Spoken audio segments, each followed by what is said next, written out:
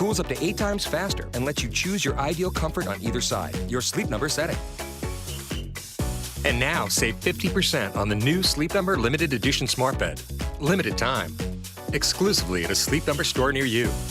Learn more at sleepnumber.com.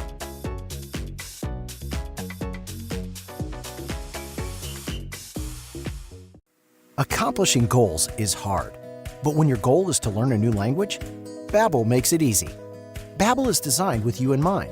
From expert-created lessons to conversational video units and even live classes, you can personalize your Babbel experience to be exactly what you need to really learn a new language more easily.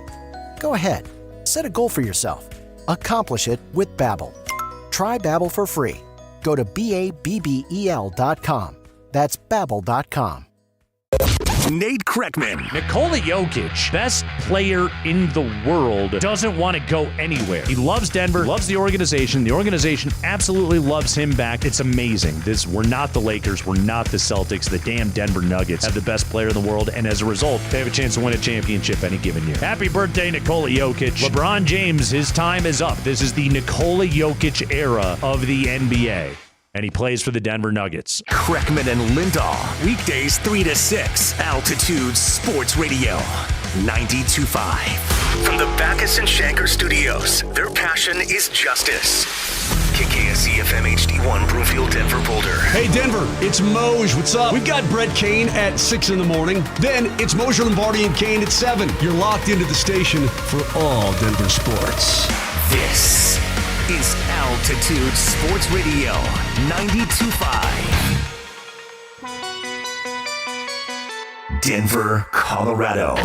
Altitude Sports Radio 92.5. It's 6 in the morning with Brett Kane. Here's Brett.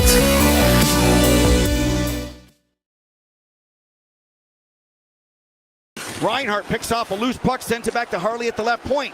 He gets it into MacKinnon. MacKinnon, 3 goals, dancing, sends it in front of the net, he scores! Nate MacKinnon's got 4, and Team Canada has a 1-0 lead. Four Nations Face-Off Tournament. Most valuable player as chosen by Four Nations broadcasters. The Four Nations Face-Off Tournament MVP is Nathan MacKinnon.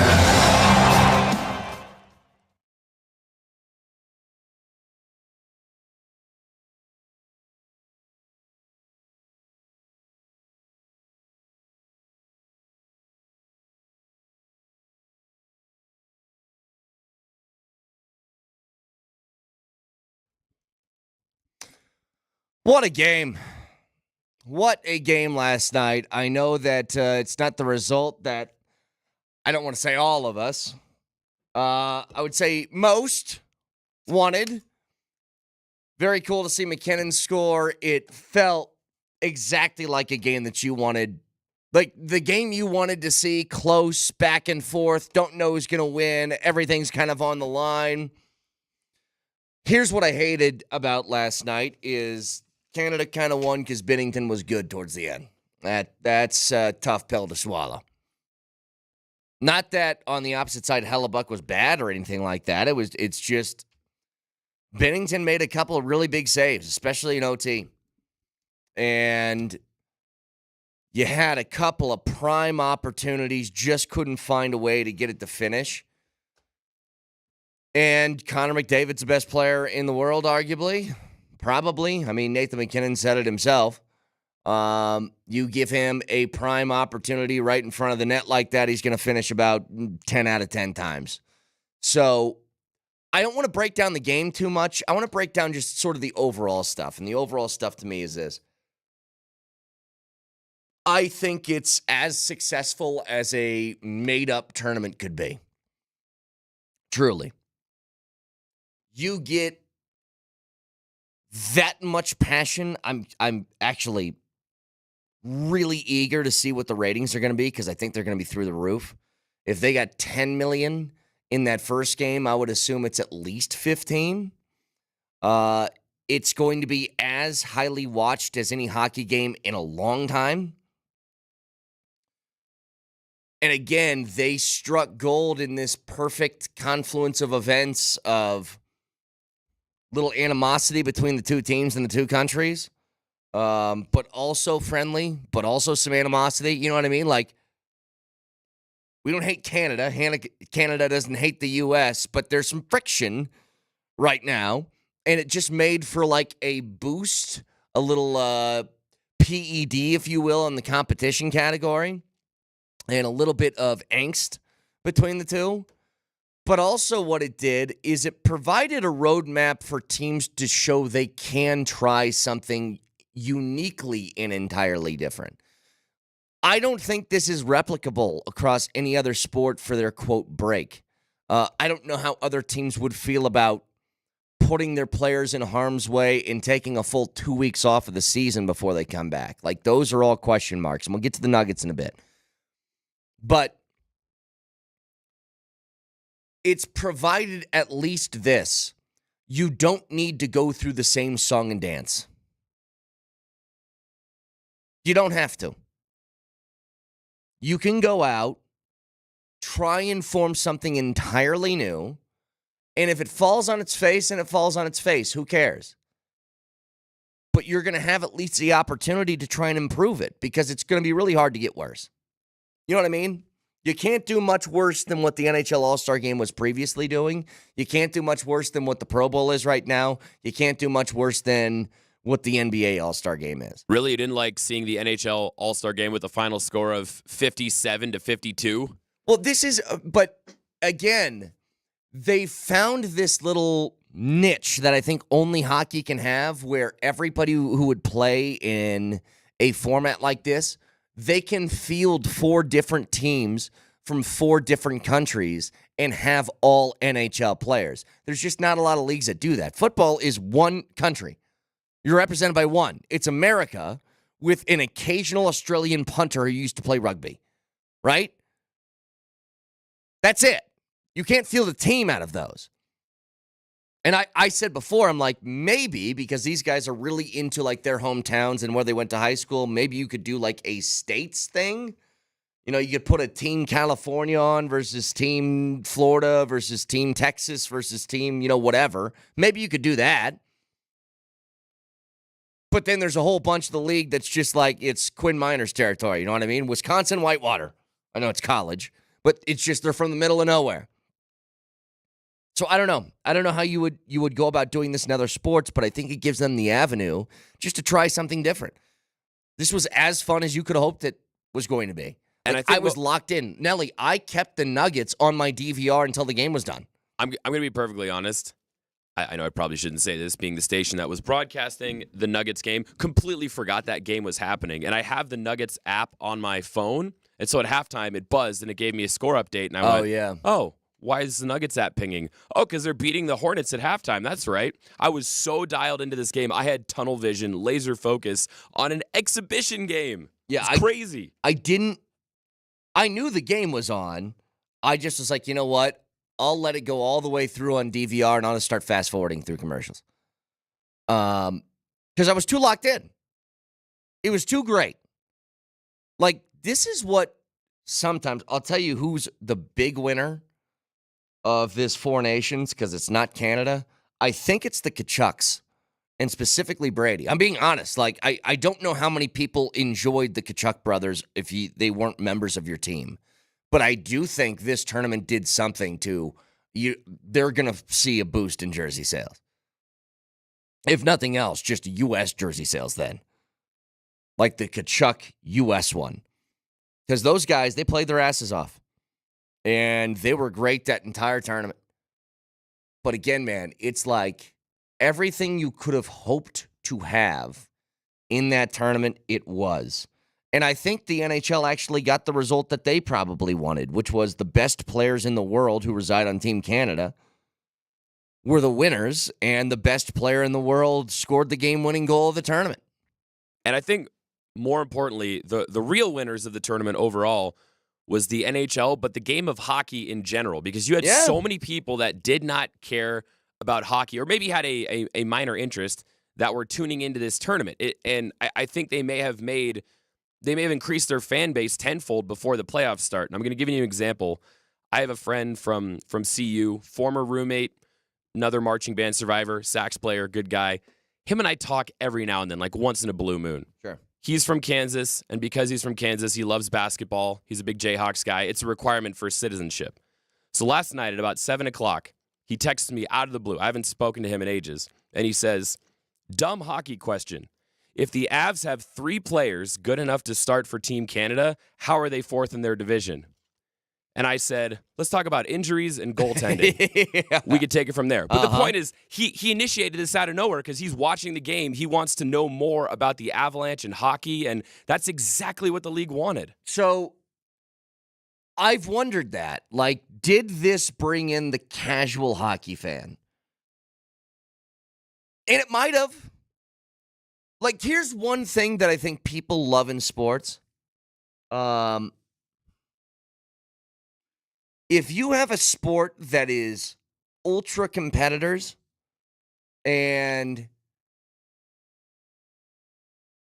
you have the ability to showcase that in a non-traditional format, I do think there's a way, especially in this country, that maybe the casual viewer doesn't really care, can jump on board and just say, you know what,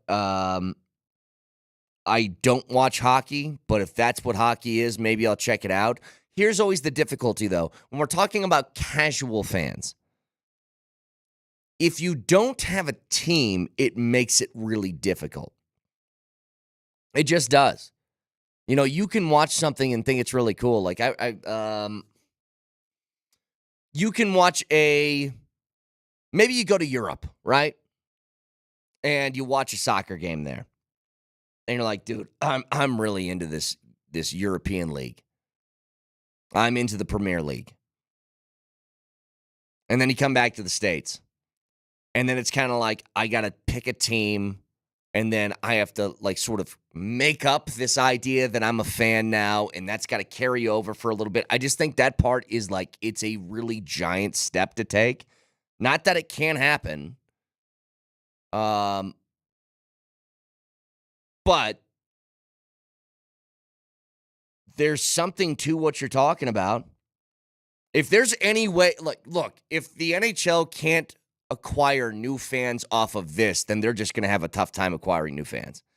And look, the NHL's in a fine place. I've said this a lot about baseball. This is a common refrain you'll hear over and over and over again when somebody's talking about the MLB. The sport is dying. And I go, no, it's not. Explain this one to me, Nelly. If the sport of baseball is dying, then how are singular players getting $750 million contracts? Tell me any business that's dying when something like that is happening. They have fans. They probably just aren't growing. But they're always going to have enough of a fan base. They'll have enough. So if the NHL doesn't acquire any new fans off this, they'll still be okay. But I will say, if they can't get it off that tournament, which was as good of a showcase as you could have, because you had countries represented that are, I was going to say the bulk of your league, but you throw Russia in there, you throw a few other countries. But let's be honest, like, these are 4 full rosters of NHL caliber players that are on rosters that are playing. You had the best showcase you could outside of like an Olympic event.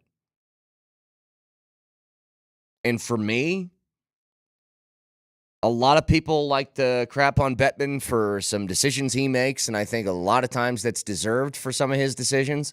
This one, though, he took a swing, and he knocked it out of the park. And Brett, I want to ask you a question, and I also want to ask anyone out there. You can get it on the Champ Mazda text line, 303-504-0925. Rich texted us, and I was talking about we were talking about how this tournament is good and it would grow the game. He said, I disagree. This is no different from an Olympic year. You get peak viewers for a week, and then it goes back to the norm when it's over. Well, that's what. Well, my question is, though, am I crazy, or did this feel different from the Olympics? I felt like this tournament had almost more juice. It was almost more intense in a way than Olympic hockey, and I'm trying to figure out why was that, and did anybody else feel that way? Okay, first of all, I think both you and the texter are right. Now, all the things I said about gaining new viewers, I actually don't think that's probably going to happen. But I'll take both of what you said. To your point, Nelly, I do think there was something extra to it, at least to us, because of the animosity that was between the U.S. and Canada. And make no mistake, booing of anthems have something to do with it. No matter what your purpose is. You boo an anthem, as Boston did to the Canadian anthem last night. I bet you it gave Canada an extra kick. And you can't convince me differently. But you're asking what made this better. I would say a couple of things, because I actually agree. I think this was more intense than Olympic hockey. Number one is that the U.S. is getting better, which helps because you're competitive at a high level. Number two, a little bit of fighting in here that I believe is not allowed in the Olympic Games. I don't think you can fight in the Olympic Games. And again, number three is just for the country that we were polling for, there was something extra on the line. Now, again, I talked a lot about could this bring new viewers to the NHL? My answer is probably not. And here's why. I brought this up a couple days ago, Nelly. I said this was as excited I was for an international event involving the U.S. Since like the 2014 World Cup. And Nelly, when I say I was all in on that World Cup, I was all in. I knew the names of the players. I knew who they were playing. I was like, all right, so the game's at 2 o'clock on this day, so I'm going to do this and this and this beforehand. We're all going to meet here. We're going to do that. And then the World Cup ended, and the U.S. lost. And then you know what I did? Didn't watch hockey for a while. So I think for most people that got into this, it's probably the Stars and the Stripes aspect of it brought them to an easy team to root for. That's your team no matter what. But when you have to take the next step, like I didn't follow Landon Donovan over, I think he was the Galaxy, right? LA Galaxy? I didn't become a Galaxy fan even though I loved Landon Donovan at the time. Didn't do that for me. So, I don't know. Maybe I'm wrong, but either way, this is a win for the league. Like, it made the NHL look pretty bleeping cool. And guess what? Cool really matters. Because you know what didn't look cool was the All-Star game in basketball. What doesn't look cool is whatever baseball's trying to do. By the way, Rocky's first spring training game today at 1 o'clock. 303-504-0925. If you guys would like to tell me I'm wrong or agree, Chomp Mazda text line's open for you. One price, one person, 1 hour. So, Nuggets win yesterday, and a very, very encouraging thing coming off a long All-Star break with them. We'll get to it next.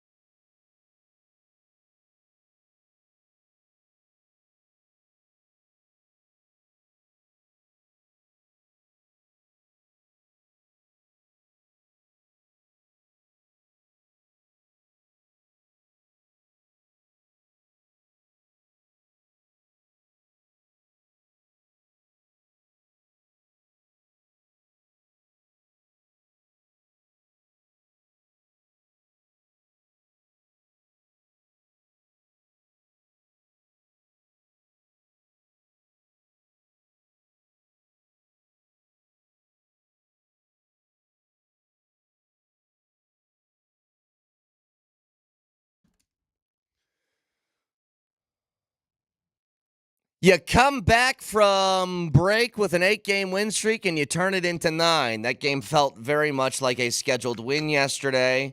Little close for a minute, and then you pull away. By the way, guys, if you were on the roads this morning, please drive slowly and carefully. I had a whole bunch of cars that passed me this morning. It's fine, okay? Go at your speed. You get there when you get there. Be careful. But the Nuggets win 129-115. And my favorite part of the game last night, my favorite part of what has been happening for, go back and look at it, about a month and a half. Jamal Murray is playing at an incredibly high level. You know, it's a, I always have to say this first, Nelly. Jokic had 29, 17, and 9. He took 14 threes, by the way, yesterday, which was bizarre. How many did he have in the first quarter? Was it 7 or 8? Just 3-point attempts in the first quarter? But finished 6 of 14. So I always have to say, yes, Jokic's numbers were ungodly, but for him, story, bro. He's a god. So am I supposed to be surprised by the godly numbers that a god puts up? In fact, should I make that a poll question? If God came down right now and did something ungodly, should I be surprised? Or no, if he did something godlike? Yes, if God came down and did something godlike, would you be surprised by him doing something that's advertised? Jokic is a basketball god, so he had godlike numbers, and I'm not surprised by these because he's a god. Now, Jamal is the one that I think, you know, we've said it for like 5 years, man. He's what makes the team go. You want to know how far the Nuggets go? Look at how Jamal plays. It's a very simple 1-to-1. And he goes out last night, 12 of 18 from the field, 7 of 10 from 3, 34 points. They're just different when this guy's playing at that kind of level. They're just different. And it doesn't really matter what everybody else does. Like Porter scored 6 points last night. He was 2 of 11 from the field, and I was like, who cares? Christian Brown, who's been putting up 20 points regularly, put up 10. Who cares? If Jamal goes like that, you win. You know, it's actually amazing how true that is. When Jamal plays an efficient game, the Denver Nuggets never lose basketball games. In fact, let me just look this up. I'm going to do this on the fly. Maybe I look stupid. I love these. Thank you. That's what I was looking for. So here's what we're going to type into the old Google machine. You guys ready? Nuggets record when Jamal Murray scores 30 points. I would love to see this over the course of his career. So this season, they're 7-1. That checks out. What was their loss? He had 33 points on January 29th. Oh, against the Knicks. So that's the only game that they've lost in, that he's done that. For his career, I don't know. Can't pull it up at this time, but you guys get the picture. It's just a very, very simple concept. Jamal Murray play well, Nuggets play well, Nuggets win, Jamal win, we all win. That was very Kevin from The Office of you. Yeah. Why say lot word when few word do trick? Exactly. Right? Something like that? Yeah, exactly. And I know I sound like a broken record, but the craziest thing about Jokic putting up these stat lines is he does it. I still can't wrap my head around how quietly he does it. You could pick any other player in the NBA and make them average a triple-double, and you would notice every single point they score. You would notice every single rebound they grab. But with Jokic, he gets a triple-double, and then Chris Marlowe goes, oh, there you go. He got an assist. He's got a triple-double. Anyway, Jamal Murray has the ball, and you're like, what? Wait, that was the first I heard of that. We didn't even notice it. I don't know how he consistently does this in the shadows. Jokic shooting 14 threes last night, by the way, was crazy to watch. But here's the thing. When he shoots 45% from the field, or 45% from three, why not shoot a little bit more? And he has this year. There's no question he shot more. He's averaged the highest three-pointers per game that he has averaged in his career was 3.9 back in 21-22. He's now averaging 4.7 this year. So he's taking the volume. But it's not just that. Usually when Jokic shoots, 14 threes in a game, it's because they're down by 15 points in the fourth quarter, and he's just trying to steal a couple of quick ones. And he wasn't doing that last night. He was doing that in the first quarter. He's just like, are you really going to back off me? Do you know what my shooting percentage from three is this year? Boom, knock it down. But he finishes with 29, 17, and 9. Murray, 34 points. A good game from Julian Strawther, by the way, coming off the bench. And this is kind of what I think the rotation should look like. I thought this was kind of perfect. If you could take off a couple of more Jokic minutes, he played 37 last night. If you could take that down to 34, that would probably be ideal. But starting five was Murray, Christian, Porter, Gordon, Nikola. Off the bench was Westbrook, Strawther, DJ, and Zeke. Obviously, Zeke will be replaced by Peyton Watson at some point down the road, but that's what it should look like for now. And I think this is ideal. How many minutes did Westbrook get last night? 26. Perfect. Porter, 29. Christian, 33. Gordon, 32. I think that these are great numbers. I think when Julian Strawther plays that way, 22 minutes for him is perfect as well. A good 10 to 13, 14 for DeAndre Jordan is the sweet spot. And now with Zeke taking over as the backup 4, 16 minutes for him. Give a little energy on the defensive side. I think that is about as idealistic as you could see the rotation until Peyton Watson comes back in. Texture says, you don't care that MPJ scored 6 points. It was a -8. No.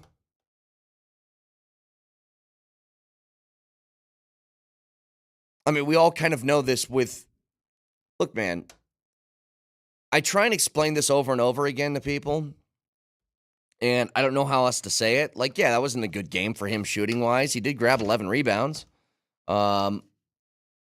Porter needs to shoot better than that, but he's going to have games like this. This is what happens to third-option shooters on your team. They take some shots, and sometimes they don't go in. But on a game like last night, when Jokic is putting in 29 and Murray's 12 of 18 from the field, he shouldn't be shooting that much anyway because those two should be doing the bulk of it. I'm not bothered by this. Do you remember when Moser and Vic yesterday, Nelly, called me a nerd? For I said, what are the ideal numbers that you think should go around for the starting lineup of the Nuggets? And they go, why are you worried about this and this? I mean, who cares? And I was like, yeah, I know games that the Nuggets have won, like last night, in which Porter has, a 9-point game, or Murray has a 12-point game. And even though the Nuggets win, they come on the next day. It's like, why are we paying a max contract to somebody who only scores 12 points? This is what I'm talking about. It's like you either want to understand that it's kind of nuanced when it comes down to third and fourth options on the team and what they should do on a night-in, night-out basis, or you don't care. But I've said this forever. Michael Porter Jr.'s numbers on the year are exactly what a third option on a basketball team should look like. He scores 19 points a game. You can't score much more than that, or else you aren't a third option anymore. I will challenge people to do this again. Go back, look at the Miami Heat when they had Wade, LeBron, and Bosh. Look at Bosh's numbers. That's Michael Porter Jr. The third wheel doesn't score 28 a night. He has some nights where he has 30, and he has some nights where he has 8, depending on how the two guys in front of him play. Their key thing is if one of those two are out, are you stepping up? Well, Jamal Murray was out for a few games, and Porter was putting in 30 points. That's what should be happening. Not to mention it was a good offensive game for AG last night, which we haven't seen in a long time. Are the Nuggets winning right now? Yeah. Well, there you go. So clearly whatever they're doing is working. That's the simple thing. We base too many things, I think, in sports off of Let me go to Spot Track for a second. How much is this guy making? He's making this much, so his production should be this. And I go, just think about what his role is on the team. The money is now on the back burner. Is he doing what his job is supposed to be? And yes, 2 of 11 is not what his job is supposed to be. It's supposed to be better than that. But you also have off nights. There were nights in which Barry Bonds was 0 for 4 with 4 Ks. It happens occasionally. Well, and hell, let's go back to the NBA Finals when the Nuggets won it all. Do you remember in, I think, the back end of that playoffs, Michael Porter Jr. couldn't shoot. He couldn't hit water if he fell out of a boat, but he did all the other things. He was racking up assists and rebounds, and he just found a way, and he played great defense. He was blocking shots. He found ways to impact the game outside of scoring points. So do you want to say, oh, he didn't live up to his role or his contract in the finals? I don't know, because they won. Yeah.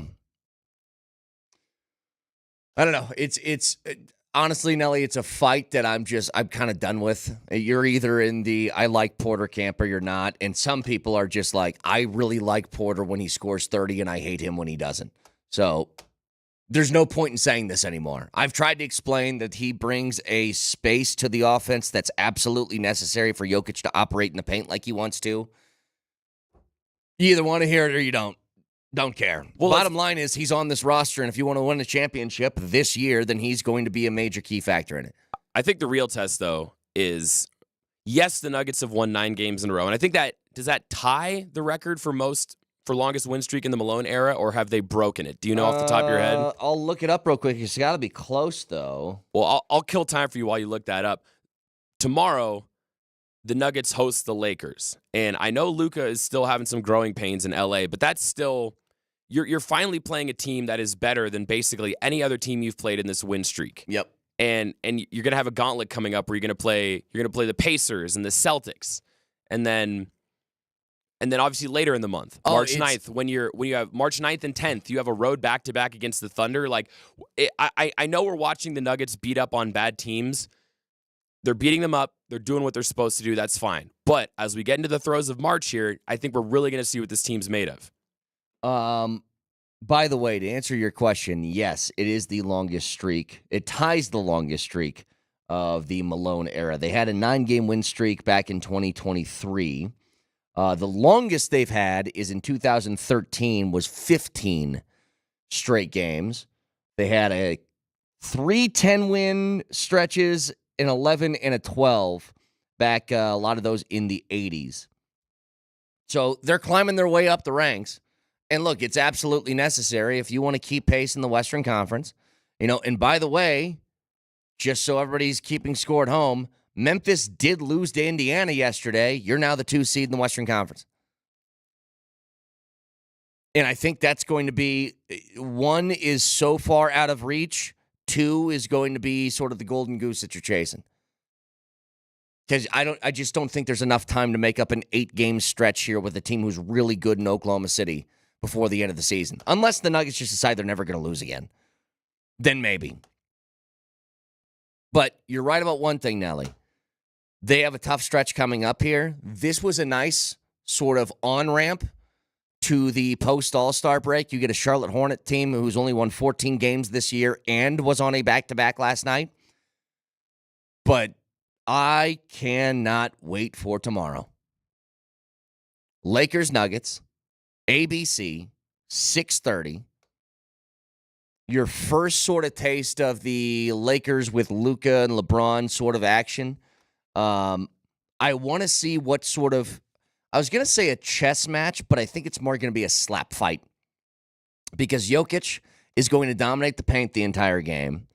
And I want to see how the Nuggets respond to the perimeter of what the Lakers put together. Obviously, Luka is going to be somebody you're concerned about, but Austin Reeves is having a really good year. LeBron's still LeBron, putting up 25 points a game. How do you handle the perimeter defense against a team like that, and how does that stack up with how much you're going to dominate the paint on the opposite side?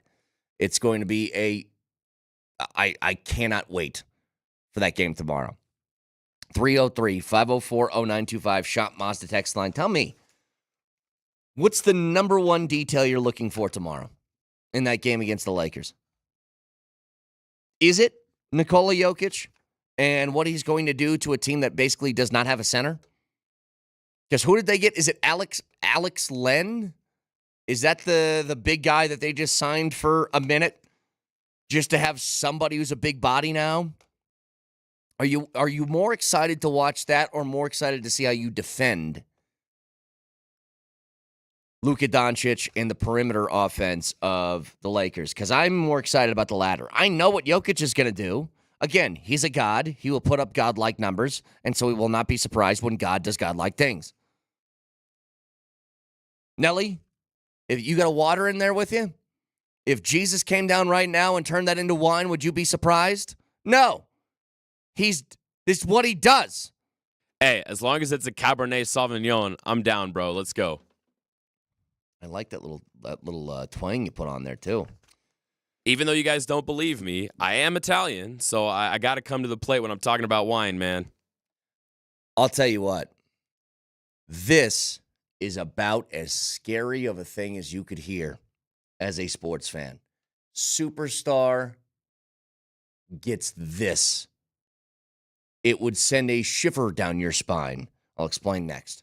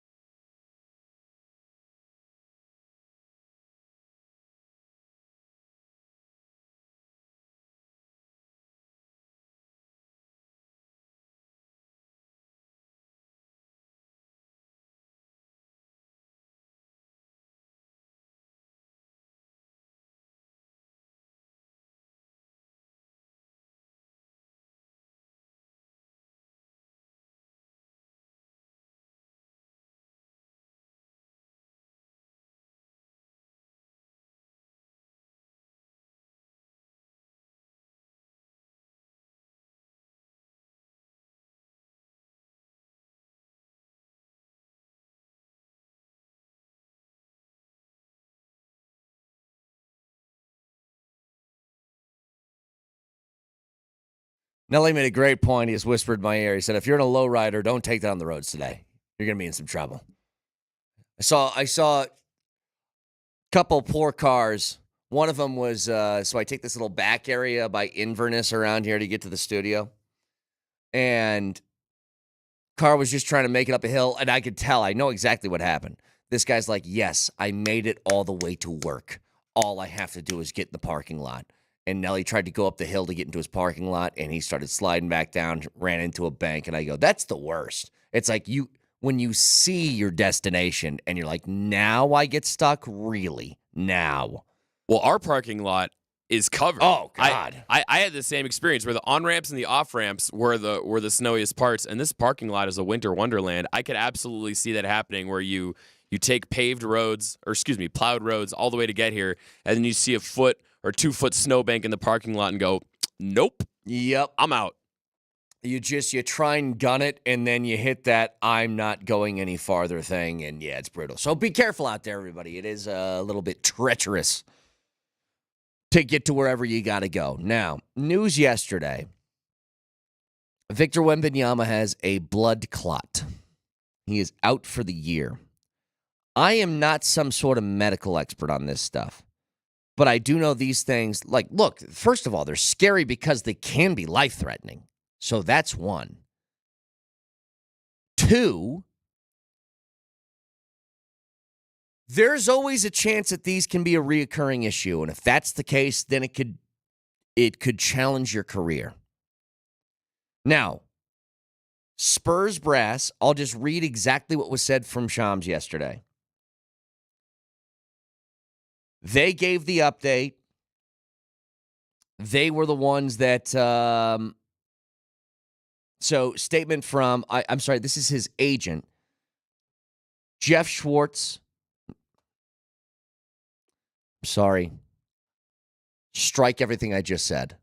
That's a different topic about the Mark Williams trade that didn't happen. Nailed it. Victor Wembanyama has a form of a blood clot in his right shoulder. He's out for the season. The Spurs believe this is an isolated condition.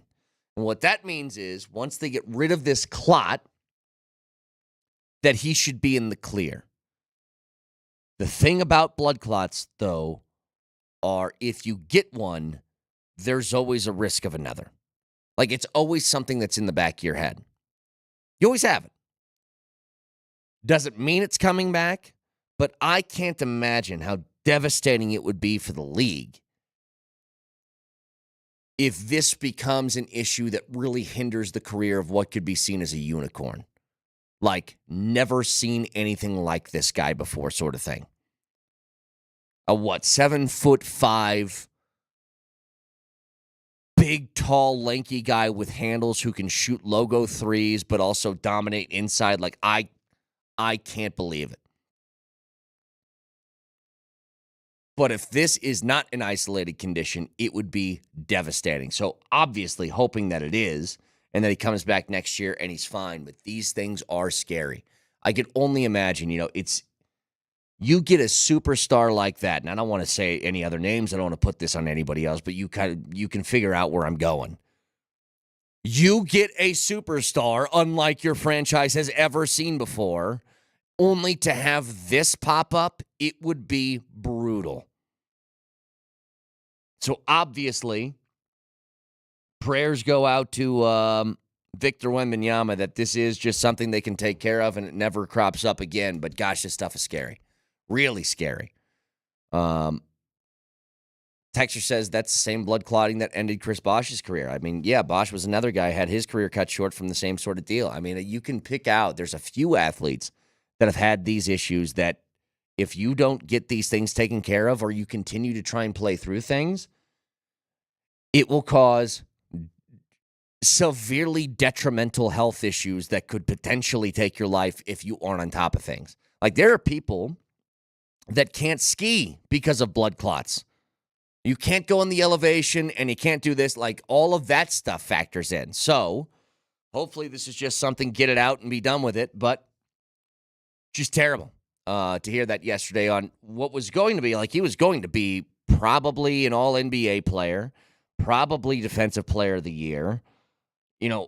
maybe most improved player. Who knows? Like, he had a whole bunch of different sort of benchmarks he was going to hit this season. Actually, one of the predictions that I had saved away for the Mojis is a long time ago, you said that you guaranteed that Wemby would finish top 5 in MVP voting at the end of this season that we're in currently. And I think if he stayed healthy, that's probably not a cold take. Absolutely. Yeah, he would have. So it sucks for him. You know what else sucks? You're watching along with the game last night. U.S. loses 3-2 in overtime to Canada. An unbelievably great game. Unbelievably great tournament. And I like the Spit and Chicklets guys. Ryan Whitney, Biz. I think they're funny. So Biz is obviously all Canada. He's from Canada. Played for the youth Canadian team back in his day. So he's like talking trash on Twitter during these doing these short little videos during the game. But what happened earlier? Fox News had a tweet about Biz that said, ex-Team Canada star says country will have, quote, national emergency if team loses to U.S. in Four Nations final. And they had a link to a story with Biz's face on it. They tweeted that. The community notes on Twitter said this. And it almost feels excessive, if we're being honest. But imagine this. You just said, hey, I'm Canadian, and Team Canada is going to have an emergency if they lose to the U.S. in the Four Nations final. And that's all you said. And you're like, oh, there's a story about me on a big national news site? I wonder what they're saying. Oh, there's a community note on here. What does that say? It says, Bissonnette may have played for Team Canada as a teenager in the Under-18 World Championships. He was far from a star then and could be considered the pinnacle of his career. Paul Biznasty never played for Canada again. His fame has come post-career as a media personality. And I'm like, good Lord. What? Why did you have to do that to the guy? You could have just said he played for the Under-18 World Championship team, but never the national team. That would have been fine. Well, that's just a fact. His own Spit and Chiclet guys were clowning him. Ryan Whitney shared this story, too, and said, star, Team Canada's star. Oh, listen, Nelly, if that were one of us on this show, you can guarantee we're all piling on top of each other, too. If Community Notes ever had a note like that for Vic, oh, my God. That would be content for a month. You know how Vic wants us to call him governor? No, I would just say, what's the term they use? Far from a star is what they called him. And could be considered the pinnacle of his career. Like they just said, in no uncertain terms, Nelly, to say he played as a teenager in the Under-18 World Championships. He was far from a star then and could be considered the pinnacle of his career. That is Community Notes jargon for you peaked in high school. Is it not? You peaked in high school. It was the Under-18 World Championships. Even though that may have been true until about 4 months ago, then Biz reached a new peak when he single-handedly, not somebody, 6 somebodies drunken at a bar. Now he's hitting his new peak. I couldn't believe it. I was like, dude, did you have to be that tough on the poor guy? Anyway, a lot to get to today. So the Nuggets back in action. They get the win last night. Obviously, the U.S. and Canada in the Four Nations final as they lose in OT to Connor McDavid. The game-winning goal parked right there in front of the net. That happens, you're done for. Bottom line. Canada takes the crown and ends what ultimately is still an exhibition, but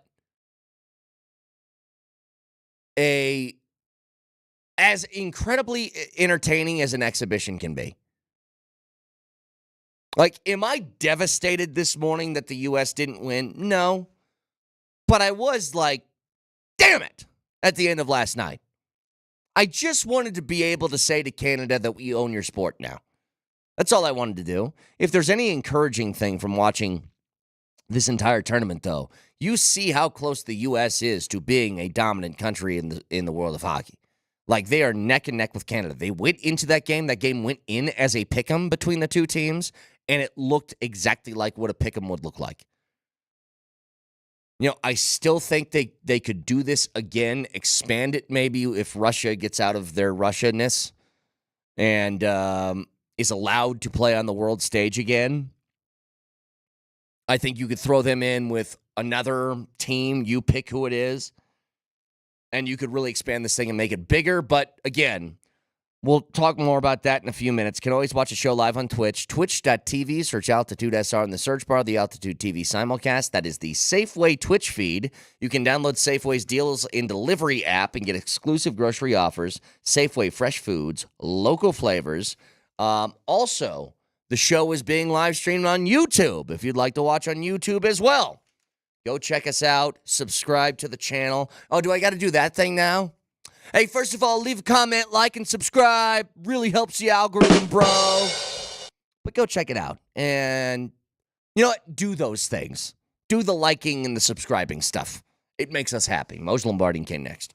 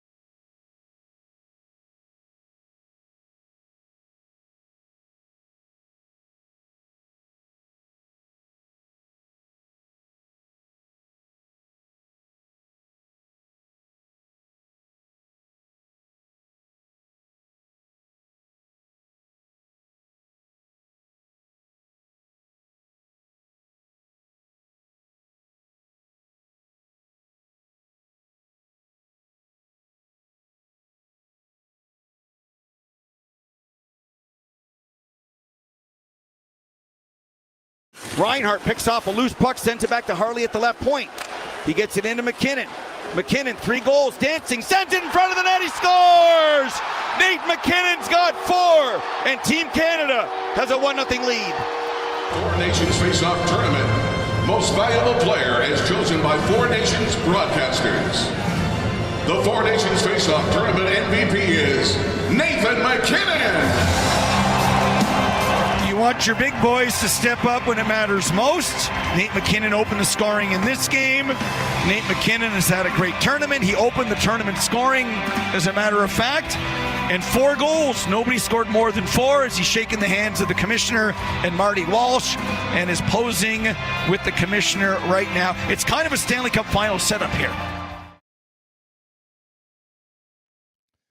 Four Nations wraps up last night. Had the Nuggets on as well. We'll get to the Nuggets in a minute. But to this tournament, I'll be honest, I left the Nuggets on DVR until the game got done, and then I fast-forwarded through commercials. That's how I viewed things last night. I wanted to be locked into that game, and it didn't disappoint. It went in as a pick'em, and it looked a lot like a pick'em. Overtime, multiple chances. What I hate the most, Bennington kind of saved Canada's ass. He was pretty good in overtime and bailed them out. Please, no! And I hate that.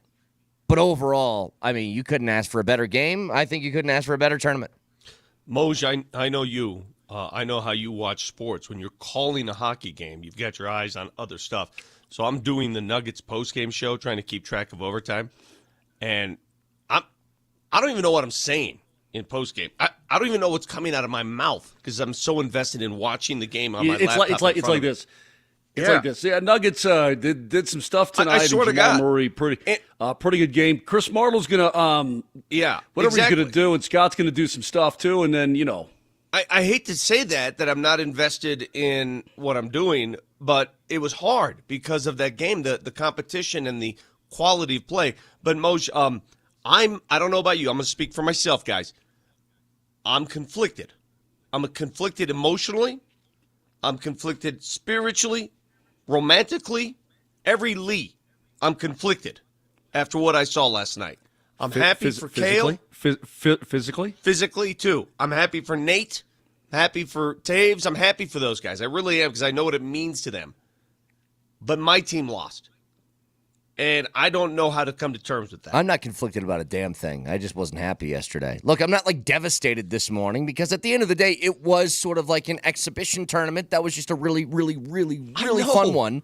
But I'm not devastated, but I have no conflictions at all. I wanted the U.S. to win. I hated when McDavid scored in OT. Well, I hated it too. But I also see what it means to those guys I just mentioned. Yeah. I see, Nate picking up that MVP trophy. And I see that there is that aspect of it that eases the pain a little bit. But it was painful to watch that. And Moj, you hit it right on that. The fact that McDavid was all alone in the slot, how does that happen? Was that Austin Matthews guy? Well, it depends. The whole defensive sequence was terrible. I don't know what Adam Fox is doing, chasing people into the corner. I have no idea. And you look and Faber's jumping out of the way. He's tied up with a guy. I guess he's trying to let Hellebuck see it. And I'm just like, man, the whole thing just that whole defensive sequence. Here's the thing. And I liked how Mike Sullivan put it. He goes, look, man, we get 4 grade A chances at the front of their net. We don't bury it. Mm-hmm. Then they get an icing call. They come down. And boom, it's over. He goes, that's just as simple as that. I don't know how else to say it. But again, right off the face-off, and so you've got guys trying to get to their correct guys, to their correct positions. Things get a little bit disjointed, and here comes Connor McDavid to the slot with a perfect pass from Marner. Unbelievable. Yep. Best player in the world. And that's according to MacKinnon, by the way, so don't yell at me. MacKinnon said that. Best player in the world in front of the net all by himself. He's probably going to bury that one 9 out of 10 times. Now, can I ask you guys this? My overall sort of takeaway, at least this morning, isn't I'm not caught up in the details of the game at all. I'm just kind of in awe on how successful that thing was. Me too. And we talk about how, can other sports do this? And I think it'd be really difficult. But I think the bottom line is this. It painted an avenue that previously was not there to dare the other sports to do something different. Even if they can't recreate exactly what hockey did, because it would just be logistically too difficult with trying to put together rosters from countries, whatever. It paves a way for hey, you can try something new, and it's probably, well, it can't be worse than what you already have. So why not dare to be a little bit different in the future? Because the fact that hockey did this, I know, Moj, you said they're probably going to go back to the old All-Star format at least next year. I think they're going to have a really next tough year. Or I'm sorry. Next year will be the Olympic Games. Yeah. I'm saying in that off year between the World Hockey Cup and the other thing. I think it's going to be a really tough sell for the NHL just to say we're going back to that every once in a while. It's like, I don't think so. Can you capture that magic year after year? Maybe the fact that there is time in between these tournaments gives you – it's like the World Cup, right? It's the same thing. You have to wait. It's like the Olympics. You have to wait. You have to wait, and if you lose, you have to sit on it. If you win, you get to glorify it. And maybe that waiting period, that gestation period is what makes it so special. Sure, maybe I remember when the Winter Classic first came out, and it's so much fun on New Year's Day, and the NHL really captured a ton of eyes and all that kind of thing. And then they started doing the outdoor games, and and then that was still pretty cool. But now it's just like, man, there's too many of those. It feels like Kane, and here's what I don't think you can do. If you're the NHL, you don't want this. You're going to do the Olympics every 4 years. Okay, that's going to happen. But you can't keep having international competitions year after year after year. You're probably right. Because guys are going to get busted up. They really are. Guys are going to get busted. Did you see Matthew Tkachuk? You think he's going to go back and play for Florida this week? No, he's not. Dude, he's going to be off for a while. God. Charlie McAvoy, who knows if he's gone for the rest of the year for Team USA, but apparently he got hurt. I told you yesterday, he got hurt in Game 1, played awesome in Game 2, beat the Canadians, then had a shot and all this kind of thing, then got an infection and had to go to the hospital. Then they had to do surgery to clean the infection out of his shoulder, and the Bruins are really pissed, right? And so thank God we aren't dealing with that. Thank God that it's not MacKinnon or McCarr or Taves or, anybody.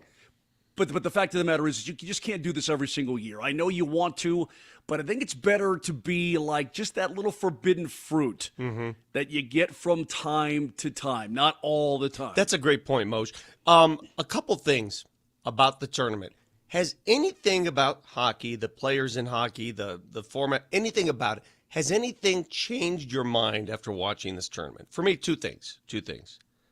When the Four Nations was presented to us, I think Brett and I especially, we being the ignorant types, we both looked at this and said, what the hell is this? Yeah. Right? I totally did. We both did. I'm like, it's like, why are you always making up these stupid tournaments? Right? Stop making things up. What are you doing? Just stop. What the hell is this? Well, we're dumb. Because whatever the hell that was, I want more.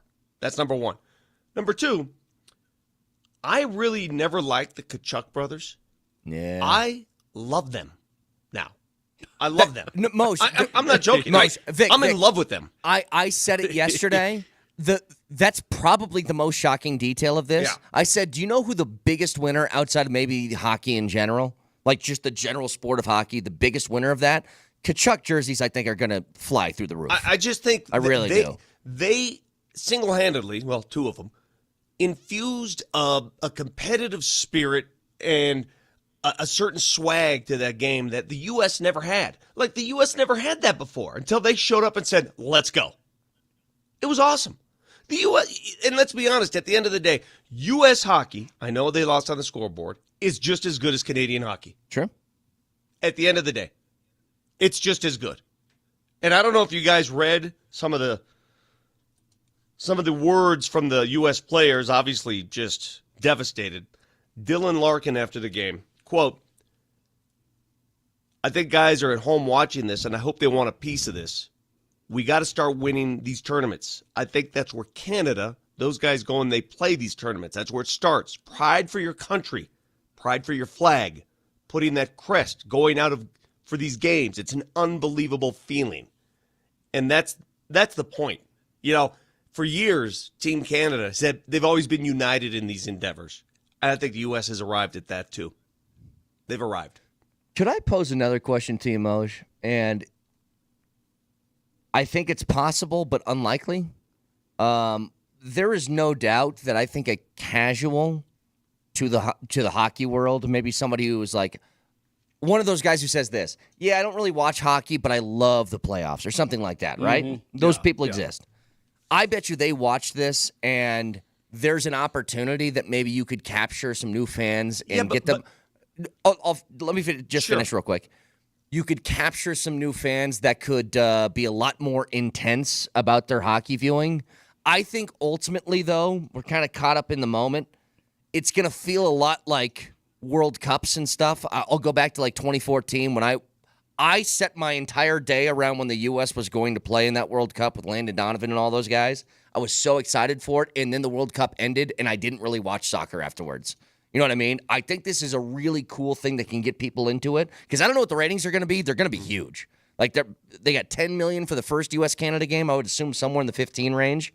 They're going to be massive, but I don't know if that's going to translate to I didn't watch hockey before, now I'm in. Am I wrong? Just from my perspective, Moj, I mean, you have 2 games this weekend. You got Nashville and St. Louis for the Avs.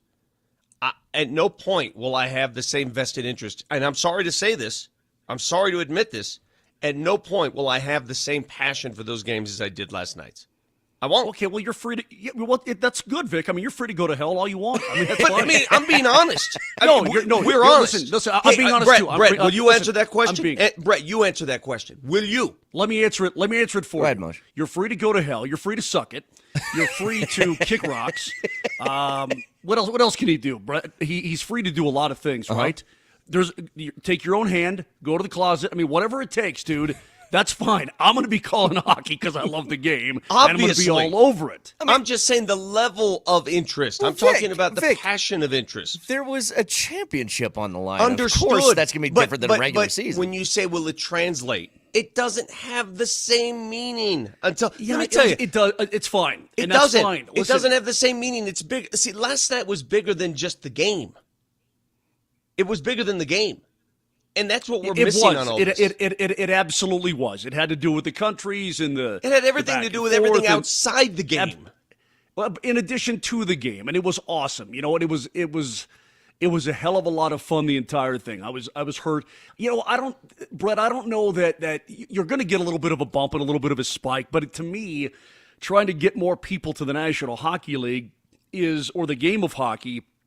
It's a slow grind and a marathon. Sure. You know what I mean? Because we've had fun moments before. I mean, hell, the USA played Canada for the gold medal in the 2010 Olympic Games in Vancouver, British Columbia, and they went to overtime. And Sidney Crosby won it in overtime on a goal that nobody knew where the hell the damn puck was, and it stunk and everything else. And we thought, oh, man, hockey's going to that's 15 years ago. Hockey's going to get a real big bump after that. And it did. But, you know, is it long-term sustainable bump? Or is it, hey, man, I watched the World Cup. The USA tied Portugal. That was awesome. And now I'm back to, hoops and football and, taking Vic's bread on the golf course. Listen, Brett, I'm going to hold you accountable because Moser's different. I mean, this is what he does. Obviously, I can't wait for the playoffs. I can't wait for the intensity of those games come Avalanche playoff time. Mm-hmm. You going to watch Nashville Avs on Saturday at 4 o'clock with the same interest or anywhere close to what you watched last night's game? Again, no, because it's a regular season game compared to a game that had stakes on it. Like, that's not – look, you're not a bad person if you don't, feel that. The point you made about translating over, I mean that you cannot – No, Vic, I think you misunderstood. What I'm saying is the guy who maybe doesn't have a hockey team and didn't watch hockey, is he going to be into it now? Not Understood. For a sold Avs fan who's already in. But what I'm saying is, my counter to that is you can't replicate the intensity of that game. You can't. You can't do it with a regular season game. It's impossible. In fact, that's the most nervous I've been. And Moj, I know you were having kittens. That's the most nervous I've been for an Avs game since the championship run. It was pretty awesome. And that wasn't even an Avs game. That was just a hockey game. Involving Avs, I guess. Yeah. It was, dude, it was awesome. And it should have been awesome. It was unique. It all seemed to just come together in a very cool way. You know, the external pressures aside, the hockey. I'm watching that last night with the Bear. And I'm like, look how flippin' fast this game is. It was unbelievable. And everybody's finishing their checks. And everybody's back checking, right? And everybody have you seen here's maybe the most impressive thing. Those laser passes and they're tape to tape and it's not like it's bouncing off sticks and turnover city and all that. It's slam, puck taken away. It's retrieval. If I was a coach, if I was Jared Bednar watching that hockey last night, I've got to be going, I mean, they played the kind of game that every coach would dream that their team could play on a nightly basis. At the same time, you're also talking about the very best on planet Earth going head-to-head. That has something to do with it. But watching it at that high level like that, it blows my mind. It's but so here's awesome. the deal. Here's what made it special. Here's what made it unique. Here's why we're talking about it. If you replaced those teams, you took 4 teams and said, all right, instead of 4 nations, we're just going to divvy up all these NHL players into 4 teams, just lottery style, you would not have near the intensity. No. You would have nothing. Yeah, it's the national pride that flag. figures into it. It's the flag. That's the Of story. course it is. That's it. And That's you know it. what? And those Canadians love playing for their country as much as anybody else does. And you saw the reaction last night. I mean, they're throwing gloves off. I mean, it wasn't Game 7 of the Stanley Cup Finals. Hell, it wasn't even the Olympic gold medal. Moser. But that's how bad these guys wanted it, man. Brett, if you had a tournament for the NBA over the weekend and you told Nikola Jokic, you're not playing for Chuck's All-Stars, but you are going to wear a Serbian flag and you're playing for Serbia, do you think he would change his intensity? Of course, yeah. It's the flag. That's what it is. It's the same reason the Ryder Cup is so important to us. It's the same reason any of these activities that involve your country, your nation, your flag. That's what it is. And that's why I don't think you could do it every year. Because if you do it every year, it just gets lost in the shuffle. You got to give it time. It's going to wear off. And what they wanted to do is every 2 years opposite the Olympics. So there's going to be a year off and then international competition, year off, some sort of international competition, that kind of thing. And let's be honest about it. The Olympic Games are going to mean even more. It means even more to bite into that gold medal as opposed to the trinket they got last night. Sure. I love the fact that other countries are actively wanting to beat us, and that we want to beat it. You know, the Canada-U.S. hockey rivalry might be the greatest thing going right now. Hey, you should watch the women sometime. Oh, I know. I've seen them. I've seen it. They're I agree. Clearly, the two best teams on the planet, and when I say hate, they hate each other, and that's great. That's great. They blow each other up, dude. They butt into the sticks into their throats. That's great. I mean, it gets nasty. You just hit on something, right? He just hit on something. You know, sports hate, right? We talk about sports hate. It's never personal. It's just sports. If you don't have an element of that, I don't think you have much there. One of the drawbacks to today's NBA is how buddy-buddy everybody is, right? Yeah. Everybody's so buddy-buddy. Where's the hate? Where's the hate? Yeah, that's been out of the game for a while, and I don't know why they've kind of chosen this. Well, I mean, I don't know. A different crop of people, I suppose, and they all just want to. If you want to build super teams, you have to like each other. Maybe that's a part of it. And so many of these guys have played with so many of the others. I don't know. I wish there was more hatred in the NBA. I hate a lot of people in the NBA. Hey, Vic, did the Detroit Pistons hate the Chicago Bulls? Oh, my God, they wanted to kill each other. Did the Philadelphia 76ers hate the Boston Celtics? End of story. I mean, it was... I mean, did the Lakers hate... Wants a piece. Absolutely. Did the Lakers hate the Celtics? I mean, there was Nuggets real, hated the genuine Lakers. hate. Yes. Yeah. I mean, and to this day, they hate them. It's funny. I talked to a lot of those old Nuggets players. You know, Fat Lever, Alex English, Dan Issel. The level of hate they have for the Lakers. I mean, you think I hate the Lakers? You think I have that? You should talk to them. It's different. Awesome. It's different. It just is. And you know what? Listen to me. Listen to me, world. We need more sports hate because it's not real hate. I'm not asking for hate. Sports hate is different. It's fake. It's make-believe. It's okay. It's fictional. You just keep it on the field, in the arena. And we need more of it. Speaking of basketball, the Nuggets took the floor again last night, and we kind of mentioned it. They were set up with a very easy on-ramp to the post-All-Star break, taking on a 14-win Hornets team that was playing on a back-to-back. And, look, some tight moments in the game, but I never felt like they were going to lose at all, and a big reason for it. It was a sleepwalk game. That's what it was. Look, man. It was a come out of the All-Star break, sleepwalk game against an opponent that had played the night before. LaMelo wasn't playing. Williams wasn't in. It was a sleepwalk affair. Free win. There's one thing, though, about that it keeps building and building and building and gives me more and more and more optimism about where the Nuggets can go. It's a 9-game win streak now. They're near. It ties Malone's longest win streak of his tenure here, but we'll get to the reason why next.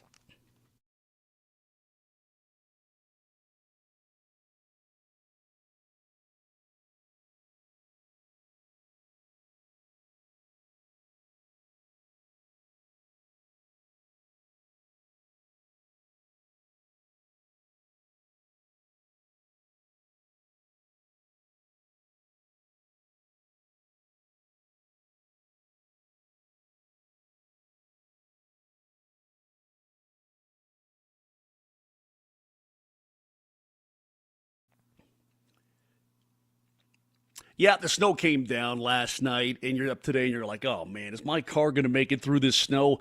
How about a brand new Ford F-150 for just $399 a month on a new lease? That's Silterhar Motors in Broomfield. That's Greg Larson and his crew, and they're the best.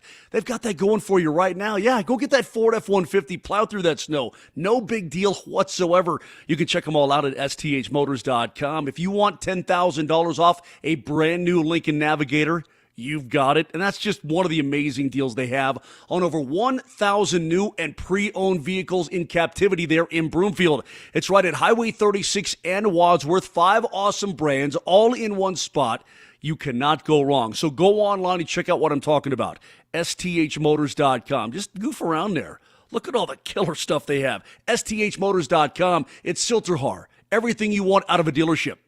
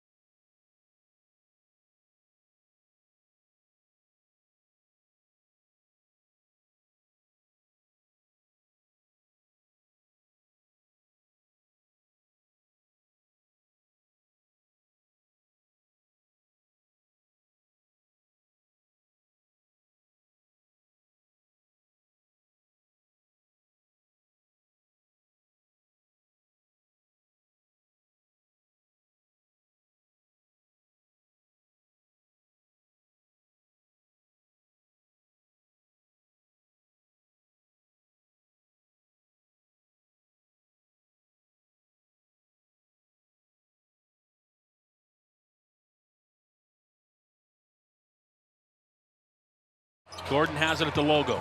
Throws top of the key over to Jokic. Jokic hands it off for Murray in a three. Jamal Murray! 34 in the game from him, following a 55-point performance. Denver leads it by 12 with 45 seconds to go, and this thing is over.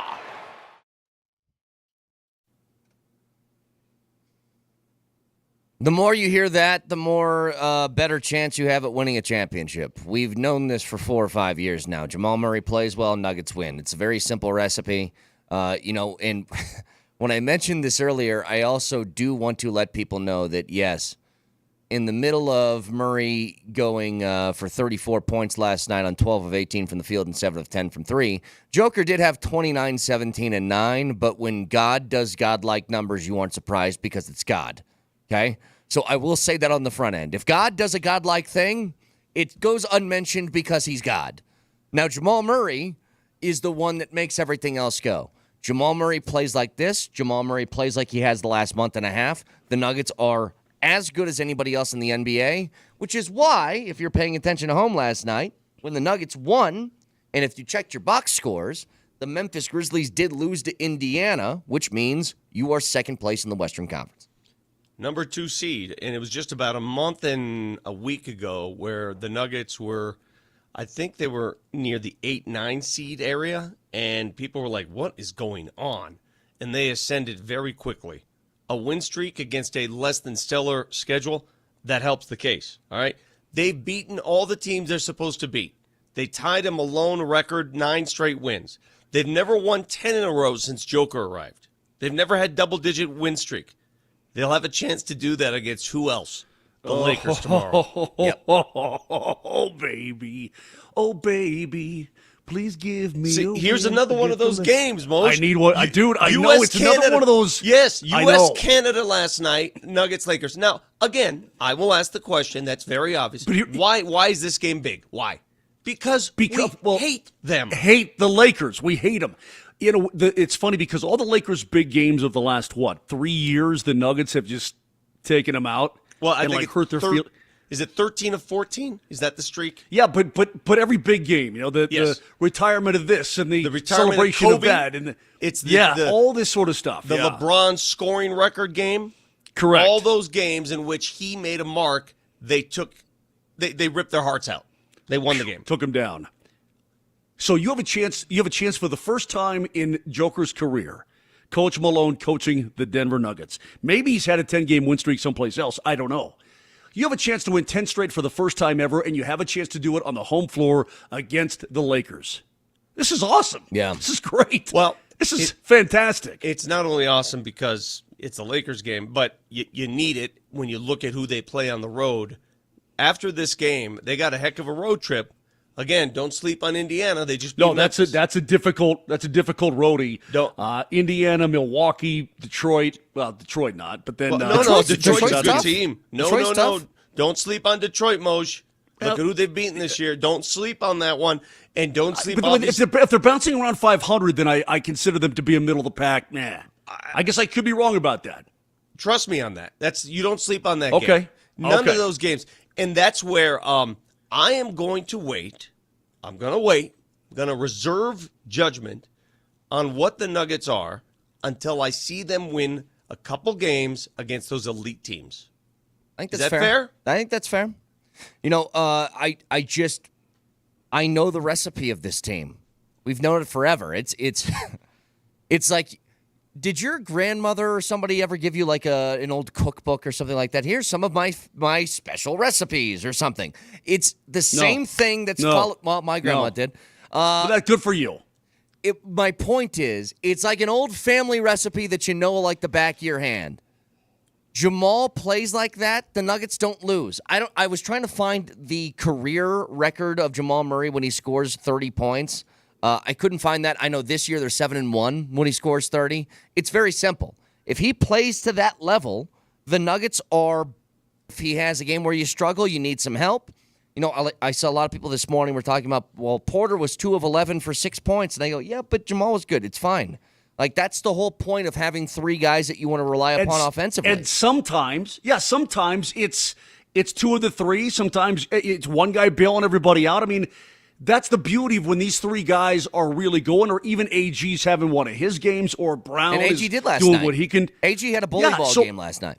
Absolutely. So what I'm saying is that if a guy is having an off night, other guys can pick up the slack. It's when that lack of intensity sort of percolates through the whole team that you start to have some major problems. Well, and on both ends of the floor, by the way, on both ends. This is what I'm so excited about tomorrow. First of all, it's Nuggets Lakers. It's national TV. It's ABC, 6:30 tomorrow night. So you're going to get the eyes of the country basically on you from a sporting perspective. Secondly, it's your first matchup against Wait, hold on. Are you sure that all those eyes won't be on the Avs and Preds tomorrow night? I think by the game being on ABC, probably not. Moj, I'm going to be very fair Avs and with Preds, you. Moj, I was at Preds, baby. I'm working the Nuggets game last night, and I'm watching hockey the entire night. Tomorrow night, I'm watching basketball. Okay, but hang on. It's your first matchup against Luka Doncic and his first sort of meeting with you and them in the Lakers tomorrow. But mostly, I want to see what this is going to look like from this perspective.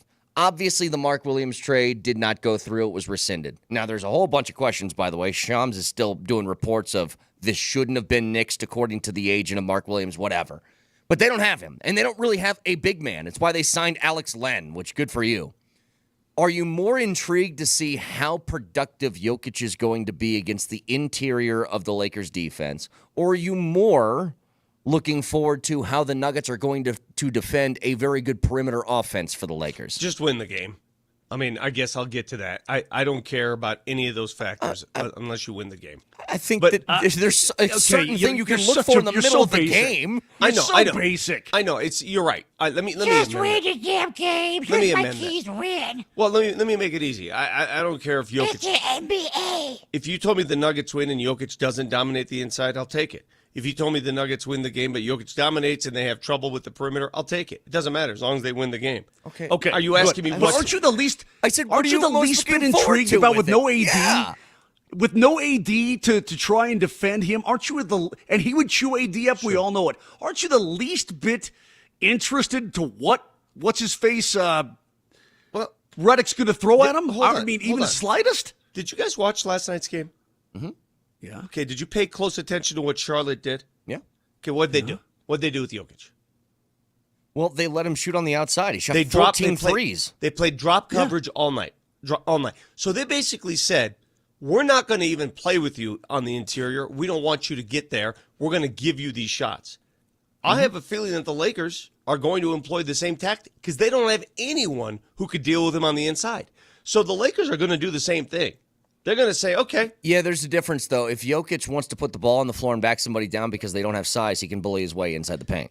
Well, I mean, easier said than done. Not when a team packs the lane. If a team packs the lane, they're big enough to have 2 or 3 guys on him and force him to pass.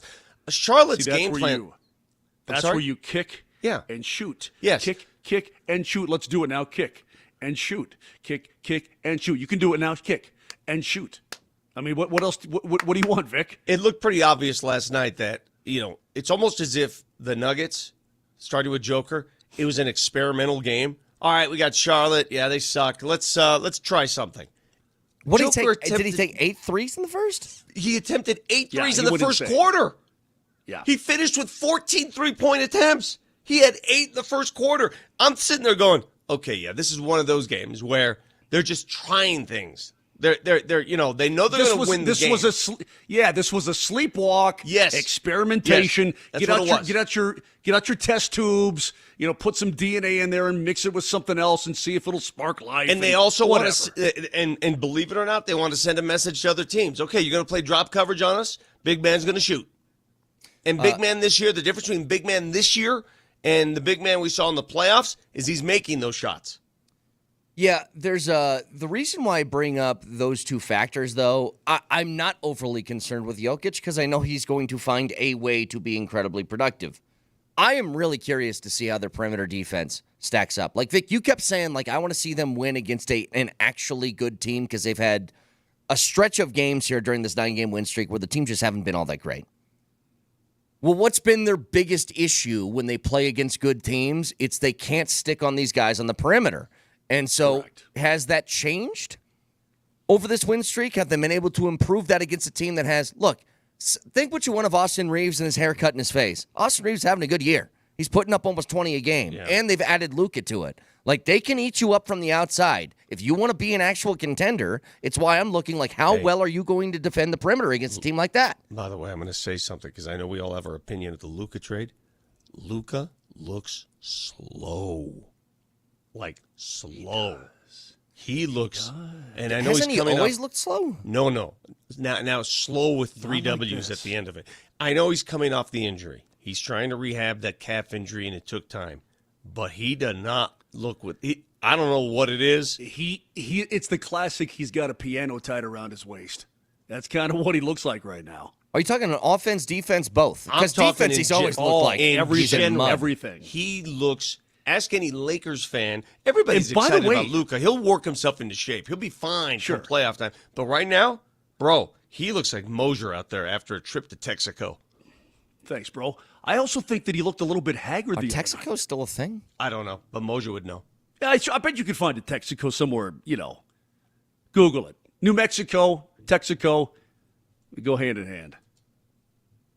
Florida Panhandle, we got to be a Texaco down there someplace. Yes, Texaco is still in business and is used by Chevron in the United States. There you go. So there you go. They're mainly located in Washington, Texas, Louisiana, Alabama, Mississippi, Georgia, and Hawaii. But if you think I'm going to set foot in Ball Arena tomorrow night, you're crazy. No chance I go to that game. Zero. Because you know who it's going to be full of. You know you're going to see those. Yeah, purple and gold. Or whatever. Forum blue and gold. Yeah, nope. I know. Want no part of it. Take that L on the way out. I ain't going to do it. I can't wait for tomorrow. Have you been to one of those games? A Lakers-Nuggets game? Have I? Yeah. Yeah. I was at the opener after the championship. That was different because it was the opener with the ring ceremony and everything that came with it. And Nuggets fans I've been to a couple, though. Yeah, I've been to a couple of them. Tomorrow night. Nope. Not for me. It's just so frustrating. It's so frustrating. It's not for me. It gets frustrating. Because you know what I'm talking about, right, Nuggets fans? You know what I'm talking about. You know what you're going to see tomorrow. Oh, there's no doubt that there's a little Jimmy out there with a single mom, right? She's trying to buy his favor away from the old man, and she already bought him a Luka jersey. That's what I'm wondering. He's going to wear it for the first time coming up tomorrow night. How many Lakers Luka jerseys do you think will be there tomorrow? Like, how many already got those going? Do not underestimate Highlands Ranch kids' ability to get themselves a Luka jersey and go to the game. Why are you calling about Highlands Ranch like that? And no offense to Highlands Ranch, but hey, I'll offend Highlands Ranch. Okay, Littleton. Why? How about that? Because it's way the hell out there, and it's a maze, and all you people that live there, I can't figure my way around there. Figure it out. Get a better map. I actually will say. Yeah, Golden's real easy, bro. Yeah, Golden's hell. It just crisscross all the way across. In whatevs. In Vic's defense, I never really know when I'm in Highlands Ranch or not. It just sprawls. Yeah, it's like sometimes I'm in it and sometimes I'm not, and it makes no sense to me. I'm actually kind of with you. When you leave the radio station where we work, there's 3 different directions I feel like you can head, and you immediately cross into Highlands Ranch. A texture says, "Good morning from Mexico, boys. Have a good show." Well, if you want to listen to us anywhere in the world, you can do so on the Altitude Sports Radio app. It is powered by the Will Hite Law Firm. Injury lawyers go to willhitewins.com. That's willhitewins.com. So there's some news yesterday that I think is about as bad and scary of news if you have a superstar on your team that you could hear. I'll get to it next.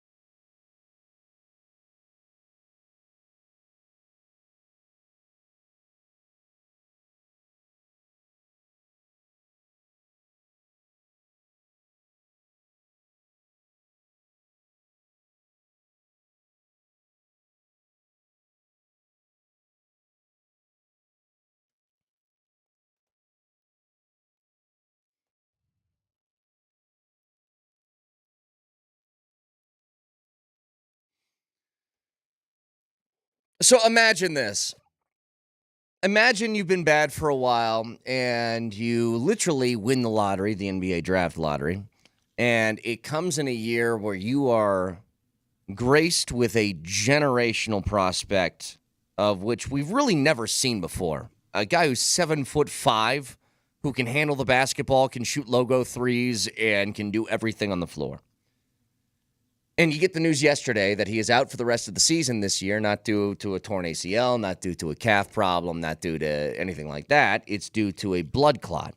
Now, the Spurs, according to Shams, have said they believe this is an isolated incident, that once this gets taken care of, he's going to be okay. But we've seen people with blood clot issues before.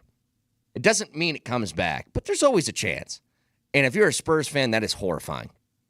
It's horrifying for the league, to be honest, that type of thing is going on with Wembanyama because he feels like the next guy who's going to be taking over the crown of the league. And the fact that you even have this out there off in the distance somehow of potentially being like, again, we know how blood clots can be really tricky and really dangerous. It's got to be horrifying for the entire league. And I hated when I saw this yesterday. I almost couldn't believe it. I think they said it's an isolated thing. I don't know. I don't know how it works, Vic. Yeah. But it's one of those things, golly, if it's a reoccurring thing, that's very, very scary. You know where my very brain went? Scary. And consider this, I don't know if this is flawed logic or if this is what everybody else was thinking. My brain went automatically to, well, this guy is so out of the ordinary.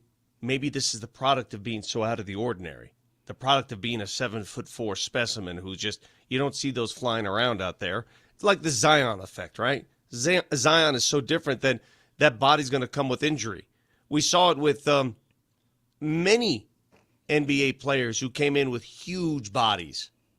Was it blood clot stuff? Like, that's what I don't know enough about the blood clot issue that I don't know if that's just a bad luck thing. Not necessarily that, but like Wembanyama is. I'm telling you right now, he will be a multiple MVP winner if injuries don't betray him. He will be a multiple. He'll be the best player in the league for many years to come. And seeing something like this scares the hell out of me. It really does. Because I hope that it's just a one-time thing. I hope they say it's a one-time thing. You just never know. Zion was supposed to be a one-time thing. He's been injury-riddled his entire career. Joel Embiid, injury-riddled his entire career. See, that stuff, though, makes... I don't want to say it's more predictable, but when you're a huge body like that and you start to have those types of aches and pains and sprains and tears, like, you understand, oh, that's a giant body that's got a lot it's got to carry in a super athletic sport that requires a lot of vigorous physical activity. This, I have no idea. Like, I don't know if this is just like, dude, are you just incredibly unlucky? Because, look, it's not just, I know from my Nebraska days, Tommy Frazier's career ended because he had blood clots that would not go away. And they said, if you try and play with this, you're risking your life, essentially, because we don't know when these are going to come, and it comes with a whole bunch of different factors. Like, I don't understand how these things work, but it's got to be terrifying, not just for the Spurs, but think about if you're Adam Silver. Like, you found a unicorn here that you could package and market not only to the U.S., but internationally, because he's an international star. You know what he's it does? a European, yeah. You know what it does for me, too? I mean, look at the situation with Gabriel Landeskog. It shows you how precious it is, right? How precious availability really is. 1 minute you're winning the Stanley Cup, the next minute you're out for 3 years. Mm-hmm. It's just, you can't take it for granted. You just can't. I mean, availability is everything. Whenever you watch one of these games, you're knocking on wood every time. Sure. Yeah, it just sucks. News came down yesterday, so he's out for this year, and hopefully that's where this ends, and he can be back next year and fully healthy and all that good stuff. I don't even know how. I guess I don't know how you fix that. Thinners and it's just I don't know, man. It's whenever I hear blood clot, it makes me very nervous because we know that those travel, they can break free. It's a scary thing. That's all. I don't think I've seen as big a takedown as something yesterday. So Paul Bissonnette of the Spit and Chicklets Boys, obviously he's on TNT. So he was throughout the U.S. and Canada game. He's Canadian. He played for the Canadian under-18 team when he was younger. He was talking trash to a whole bunch of people on Twitter during the game. He was sending out videos. He was waving the Canadian flag. But before the game started... And he has every right to do that, sure. by the way. Well, he's Canadian, of course. But before the game started, there was an article on Fox News on their Twitter account that had this headline. Ex-Team Canada star says country will have, quote, national emergency if team loses to U.S. in the Four Nations final. And there's a link to the story. And I was like, oh, that's interesting. And then I saw underneath it, there's a community note. What's there to note? He was a Canadian player, and he was never a Canadian national star. That was the note. No, this is the note, Vic. Bissonnette may have played for Team Canada as a teenager in the Under-18 World Championships. He was far from a star then. Damn. And could be considered the pinnacle of his career. Wow. Paul Biznasty never played for Canada again. His fame has come post-career as a media personality. Who writes those things? And I'm like, why did you go that hard in the paint on the dude? Good Holy Lord. moly. Who writes those? Why did Biz have to go that hard in the paint last night? Hey, man, tit for tat, man. Let me say this. Hang on, Moser. No, just one thing real quick. This line here, never played for Team Canada, or he played for Team Canada as a teenager in the Under-18 World Championships. He was far from a star and could be considered the pinnacle of his career. That is, translation, you peaked in high school. That's what they just said about Biz. Yeah, that's rough. Well, I mean, he made it to the National Hockey League, so if you make it to the league, then you're one of the top whatever percent of players to ever play the game. So it means something. Is that AI generated? Like, who writes that? No, I think there's a team. That sounds a little too personal to be AI. AI doesn't take swipes. Is that like one that, of the 12 guys he fought in that Scottsdale bar? 3 of those guys, I guess, are going. The grand jury indicted them. It's pretty on felony charges. Yeah, it's pretty crazy. Let me ask you this. That's pretty. But did you see? Let me explain how important that was. What was the reaction of Canada to that game last night? Relief. But I mean, on all the media, all the Canadians, Brett, what was their reaction? Like bragging? I don't know. They were going crazy. Yeah, well, they should. Why are you offended by that? If the U.S. had won, you'd see the same thing. I totally would have done it. I would have tweeted everybody I knew was a Canadian. So what's the issue? Absolutely. This is what to the victor go the spoils. This is nothing surprising. You're missing the point that I'm trying to make here. Before the game and leading up to it, it's the Canada's blowing the U.S.'s doors off in every head-to-head matchup in international competition, that kind of thing, right? And big deal. It's our game and all this kind of stuff. It's almost like Colorado fans leading up to the Colorado State game and saying, you guys don't mean anything, blah. And then when you beat the Rams, everybody storms the field, right? Yeah. That's what it was like for Canada last night. Yeah, relief. But yeah, they realized how important this was to the game, and it is their game. It's a Canadian game, and I mean, it shows you how much it meant to them as well. Even though they talked a big game ahead of time. Can I make an amendment? Biz went crazy last night. Biz went crazy, and he should have. Can I make an amendment to what you just said? And a lot of Canadians listening or watching the show, you may take offense, but in the heart of hearts, you know this is true. The game of hockey is always going to be Canadian. It's born in that country. Cultivated by Canadians. Hell, a lot of American players go up there and learn the game. I get it. Professional hockey, the NHL, that's American. That's American. Sorry. Most of the teams are here.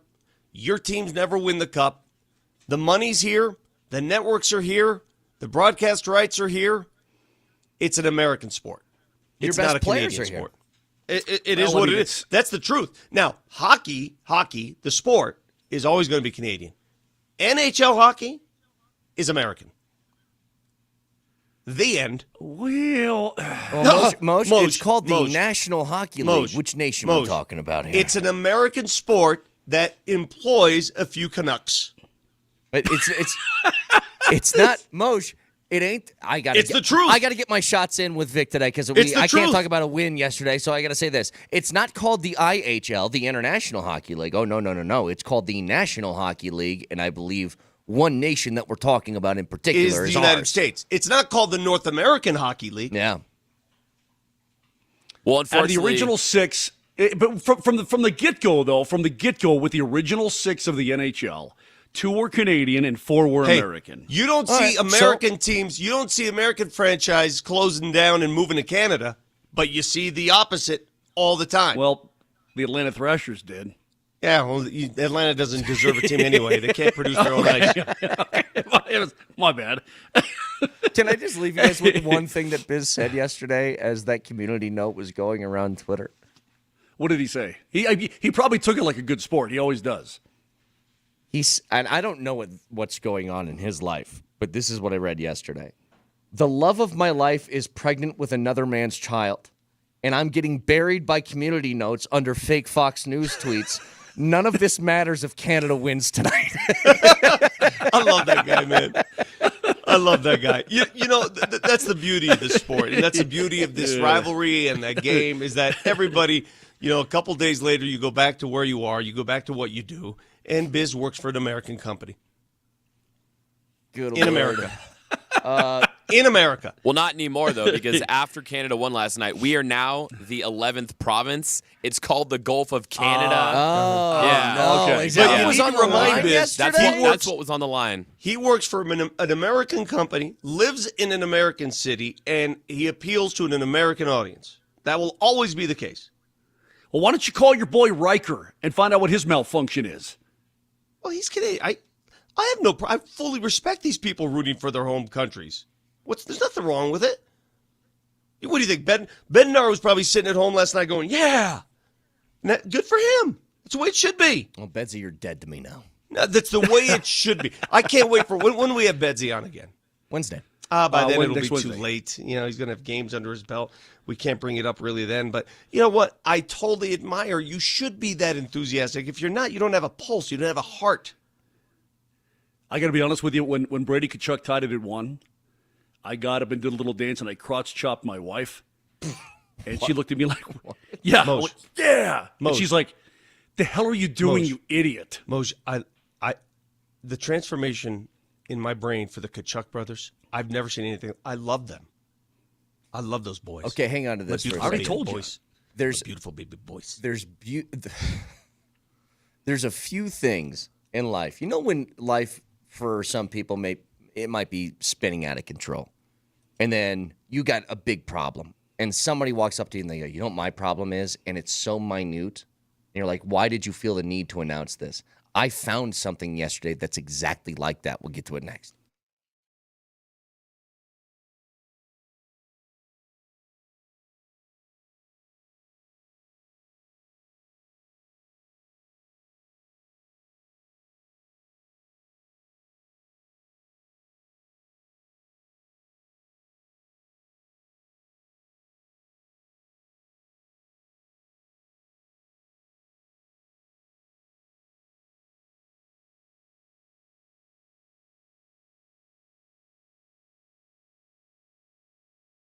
Four Nations wrapped up, but how about some futures on the Stanley Cup on the Circus Sportsbook? The Avs plus 1,700 if you jump on right now, not to mention the Nuggets back in action. Same thing with them, very high on the list of championship odds in the NBA on the Circus Sportsbook. So check all of that out for yourself, whether it's futures, whether it's games coming up over the weekend. They have the best odds in the game. Go check it out for yourself for everything you want, whether it's spreads, tight money line splits, game props. They got it all. Download the Circus Sports app or go to circusports.com. And always remember, any gambling problem, call or text 1-800-GAMBLER.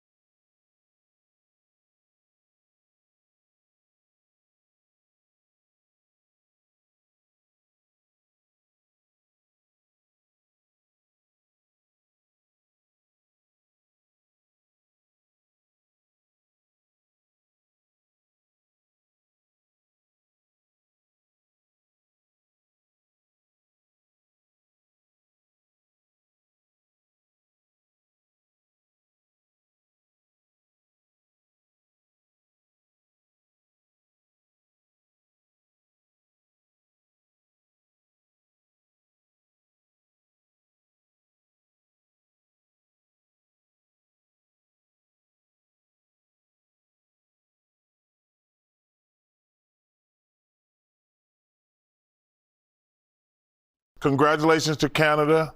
I'm sorry we got the tariffs on you. Heck of a hockey game. It was a great hockey game. Heck of a hockey game. So you think they were playing harder because they playing harder because of the tariff, and they didn't want to be the 51st state. That's the motivation. That's motivation. Inside the NBA crew, talking about the game last night. Now, can I bring something up here? I think we've all experienced this in our lives. If you work for a business, maybe a big business as well, where there's somebody that's super high up that maybe you don't see all that often, like a big corporation. And probably twice a year you get like an email from them about the state of the company. Like we get a couple of those from Josh every once in a while. Like Josh Kroenke will have a big email and you're like, oh, is this? Oh, I got to check what this is. Or something from Kevin Demoff. Yeah, it says, Dear Brett. No, it says... Shut up. Hey, you go. All staff company, whether you're the lowest person on the totem pole, an intern, or you are the president, you're all getting the same email.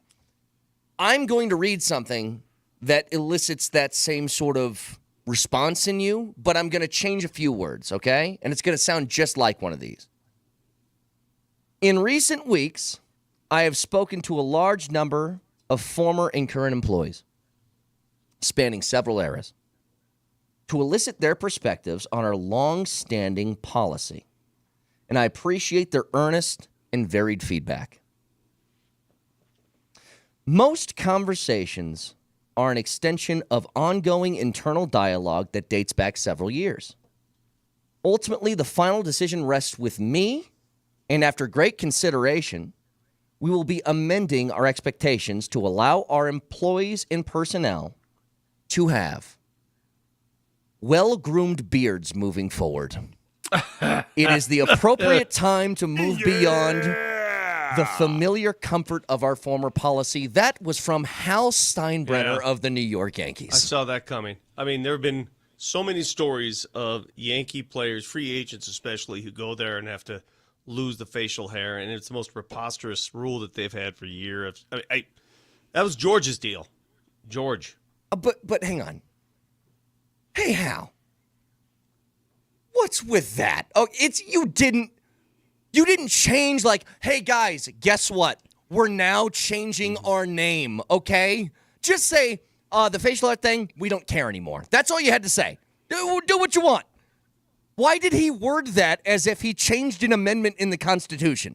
I can't believe that rule lasted that long. It is one of the dumbest things. How long has George been dead? No offense. At least, 20 years? He passed in 2010. Okay. So 15 years. Do you guys recall a certain Simpsons episode where Monty Burns goes and gets a bunch of major league players to play in the company softball team? Do you recall that? Darryl Strawberry's in it. No. I don't watch cartoons. Do we have to watch it for you to finish the story? Yeah, Moj, they sign a bunch of actual MLB players to the power plant team, and I think they all end up getting horrible diseases because of contamination from the power plant. Classic. I got you, bro.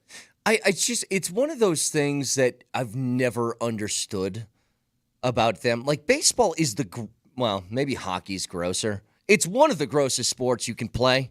It's just chewing tobacco and spitting and grabbing your junk and, it's dirt. Everybody's and mud. dirty. There's dirt everywhere. But my face has to be clean. Yeah. It's one of the most bizarre things ever. But the way he worded it is if he was he had to go to Congress first to get this rule changed was unbelievable to me. I wonder if Charlie Blackmon, now that his career is over and he still hasn't shaved it, but when is he going to show his actual face to his kids? He mentioned, if he gets to that point, he might scare them because we haven't seen his face. Have you seen those videos, by the way, of kids that have dads with big beards and they shave it and they're, crying? Like James Harden, Chuck Nasty, other bearded fellas who we've known them for their entire adult lives with beards. Well, you would have said the same thing about Johnny Damon before he went to the Yankees back in the day, right? Yeah. Because he had that caveman look in Boston. Who is, the most famous sort of facial hair players in sports? Because you nailed it. It's James Harden for sure, I think, is number one. I mean, is the beard. Hell, Bill Walton had himself little facial hair. He wasn't allowed to have it at UCLA. But as soon as he went to Portland, I'll never forget this. I took a recruiting visit to a JUCO in Kansas, and the first thing the coach said to me is, "We wake up, we shave our faces. We're professionals around here." And I go, "All right, I don't think this is for me already. So I'll you're just out? go home." Yeah, it was an 8-hour drive. I was like, I can go home right now. Let me ask you: do you shave at all? Or do you I do the buzzer. You do that? Okay. I just do the buzzer. That thing. I've I have never- not used a razor since I was probably 18. Man, I wish I could do that. I have to use a razor every other day, and it sucks. It sucks. I mean, I scar up my face so many times. Did Moser really just bail on the show because I said I haven't seen the episode of The Simpsons you're talking about? He's Is that what emotional. happened? He's an emotional guy. After last night's game, just please excuse him. Pure emotion. He's going on. I don't know what else to say about him. You offended him because you didn't watch a cartoon. I don't. But okay? How about this? Is he really all that busted up? Can we go there? Like, I'm not devastated this morning. I wanted to win when McDavid scored. I was like, damn it! But I didn't. I'm not losing sleep over that last night. Can I? I don't want to go too deeply into this because we all have our opinions, but I don't understand where this is coming from. I just don't. Help me understand this. Help me understand why people feel this way. Because there's somebody on the text line and a lot of people on the Twitch feed and even callers. If you want to call the show, by the way, and leave a viable message for us, use the voice of the people. How do they get to that? You just go to your Altitude Sports Radio app. There's a little microphone icon on the bottom. You push that, you go right to us. But this is a statement I've read a couple times by different people. And again, to each their own. Every opinion is worthy. But I don't understand this. Why you wouldn't understand us. We have three guys on this show, and I don't know about Nelly. The three of us, we rooted for the U.S. last night. Wait, you're unsure that Nelly's a guy? You're unsure? I don't know what he rooted for. But I'm going to read this text. And the text is pretty simple, 4236. Why was anybody in the beautiful state of Colorado rooting for the USA? 3 dudes on Canada's roster won a Stanley Cup in this state. Leave. Get out of this state. I'll help you pack. That was the text from that texter. And I look at those words, and I understand the point you're trying to make, and I understand where you're going with that, and I just shake my head. I shake my head. What? The fact that you're asking why we were rooting for the U.S. is puzzling to me. Well, you know what? It's puzzling. I got an answer for you. I don't agree with it, but I think I know where this stems from. Hockey is not so much like this. Certainly the NBA is, and that's why we noticed this during the Olympic run last summer. Some are bigger fans of the individual players on their team than they are the actual team. Yeah. So that happens. Like I'll never understand that, by the way. I won't either. I'll never understand. Just like, again, if I'm going to say this, and I'll say it to his face. If tomorrow Nikola Jokic was scooped up by the L.A. Lakers like Luka was, he's dead to me. He's an enemy. Yeah. He's dead to me. He's an enemy. That's just the way it is. Well, I was just going to say, if I was born and bred, Moj, Dallas, Texas, that's my home. I love everything about Dallas. I'm all in on Dallas. I know the entire history of it. I own every single sports team, 15 jerseys from each sports team in town. I'm a Cowboys, Mavs, whatever. And Luka gets traded, I'm still going to root for the Mavs. I am not now a Laker fan because Luka, who I'm sure everybody there loved, left. It's fascinating. I'm not doing it. It's fascinating the groupthink when it comes to stuff like that. Once you individualize sports like that, unless you're the person's father or mother or brother, if you individualize team sports, I think you're doing it wrong. It's team sports. It's not individual sports. Golf, you can go ahead and go be individual. Yeah. That's fine. Go ahead. Well, that's an individual sport. Yeah, you hang have on to a pick second. somebody. First of all, you completely dismissed my Simpsons reference. Okay, And you screwed the whole. It had to do with the Yankees. Because remember, Burns would make Mattingly shave it. We slid past that. Yeah, that's 5 Number minutes ago. two. And number two, I took a recruiting trip to a JUCO. AKA, I took my 87 Buick LeSabre and I drove to meet my buddy at Grand Island Community College and we got high. That's stick to the topic at hand. Oh, no, that's not what happened. But yeah, go ahead. I had to get my retribution. Sorry about that. Do you had to get my agree- retribution. Do you Absolutely. If Nikola Jokic is an LA Laker, it will never happen in a million billion years, which is why I love this guy, which is why we here in Denver, Colorado should be so thankful that this one of the greatest players in the history of the game fell bass backwards during a Taco Bell commercial into our laps forever because he's as loyal as the day is long. He loves it here. He'll always be a Nugget. But if, God forbid, he ever became an LA Laker, he would be dead to me for the rest of his career. Here's my final installment when it comes to my emotional overload last night. Was I mad the U.S. lost? Of course, you're damn right I was mad. But the only solace I took was that guys like McCarr, who is the salt of the earth, guys like Nate, who you root for, like those guys and Taves, they benefited from my despair. They got some, and that gave me solace. Seeing McKinnon get the MVP, that was awesome. Absolutely, it was. It was really cool. I mean, when he scored that first goal, I can tell you right now, my heart was sort of split in half. I'm like, what a badass move he made to the high slot, let it rip through traffic. And, I mean, it was pretty awesome. But now my team's down 1-0 as well. For Devon Taves, at the age of 30, to be able to don that maple leaf and come out with that medal, I mean, nobody makes a debut for their country at the age of 30, and he did. And he was paired last night with his pair on the Avalanche and Cale Makar, and they played a damn fine game. I mean, that was really cool to see. I thought it was awesome. And you know what's even better is that Jordan Binnington, he got to have that little gold medal too. And so he gets to celebrate because McKinnon and Makar and Taves, they all get their little gold medal and they get to win. That means Jordan Binnington, such a great dude, he gets to have that as well. See, so everybody wins. Here's the other side of it. For another texter, I'm a Colorado native. Sake. My family's been on the Front Range since the late 1800s, and I hate the Broncos. Texter, there are some people out there with some weird stuff. I hate you. I'm going to leave it right there. I hate you. I don't understand people like that. Born and bred here with long tradition of family and lineage in Colorado, and you don't like, I don't understand you. Let me amend my statement. A little bit. Forget, hey, I don't understand you. I don't understand what that mode of thinking is. I don't. And I never will. And I'm glad I don't associate with you. The fact that anybody around here was rooting for Jordan Binnington makes my blood boil. Get off our show! They weren't. It's just that he's the byproduct. No. He's the byproduct. Doesn't matter. He's the unfortunate byproduct of seeing your guys win. Mark Stone. Hey, Vic, you like seeing Mark Stone? Oh, his face. When I saw his face on a couple occasions. Did you see the introductions? Did you see the opening introductions? Because he's on the line with McDavid. And he gives it one of these. Mm-hmm. I'm like, oh, gee, mother. I'm telling you, the reaction my body has towards just seeing Jordan Binnington feels as if I've ingested something that I need to regurgitate. I get tense. I get sweaty. I can't stand that man. And the fact that he had happiness yesterday. Oh! Again, there's a line. It's a simple line. And it's just a straight line. Yeah, the line is Jordan Binnington. If you cross it, you're dead to me.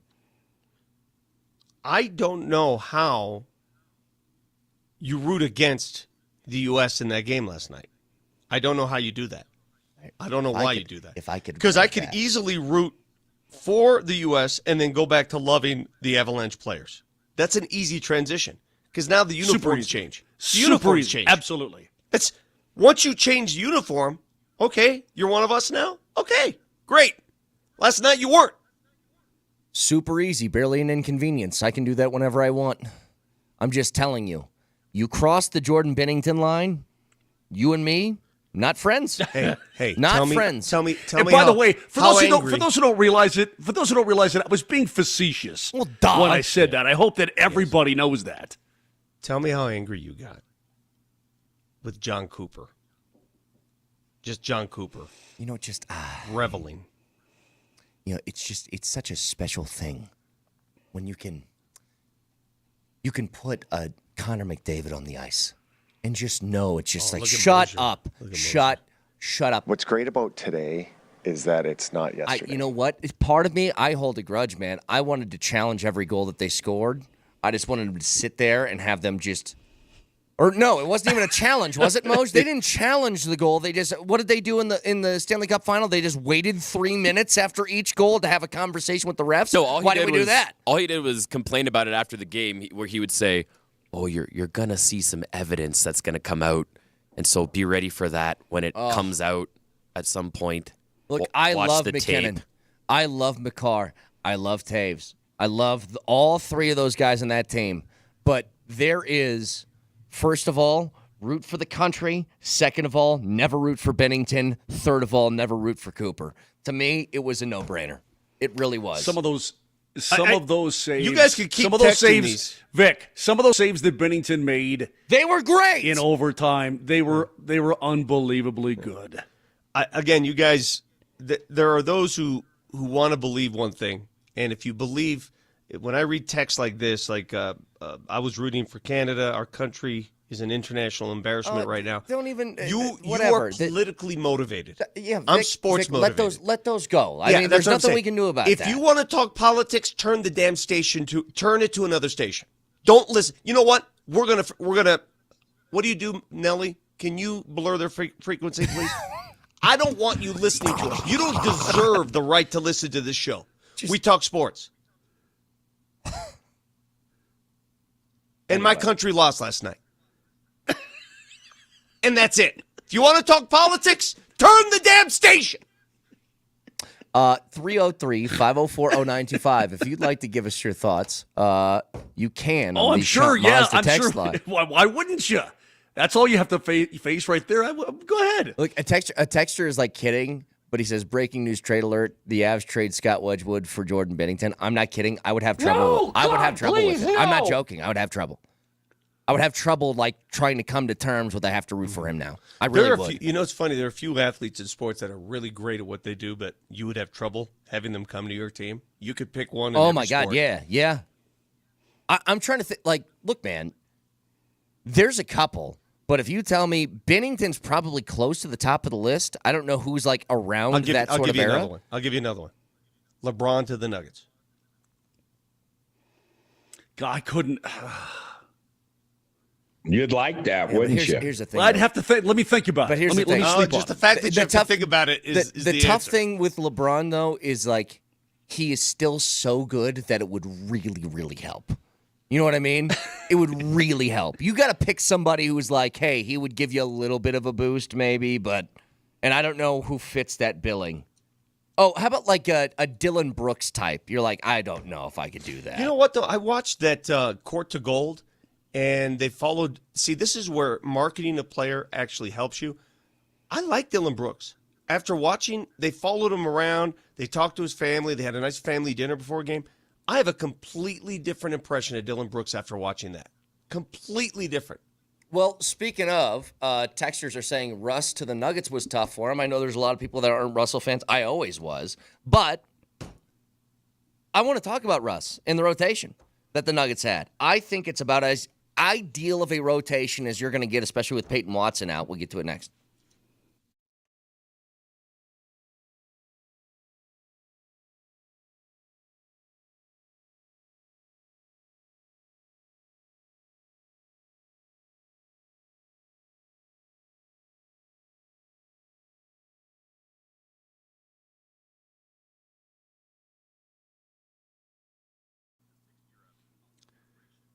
Did you make any New Year's resolutions? Did you say, hey, you know what, I want to get myself taken care of with the low T situation in 2025? Maybe you are suffering from low testosterone because you didn't know this. Early to mid-30s, guys start losing 2 to 3% of their testosterone production every single year. It's going to happen gradually. Before you know it, you just don't feel like the same guy you did in your 20s or your 30s. Maybe a decrease in libido even. Putting a little weight, less productivity at the gym, brain fog, fall sleeping after dinner, all that kind of thing. Well, let me tell you. Go to RockyMountainMen'sClinic.com. Take the low T quiz on their website. 10 simple questions, yes, no answers. It takes 2 minutes. And schedule a consult with the Rocky Mountain Men's Clinic. They'll draw your blood results within 30 minutes. The $99 includes the consult, the T, and the PSA test. And if you sign up for testosterone treatment that day of your appointment, your visit is free. Rocky Mountain Men's Clinic has served the Front Range in Colorado for nearly a decade, successfully treated thousands of men just like me. And most guys wait a year or longer. There's no need to do that. 5 locations in Colorado from Fort Collins all the way to Colorado Springs. So give them a call today. Take control of your situation. 720-440-7900. That's 720-440-7900. Again, go to RockyMountainMen'sClinic.com.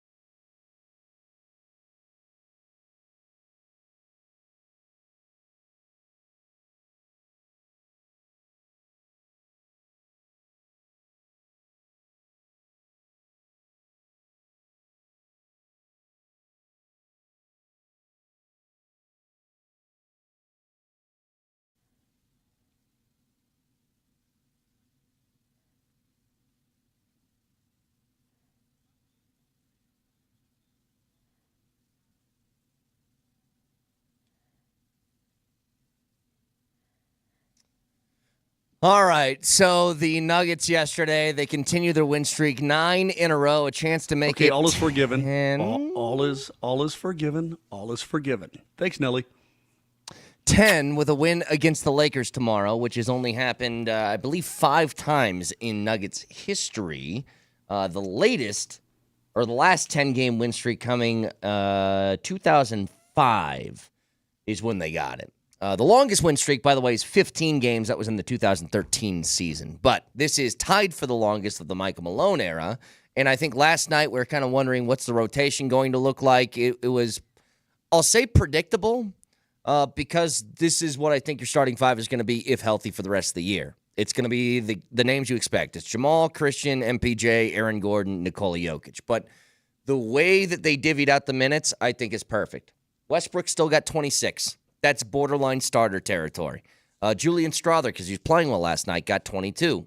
Zeke, who was playing the Peyton Watson role, got 16. And DJ got 11. That sounds like about ideal for what the Nuggets want for the rest of the season.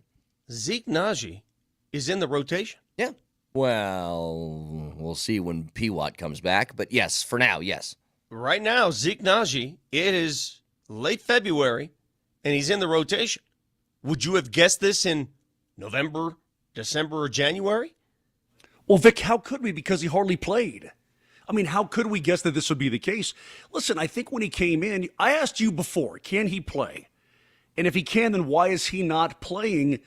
Well, he showed that he can, you know, and so maybe it's that little trust situation with Michael Malone. I don't know what it is, but the fact that they're playing him now and he's actually getting time and showing his wares, how is that a bad thing? I'm not saying it is a bad thing, but what I'm saying is that, hey, the guy's getting, you know, maybe almost 20 at times, and he's efficient, and he's long, and he's doing some things, so every little bit helps with his club. I couldn't have imagined it, but he was not on the floor, so how could I? How could you, Brett? How do I want to ask this? Frustrated is the wrong word. I don't know the emotion I'm feeling right now, but it's weird because Zeke looks like he could play. Like, he looks like he's fine when he enters the game. Knocks down a 3 last night. He's really tenacious on the defensive side. He's very active. He shows a lot of hustle. He shows a lot of effort. Why? Why this long? Why? Well, why? He's playing his position now. Yeah, but why now? Why? Because he was given an up. Well, he was given an opportunity. A couple things. But why not the opportunity earlier? I don't know. Players develop at different rates. Not everybody develops at the same scale. He wasn't a rookie last year. He's like in his 5th or 6th year. I mean, hey, do you know a guy by the name of Chauncey Billups? I do. I've heard of him. If you go back and look at his first 5 years in the league, I defy you to even predict that he'd be a Hall of Famer after his first 5 years in the league. I'm just telling you, different things happen. People develop differently. He had 2 tours of duty with the Nuggets, Chauncey did. His first tour was an absolute disappointment.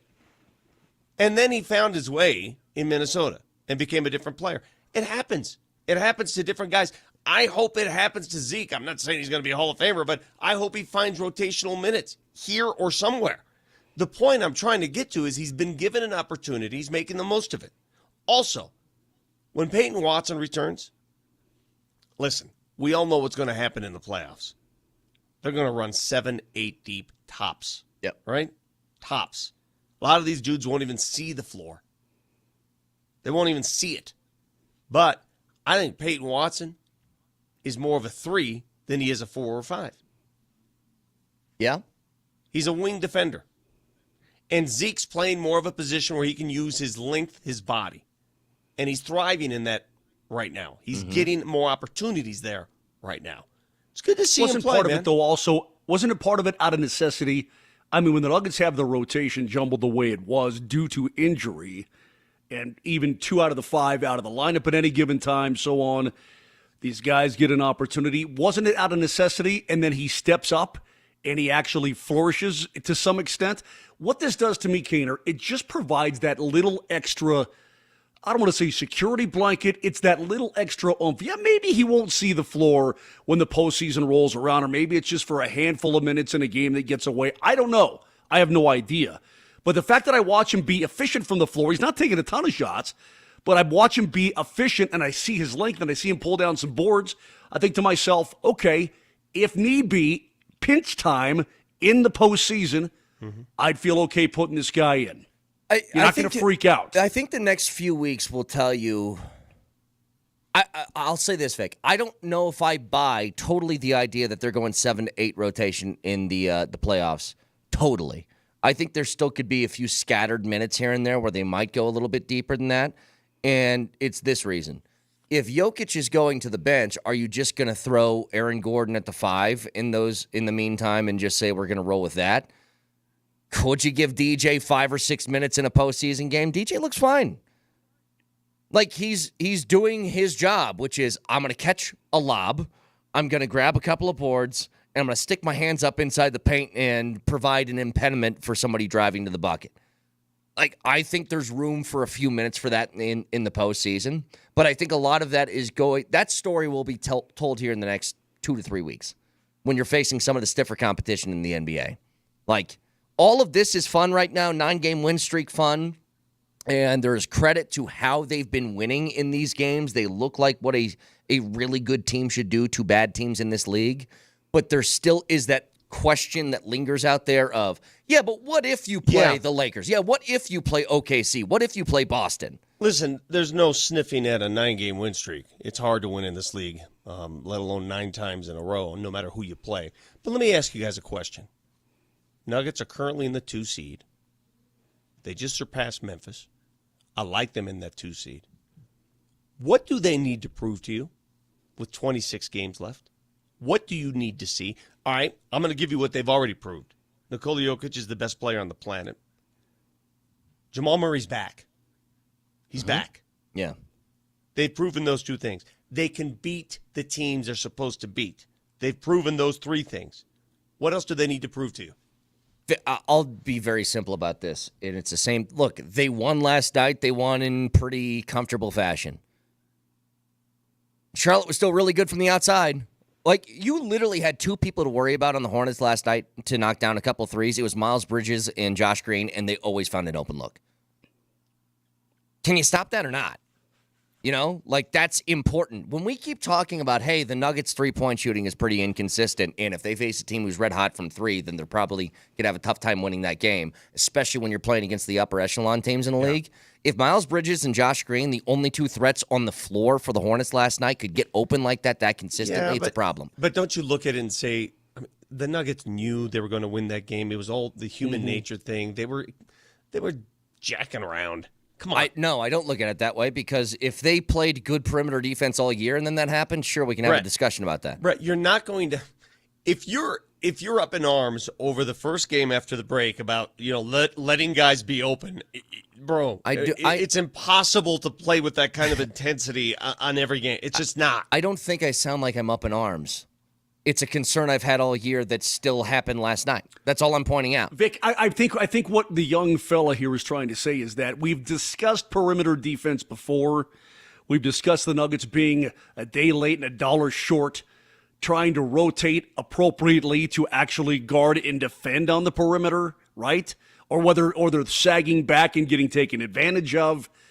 That's not a topic that we shunned on this program. It's been mentioned many times, and then when you see it, even if it's in glimpses in all these wins, you get a little bit concerned. But let me go back to your side, Vic.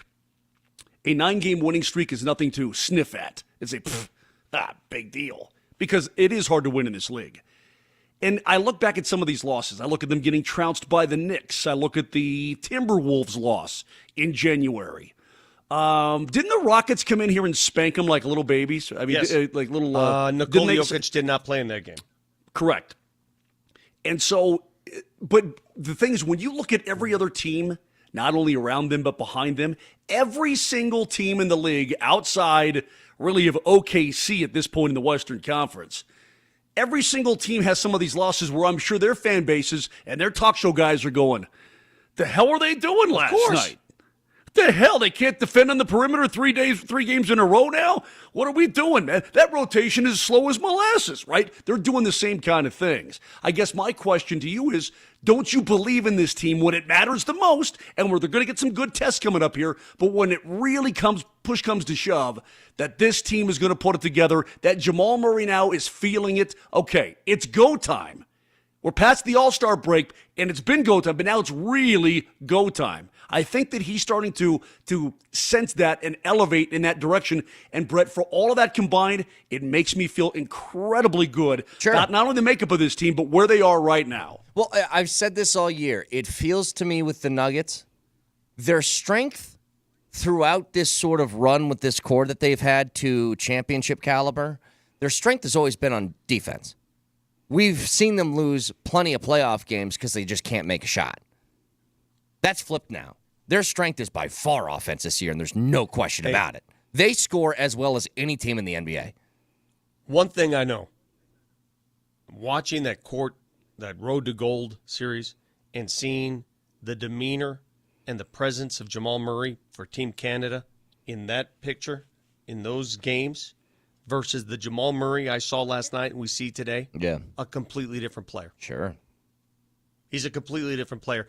And when you have that player, when he is present, you can win any game. That's why I can't wait. I cannot wait. Cannot wait for the Nuggets to go to Indy, to go to Detroit, to go to Milwaukee, and to go to Boston.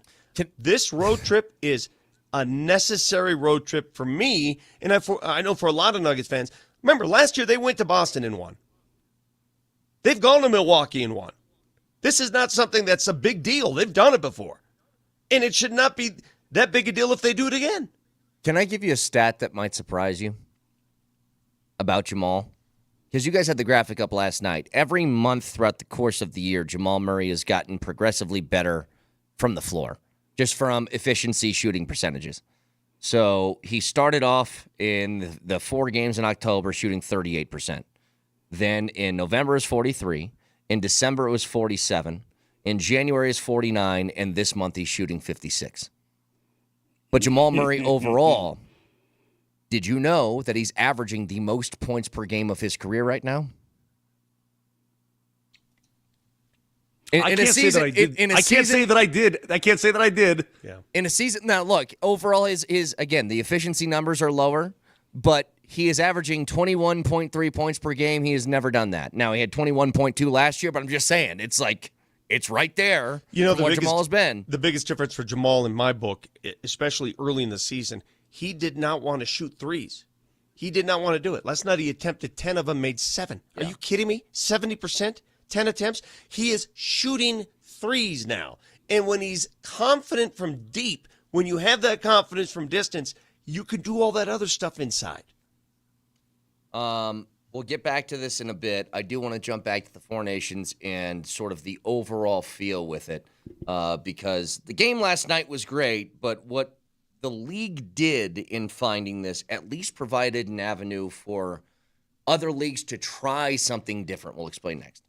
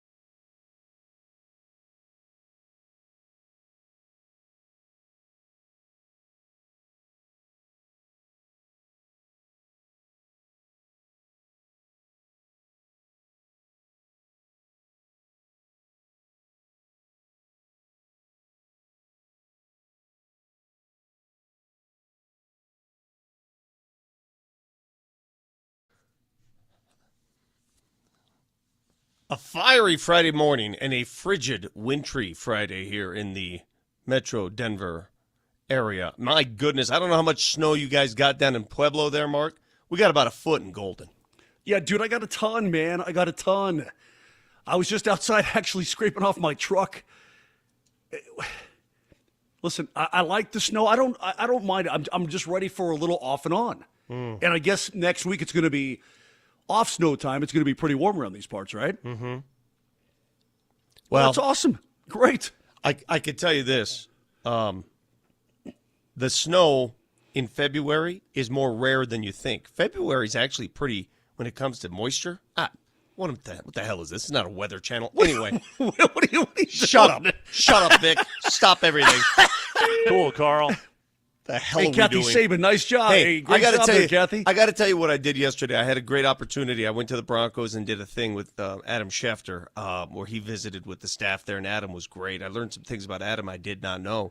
He had no ambition to be a journalist, by the way. He went to Michigan just wanting to do something and sort of stumbled into journalism. Anyway, during our visit, I had a chance to talk to Sean Payton, and it was brought up during the whole thing. What did you think the Broncos were going to do? And Sean said out loud, hey, Vic, how many wins did you think we were going to have? You know, because I think he may have listened to our predictions. And I flat out told him, I said, man, after years of losing, I didn't know what to expect. And they exceeded all expectations. Sean Payton deserves credit for doing that and the culture he's built over there. And let me tell you how cool it was to have in the same building, first time I've seen them together, Sean Payton and Mike Shanahan.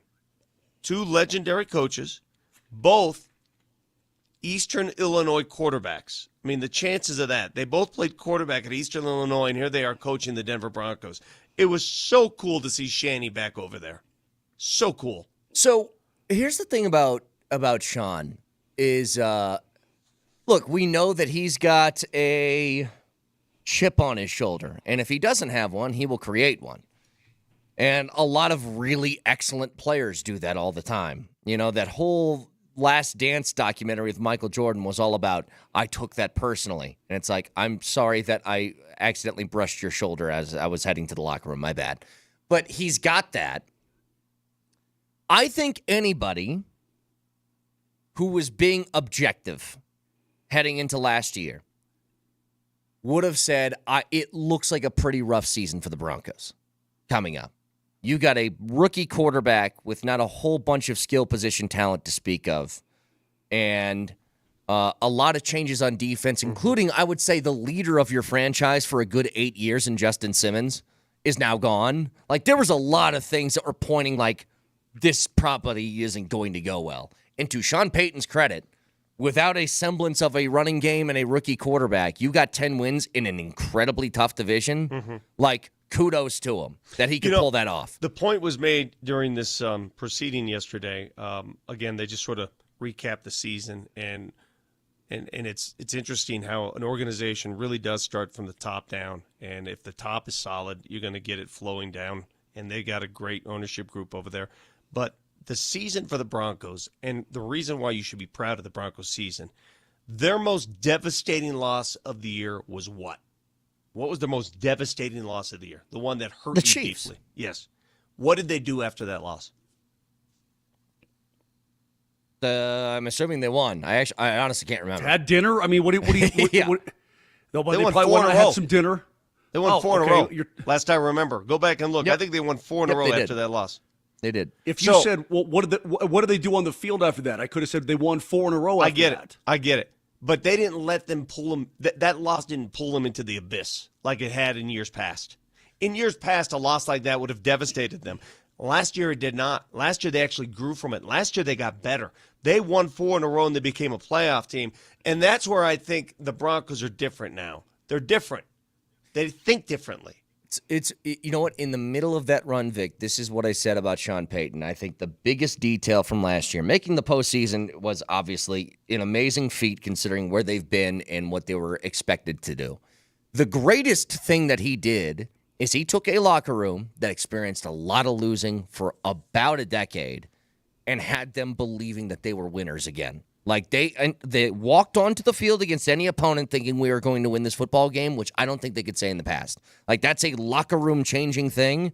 And for a losing sort of vibe in a locker room, it is very difficult to change that quickly. Yeah. Well, I'm going to tell you right now, for the first time in a decade, maybe not that long, for the first time in 9 years, the Denver Broncos look to win the division. Yeah. And expect to win the division.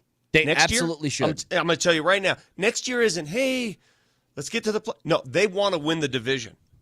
And if that mindset doesn't change in-house, how the hell is it going to change out-of-house? Vic, I completely agree. And I think that Sean Payton, even if he's going to you, hey, Vic, how many did you think we were going to win?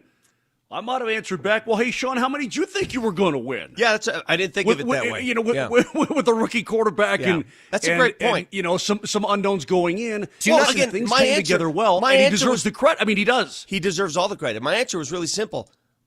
I didn't know because all we've seen is losses. All we've seen is, over the last decade, is underachievement. So how do you expect anybody to think, rookie quarterback, here we go, playoff team. Here's what I would say to Sean Payton. You did a great job. You have the ability to crow a little bit and puff your chest out a little bit. Absolutely you do. But it's not on us to think, this is a 10-win team, no problem. You had to earn that. All we had to go by was complete doubt and losing. That was all that we had tangible in front of us to hang on to. And yes, you can keep an open mind, and yes, you can be completely optimistic about what the future may hold, but until the team goes out and actually wins those games, you're not going to make a believer out of anybody, which is why I said next year, listen, they're 10-7 this year. Could they be 11-6? Absolutely they could. Could they miss the playoffs? Absolutely they could. I mean, the AFC, I don't have to remind anybody what a pain in the ass the AFC truly is from top to bottom. Expectations change, right? They change. Yeah, absolutely. Now, absolutely they do. I will say this. Seeing the Broncos back where they are right now, they're a playoff team. The Broncos make this city better. And when the Broncos win, this city, it just is. It's just that's a natural part of living in Denver, Colorado. If the Broncos suck, it's not the same. If the Broncos win, the feeling in the city is more vibrant. And now, Brett, you never got the opportunity to feel that way. No. Because since you arrived, the team sucked until this year. But let me tell you something, bro.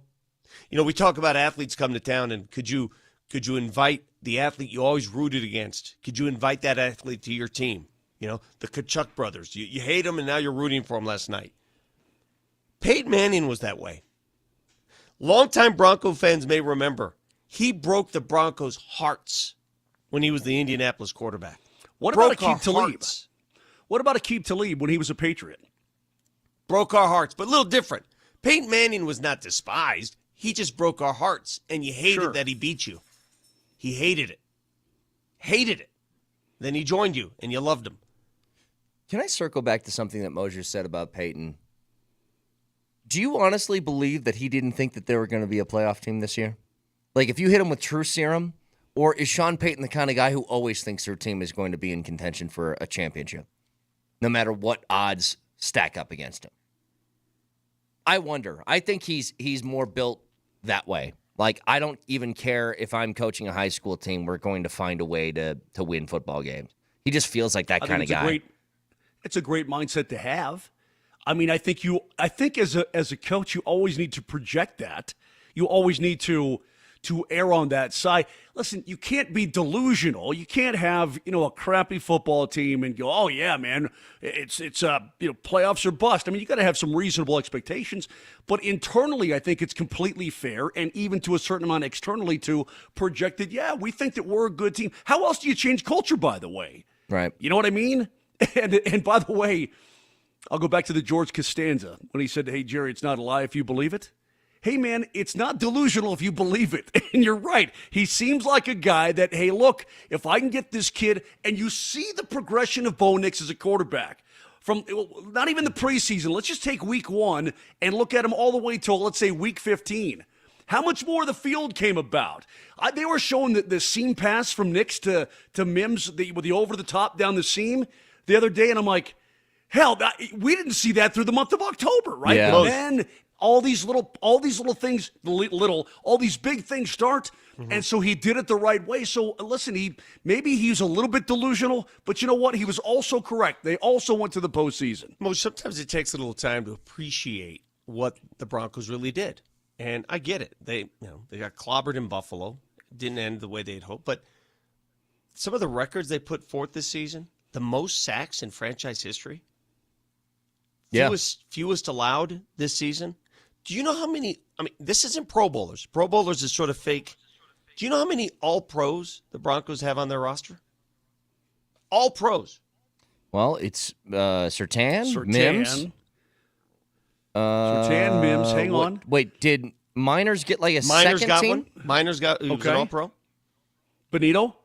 No. And, yep. Did he get there? And Okay. there's one more. Zach Allen? Zach Allen. Yeah. 5 All-Pros. Well, when's the last time you could say that about a Broncos team? Vic, it's amazing how this happens. You know when the NFL every offseason does their top 100 list, they bring in the players and they all vote, right? And you're like, God, there's one Bronco on here. It's like, well, your team stunk. If your team stinks, you probably don't have a lot of top 100 players. Well, the Broncos were good this year. This year they had 5 of them. Yeah, 5 it kind of All-Pros. translates. Hey, you know what's interesting? You realize the Washington Capitals did not have a player in the Four Nations tournament, and they lead the East? They didn't have one player. They would have had, an Ovechkin guy if they were allowed to have Russia him. was allowed to play. Yeah. I look forward to the day where Russia can join the Four Nations. Who would you kick out? Finland? No, I'm not booting anybody. Vic has been waiting to just put Finland and Sweden in a guillotine and chop their heads off. These guys. Well, I don't understand the need. This is all about U.S. versus Canada. I don't need the other two. It's not like they were uncompetitive. In fact, I know, but I just don't need them. I would rather see a best-of-5 series between the U.S. and Canada. Good Lord Almighty! I'm just telling you how Dude, Czechia is a pretty damn good hockey club, too. You know that, right? Russia's a pretty... What'd you say? I don't need them. Give me a best-of-5. Call it the Two Nations tournament. Give me a best-of-5 U.S.-Canada every 3 years. I got a great... you have to have even numbers, Vic, so don't kick anybody out. Add in Russia, and then we'll throw in Team Dominican Republic, and we'll just... Team Bahamas, Team Puerto Rico, all of anybody in South the Caribbean. America can combine to one hockey team. I love that. And then Team South America. They can do right. When Russia returns to the fray, I would love to hear that meeting. All right, everybody get together here. Finland, Sweden, you guys figure it out. When you guys got to go? When do you guys take off? You know what we should do, actually? We should add in Team Greenland. Because that would probably get a little bit of fire, too. I mean, Canada wasn't the only one that was, threatened to be a state. I'm just saying. You want a little bit. Hey, Good Moj, Lord Almighty. You want to make the games close. That'll make the games close. That'll make the games close. Hey, I got a question. Do you care? We'll get to it next. Yeah.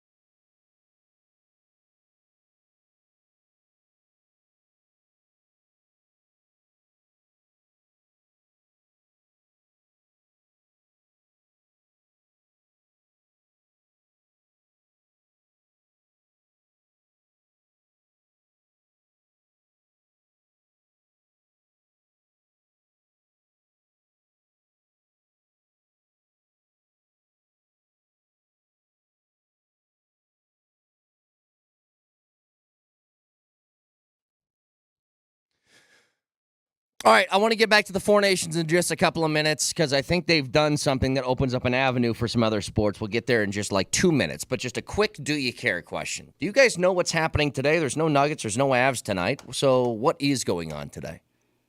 Rockies are playing the Diamondbacks in spring training. You nailed it, Moj. Opening spring training game for the Rocks today. Is it really? Yes, game one for the Rockies. It's funny. It's funny I saw that. Oh, this is bad on my part. I saw that and I said to myself, crap, I didn't even realize that pitchers and catchers have reported. A couple and weeks now they're playing a game. I know. Well, hey, dude. Yeah. Dude. No, it's I fine. was in France, it's fine. dude. If you guys Dude, I hate was in baseball, France. it's fine. You know what I mean? Yeah, I was well aware. Look, I know how people feel. That's why it's only going to take a minute. I'm just saying, I'm feeling the joy of baseball coming back. I am actually excited this year to see what the Rockies' young players are made of. I'm excited for spring training, and I think this is an intriguing year for the Rocks. I do. Doesn't mean I think they're a playoff team, nothing like that, but I want to see an incremental step forward, and I think they can provide that. All right, Moser, I'm going to test you. But hold on, Brett's little book thing. While you're testing me, Brett, look up the over-under for Rockies wins this year. They're supposed to lose 100 games again. I would bet against it. Moser. You go ahead and do that. Moser, I'm going to test you right now. There are 3 pitchers that are vying for the closer spot to be the Rockies' closer. Which of these pitchers I'm going to name is not in the mix? You ready? Seth Halverson, Tyler Kinley, Brett Keatle. Which of those 3? Hold on. Go through one more time. Seth Halverson, Tyler Kinley, Brett Keatle. Not in the mix to become the Rockies' closer. Oh, Brett Keatle. Which of those 3 is not in the mix to be the Rockies' closer? I don't know. I'm guessing it's probably Keatle.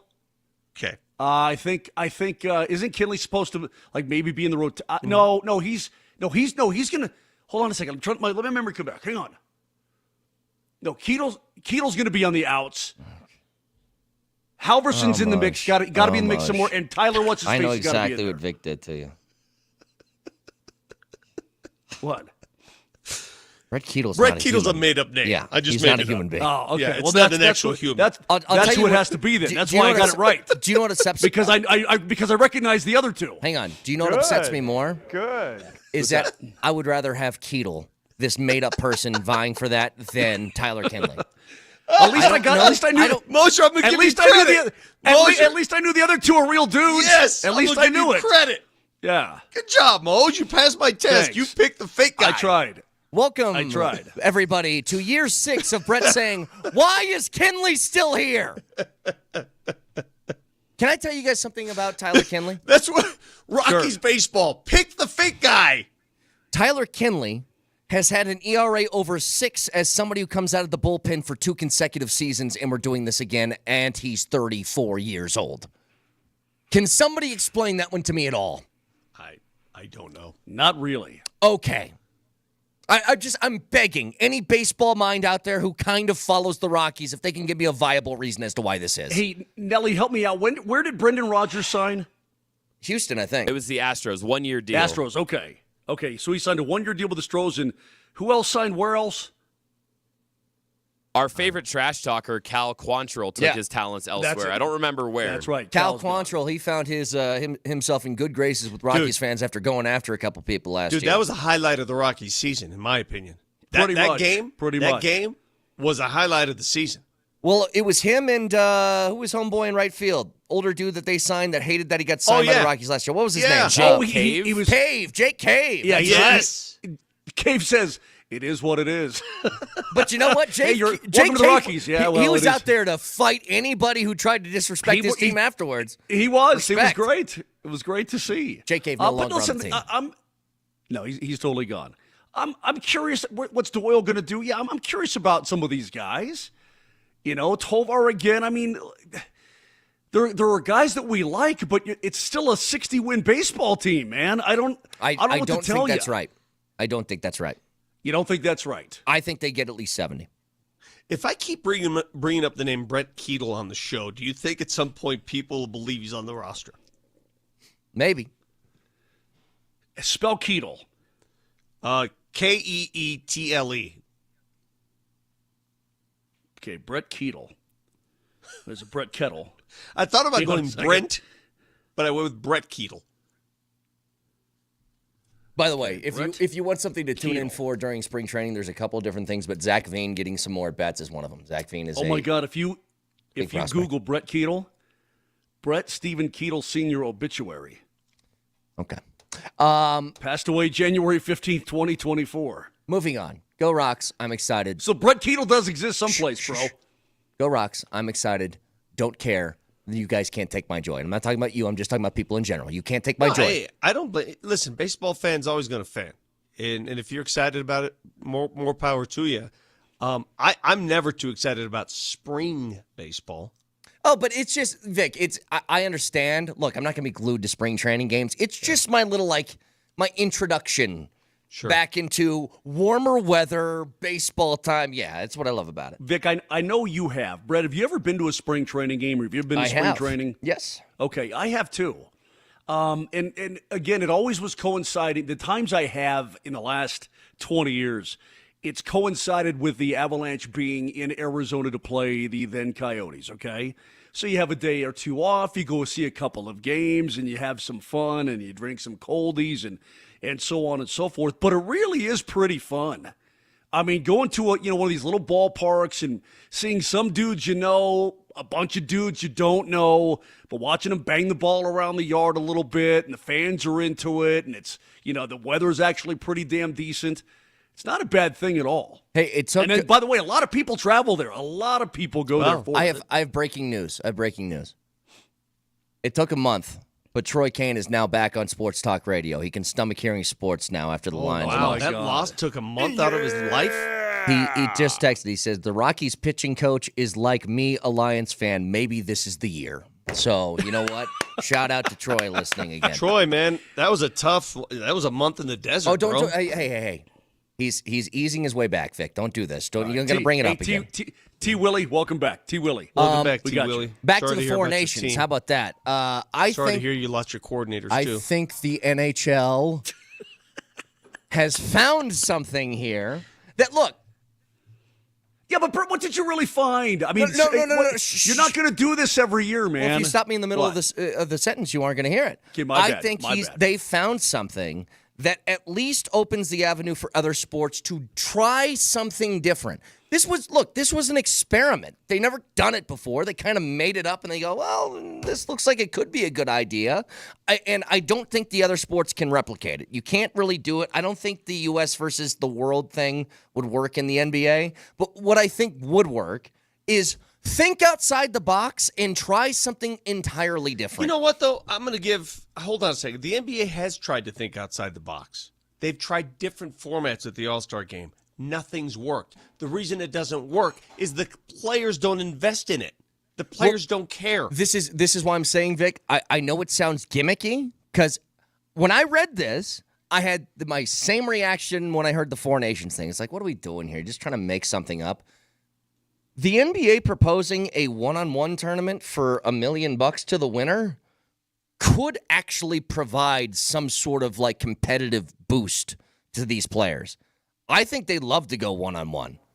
You don't think that Kyrie would put forth some effort if he was one-on-one against somebody else in the NBA? I bet you he would. And maybe it's not a traditional game. Maybe that's just, you got to leave that out. No more traditional all-star game format. You just have a whole bunch of guys going one-on-one and see who wins. You know what I mean? I think that kind of stuff, that sounds kind of lame to me. As opposed to what they're doing now? I don't know, but that sounds lame. I don't know. Horse? You want to play some horse? Play horse. Sure. This is what I'm talking about, though. I think that the NHL just said, damn the traditional format. We're going to try something completely different. If it flops, it flops, but it can't get worse. Well, but let me tell you how the league stumbled into it. I would watch a game of one-on-one over what we just saw any day of the week. Yeah. If you gave me Kyrie versus Steph one-on-one with those handles, tell me you would watch that, Moj. Tell me you would. Yeah, but what about Steph versus Joker? I mean, it can only be guys of like position. No, do it. Open it up to everybody. Oh, come on. What are you coming on? Are you coming on to me? Honestly, though, are you guys, Moj, That would be ridiculous. I would watch. Would you watch what I just presented to you? A round-robin game of one-on-one over what we just witnessed. Answer the question. Yes or no? Would you watch it? Over what we just witnessed, yeah, but I wouldn't be thrilled to watch it. I love this, I think too. it was lame. A texter says, one-on-one, call your own fouls.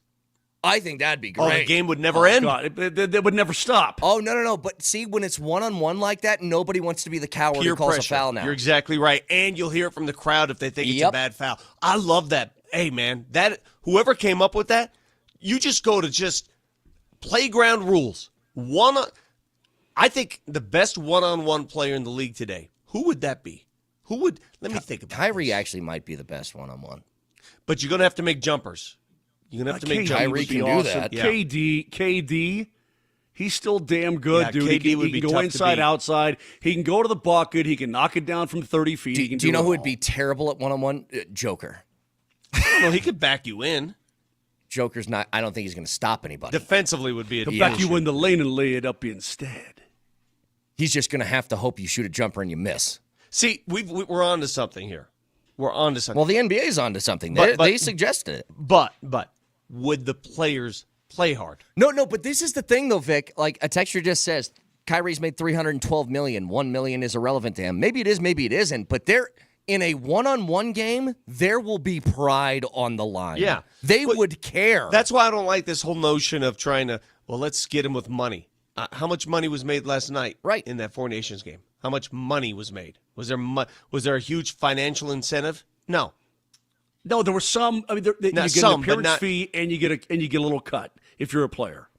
But that wasn't their motivation. The main motivation was pride for their country 100%. And all that. Okay. It's got to be a pride. Let me tell you how this worked out for the NHL. Go ahead. Before you go to the NHL, one thing I know about the NBA players. You know what they really pride themselves on? Their perception around the league, how fans feel about them, how good they think they are. You don't think that every time LeBron wins a championship, I want my damn respect? Like, they care about their own personal perception. They care about that. I think one-on-one could be great. Here's the other problem. How many of those guys would opt not to participate, just like they don't in the dunk contest? Okay. So the then reason, you just wouldn't do it. It's a great question. Yeah. And most of them probably won't, Vic. The NHL really fell into this, luckily, and let me explain. The Olympics in 2022 did not have NHL players. Do you remember that? That in Beijing there were no NHL players in the 2022 Olympics. They couldn't come to an agreement, which means they haven't had Olympic players since 2018, okay? And here we are in 2025. And there really haven't been any international competitions like this, okay? So the players are like, hey, man, we got to do something for our country. We got to get back at it. We got to, okay. So what we'll do is instead of the All-Star game this year, we'll do the Four Nations because we know you want to play for your country in a preview of the Olympic Games coming up in Milan, Italy in 2026. It wasn't like they said, you know what, our All-Star games have been sucking, so let's go ahead and let's do something like this and get everybody fired up. They just sort of fell into it in a really luckily but an awesome way. Or what's going to happen is it's going to go the way of the Pro Bowl, and the Pro Bowl is all but disintegrated. It's dissolved. It's useless. I don't know what the hell it is now. The Pro Bowl was once a certifiable ratings killer. I mean, it was awesome. People watched it no matter what because you watched. Hell, I remember watching the Pro Bowl where Rod Smith suffered a concussion. He got hit so hard. Now what is it? What the hell is the Pro Bowl today? What is it? No idea. You know what, Vic? Pro Bowl sucks. It's terrible. Precipitous ratings drop in the Pro Bowl this year. I know what you're going to tell me. 4.7 million viewers. All right, let me follow up by saying 4.7 million. I'm a football fan. If you watch the Pro Bowl, I'm concerned about your welfare. I agree with you, Vic, but I'm concerned about. I'm not joking. If you watch that, you need to find friends.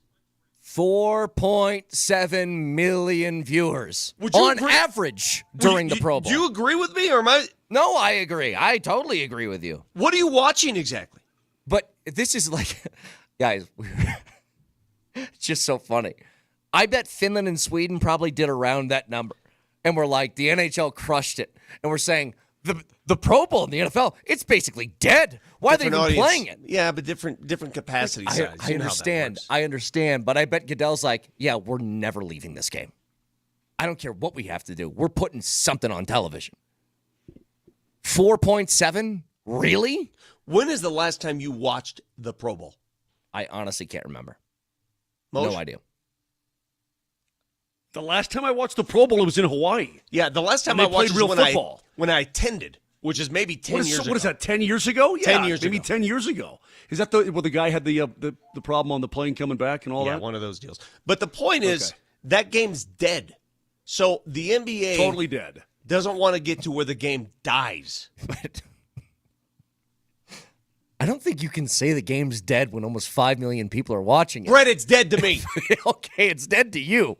I agree with you. It's dead to me, too. But 5 million? I would say, do you know how many can I agree places with Vic? Who are these people? Do you know how many people they would listening? Kill for 5 million viewers unlike any other thing on television. Well, I got to agree with Vic. I've got to agree with him. If you're watching the Pro Bowl, you have a malfunction. In fact, I would say you have an unhealthy obsession with something sports-wise. I need to hear from people who did watch it. Yeah, it's not good. Can you please text or call the show and tell us why you watched it and what's wrong with you? Hey, guys, I got information for you. Altitude television ratings for this show just came in. We average 5 million viewers. I'm going to walk to Kevin's office and demand a $5 million raise real quick. Hang on. Like, that's insanity. Pretty much. Hey, Vic, speaking of people texting, calling the show, I have had not one, but 2 people call the show today and claim that they are Lombardi family members in Canada who want to stick it to you because we took that L yesterday. Since when did your family make it that far northeast, man? Well, they're there. They're there there. all over Toronto, Canada. It's one of the reasons why I was rooting so heartily for the U.S. I want that pride in my family. I want to stick it to them, and now they have every right to do it to me. So are they on the line? Did they call the show? No, in very Canadian fashion, they called. I told them to hold, and then they hung up 30 seconds later because they didn't actually want to be rude to you there, guy. Did you just pull a Brian Kelly on me and say, my family? Did you just go Brian Kelly LSU on me? All right. Again, if you guys want to get in touch with us, like the 2 Canadian Lombardis tried to, and the Ramos Law Hotline is open for you. Let me hear you, Canadians. Talk some noise. Let's see how good you are at that. You might be good at hockey, but let me hear you. Car accident, you need Ramos Law, medical doctor and attorney, ramoslaw.com. Drunk takes in about 30 minutes. Stick around.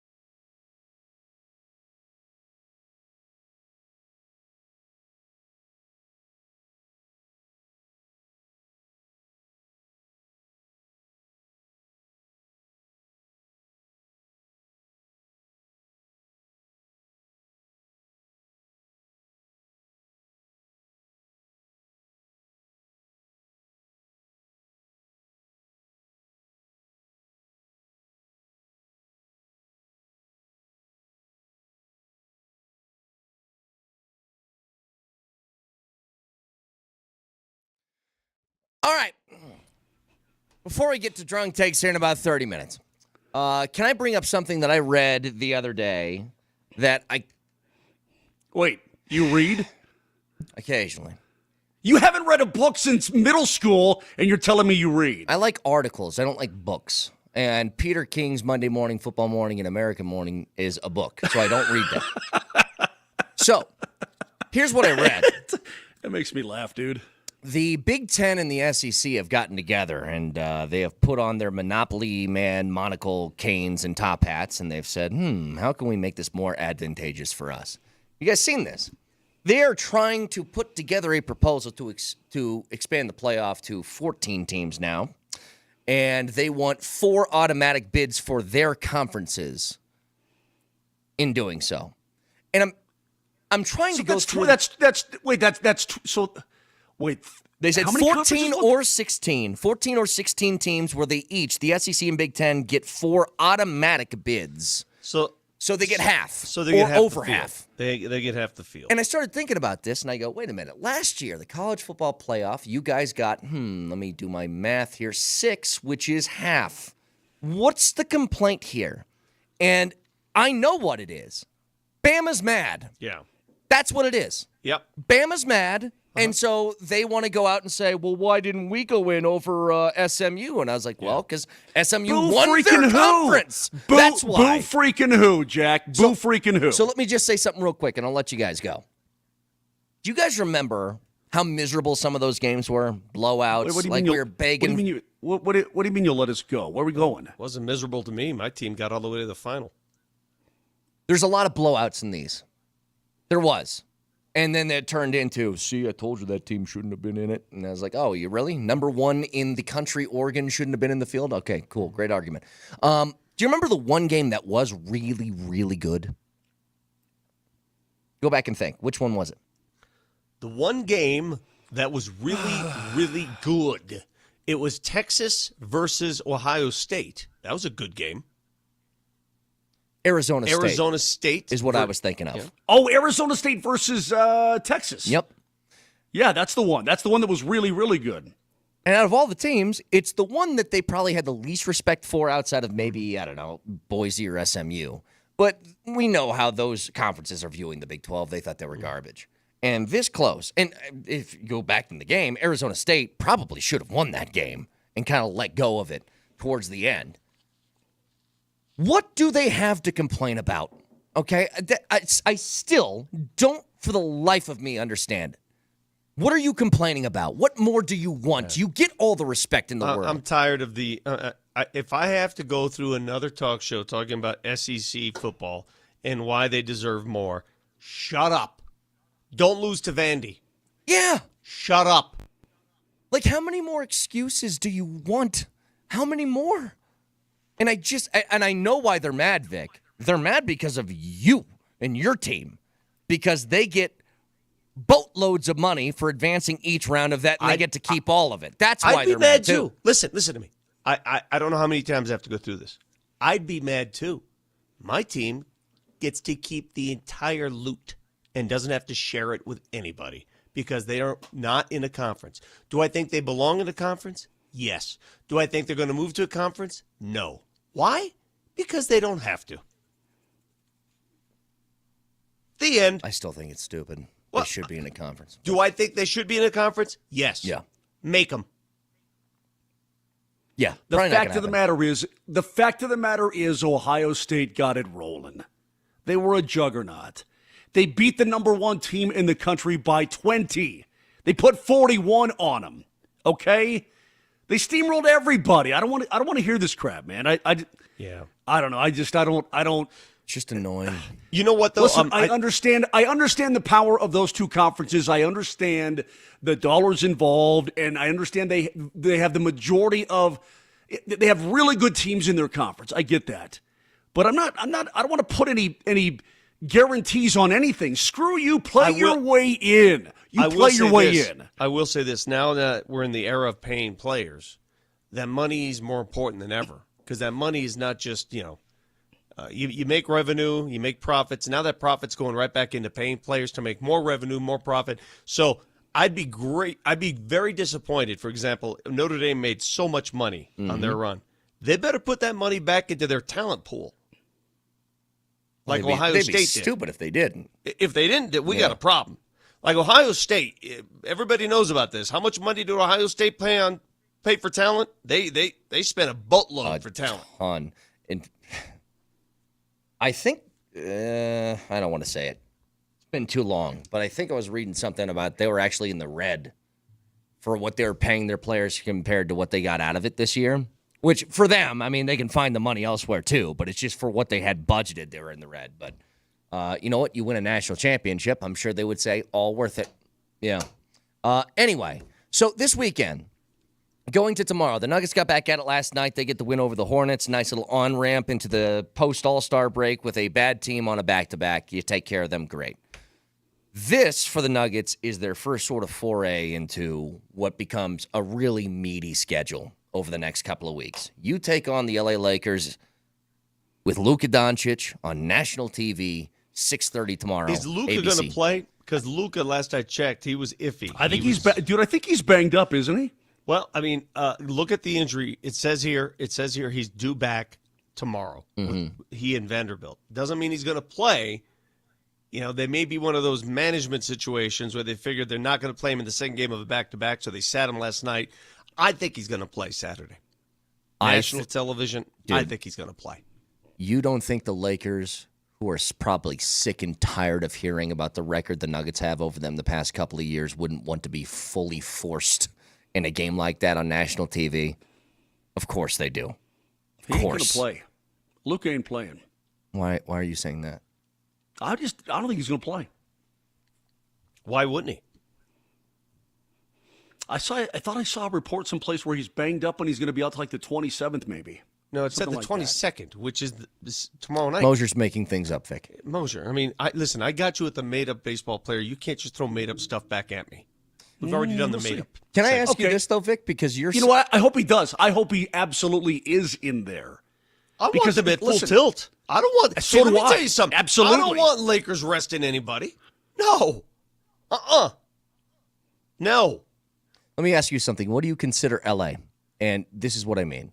You want to see the Nuggets with a marquee win this year. You want to see them have some sort of like, hey, we can put Doesn't count. I was going to say, count. like, Nuggets own the with Lakers. what Doesn't you've count. been doing to the Lakers over the past couple of years, does this game count? No, doesn't count. They we just go collect the rent from them. That's what the Lakers are. Hey, rent money's due. So if the Nuggets lose tomorrow, would you be like, that's a bad loss? Yeah. Okay. All right. How about you?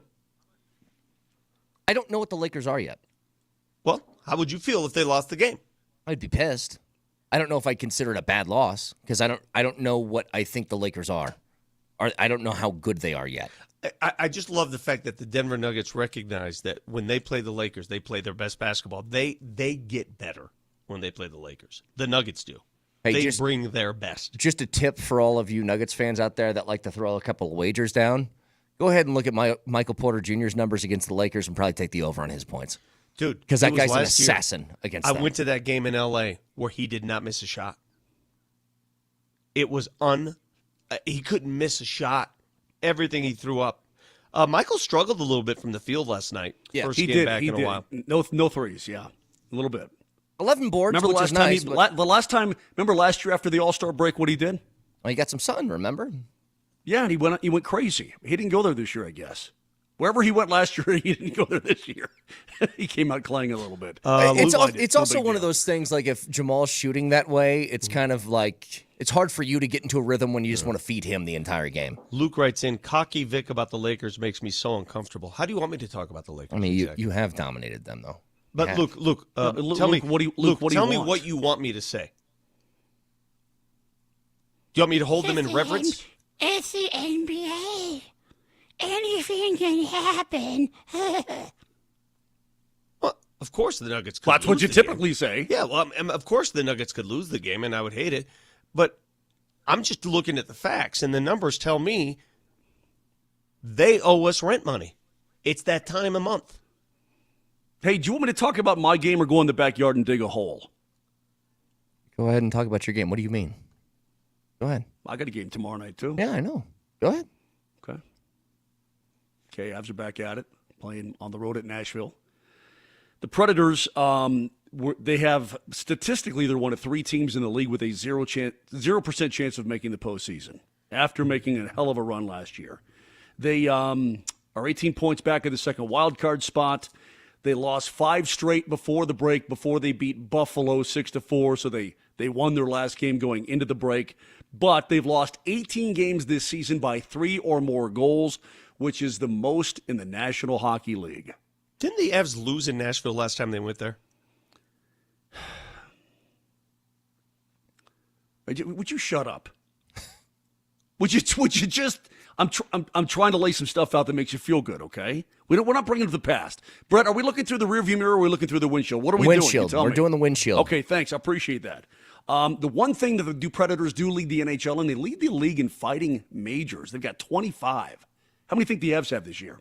Fighting majors. 7. 5. You're close. 8. They have 8 fights this year.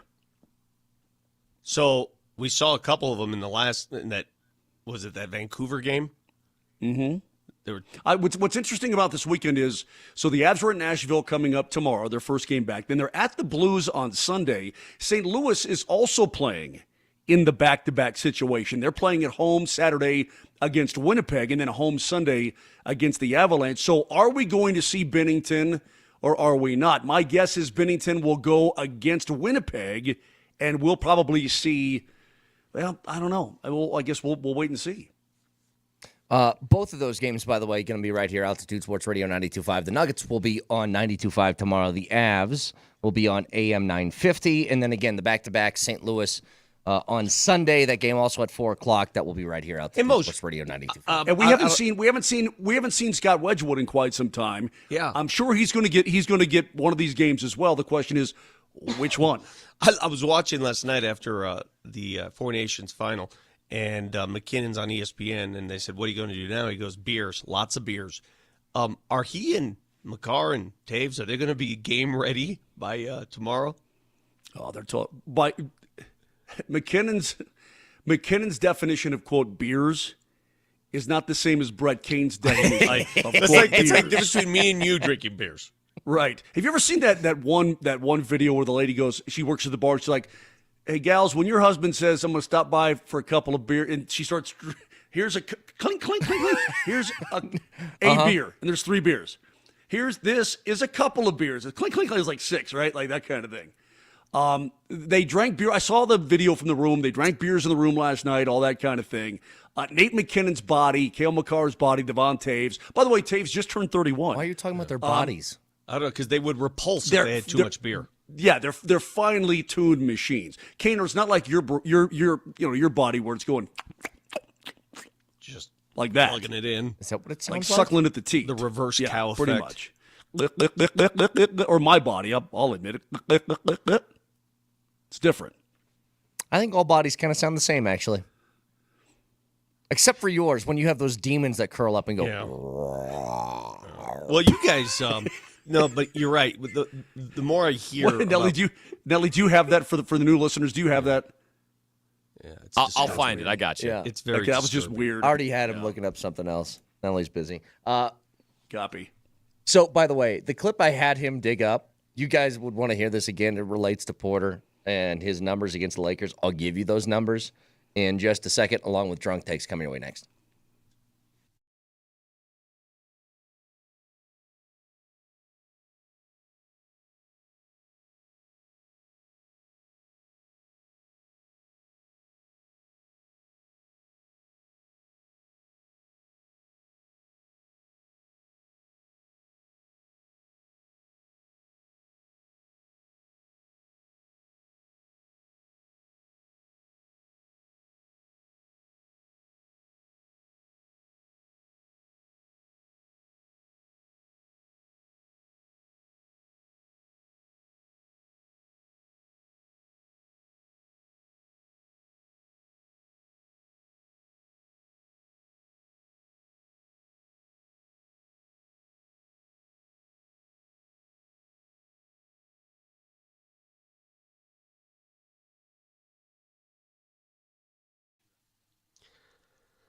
Hey, Vic Lombardi here. I can't wait to snow blow. I'm going to get out there and blow all that snow out of the way. But when I need help inside the house, when the weather is severe and the pipes start to burst, that's happened before, you got to call a trusted service like AAA Service Plumbing, Heating, and Electric. Why? Well, because they guarantee a 2-hour arrival window. There's no waiting around all day. You need somebody there, they're going to get there within 2 hours. Whether it's plumbing, HVAC, electrical, they're on time and they get the job done. So get it done right with them. Call today. Set up an appointment. AAAtoday.com. That's AAAtoday.com.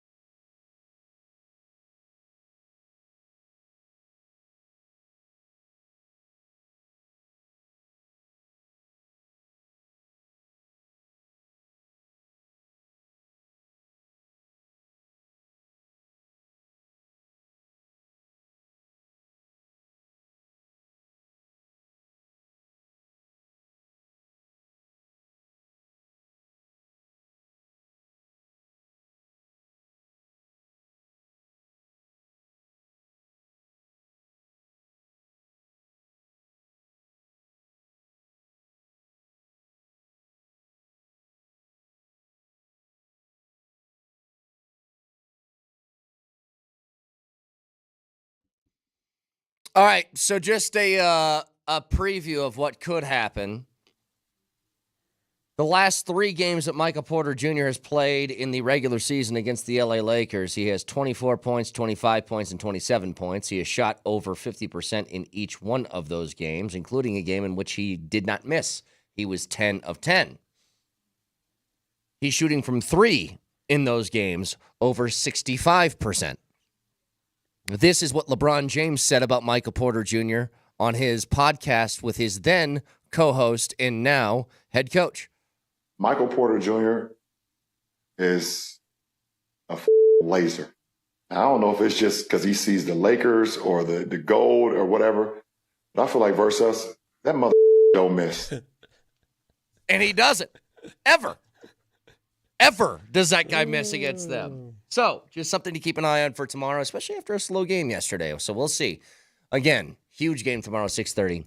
It's going to be on ABC, along with the Avs that will play at 4 o'clock against the Preds tomorrow as they start their post-Four Nations run to the Stanley Cup playoffs. I get it. Last night was all about hockey. Four Nations finale, I get it. Not as much about basketball. Tomorrow night it's going to be flipped, and I get all that. I dig. These are also important games for this Avalanche team, man. You got to. Everybody's got games in hand on you. You've played 57, which is tied for the most in the Western Conference. You need to keep on winning. Keep on keeping on here.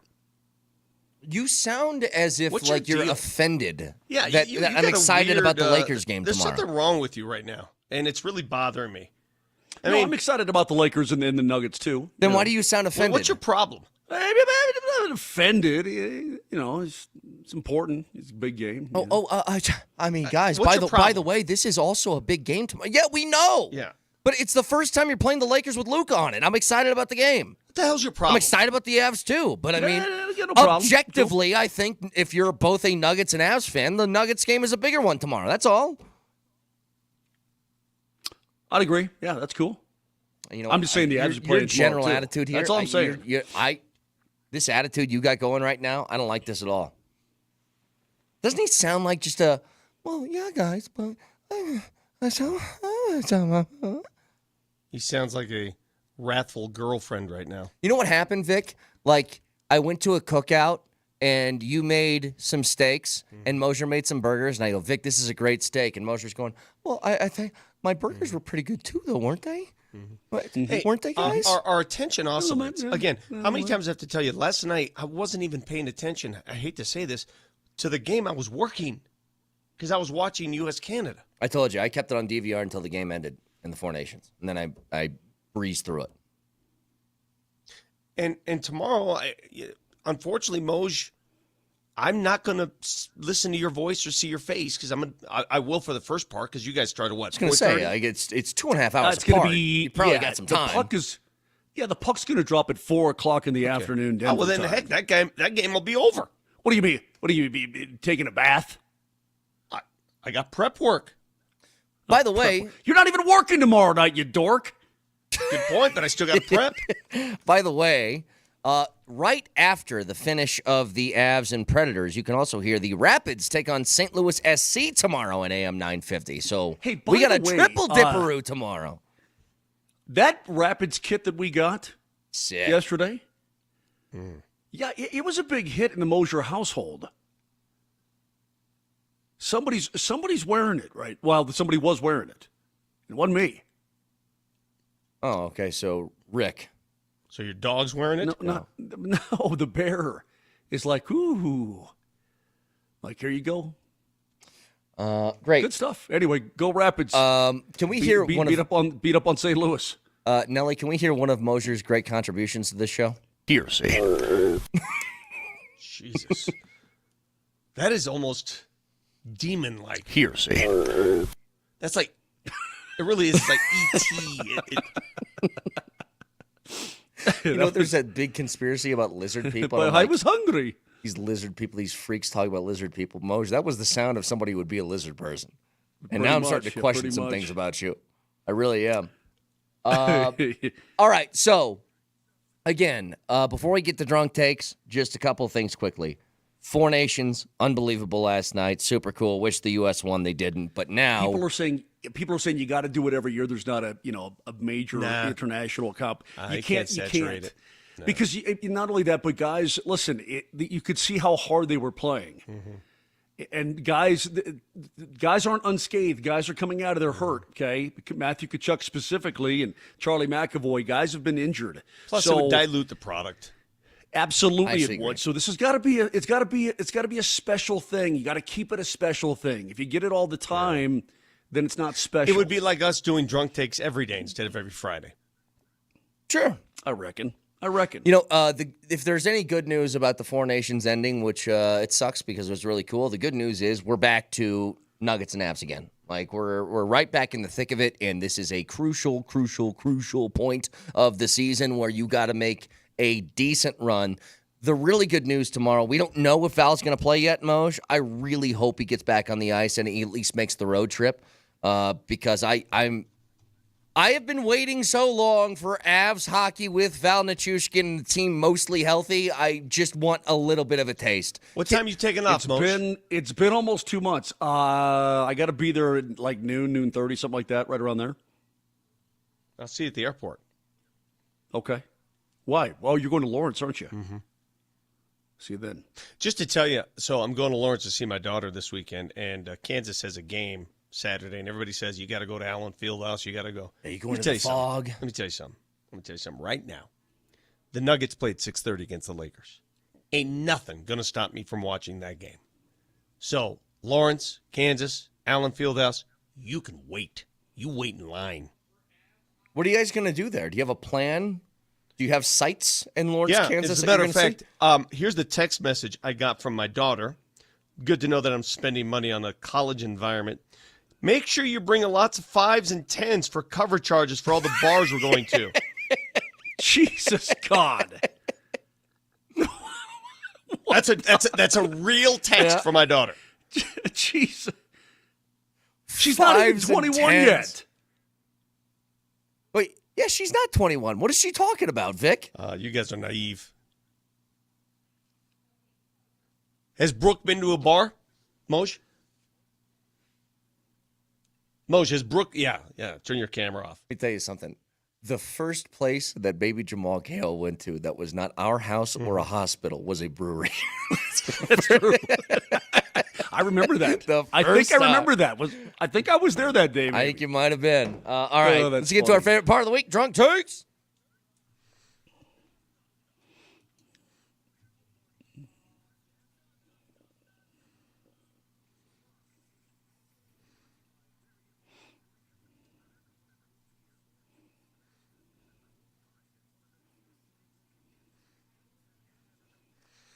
Shout out to our friends at Lariat Lodge. Great food, great beers. Go and check them out. And please be of age. What do you think this is, Lawrence, Kansas? Jeez Louise. Cincinnati, Ohio, for God's sake. All right. These are clips from throughout the week. We're slowing down to half speed. It makes it sound like we're hammered. Nelly. God, I hate the way you pronounce Bengals. Yeah. Every time. Did you say Bengals? Bengals. Just stop in my tracks. Bengals. Every time. Hold on, like walk like an Egyptian type Bengals? Yes, that's what he does. Walk like an Egyptian. Bengals. Bengals. Bang. Bang. Bengals. Chitty bang bang. Bang. Hang on. Say it one more time, and then I think I'll get it. Just one more. All right. I mean, you really do that on purpose, though. You do. What, talking about the Bengals? Yeah. What's next? It's not about running. It's about hurting yourself. Then go to the desert, find a Gila monster, and latch that son of a gun onto your testicles. If you really want to hurt yourself, you want to talk the big game, big boy? Talk the big game and get it done.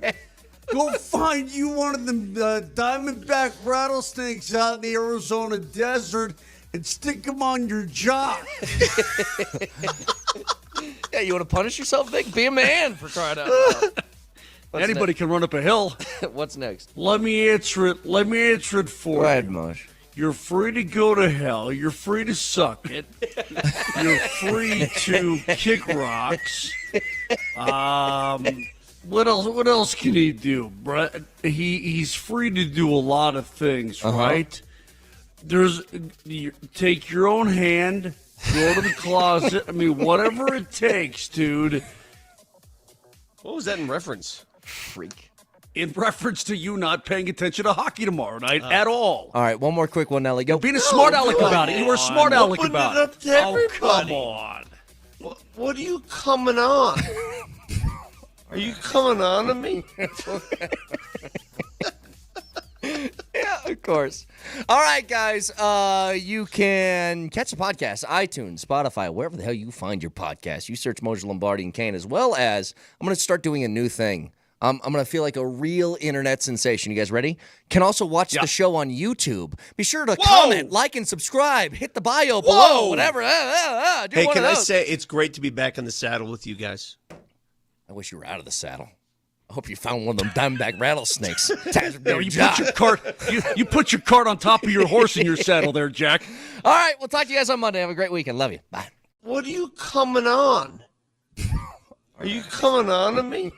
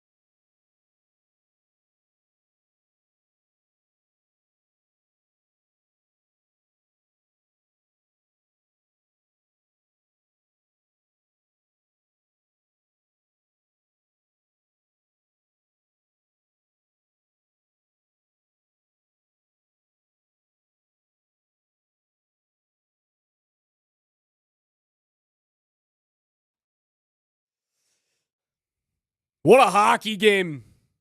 I've got good news, though, Coach. Does that mean the Raj curse is over? Does that mean that my mushing days are finally behind me? Because I nailed that prediction. No, that's the exact point, that the Raj curse is alive and well. I made you do that. And I was hoping that the Raj jinx would reverse jinx so that the Americans would win. And it didn't happen. So yeah, so it just continues to prove that anytime you do any form of prediction, even if it's spurred on by your co-host, it leads to bad things. At least if you like America. Hold on. I thought the curse. You don't get it. I thought the curse of me predicting things was that the opposite happens. No, it's that the greater population doesn't get the desired outcome. Our listeners, the people on this station. I did try and True give Americans. the listenership a way to financial success yesterday. And you nailed and that. the day before. You nailed that. Because Nathan MacKinnon was plus 750 before that game to win tournament MVP, and he was leading the tournament in goals going into the game. And that means if he scored just one and Canada wins that thing, it's his. And it was. Did Vegas miss something there? Vegas messed up. They did. That was a good catch on your part. And I have to give you some dues. You know what? I looked at this, the entirety of what happened last night and what transpired over the Four Nations face-off tournament was all positive. And it's going to start with this. The most undesirable outcome of last night's matchup was Nathan MacKinnon, Devon Taves, or Cale Makar get injured. None of it happened. All three are healthy. They're going to be joining the Abs in Nashville on Saturday. Tomorrow, correct? Everything's good. And then the other thing I look at, man, we've talked about girl math, right, on this station before. I like more Mike math or coach math. Oh, what is coach math? Well, educate me. You know, when you look at it, there were 2 games, correct, between the Americans and the Canadians in this tournament. U.S. won the total aggregate scoring. Oh, my God. 5-4. Champs. Holy silver linings. And then if you want to go champs, if you used the four-nation point system. Oh, the 3-2-1, which is what I think. The NHL should go to a 3-2-1 system. Which is beautiful. The United States in head-to-head with Canada, 4 points. 3 points in a straight regulation win plus a 1-point overtime loss. Canada, 2 points. So you were champ.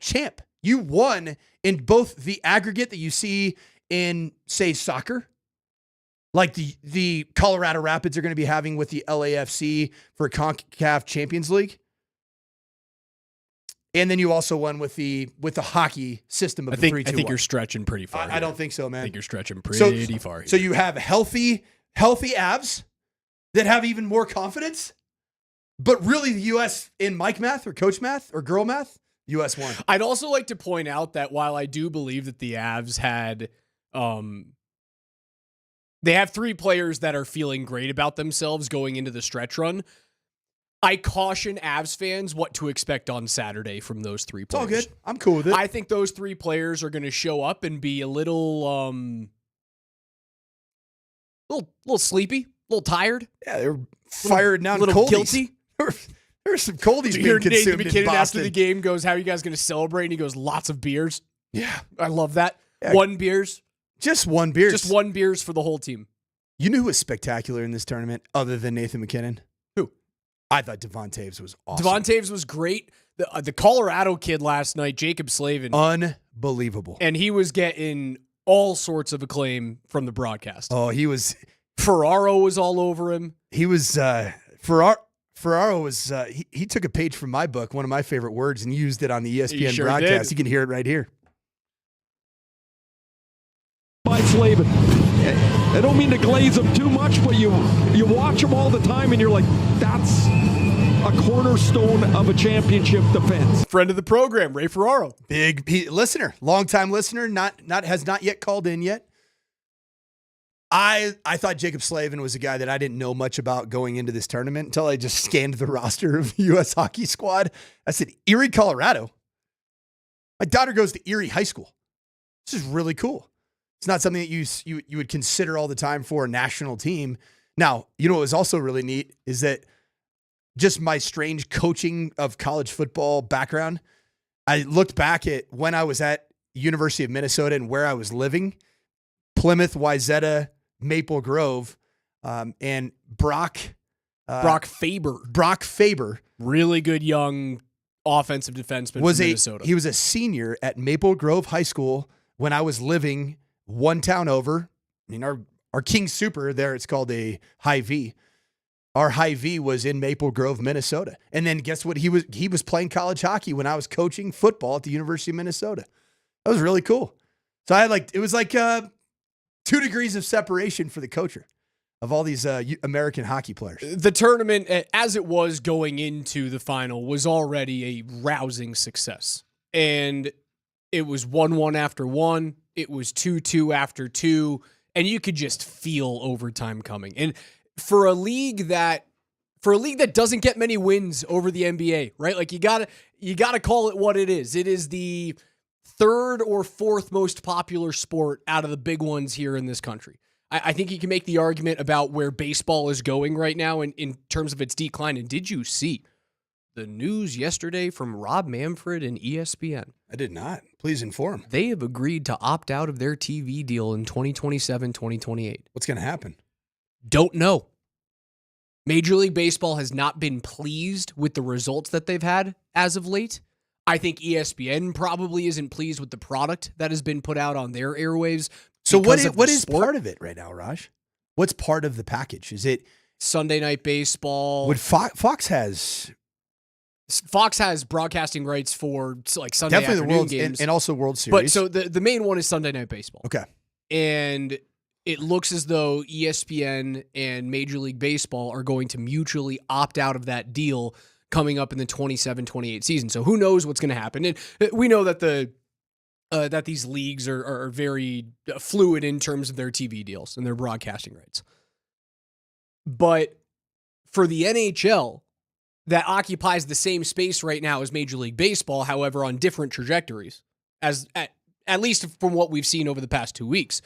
For them to get a win over basketball is, dude, it's unprecedented. And for them to play 5-on-5 continuous overtime last night, I think was a huge middle finger to the rest of the sporting world going, we're tougher. We care more. You think that the NHL used one of Sean Payton's favorite lines to just point at the NBA? 2 middle fingers. Latte. Yeah. Yeah. I think that's what the continuous OT was. Because it could have been very easy for them to just go, we're going to play 10 minutes of 3-on-3, and then we'll have an ice cut, and then we'll play 10 more minutes of 3-on-3, and someone is eventually going to score. But for them to go to the playoff format, which is the purest form of hockey for me, because everything feels like it's going in. And those 8 minutes of overtime. Did you hear Steve Levy in the at the broadcast booth? So he's at the desk, right? So after who was on the broadcast? Bob Wischusen, I believe, was the play-by-play. Am I wrong? Or was that McDonough? Yeah, Sean McDonough. Oh, my Syracuse guy. Sean McDonough, fantastic, unbelievably good play-by-play guy. And then Ferraro was down on the ice, right? As kind of the color analyst and the updates and whatnot. Yeah. Steve Levy, is he live in Denver? Because he does the Broncos preseason broadcasts. Anyway, Steve Levy's at the desk, and he said, and we're going to 5-on-5 overtime hockey, which means we're going to be here forever, which I thought was fantastic, a great line. And you know what? It didn't play out that way. It could have ended 4 different times. Matthews on the doorstep. Dude, Matthews, I can see why Toronto has some problems getting over the hump. And he is a very fun player to watch that is he's about 2 beers short of a 6-pack. He is a day late and $1 short. And you've seen that in big moments in his career, and you felt it last night in particular. Yeah, you're right. He had the opportunities, really, that Connor McDavid had. There's a difference between the two players, right? Now, I will say that Connor McDavid's opportunity, I mean, unmarked in the slot. You got to take me to the board. I can take you to the board. How in the world did that happen? What happened with the defensive rotation? I saw Fox. I saw Hughes. I think Hughes was kind of lingering, but I think Cale Makar was out of the picture shot, and he might have been there. Tell me what went wrong. Take me to the board, Raj.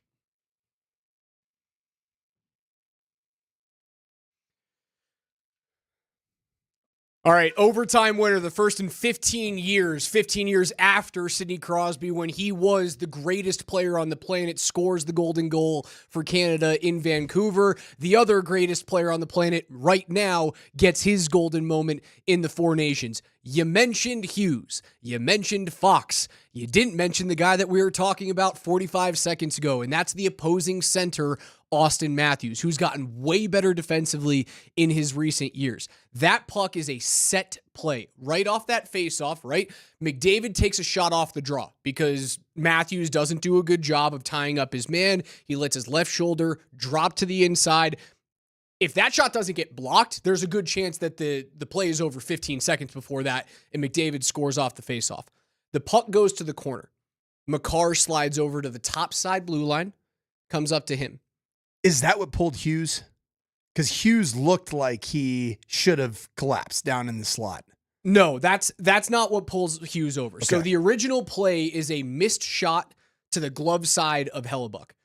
Cale Makar pinches down from the blue line over to around the board side hash mark, so on the right side of the offensive zone. Everyone is in fine position here, right? As the weak side winger, which Jack Hughes is in that situation, you want him on the defensive side of the puck inside the hash mark. So defensive side of the puck means in between you, your player, and the puck. That's where you need to be. So right on the hash. He's in the perfect spot here. Makar grabs that puck, sends it back around the boards to a waiting Mitch Marner. And Mitch Marner had one of the best games that I've ever seen him play yesterday. He was as great a facilitator as you can see. In his building too, right? No, Marner's is a Maple Leaf. In a building that hates Mitch Marner. Right, that's right. That puck gets wrapped all the way around. That puck, because it's a forward receiving that puck in the corner, is not Jack Hughes' responsibility. That's the weak side defenseman, Adam Fox. Fox is a little late getting there, but that's okay. He's in a cold area of the ice. He can stay there in the corner the whole time. He and Hughes are in perfectly fine spots. Matthews is the one that screws this up. He kind of looks at Fox. Are you going to go get him? Oh, no, I guess I'm going to go get him. And as soon as he steps, it's a set play. McDavid pops out into the high slot. He's got all the time in the world. And I think Matthews realizes it. He takes one step into the corner. He goes, oh, no. There's not many guys on the ice that you can leave open in that game, right? It's superstar central in that game. The one that you certainly can't leave open is the best player on planet Earth. The great game of football, Austin Matthews committed what we would call, as football coaches, he committed a SHART violation. A SHART violation? He was stuck between a shh and a fart, and ultimately, another big moment of Austin Matthews' career is defined by an on-the-ice SHART. It was a blown coverage, right? The puck goes back over to the corner. The weak side defenseman, that is his job to go contain the player in the far side corner with the puck. Hughes' job is to make sure that Devon Taves on now the strong side of the ice doesn't get the puck from low to high and then can snap it over to Cale. He's in a fine spot. He's above the dot line on top of the circles. And unfortunately, it's Matthews' job to get across the ice and to stay with his center on a D-zone draw. It's Austin Matthews that, unfortunately, that's the problem. That's the problem. Matthews is a great player. He's sensational. He's arguably the best shooter of the puck in the league right now. And I wonder if being in Toronto, which if you guys have heard me on Between the Pipes, I say something about the Toronto Maple Leafs, and I have for years, and I've stolen it from one of my buddies. The Toronto Maple Leafs are built to lose. And I worry that unfortunately has rubbed off on Austin Matthews. So they're the New York Mets of the NHL. I don't know if the Mets are built to lose. The Mets are just losers. They're not built to lose. They're just losers. Yeah, they spend a ton of money now to they lose. Do. Now they do. Gosh. It's a number 2. But yeah, Fox is late getting to the corner. But because the puck is in a cold area of the ice, I'm okay with him being late. If everyone else is doing their job. If Matthews stays on McDavid, you can allow Mitch Marner to hang out there, to even attack you a little bit and still have contain. It breaks down because it's Matthew. And I see Diedrich's trying to, oh, it's not only Matthew's fault. It is. It is. He blew the coverage. He left the most dangerous player on planet Earth with 10 feet of space around him. And you know what? That guy's going to score that 9 times out of 10. Sensational hockey game. We'll continue to talk about this one. Avs come back tomorrow, 4 p.m. on 9:50 a.m. Nuggets coming off of a big win, 14 points over the Charlotte Hornets. Jamal Murray stays red hot. They'll be back on the court tomorrow night, 6 p.m. on 92.5. We'll go those games back to back. We'll get into the Nuggets and break it down on the other side.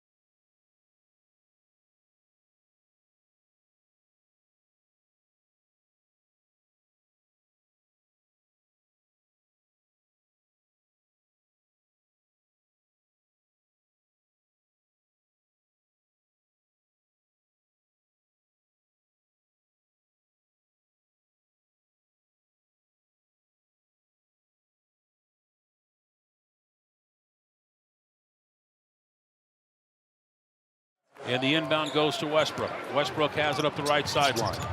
Crossover move, spin move, leans in, reverse side. Donked home by Najee on the cleanup. Nurkic has it in the paint, drives in on DJ. Jump shot is up, no good. Rebound tip won't go. Loose ball comes down on the floor and picked up by Strother. Strother for three. Yes, in transition. Big basket there. Jokic hands it off for Murray in a three. Jamal Murray! 34 in the game from him, following a 55-point performance. Denver leads it by 12 with 45 seconds to go, and this thing is over. I know it's the 14-win Hornets, man, but Jamal Murray's last 10 games has got me feeling the feels, Coach. Yeah, it's the same 14-win Hornets that just won in L.A. the night before. Am I wrong, Raj? No, you're not, but also 14-win Hornets on the second leg of a back-to-back is you should have won by 14 last night. Yeah. Did what you had to do. You did what you had to do. It got a little control. sketchy in the third quarter. You can see where these 14-win G League Hornets are a little scrappy. Yeah, if Miles Bridges gets hot from three, they can be scary. I agree. I liked seeing Yusuf Nurkic on a Denver floor for a few minutes. Yeah, I didn't watch it last night. I watched it this morning. I was at number 38 for our watch party for How was it? The Four Nations. It was packed out, man. Good times? Yeah, really good times. Saw a couple of the clips after some goals, some U.S. goals. Giving away a Gabe Landeskog jersey, so people were out there in droves, and it was a blizzard, and people were still showing up like halfway through the second. Took you forever to cross down. It took me an hour and 15 minutes to get home. So when you look at this Nuggets result, and there's something that I thought was very telling. Jamal Murray's efficiency.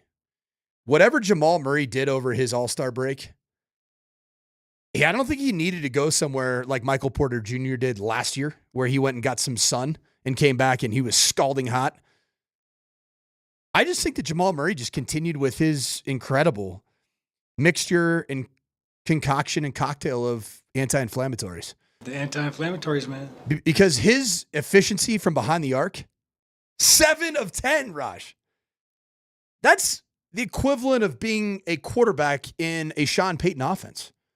They just take the little flat routes when they're open, dink and dunk, hit your snag routes, your slants, except he's your hitting, arrows. But he's doing it from behind the arc. He's doing it from behind the arc. 70%. So his last 4 games. Those are Bo Nix numbers. In a perfect Sean Payton, throw the ball at 3.3 air yards per attempt type of a thought process. Jamal's last 4 games, obviously all wins. The Nuggets now have won 9 straight as they extend their current NBA leading win streak, and they are sole owners of second place in the Western Conference. They're half game up on Memphis right now. They're a game up in the win column, and they're up there in win percentage. So as it stands right now, you get to await someone who's in the play-in. If you can hold on to this is perfect. You don't have to chase OKC, man, but hang on to that 2 seed, and I'm a happy camper. His last 4 games, 30 points in a 122-105 win at Phoenix. 52% from the floor, 67% from 3 in 38 minutes. In the 2 games against Portland, he plays 29 minutes, drops 17 on 70% from the floor, 50% from 3. He has 8 assists in that game as well. Then he drops his 55, right? Career high, one off of the season high. Joker's got 56 this year. Thought he was going to get it, just doesn't get that final 3 to drop at the end of the game. 55 points on 47% from beyond the arc, 55%. He put up a bunch of shots in 42 minutes in that game. And last night was as efficient as it gets. You mentioned 7 of 10 from 3. He shoots 67% from the field last night. 34 points, just 2 turnovers, 4 assists. He has 2 blocks in that game. How many turnovers? Just 2. Okay. All right, let's just keep that in the back of your mind as you're listening to the program. I know. As you're driving through the snow. You're now. trying. You're going to make the you're going to make the argument it's okay. Just because I say that the Russell Westbrook experience means you have to be okay with the turnovers is not me saying that I think Russ should start over Jamal Murray. That's I think that's what you're starting to insinuate. No, I don't believe that you have ever stated, nor have I on this program, that Russell Westbrook should start in place of Jamal Murray. The question, maybe at the beginning of the season, when Jamal was not the same guy. Yes. I bet you if we were to pull the tape, I probably said that. My argument was there was a time that began the upward trajectory of what is turning into Jamal Murray's best statistical regular season of his career. Did you realize that, Raj? That we are in the middle of Jamal Murray's highest average point total in the history of his NBA career. But I thought that the turning point moment was actually when Russell Westbrook was in the starting lineup with Jamal Murray, because you had another creator on the floor in addition to Nikola Jokic that could create more open looks for a Jamal Murray.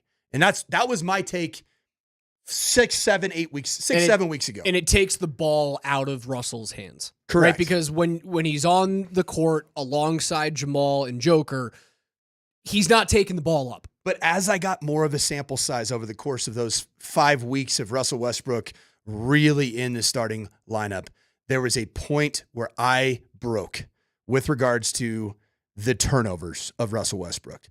And so in a segment that I am going to be upholding, and I'm announcing it here without even clearing it with you, Raj, it's called the Catches Up to You When It Catches Up to You segment. Yeah, you played the 14-win Hornets last night, but I want to look at two statistics on a consistent basis of Russell Westbrook. I want to see how many turnovers he has, and then I want to see how it impacts his plus minus. Because last night, Russell Westbrook in 26 minutes, so he was on the floor for he was the sixth most played player. Russ was not good last night. 5 turnovers. He was not good. Okay, however, this is where I say it catches up to you when it catches up to you against those elite teams that we keep talking about. And there aren't many in the NBA. And Charlotte sure as heck is not one of them. Last night, in those 5 turnovers, which led all Nuggets players, in fact, the highest turnover player last night was Nikola Jokic and Jamal Murray with 2. And then, of course, number 1 was my guy, Russell Westbrook. He had 5, but this is where the Russell Westbrook experience is okay.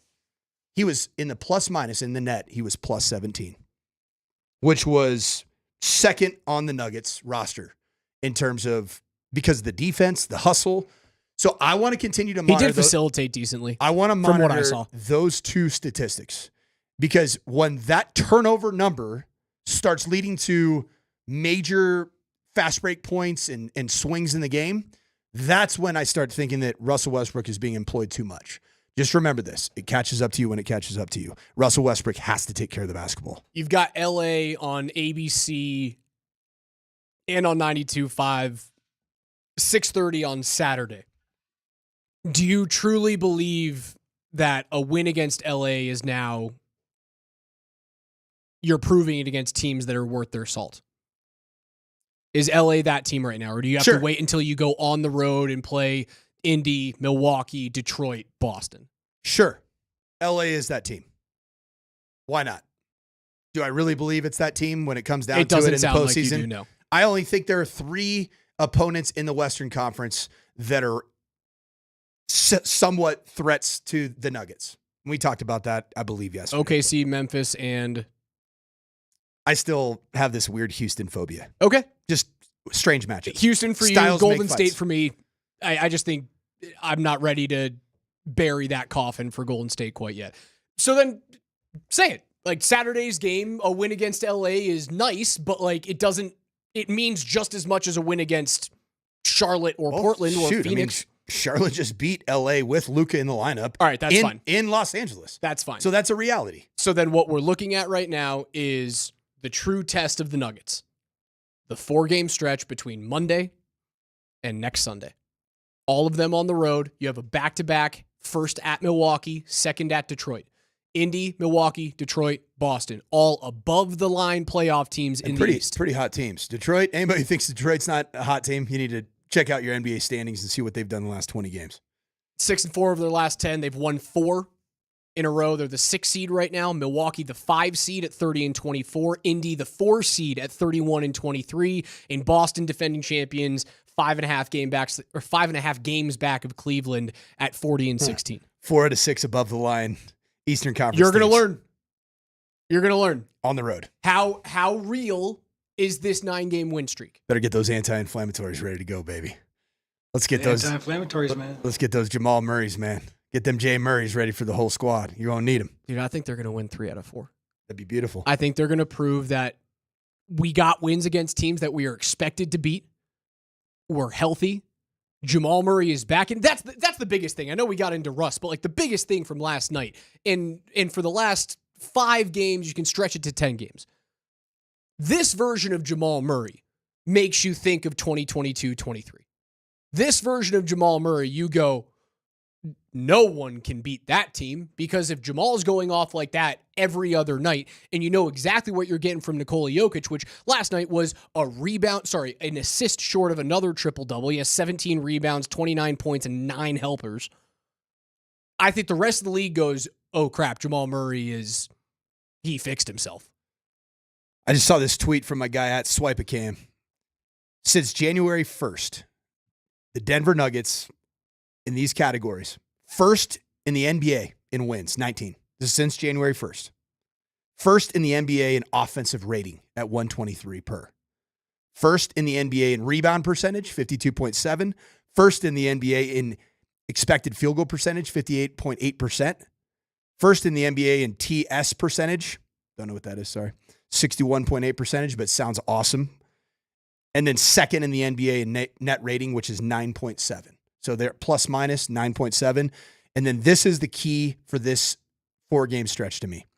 Even since January 1st, the Nuggets are 12th in the NBA in D rating at 113.3. For the remainder of this regular season and into the postseason, if the Nuggets, as hot as they are offensively, can become a top 10 defensive rated basketball team, they're going to go on a stretch of unbelievable basketball. And they will be the most feared team going into the postseason.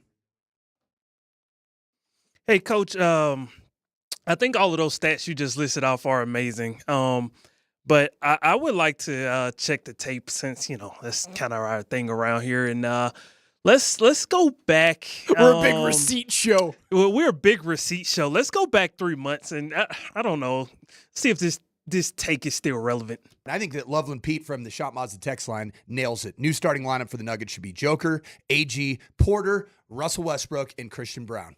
I'm in. Make him prove it to you. Make him prove it to you. I acknowledge every single night. I don't want to. If you're healthy, I don't want to you're clear, that's what I was. I don't want to argue with myself. Okay. I feel like I was yelling at me. That's the weirdest thing. I've never yelled at myself. I interrupted myself. Thank God I did.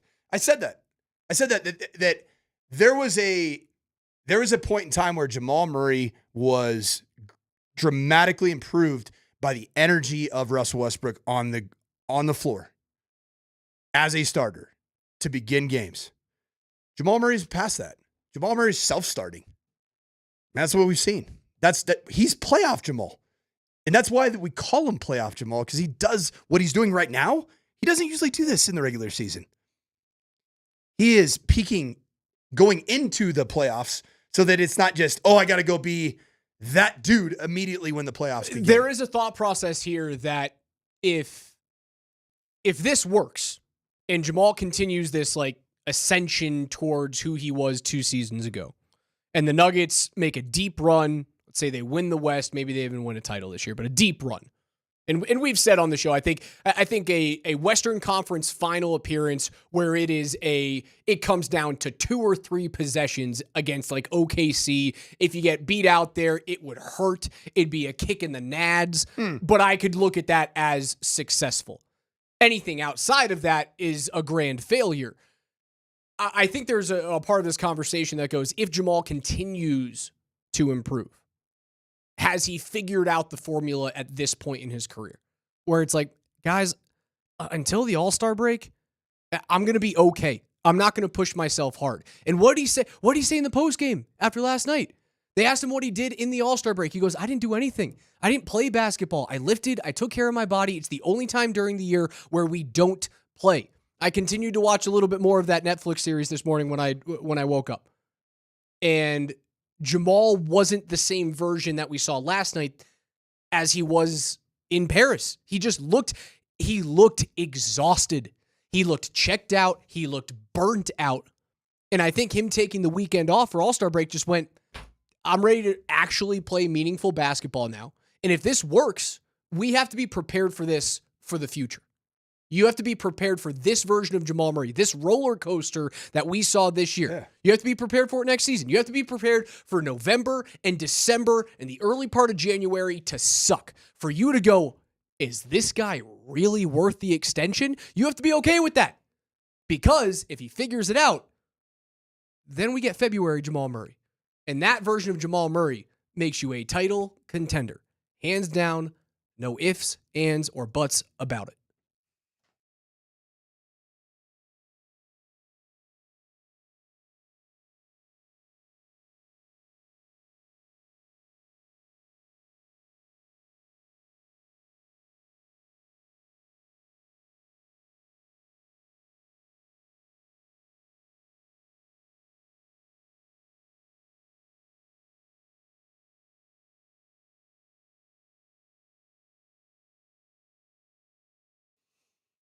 What's good, Colorado? I'll tell you what's good, and that's that fluffy white snur. 10 fresh inches over the last 24 hours up at Loveland ski area over the last 5 days. 36 inches of fresh snow. My guy KJ cannot wait to get up there to Loveland ski area and get on the Ridge Cat. And that Ridge Cat runs at Loveland Thursday to Monday, and it shuttles guests to fresh turns along the Continental Divide. Combine that with what is always the highest average snowfall in the Front Range and Summit County resorts. And I'm telling you right now, there is absolutely no better destination for powderheads like myself than Loveland ski area. Find discounted passes at skiloveland.com. This weekend's weather, 27, sunny. It's going to be beautiful up at Loveland. I'll see you up there.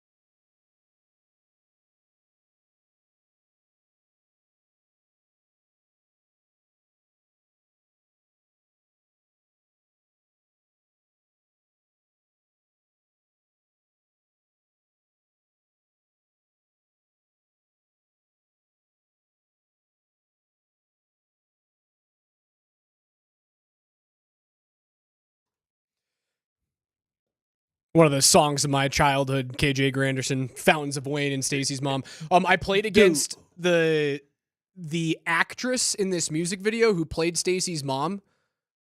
Had a son who played hockey in like California for the Junior Kings. Wait, so you played against Stacy's mom? I played against Stacy's mom's son. Yeah, that's how that works. And when we all found out, So, it's like so 14, is it 15 Stacy's grandson? No, Stacy's son. Stacy's mom's son. Stacy's brother. Oh, That's how this family tree works. Stacy's brother. hey, you know what, man? I don't know. I kind of want to. I feel like to get my sprint on like I need to try this new Serbian energy drink. Okay, so that I could talk some football. I want to talk some freaking draft, man. To tell you guys what we have in our hands right now. This is Nikola Jokic's brand new energy drink. It's called Joker, and it just has the word guarana in massive lettering across the bottom of the can. And then underneath it, no sleep. No sleep because parade. This can looks small in my hands. Could you imagine Nikola Jokic trying to drink? He'd have to drink this thing with his pinky or his index finger and his thumb. All right, Raj, let's a little litmus test. Can you wrap your entire hand and can you put your thumb? Your thumb can't cover your middle finger like it can. It touches my middle finger. Mine is eating. All my right, middle all right. finger. Quit bragging over there. Hey, enough talking about it. Let's be nice. Hey, let's pop a top right here. Oh, some guarana, no sleep. You know what it tastes like? Red Bull.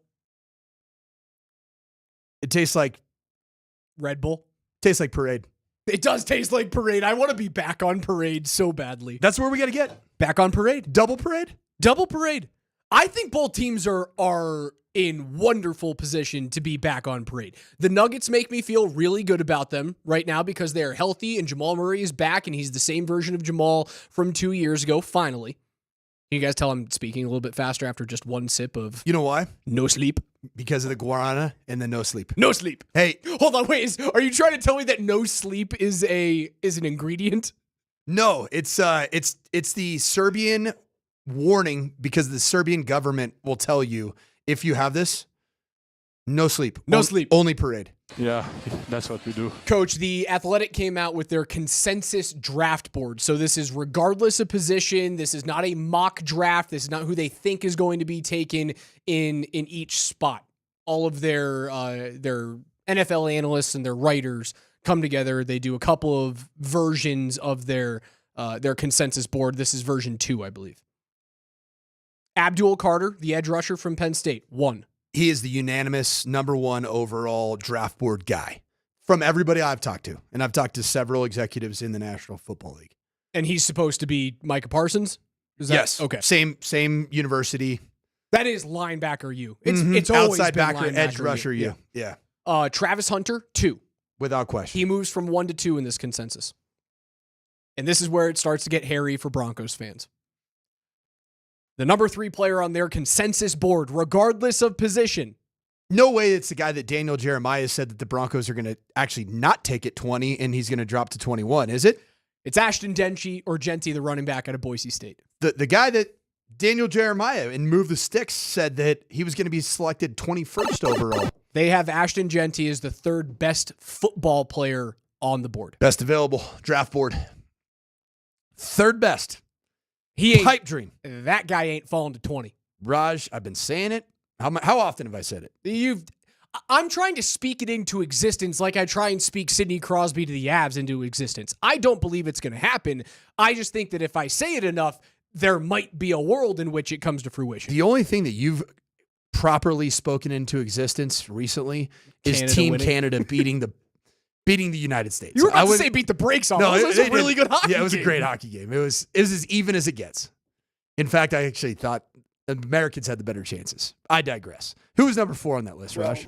Number 4 on the list is Mason Graham, the defensive tackle out of Michigan. And then number 5. It's not one of the positions of need for the Broncos, is it? It's a position of need, but I think that's something that they might try and look at maybe free agency. Yep. Maybe you can fill it there. Who's number 5? Tyler Warren, the tight end. How the heck are you going to fill? Oh, I'm sorry. Number 4, you're saying you're filling potentially. Mason Graham, you're filling it. You could fill interior defensive linemen with the free agents. There's no tight end on the market that you could fill right now for the Denver Broncos. I don't see one. I don't see one, do you? No. So Warren, the number 1 tight end, off the board at 5 if you just take best player available. So let's conservatively estimate that these top 5 players, 2 of which have been the apple, at least of the Broncos fan base eye. I'd streak up and down the city blocks if you got Ashton either one or of them. Tyler Warren. Yeah. They're both consensus top 5 draft board best available. Yes. Conservatively, neither one of them is going to drop below 15. Very conservative. That's very conservative. But let's just what would it require for the Broncos to get inside of even the top 15 to be able to draft one of those 2 players? Pick swap, future first, and then maybe another like early day 2 pick. You willing to do that? I'd say no, but then I look at where Colston Loveland is mocked. And Colston Loveland is the second best tight end, and that's a guy who he's felt tangible, right? Getting him feels tangible. It does. And this isn't, gospel. This is the Athletics' thought on who are the best players in the draft. Loveland is ranked at number 15. So if you have 2 quarterbacks that go before the Broncos select at 20, where's the he top gets moved quarterback down ranked? to 17. Top quarterback ranked is Cam Ward at 12. Okay. Shador Sanders slots in at 28. Wow. Both of those Wow. guys are likely gone before the Broncos select at 20. So Shador's going 6 overall to the Raiders. there you go. You heard it here first, Raj. And Cam is You know off what? the board Hold on. before the first 5. Let me have a little bit more no sleep guarana here. The Joker Serbian energy drink. The more I drink it, the more it tastes like it should be a daily drink for me. But that's a lot of caffeine. It's also a lot of calories. Oh, no, is it? Raj, It's it has 110 calories. What are you talking? It's not that bad. 25 grams of sugar. That's a lot of sugar, but it's not a lot of calories. Includes That is so 20 much sugar. Includes 25 grams of added sugars. The crash is going to be Joker, what are you something. doing to us, man? I'm sweating. What's going on? I know. I feel jittery. I feel tingly. What else do we have? I used to take the 5-hour energy shots that you can get at the. I've never had one of those in my life. I used to take it when I was playing when I was like 16 or 17, and I started taking a bunch of penalties after I took them because I was just too freaking amped up, and I couldn't. You already are pretty amped up. I am. I'm a naturally energetic person. I love when you come in and you're kind of just mad about something, and you're just like You're trying to figure out what Raj is pissed off about. and the time you slammed your headphones, very nice Beats headphones. What? Just Do you wrecked guys those. remember what happened there? Something happened, and it was the microphone. The microphone microphone just pissed you off. It was like flopping around and you couldn't get it, and so you pulled off your headphones. Beats by Dr. Dre.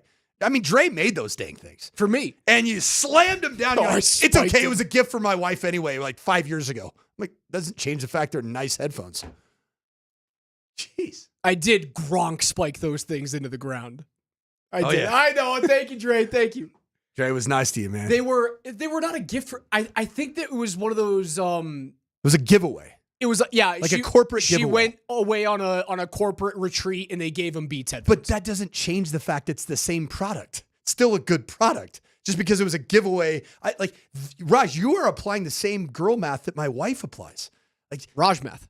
Yes, which means it isn't worth $300. Girl math applies to shopping. Mike math applies to international. applies to losing. No, not true. No, hold on. International hockey. Mike only. math applies to losing, and Raj math applies to destruction of property. Yep, material possessions and destruction. 303-504-0925 is where you guys can reach us. NFL Notes coming up at 11:15.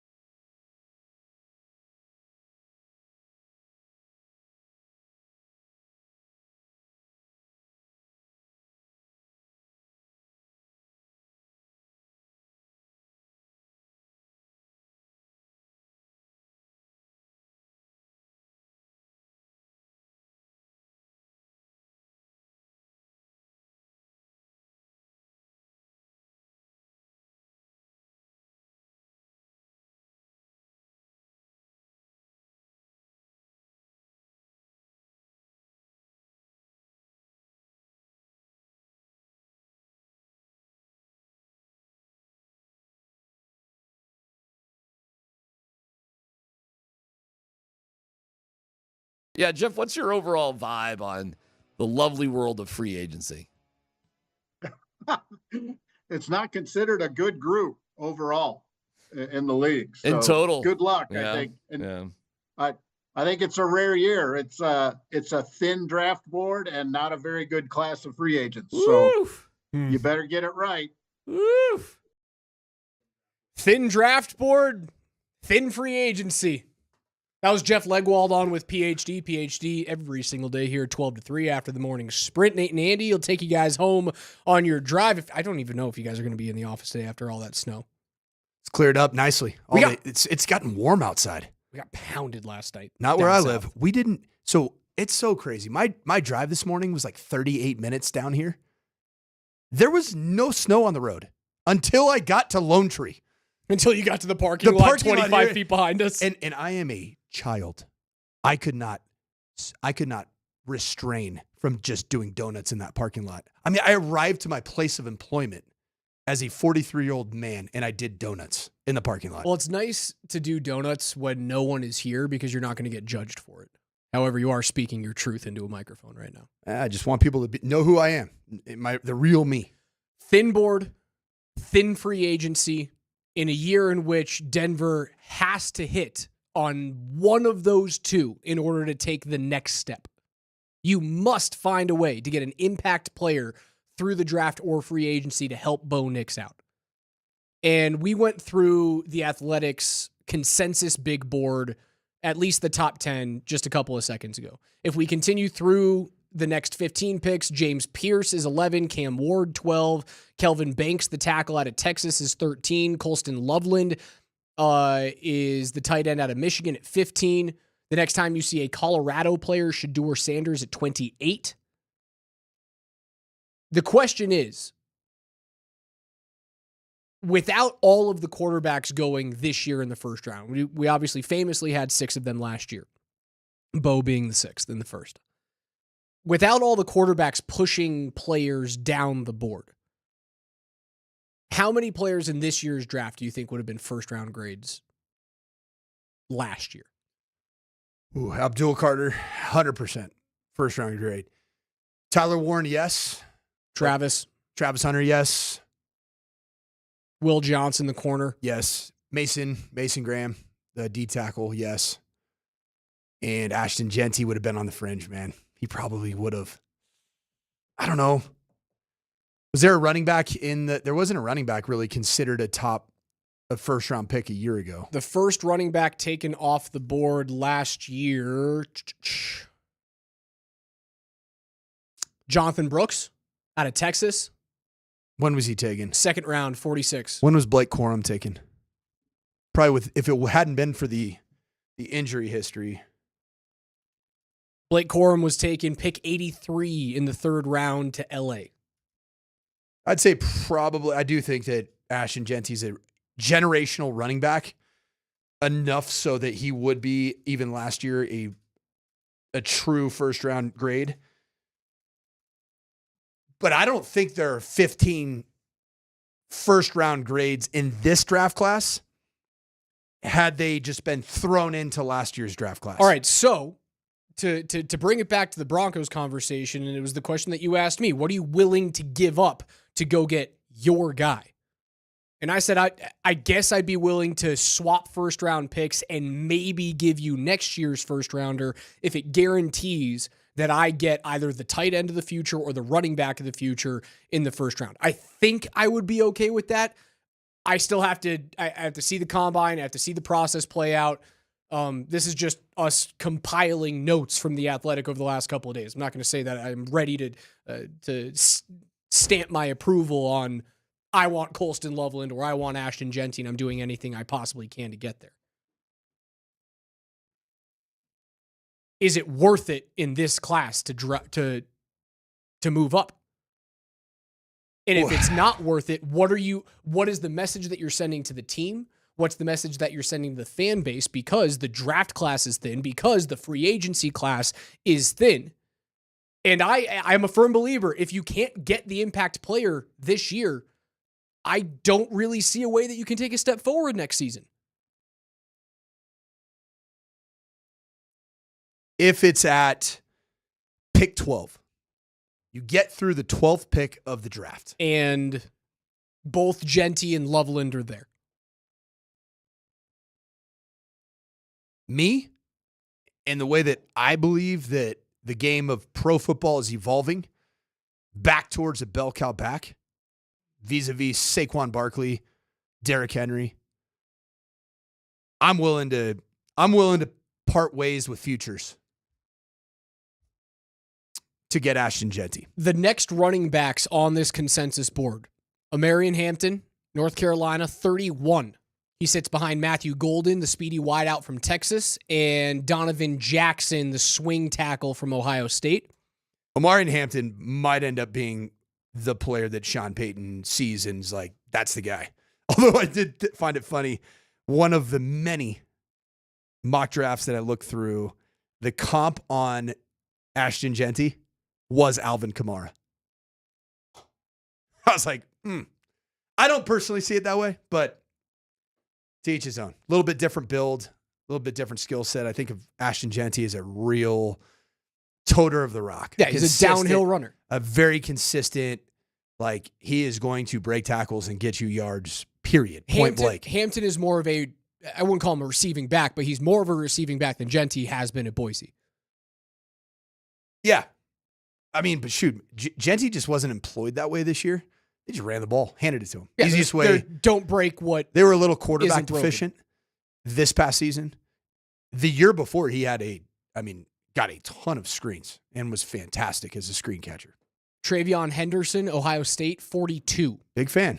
If you can get him in, like, say you end up going receiver, tight end in the first 2 rounds, and he's available in the 3rd round. Oh, yeah. Quinshawn Judkins, 3 after Henderson at 45. And then Caleb Johnson, the running back out of Iowa, is at 55. I don't see him as a system fit for Sean Payton. The only 2 running backs left in this top 100, Cam Skadbu at 88. Fun. And who's the kid out of Tennessee? Sampson? Is that his last name? Dylan Sampson. Slappy? Swami? Silly? Dylan Sampson. I was way off. Samsonite. I don't know if I can talk myself into trading up right now. I can't. I can. No, you get to pick 12, and for some reason, Tyler Warren's available. Mm-hmm. Yep. You do it. How close to Brock Bowers do you think he is? Different.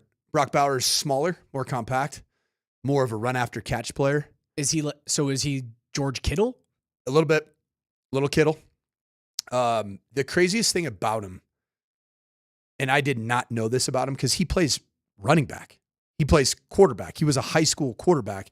And weren't all of these guys high school quarterbacks though? This guy was like a real wildcat, almost Tim Tebow type of quarterback. Yeah, but the wildest get the ball into that dude's hands. Right, he's the best player in the state. But the difference of the body type of Tyler Warren that I had no clue until I was physically on the field at what's State Farm Stadium in Phoenix before the Fiesta Bowl. And I'm on the sideline and I'm like, oh, Tyler Warren's 6'6" and he can bend as a running back like that. And you run counter and power with this guy as a runner. There are very few humans that can bend at 6'6" and drop their weight and be a plus carrier of the football. Now, Brock Bowers, explosive, like accelerator. The receiving acumen off the charts. Tough dude. Tyler Warren is just the ultimate jack of all trades, and he is the master of several because he can block. He's got great catch radius. I would argue that he has even better catch radius than Brock Bowers. Brock Bowers, what made him different is sure-handed, catches everything, understands zone coverages, can create separation against man coverage, but man, it's his ability to get the ball in his hands and to break tackles, almost like he's the receiving tight end equivalent of Ashton Genty as a runner of the football. Always going to break tackles. And it proved out in the NFL. What you saw at Georgia against SEC talent proved out in the NFL. There isn't a guy like that in free agency.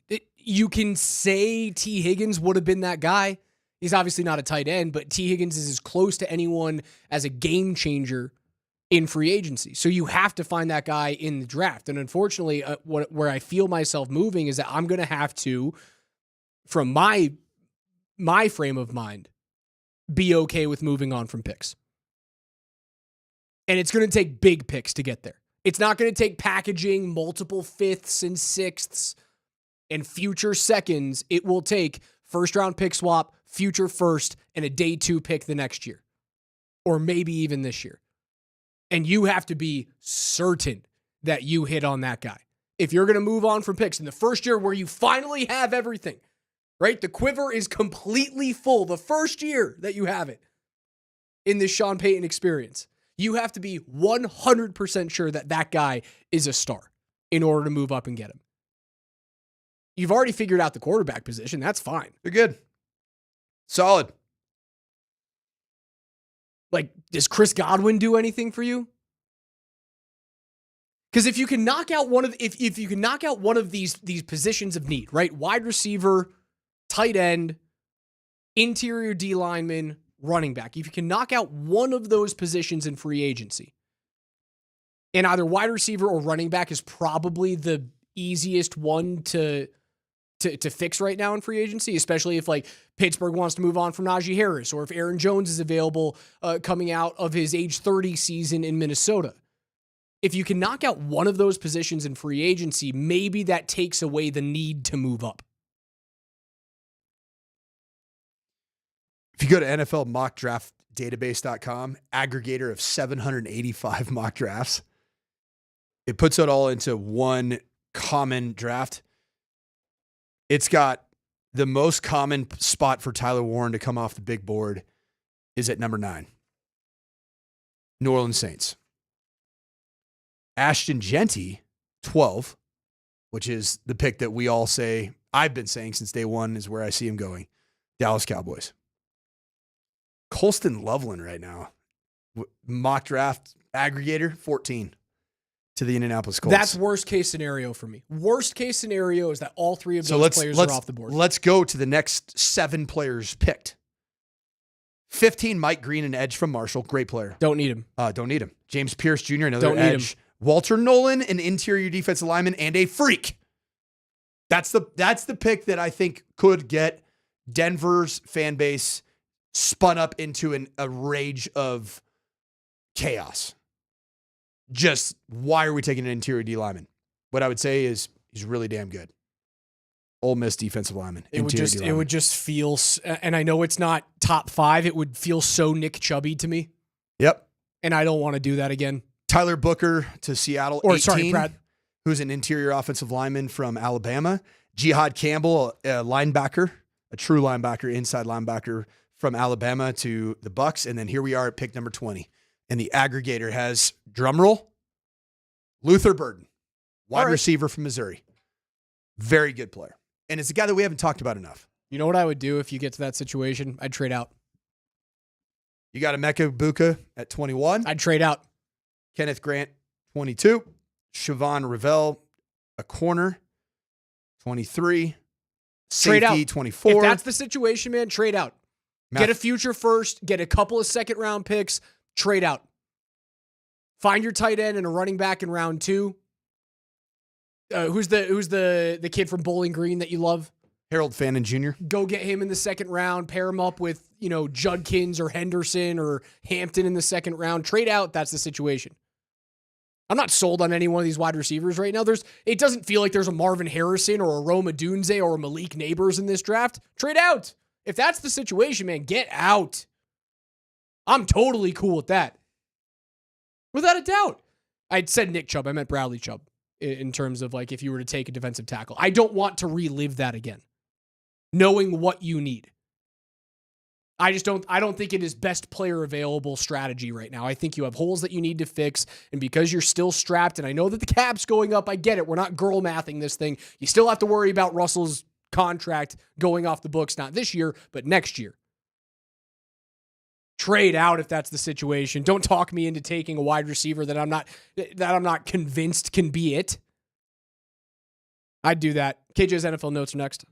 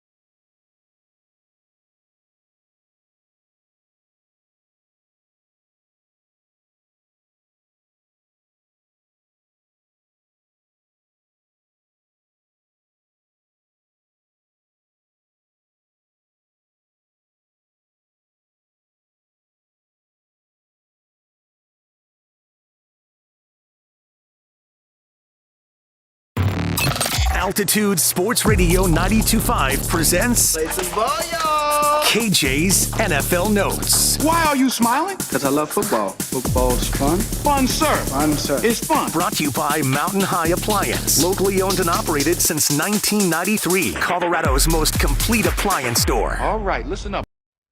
It's the morning sprint with Raj and Coach every day here at 11:20. We go through the biggest stories in the National Football League with KJ's NFL Notes. Mr. Granderson, take it away. Daniel Jeremiah had his annual NFL Combine Conference call on Thursday. One of the questions asked was, where do the Broncos go regarding a joker running back if they can't get their guy in the first round? Here's Daniel explaining where they go. If I'm going to go running backs and they are picking at 51 and 85, so if I'm just looking at some running backs that I think are mismatch type players, Jaden Blue in the pass game out of Texas, like he's a legit 4-3 guy, and they use him on a bunch of different ways in the pass game. You know, angle routes, he can snap guys off, he can run up the seam, even just getting him the ball in the flat with his speed, he's a weapon. So that one, to me, I don't think you'd have to take him in the second. I think you could, get him in the third round. But that was one when I was thinking about, how they would use guys. That was one that definitely popped into my head from the running back position. RJ Harvey's another one out of Central Florida who's, compact. He's, he's under 5'8", he's 207 pounds. But when I watched him, I was like, okay, who does he remind me of? And this guy's like a mix of Devontae Freeman and Tariq Cohen. Like he's that type of just fast, low to the ground, shifty, is just going to be a nightmare. And they use him on wheel routes. They get him the ball in the pass game as well. So I thought him, those are kind of outside the second round, some fun mismatch type players. Coach, when you're looking for diamond in the rough type of running backs, what are a few traits that stand out to you that go, he could be special? Make you miss type prospects. And Jaden Blue, I do like that one from Daniel Jeremiah. The if you're a CSU Ram and you watch that opening game against Texas, you understand what Jaden Blue is capable of doing. That dude is a baller. Now, on the flip side, he brought up RJ Harvey. Rewind to the moment where you watched the University of Colorado, the Buffs, Coach Prime, his return to this great state of Florida, playing against UCF, and what was a very hyped game. And we were told that RJ Harvey is this unbelievably elite back. Boy, he didn't look like that. 16 carries, 77 yards. And I think he had one explosive play, and outside of that, he got bottled up. His pretty long good. was 13. Okay. So yeah, it wasn't much. Jaden Blue, that'd be a good value pick. I mean, the guy that I trust film. With the running back position, I don't put too much stock into the actual combine. I mean, I was watching the combine last year in person, and I'm sitting there like, I don't know, man. These guys all change direction well, and they jump over bags fine. But how do you play when the game is on and you have to make somebody miss, or you got to run through another human soul to get the first down? I think that Devin Neal is a player that we all saw here, at least in the Colorado market. Ended the season.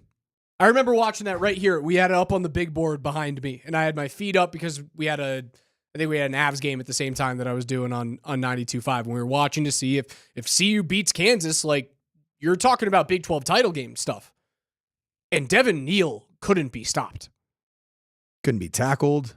He did stuff in the pass game. I liked him. I think he's a very good value pick. I can't get him out of my head, and I call that recency bias because we watched him against the Buffs, but I think that Jaden Blue would be really good value. I think you can get good value if Ashton Jeanty isn't tenable around, say, 14 to 15, and you can move 5 to 6 spots to get him. Then I do think you're patient and wait till the second or third round. I think more the third round, Raj. Like I like this class of running backs. It's actually one of the few things I like in this draft. KJ, what's next? I don't mean to glaze them too much. Daniel Jeremiah was also asked about during the conference call, where would Shedeur Sanders and Cam Ward stack up if they were drafted in 2024? And DJ kind of made it known he's not as high on Shedeur Sanders as others may be. When you look at this group compared to last year, I just pull up my list from last year. I had Cam Ward with the same grade as Bo Nix. So that would put him behind those top 4 for me. So he'd be, kind of in that fifth range.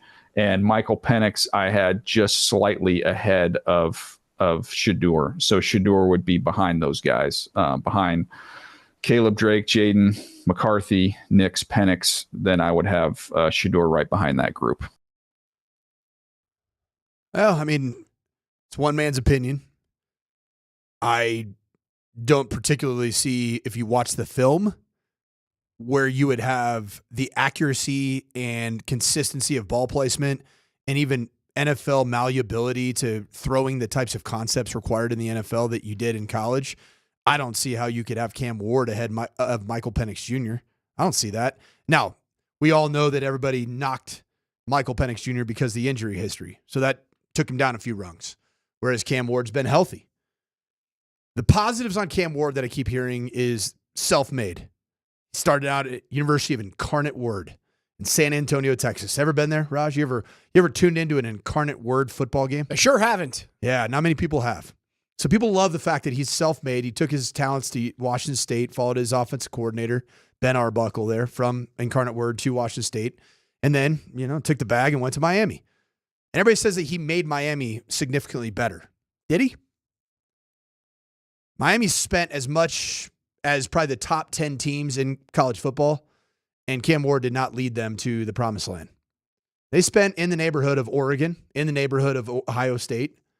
They spent big bags. It does feel as though that Cam Ward was the reason why they were relevant the whole season, because that defense couldn't stop a thing. And Cam just had to outscore that team's problems. He also had some moments where, just like Austin Matthews last night, in front of the net with an opportunity, and he spit the bit. I can't believe he didn't score that in overtime. Man. Do you remember your alma mater against Cam Ward and the Miami Hurricanes this year? Syracuse. Talk about a quarterback that I think teams should. Oh, I agree with you. A late round flyer on Kyle McCord. Okay, so I'm going to tell you, this is the total squirrel moment, but we're still talking draft. The 2 big risers right now, the number 1 big riser, this is intel from a high-ranking NFL personnel person. Okay. Tyler Shuck of University of Louisville is a fringe top 3 guy in this draft class for the quarterback position, but a lot of people don't want to admit that they look at him similar to Bo Nix because his makeup is so good. He's very accurate. He started out, I believe, at Oregon, then went to Texas Tech, and then ended up at Louisville. Tyler Shuck, who's I think 25 years old, I recruited him at Notre Dame like a decade ago when he was a freshman or sophomore, came to camp. Tyler Shuck's a guy, and then Kyle McCord is the other one that is shooting up people's draft boards. And you could probably get those guys later on, right? 4, 5, 6 round. Because if you look at and continue to compare it to last year's quarterbacks, if those 2 guys, Shedeur and Cam, were going to be around Bo and Michael Penix Jr., do you guys remember who the next quarterback taken off the board was last year? We had 6 first-round quarterbacks. The next guy that came off the board was pick 150. The 5th rounder to New Orleans, Spencer Rattler. That was the next quarterback off the board. So the thought process is, if those 2 things stay constant, you could find a way to get one of those guys in the building if you lose Stidham and if you lose Zach Wilson. I think it's probably a good idea to take one just to have a younger, cost-controllable quarterback room. You save some money by moving on from the Stidham contract. Kyle McCord would be a good fit with Sean Payton. And the other thing that I heard from talking to some people over the last couple of weeks about Sean Payton and what made Bo Nix such a high value and high priority pick for the Broncos last year is fit. Fit of personality with what I would consider to be a bit of a demanding old school head coach. Think Bill Parcells. A throwback quarterback too. A little bit less sensitive, a little bit less defensive. You think the rest of the guys in last year's draft are all defensive quarterbacks? They were treated with flowery, very millennial quarterback kid gloves. See Lincoln Riley. Lincoln Riley, a little bit different the way he treats his quarterbacks and handles them than, say, Sean Payton is. What about Jaden Daniels? Jaden Daniels was the one that I had heard high value across the board in terms of anything that you put on him, intellectually, he can handle. Drake May. And he was like kind of a good old boy. This is what I heard, like, aw shucks, a little bit of an aw shucks guy. Can you really get in there and penetrate whatever walls may be up to get him to understand the complexities? Because he had an old school ball coach. Like Mac Brown is old school. Yeah, but Mac Brown's a good old boy, man. He's old school in age, but he's not. He's old. School. He's not jumping inside of your veins when you throw, the wrong read on third down like Nick Saban does, or Kirby Smart does. And that's Sean Payton loves those types of guys. Drew Brees was that guy, coached by Joe Tiller, hardcore old school ball coach, man. So I think that the value of that position, it's going to be about nurture for both Cam Ward and Shedeur Sanders.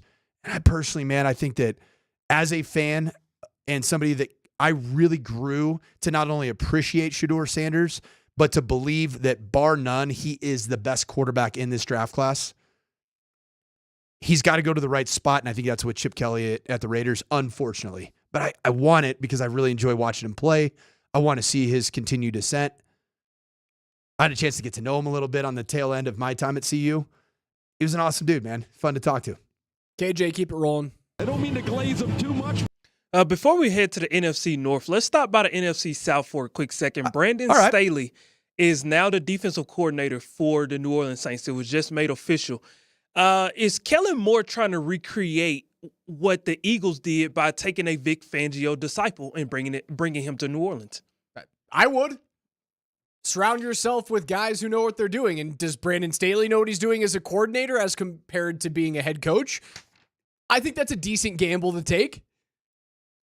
You have to surround yourself and insulate yourself with guys that you know and guys that you know can be successful alongside you. Right? That's got to be the way to build staffs. You've built staffs before. Right. So Kellen Moore, as the head coach, is just flipping offensive coordinator and defensive coordinator and head coach titles with Brandon Staley. What happened last time they were together? At the Chargers. Both got fired. With Justin Herbert and Mike Williams. Do you not believe in Kellen Moore? I love Kellen Moore. I was going to say, he's a Boise State guy. He's my old neighbor.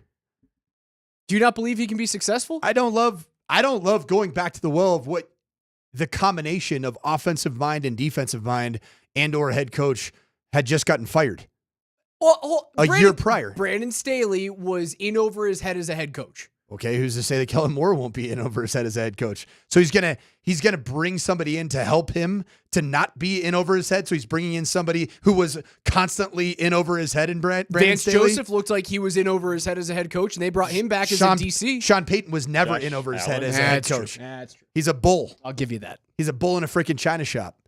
I worry a little bit about familiarity helps younger coaches. But I love Kellen Moore.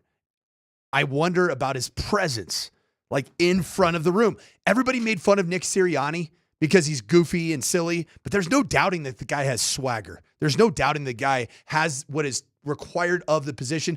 When we're out at Broncos training camp, there is no doubting Sean Payton's presence. Yeah, he's the guy. Are you going to go to a New Orleans Saints training camp practice and you're going to see Kellen Moore and say, that's the guy? You tell me. You know him better than I do. When you went to Broncos practices when Vance Joseph was the head coach, did you say, that's the guy? You didn't. I can promise you didn't. He was I don't know about that. He was hired as the leader of men. Like he was it's hired not about it's not about what the organization asked you to do. It's about, do you command that immediately? Vance felt way closer to that than Vic Fangio ever did. Way closer. Did Nathaniel Hackett make you feel that at all? Never. Not for a second. Sean McVay. You know it. And some of it is narcissism. Some of it is ego. You bet. It's called being an alpha. And I think that's a big deal when you look at NFL head coaches at any level. Like, was I a true alpha at 33 years old? I don't think so. Have I built up enough experience and enough callous to become an alpha at this stage of my life? You bet. You heard it here, Coach, turning his back on his own. You hate to see it. Let's just not make that into a Boise State Broncos side. I never thought I'd see the day. One more, KJ. I don't mean to glaze him too much. Earlier this morning, don't get up. We're going from Boise State to my old buddy Jordan Love. Yes, sir. Oh no. Damian Woody and Jeff Darlington discussed the faith or lack thereof in Jordan Love being able to get the Green Bay Packers over the hump like Jalen Hurts did for the Philadelphia Eagles. But I do think Bill brought up a point. The proof is in the pudding. The fact that in the way in which the volume in which they ran the football and the contract that they paid Jordan Love, I think the Green Bay Packers have some reservation if he's ready right now to be the franchise guy. Darlington, what do you think?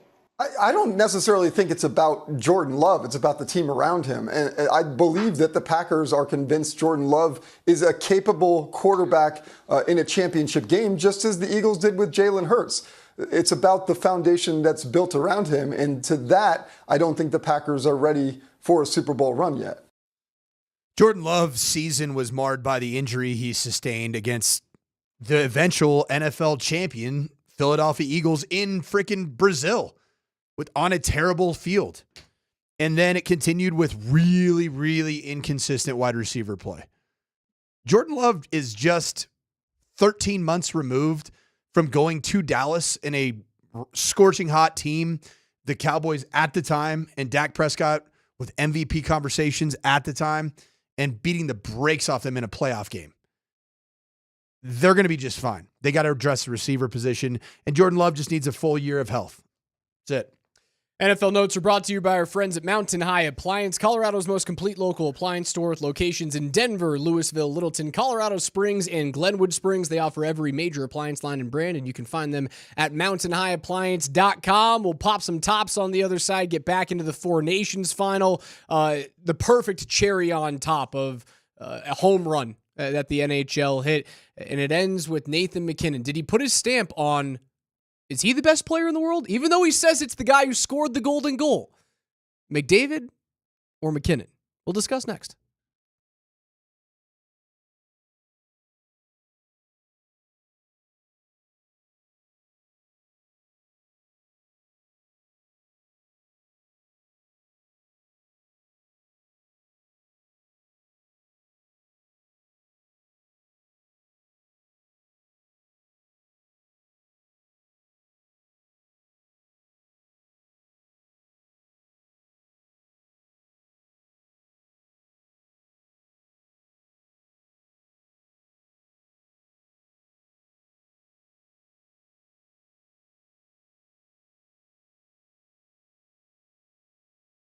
Hey, Colorado, you can feel that spring break is upon us. Your March travel plans may not yet be set. If you're like me and you're a procrastinator with regards to your travel plans, you can just get in your car and get a 10-hour drive. I'm going to be doing that with the family on the way down to California. We're going to stop and stay at Circa Las Vegas. I'm going to stay there with the wife and drop the kids off with mom and dad there in Vegas. And Circa Las Vegas is the place to go to consume sports. And with the Masters coming up, with March Hoops coming up, Circa Las Vegas is an incredible spot to be able to watch all of the games. The largest sports book in the entire world and the largest outdoor television jumbotron at a pool at Stadium Swim. You've got to check it out.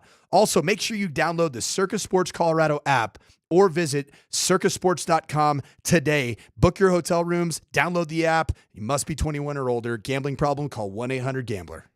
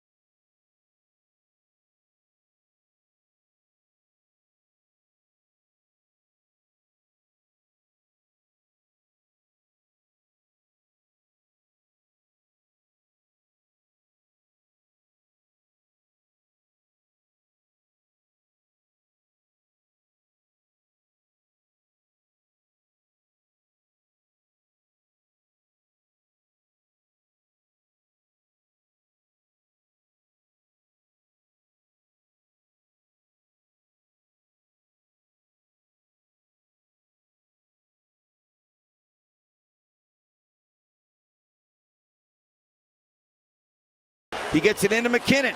MacKinnon, 3 goals, dancing, sends it in front of the net, he scores! Nate MacKinnon's got 4, and Team Canada has a 1-0 lead. McDavid on the draw, takes a shot, it actually went forward. McCarr behind the net, set play. McDavid scores! Connor McDavid scores the goal. Team Canada wins 4 Nations gold. 4 Nations Face-Off Tournament. Most valuable player as chosen by 4 Nations broadcasters. The 4 Nations Face-Off Tournament MVP is Nathan MacKinnon.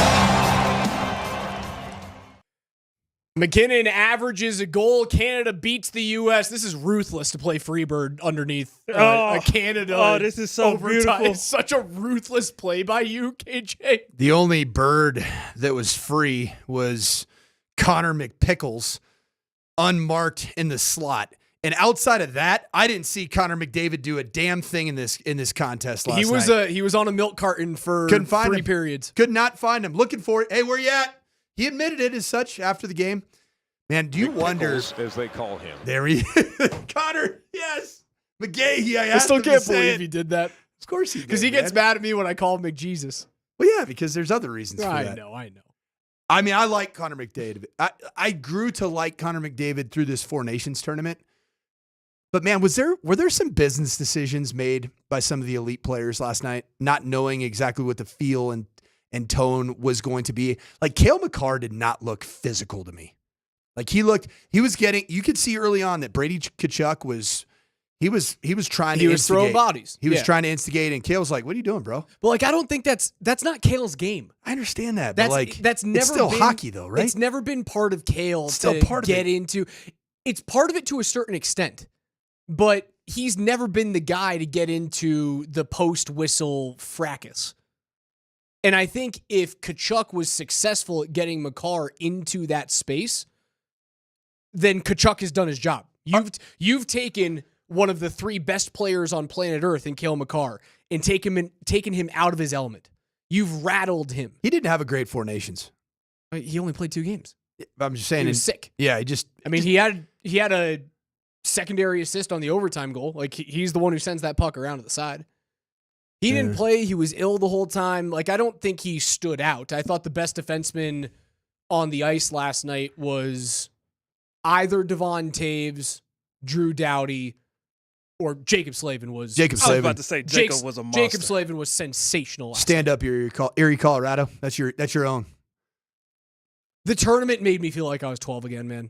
How fun was it? It was, I just sat there like a little kid with a huge smile on my face. And I remember what I felt like in 2010, right? So I was 16 when that tournament happened.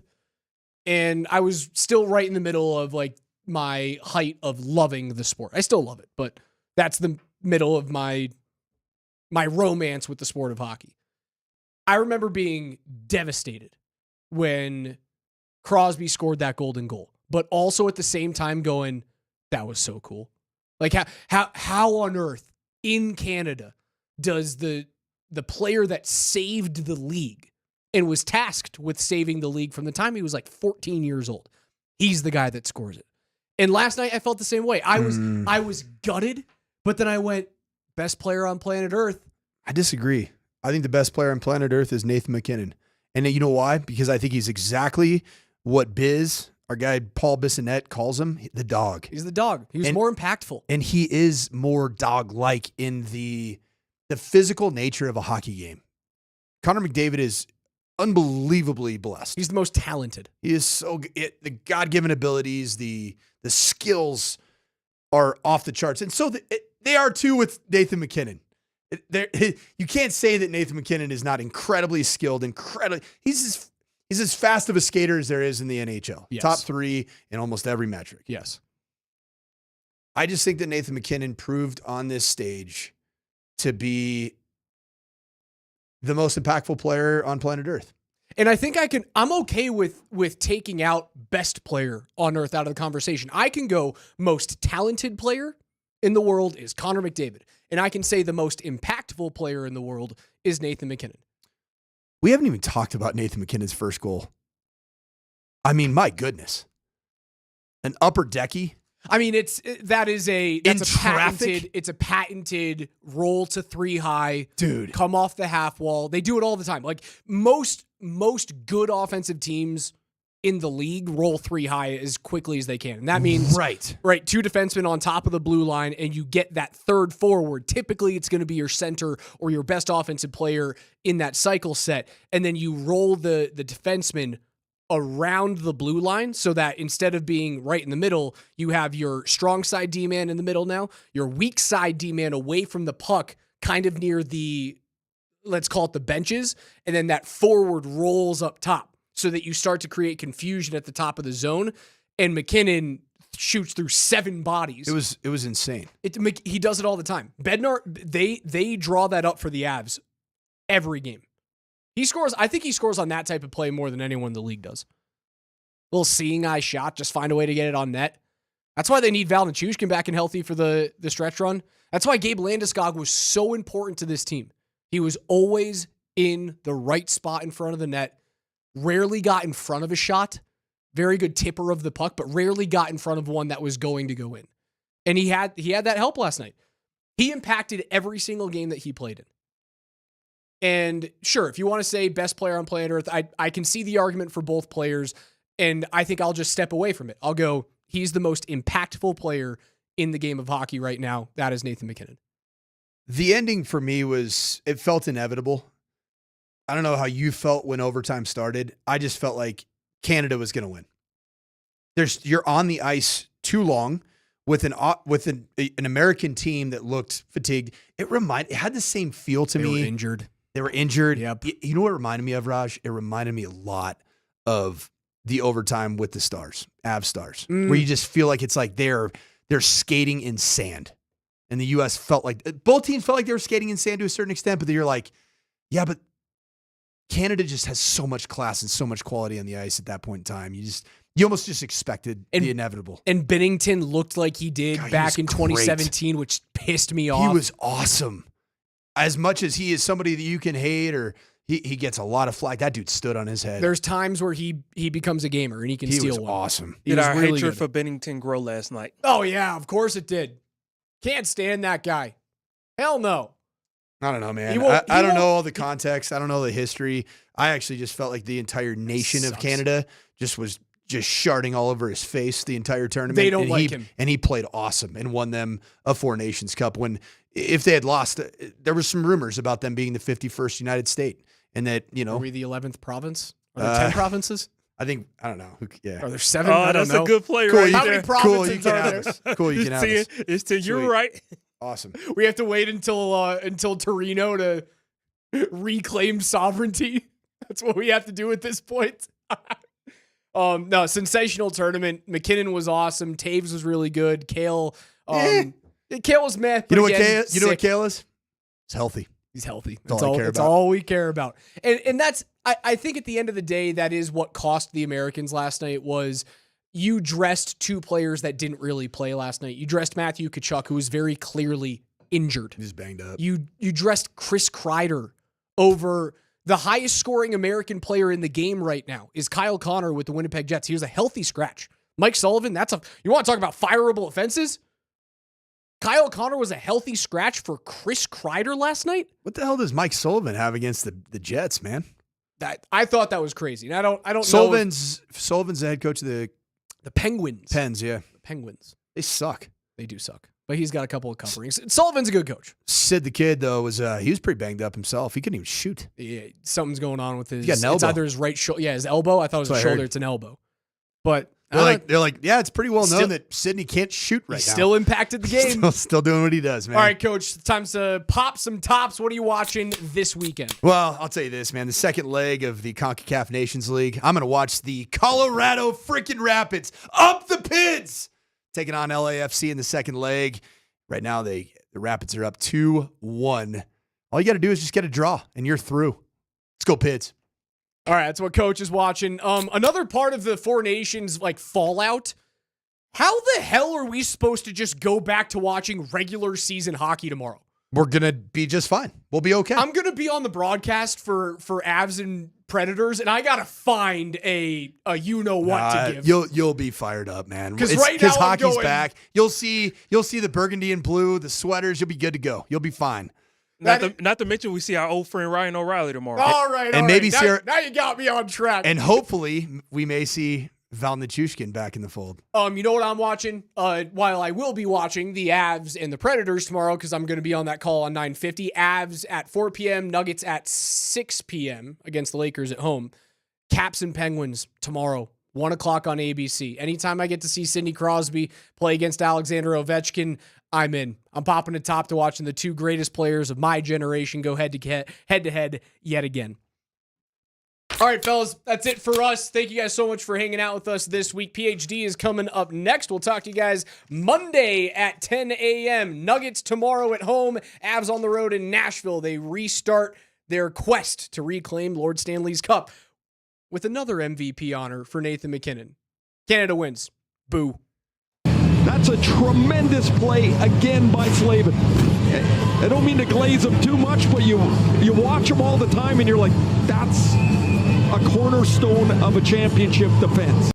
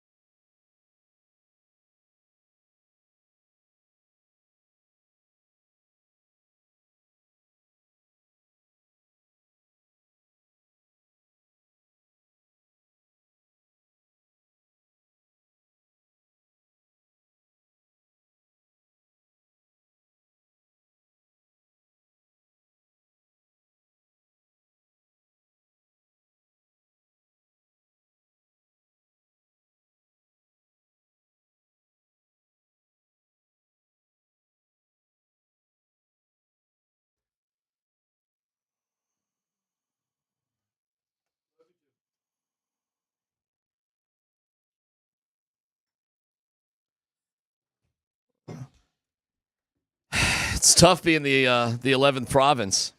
Man, that sucks, huh? Damn. It was so much more fun when we won. It was so much more fun. That game last night was such a weird up and down. By the way, we'll have Michael Malone on here in about 18 minutes. Nice win for the Nuggets. They are on I don't know if I'm allowed to mention the record to him. Maybe this isn't like no hitters, is it? Wow. It's getting up there, though. I mean, when you get to double digits, I think that's like don't speak about a territory. Yeah, we'll address it in a little bit. It was so weird watching that. So you didn't see me last night. I know. But you got a haircut sometime between. I did. I always wear a hat, though. I'm not wearing a hat because I did drive to work today. We can't wear a hat when you drive? No. I guess I could, but I took a shower at home. I stopped at. You bathed today. Yeah, I bathed today. Okay. I stopped by a coffee shop on the way in this morning, and the guy at the register goes, "What are the odds the DMac bikes in?" and he has to brag about how he biked into work in the snow day. No. I was like, "Man, you're all over it." Yeah, you got a haircut and you trimmed up your beard? I got a haircut yesterday too, but I just put a hat on. Yeah. Yeah. Oh, your beard? Yeah. I did get a haircut yesterday. And when you get a haircut, you do the beard. Yeah. It's the only time I do the beard. I'm at home, and the plan was, I'm not going to lie, I was curious about the anthem and everything at the beginning of the game. And I was just like, okay, I'm going to watch that. It feels good to win, by the way. Oh, we can get into that. It feels good to win. Okay, all right. We can get into that. And I'm watching the beginning of it, and it started out with definitely booze in the beginning, but that kind of died down. Sean McDonough on TV described it as a smattering of booze, and then the crowd joined in. Yeah, the 50% of the crowd that was Canadian was singing their anthem. So, yeah. You think 50% of that crowd was Canadian? I would say 38%. Okay. I will say this. What percentage would you give? I don't know. I wasn't counting tickets. I'd give it 38. How the hell am I supposed to know? 38, maybe 37. I'll say this. I love sports spectaculars. And I guess you like the CBS Sports Spectacular? Well, yeah. But I love events. Get Phyllis George and Irv Cross out here. It's funny. I walked in with Bertle yesterday to the Nuggets game, and I said, man, I just hope with all the hype that's come up that it was going to be this game, that it would play out to be worthy of the hype. It was. Right? Oh, the game was great. It was. It's fabulous. Yeah. And he said, I think it will. But I like moments like that. Like that felt like we got done and got down with Malone. I got in and got to catch the overtime. So I'm watching the overtime, and I've got my phone open during the game that just has a running score of the game. We're up 2-1. You're kind of, boom, 2-2, and then. Well, in all honesty, after the anthem was over and the game started, and I'm just watching it, I was like, I'll just leave at the first intermission. I'll miss a little bit of the Nuggets game, and I'll get down there. And then when I look at social media after 7 o'clock, people are freaking out about the weather. Did you see what Andy Lindahl posted? No, I was on the road. I got home literally 30 seconds before the anthem started, and between 5:30 and 6:15, it got really bad. Okay, but you also got to know Andy's driving a four on the floor, balding tired '78 Ranger. Come on now. So he puts that out there. Then our leader in charge here, Dave Fleck, because we were supposed to have a little get together here with the station. He was like, "That's canceled for tomorrow." And I'm sitting at home and I'm like, I'm pretty damn comfortable right now. I got the Nuggets. They're on, they're on. So were you comfortable before the bottle of wine or after? I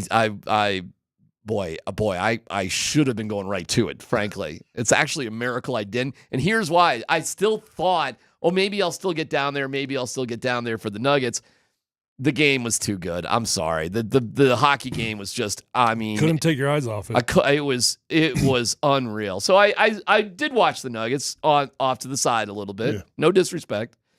But I was glued to the TV. Because that was a sports spectacular last night. It was a sports NHL spectacular. Did something right that the NBA, and we talked about it yesterday, has got to maybe address somehow. I don't know if it's the answer of a 4-country tournament like that. Who knows? But for something that really meant nothing, It meant turned into something. It meant everything at the same time. And the reason it meant everything is it meant everything to the athletes participating in it. And you could tell. You could see it in their faces, Which man. is All-Star games used to be that way. When I was a kid growing up watching NBA All-Star games, Jerry West hitting last-second shots and stuff like that. It was the baseball. I never missed a baseball All-Star game. How many All-Star games have you guys participated in?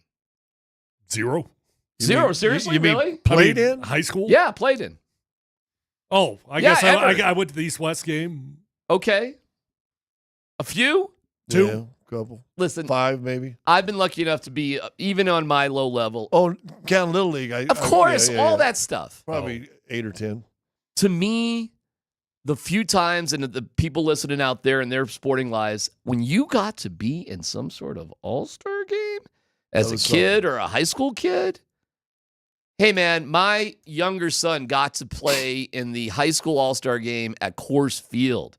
Senior high school kids against the juniors.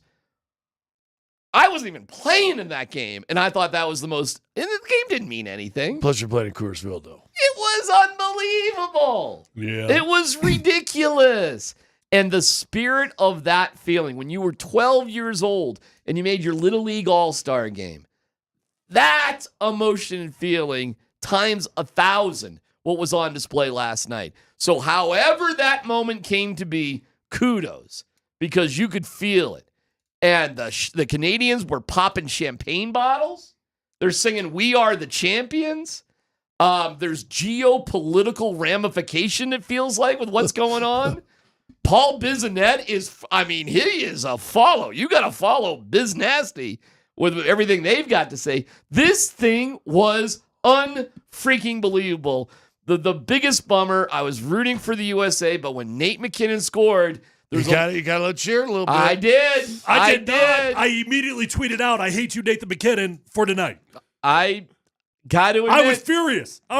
Why did it have to be him? Well, you know why? Of course it was going to be why? him. Because in big games, you want your stars to rise to the top. Well, and the first goal of the game and the winner were two of the biggest stars. The shot was absolutely insane. It was ridiculous. It was through traffic. It was through everything. Hellebuck couldn't see anything, but he's Hellebuck's kryptonite, man. I mean, he's like literally his kryptonite. So Nate scores. I let a little. Ooh, yeah, hey, I couldn't help myself. What was the wife doing? Because she thought I was going to be at the Nuggets game, she went out to watch it like in a Buffalo Wild Wings. She just left in the snowstorm. And then she sends me something like in the first period because I still thought I might go, "Can you pick me up?" And I'm like, "Oh, you're getting hammered? Like, I got to," and I'm like, "No, don't drink." I got a little pissy on that one, actually. You told her not to drink. And she was like, "Well, why don't you come join us?" And I'm like, I still thought I might. Then it's like, it's snowing. Why do I got pajamas on at that point. Probably. It's amazing I did not go to the bottle of red. Actually, that is incredible that I didn't. But as excited as I was for that moment, I was like, oh my God, what if Kale or Nate scores in overtime? What if they win the game for Canada? How am I going to feel? And as soon as McDavid scored, I realized how I felt, depressed. And I realized, if they're going to lose, not McDavid. And then Bennington throwing his gear off. But Bennington in overtime, I mean, good. Right. Why do I got to tip my cap to the dude? Because I freaking can't stand the guy, but he could not have been any more lights out. How many opportunities did the U.S. have in overtime? It was early. Why? And didn't they hit the top post? They hit everything. They had everything. But in my gut, I was just, every time that they had that chance and Bennington would have a huge stop, I'm like, Canada's going to score easily on something stupid. And lo and behold, it kind of worked out that way. That is a script for NHL hockey. That once it gets to overtime, a team that gets 2 or 3 quick opportunities and it doesn't go in, you always feel they're going to lose. Yeah, anything can happen. So at the end of the day, I actually was a little bummed, but I was thrilled for hockey and everything. I don't think it's going to have a big impact. I do think this is like Women's World Cup or swimming or figure skating. A Women's World Cup, when they won that first one, remember, started all those pro leagues, and then they were gone in 3 years. Yeah, I mean, but whatever. I appreciate it for what it was. I think the Olympics will be incredible. Let me ask you this. Would you not have rather watched what we witnessed over the last 8-9 days as opposed to an NHL All-Star game? It's 10,000 times better. Yeah, me too. And of course, if the NBA could get better, they don't have to. They make a lot of money. They get a lot of eyeballs. They don't have to do it. I'm rolling my eyes. But if there was a way for them to figure out, boy, it would be entertaining as hell. And that, I am so grateful they figured that out. I'm grateful it meant so much to those athletes. And it's fun to talk about. And there's all sorts of different angles. And we'll dig into that in a little bit. I got a story for you guys, though, that's a little bit of a downer. And Michael Malone's show will be here in a little bit. And I'm going to try not to get too emotional on this. And I don't know if you guys caught the news. Our pal Dustin Schaefer at Loveland Ski Area got in a car accident the day before Christmas. And Parker the Snow Dog, unfortunately, did not survive the accident. The Yeah, one that's always on the football games? Yep. He's on all the broadcasts, not just football, man. I mean, he's been on Good Morning America. He's been all over the place. The dog is incredible. Dustin's incredible. Yeah. I feel terrible because Dustin's been so incredible to me personally, and I didn't know this until today. I didn't know it till today either. You know, he's and he is attached to that dog. Parker, his relationship, they do a lot of charity stuff, but one of their biggest things is the Easter Seals camp that is up there past Georgetown. And I've been there a couple of different times. They have events and then they have auctions, and sure, it's cool to see Parker the Snow Dog on TV and everything, but his real connection has been with kids and how special he is. And that breed of dog is such a St. Bernard, isn't it? It's not a St. Bernard. It's Bernese. Oh, Bernese. Bernese. That's it. Thank you, Tyler. That's right. Dustin is one of my favorite guys in the world. Parker's been around, I think, for 8 years doing this. He had another dog that unfortunately got his stomach twisted, and which happens with Bernice's. I had a buddy who had a Bernese, which is terrible too. But I had no idea. And Dustin was injured in the car accident too, and I think he's doing okay. But I just read this story. Tyler, you just saw it today too. Mm-hmm. Heartbreaking. So just a moment for you guys to keep a part of our sports community. In your thoughts, in your mind, and I'm sure it's been rough for the Loveland/Georgetown community as well, as that he's such a big part of it. So get better, Dustin, of course, and we'll see where things go next. But really, seriously, condolences, and anybody losing a dog, especially in such a way, is such a horrible, horrible thing. So my heart goes out. I don't know if you have anything else to say to that, but I just want to give that a little light today. Good? Okay. All right. Good on you. There we go. Coach Malone, let's get into the Nuggets. It's back from the Gulf of America. We're winning games. It's a positive thing. He went viral during the break on TikTok with his daughters. A little bit. Right? A little bit. And we'll get to that coming up next.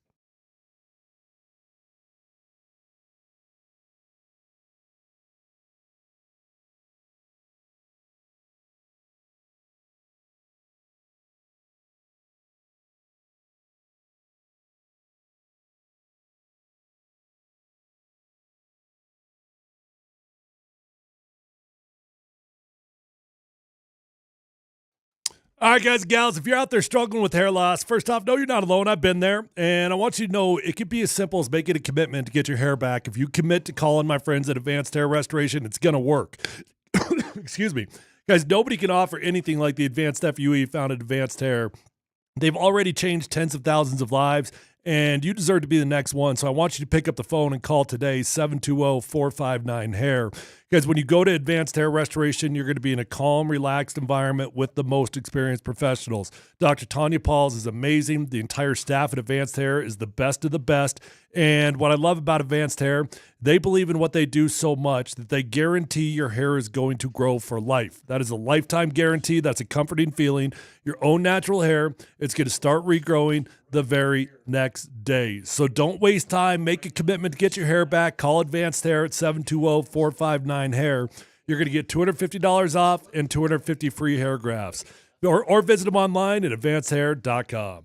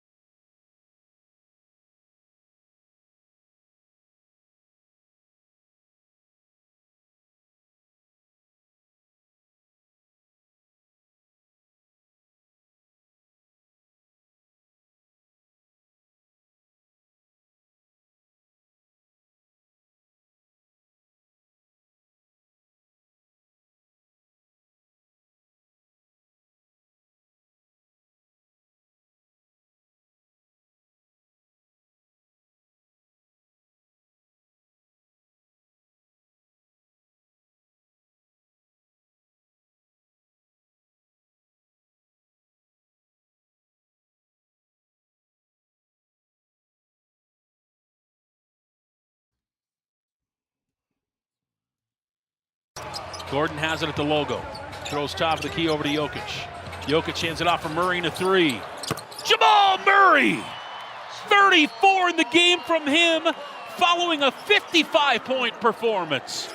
Denver leads it by 12 with 45 seconds to go, and this thing is over. The Michael Malone Show is brought to you by the Central City Casino Parkway. Take I-70 to exit 243. The Central City Parkway, your 4 lanes to fun. Fresh off his vacation to the Gulf of America, with a win in his back pocket, Michael Malone joins us on the phone right now, going viral with his daughters, making fun of how old he is. Coach, nice to have you back. Good to be back. Yeah, my man. How was your vacation? It was nice. Yeah, it was nice to get away and warm weather, good food, good company, and good to be back though. And it was nice to start off our post All-Star break push with the win last night. And hopefully we can find a way to get another one tomorrow night and make it 10 in a row against a very talented and dangerous Laker team. So you're just going to spit that out right there. We're going to mention the win streak. We're not afraid of jinxes or anything. We're just blasting it out there, huh? No, I mean, if we win tomorrow, which is the plan, I mean, we go into every game expecting to win, preparing to win. And if we happen to win tomorrow, it'll be 10 in a row. That's right. So Be good. No jinx, nothing like that. But we understand that we have a very challenging and difficult schedule. No doubt. With our final 26 games, and tomorrow will be a hell of a challenge for us. And I think our guys will be ready for that. We were looking at that schedule yesterday. 27 game, now 26. Of the 26 games, I think the number is still 21 of them are against teams that are in playoff contention right now. So you said a while ago, it's not going to be an easy, last quarter plus of the season. You guys are playing good. I felt like last night was kind of your typical, back off of 8 days off kind of game. Good to get that win, obviously, but this thing gets real nasty real quick, doesn't it? Oh, definitely. I mean, we know what the Lakers present. Anytime you have LeBron James, you add a guy like Luka Doncic. They've been playing really well as of late. And then after that game, we go on the road to play two teams, the only two teams we haven't faced this year yet, Indiana and Milwaukee. As part of a 4-game road trip that ends up in Boston. So if you look at it, 26 games and who we're playing, it's a tall order, and that's why we just have to take it. Let's worry about the Lakers, and then we'll go to Indiana, and then we'll go to Milwaukee and Detroit and Boston and take it one game at a time from there. But and I couldn't agree more. It was good to get the win last night. We had some good stretches. We had some stretches where we didn't play to the level that we know we're capable of playing. But, you pull it out, you step up in the fourth quarter, you give yourself a lead, and you're able to hold on. So glad we got that, but we all know we have to be better as we move forward. Coach, you made the decision to go back to the original starting 5. Kind of curious your thought process behind it and if that was a difficult decision. No, not really a difficult decision, because whether I stay with Christian Brown or you go with Russell Westbrook, two great choices. Both guys have helped us tremendously this year. And, right now my decision was to stay with Christian Brown because, one, we had won 8 games in a row going into the All-Star break. I felt CB had been playing at a really, really high level, some of the best basketball I've seen him play in his 3 years in a Nugget uniform. And so just kind of allowing that to continue. But by no means as I told Russell Westbrook this is not set in stone. This is not going to be for the next 26 games. This will definitely be our lineup. I think as you go through a season, there are ups and downs, and you have to constantly look within to see what's going to give yourself the best chance to win. And I just feel right now keeping that unit together is best for our group. And it was great for, CB, whether he starts or comes off the bench, Russell Westbrook, whether he starts or comes off the bench. They're going to be really important pieces, and both of those guys will have probably a lot of chances to close games for us, whether they're starting or coming off the bench. They're both that important to our group. Hold off. You said it right there, but you've also said it in the past, and sometimes in my opinion, hard for guys to get over, I'm not starting. And listen, we've all been around teams when guys got moved from a starting to the bench and there's attitude and whatever. And then they say, well, that's why. They show you how easy of a choice it was. But that being said, it's about finishing games. And especially if you look at the number of close games you guys have played, you're one of the best, if not the best close winning team, whatever they call it, under distress, under 5 points, under a minute or whatever it is, 3 minutes or whatever it is. You're one of the best in the league. It's about closing. I mean, when you're a championship caliber team, it's not who starts, it's who closes more times than not, isn't it? Yeah, and you're referring to those clutch games. Clutch, games yeah. Are, they define those as clutch and the game within 5 points under 5 minutes. And I agree. It's yes, that's part of it, Scott.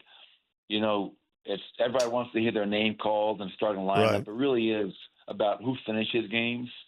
But on a even more important level, and you know this because you've been around teams that have won at a high level, when you're going to be a team that's really striving to win a championship, you have to have guys that sacrifice and, for the collective good. Everybody says they want to win, but a lot of people want to win on their own terms. Right. And to be a team that wins the championship, it's like when I go to Russell Westbrook and I say I'm going to start Christian Brown, he says, Coach, whatever you need from me. And when I told Christian Brown 3-4 weeks ago that I was going to start Russell Westbrook, Coach, whatever you need from me. And they don't necessarily, they're not like, shaking their pom-poms or happy about it, but they're also professional enough and understanding that we always talk about being selfless within our culture, and that's a great test. You're willing to do whatever is best for our team, knowing that you're still going to be called upon to do what you do and help this team win at the highest level. And we've had countless examples of that over the years. Christian Brown, Russell Westbrook this year, and that's what it comes down to. Championship teams have guys that sacrifice, and they're willing to check their ego at the door and do whatever is best for the group. And I think we have that in our team. We talked about this, I don't know, yesterday or the day before, and I throw Aaron Gordon in there because he's missed some games, and there's probably going to be games that you're going to have to watch that calf and keep an eye on that in these last 26 as well. But it's also a versatility. It's really, you've got 3, maybe 4 really powerful starting lineups that really, if all of a sudden you're playing a speedy, fast team that you need an extra guy in there, here comes Russell Westbrook. You got a more powerful team. Aaron Gordon's. I mean, you really do, though, when the mentality's all right, the flexibility to kind of the rest of the season be able to match up better than most teams are able to do, aren't you? Yeah, and I think the silver lining of having guys in and out of the lineup, and we talked about this a lot prior to the break, was, well, Zeke Najee had not played a whole lot. Now Zeke Najee's playing rotation minutes and doing a really nice job for us.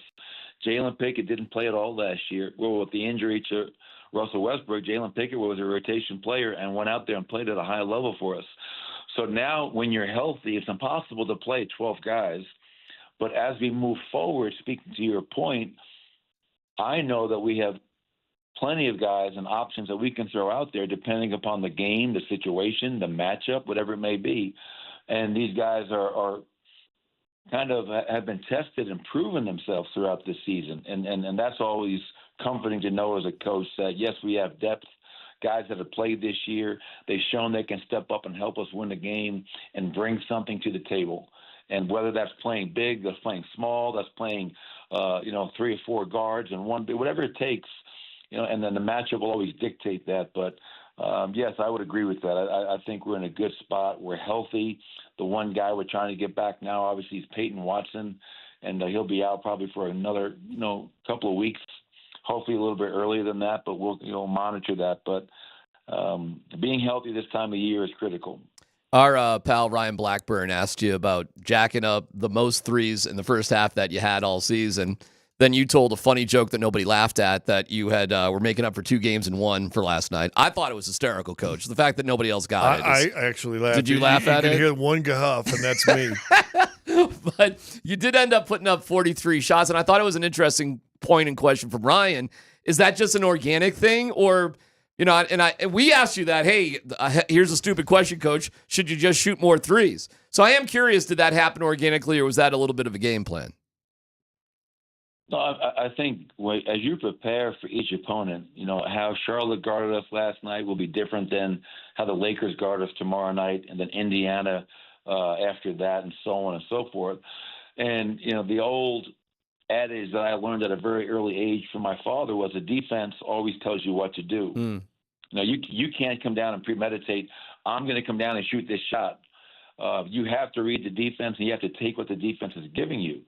And the way the game was being played last night, with their defense being their team that really, what we say, shrinks the floor. They try to protect the paint. The bigs are down the floor in pick and rolls. Well, that's going to lead to a lot more three-point attempts. And obviously for us to go 19 of 43, shoot 44%, right? That's a great number. Yep. And so now tomorrow night, if they're not shrinking the floor, once again, we've led the NBA all season long in paint points per game. We've led the NBA all season long in fast break points per game, assists per game. So tomorrow night, if it's different, well, we'll get back to dominating the paint, play inside out, and hopefully have a chance to win a game playing that way. But it wasn't, let's shoot 43 threes tonight. It's always, let's take what the defense gives us, play the right way, pass the ball to the open man.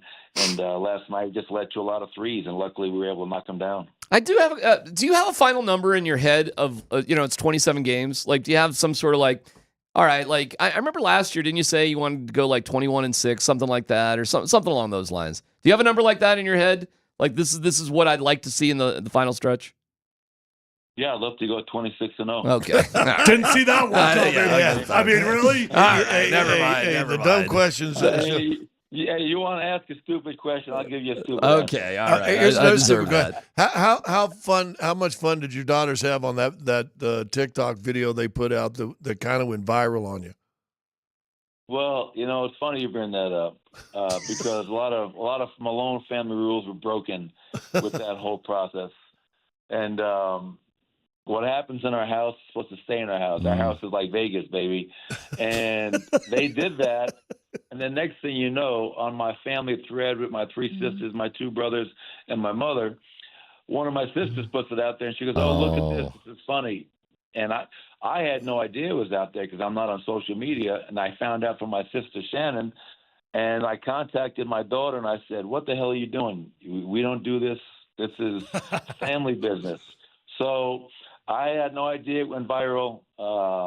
I enjoyed it as a family moment, and I can only say I hope anybody else has watched it, I guess, enjoyed it as well. But I just feel like that stuff is supposed to be kept, in-house. This is our thing. You know what I mean? Like, this is not for everybody else. At least you know the leak. Got to identify the leaks. You know it. Yeah, you know where the leaks are. I haven't talked to her since, so I think she understands where I'm coming from. I should just give you a chance out the door here. Do you have anything to say about the NBA All-Star Game or the weekend or any of that stuff? You have any take on that? You think I would actually spend 1 minute of my All-Star break watching that? Come on, man. I was rooting for Julian to have a great experience and to not get hurt. I was rooting for Nicola to have a good experience and to not get hurt. I've been fortunate enough to be an all-star coach, head coach twice, something that obviously means that your team is playing really well because you've been selected to be that coach. But I promise you, when I tell you, I'm not going to waste any of my family time and getaway time, watching that stuff. I'd much rather watch old clips of Scott Hastings playing basketball. Well, that is well. Golden Speaking stuff. of that, and your dad, by the way, is on television. If you're near NBA TV, it's an old Pelicans Pistons matchup when Davis was still with the Pelicans. So it was kind of cool to see your dad sitting there by Van Gundy. Yeah. So, but no, to answer your question, I did not watch any of it, and judging from all the feedback, it sounds like it was just exhilarating. Stupid. I mean, and then you had last night, our game ended and the Four Nations finals, USA Canada was in overtime, and that seemed like it was a huge success. I mean, like they've just talked about how Yeah. the NHL got behind that, and the amount of people watching and getting into the hockey that's only going to help grow the sport. I don't know. We got to find a way to do something better, Right. Than what we've been doing, because it's definitely not. We're just not finding the right answer. See, I say last thing, but you're too interesting to talk to. Like, was Jamal watching it? I'm curious. I mean, was there a little was Jamal a little rah-rah Canada there, or did that sort of not matter in the locker room afterwards? No, I tell you, I was watching. The interesting thing is, as you guys know, Popeye Jones, one of my assistant coaches, he has two sons that play in the NHL. Yep. And obviously, Popeye knows a lot about hockey. And we were watching the game, and obviously, you have your national pride, with Go USA, and then obviously you have a couple of great Canadian players that play for the Avs that you root for as well, because we share the building with them, and we always support Jared Bednar's team. So it was just really, for me as a fan of sports, I love to watch competition at its highest level, and to see that game go to overtime was just, it was a great exhibition for that sport. And as I mentioned, I don't know, 20, 30 years ago, USA probably couldn't even come close to beating Canada. So the USA is closing the gap, which is always fun to watch as well. All right, I know you probably don't have time, but I'm watching Court of Gold on Netflix, Coach, behind the scenes with France, Serbia, Canada, and U.S. from last summer. Really fun watch. Really cool to see that international spirit and competition with those guys. And you got a couple of dudes on Serbia, obviously, in Canada. So I don't know if you'd have time for that, but it's pretty cool to see what those guys are going through. Court of Gold. Yeah, Court of Gold on Netflix. And I know you don't have a ton of time, but if you do, I think it's worth checking out. It's really, really fascinating. And it's interesting to see the role behind the scenes that Nicola and Jamal had with their teams. I was able to, years ago, help coach the Canadian national team. Oh. And one of my favorite experiences ever, because, coaching in college, coaching in the NBA is great, and I love it. But when you get to coach at these international tournaments through FIBA, and you see the amount of pride that these countries play with and their fans bring, it's just a whole different experience. So I will check it out, because I have aspirations of maybe trying to get back and coach the international game again in the off season with Canada, with somebody else, because it's just a great way to continue to learn the game, and because people play the game differently all over the world. Well, Jordy. Well, I mean, Jordy's the coach of Canada. Yeah, Jordy coached Canada. Right. So it dials in on him, and I know how close you are with him. So yeah, I'd be surprised that you wouldn't love it, Frank. I didn't know you want to get back into that. That's really interesting. Well, best of luck on that. That'd be amazing. I had a chance to coach the Canadian team, but it was right after we won it. They had offered me the job, and I couldn't. My oldest daughter was going to be a freshman in college. I wanted to be there to help move her in, and my youngest daughter was going through. That was a big recruiting summer, and I wanted to be around for that. And I couldn't just, after winning a championship, tell my wife and daughters, "Hey, listen, I'm going to prepare for the World Cup and hopefully the Olympics." I just didn't feel it was the right time for me, but. Who knows? We'll see what happens down the road. But those experiences are tremendous. You become, it's like a brotherhood, a family, and I'll definitely check it out, because I'm sure it's really good stuff. Well, now that your daughter's ratted you out, you don't owe them anything anymore. So, now I mean, it's whatever. Easy decision. Right. Right. All right, Coach, we'll let you go. The front door is locked. That's right. Best of luck tomorrow. We'll talk to you next week. Thank you, Coach. All right. Thanks, guys. Take care. All right. Well, that was interesting, huh? We learned something. We did learn something. Michael Malone Show brought to you by the Central City Casino Parkway. Take I-70 to exit 243, the Central City Parkway, your 4 lanes to fun.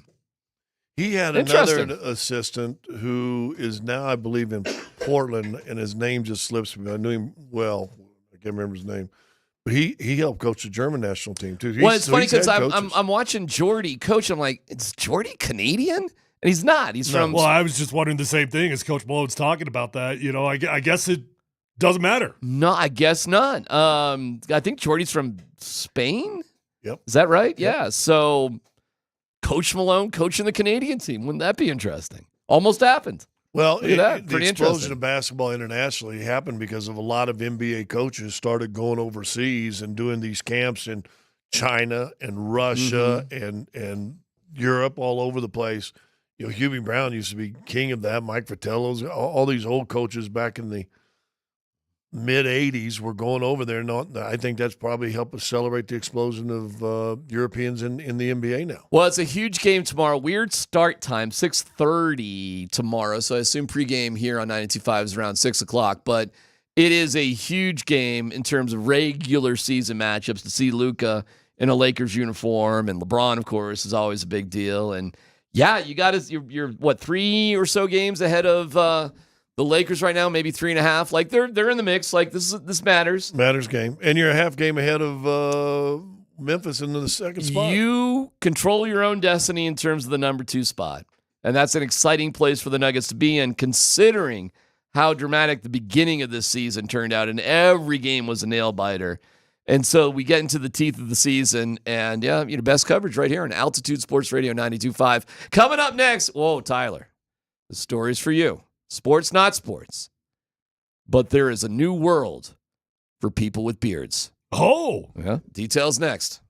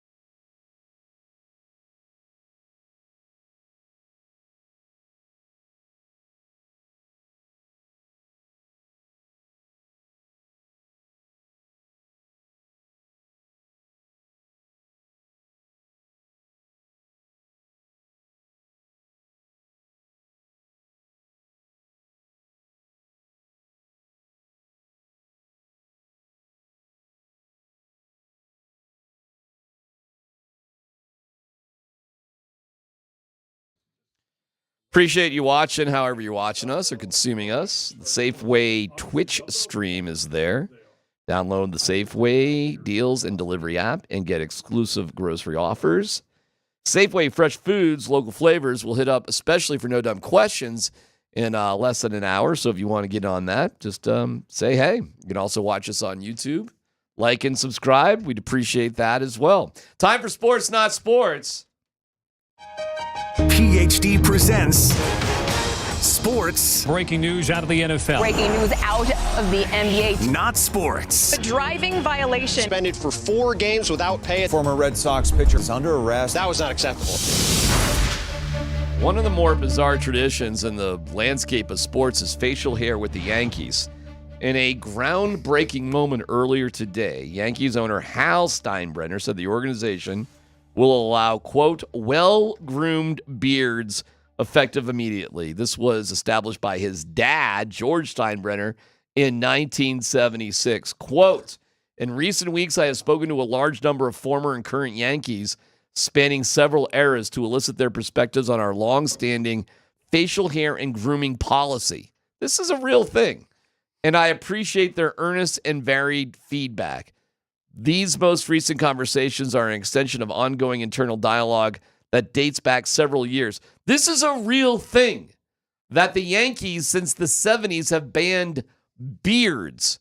Mustaches, okay, but no beards. So now as a New York Yankee, now as a baseball player, Tyler, and I guess you too, Scott. I mean, I guess that would be a beard that you're rocking over there, Colonel. That's a goatee. Oh, is there a difference between a beard and a goatee? Yeah. Could you wear that with the Yankees? No. Now you can. Now, I mean, before today. But here's the thing. I don't think so. They left this thing pretty ambiguous. They said a well-groomed beard. I think Charlie Blackmon has a very well-groomed beard.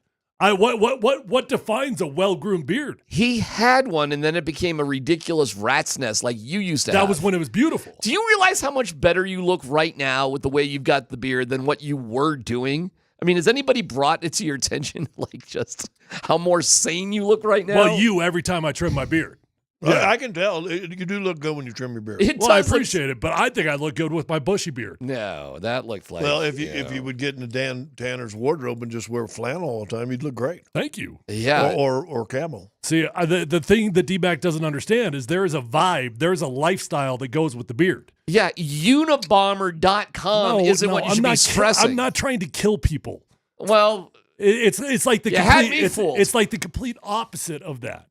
Dude, the Ted Kaczynski, it's going to just be whatever it's going to be. Charlie Manson's got some good ideas, is the look you were rocking. Right now, you just look like, it looks tight and right. You look good. You look way better. See, I think when you get into the let it go stage, like you've had it in the let it go stage. Oh, for a many while. times. I think when you do that, I think it should be nothing but flannel or camel. You're not wrong. Flammo. Get some flammo, which is flannel camo. Yeah, you're definitely not wrong. But when you're this, man, then I think you got the Washington logo on there. I think then you go sporty or sophisticated. Well, I appreciate that, but I don't know what defines a well-groomed beard because that's a matter of opinion. Tyler, if the FBI is gathering around your house to not let you out, you got a problem with your beard. If you're watching on Twitch or YouTube, right? Either or. Hey, so hit that little button down on the bottom and subscribe. There you go. So this is groomed. This is not. See, that's my point. It's as simple as that. It is that simple. Yeah, it's as simple as putting a little beard oil in. Maybe you use a little straightener on it. Yeah, a little comb. But do you understand how crazy that looks compared to the other way? Do you understand? Yeah, I mean, you get it. No. Anyways, hey, good news. You can play for the Yankees now. Maybe one of the dumber sport rules of all time the Yankees were rocking for all those years. Do you remember? So Aaron Judge is going to grow a beard now. He can if he wants to. I don't know if he even could. He's got a baby face. It was 75 when they signed Catfish Hunter to one of the big first kind of Yankees are going to go and start spending money and buying players. Brought Catfish Hunter over from the A's, which the A's, it was, whatever. But remember, Catfish had that big bushy mustache, and the big thing was, will George allow the mustache? Well, how about our guy from Colorado Springs, Goose Gossage, who had the mustache that would drop way down too. Like at what point? Hey, I guess an early no dumb question. At what point does a mustache become a beard? You know, there's a term for his, right? What is it? The handlebars. Well, the Raleigh handlebars fingers go up. Yeah. No. Goose? Handlebars go down. No, handlebars are they go- Raleigh fingers. No. When they go down, those are the handlebars. No. Those are the whiskers. No, those are handlebars. No. You're wrong on that. Handlebars are the curly ones. Nope. Yeah. Nope. Here, I'm gonna look. Make it up light and on see yourself. Are we looking it up? Yeah. All right. So that's a handlebars mustache. right in the middle I don't there. know. The very first one is the one I'm looking at. That's a handlebar down there. That ain't a handlebar. I don't know what that is. It looks fake. Yeah, see, anytime you kind of curl the ends or do Put up, something. hey, Dan, put up Goose Gossage and just see Well, what Goose what had it he going had. down the side, right? Yeah, but that's not a handlebar. No, yes, it is. I don't think so. That is man. a handlebar. Yes. Those are ape hangers. I'm sorry, huh? Ape hangers. Isn't that a motorcycle thing? Yeah. I'm just trying to Same come up, thing with the beard? Trying to come up with the term. I think it's got a name, but it ain't handlebar. Well, some people Yeah. call it a Fu Manchu. Fu Manchu. That's exactly what it is. So, like, look at See, but Goose. look at Raleigh right there. That's a handlebar with Raleigh fingers right there in the middle. No. Goose got You guys are just from a different era. Goose got the Fu Manchu. What? How in the world could this be a handlebar if there's nothing coming Those out? are handlebars. No. You're wrong, man. That's Fu Manchu. I thought- But it's close to being a beard. Like, at what point does the Fu Manchu? You didn't even know what a Fu Manchu was till I said it. I'm the beard guy I just here. didn't think of it. I just would call that a big mustache. All right. Question remains: at what point does that become a beard? The beard it means you got to fill in the sides and underneath. Well, I think Goose is pushing it. Anyways, now you can do that with the Yankees. Goose was pushing that. I did the handlebar during COVID. Did you really? Order a little wax and everything, and I'd let it go so much that I could handlebar it. I could almost do it now. I ran into a guy. Oh my God. How could I tell this story? This is a guy who does kind of something important with money. And he was doing something important with our money. And When you he had say ours, you mean you and Kim? me and yeah. And I go into his office and meet him for the first time, and she tells me how great he is. And I walk in, and he's got a little handlebar mustache, and I'm like, oh my God. And I was like, can a quirky dude really be responsible with my money? Because he's quirky dude. Well, but handlebars take a lot of work, so that means he's. I get it, but all I could say is like, what's his favorite IPA? You know, what kind of music does he like that I hate? Like, just like go in there and says, what's his weird tattoo that he's got on his wrist, and what does it mean? And I'm just thinking, does he really? I got you. You're wearing a tie right now. Bow tie or a regular tie? But like, when are you going to be dressing like you're from the 20s at whatever speakeasy that's behind a refrigerator in lower downtown? When's your next performance of your barbershop quartet? Right? You know, I hate to be discriminatory, but like, it's when you run into quirky guy, like, you're quirky guy. Those are the guys I trust. Do you? Yeah. You trust quirky guy? Yeah. With money? Yeah. Seem like they would be if you're taking the time to groom and wax a handlebar mustache, you are into detail. Like, if my lawyer showed up and he had a ponytail, I would immediately fire him. No, that's different. But that's quirky lawyer. Quirky accountant, quirky lawyer. That'd be that guy that was from Wyoming. Remember that lawyer that got real famous for a while, had the big ponytail and always wore the corduroy sport coat like with if the you leather were patches. If you were having a surgery and your doctor walked in with a Fu Manchu, would you be like, I don't know? I'd be like, that's my dude. Really? Hell yeah. I don't want quirky guy with important things. He can change he can work in my car. Quirky guy can work in my car. So you would want a Fu Manchu guy to wear if my car's my not money? No, your car. Car be fine. Oh no. Unless you're driving like a BMW or Mercedes, maybe, and he's got a white lab coat on. Would you want a handlebar mustache guy working on your car? No. Okay. Fu Manchu? Yeah. Yeah, that's what I'm saying. Full beard? Yeah. I'll take full beard. Yeah. Working on my car? Yeah. Hell yeah. But handlebar, that's like an accountant. It's like a guy who should be running a ceramic shop or something. You know what I'm saying? Maybe he's in charge of old-timey photography, but my money, I don't have much of it to begin with. He runs the antique store. What do you define yourself as? Oh, poser hippie. I'm a 100% Colorado poser hippie. You're a little bit quirky. How? What is the quirkiest? Name one quirky thing about me. Bad decisions. I'm more of a poser hippie. I got more poser hippie traits, like riding the bike and all that. That's poser hippie. So I still have an SUV. I say, I'm a Coors Light guy. I don't drink an IPA. That's the only reason. No, that's not the only reason, but that's one of the big reasons I like you.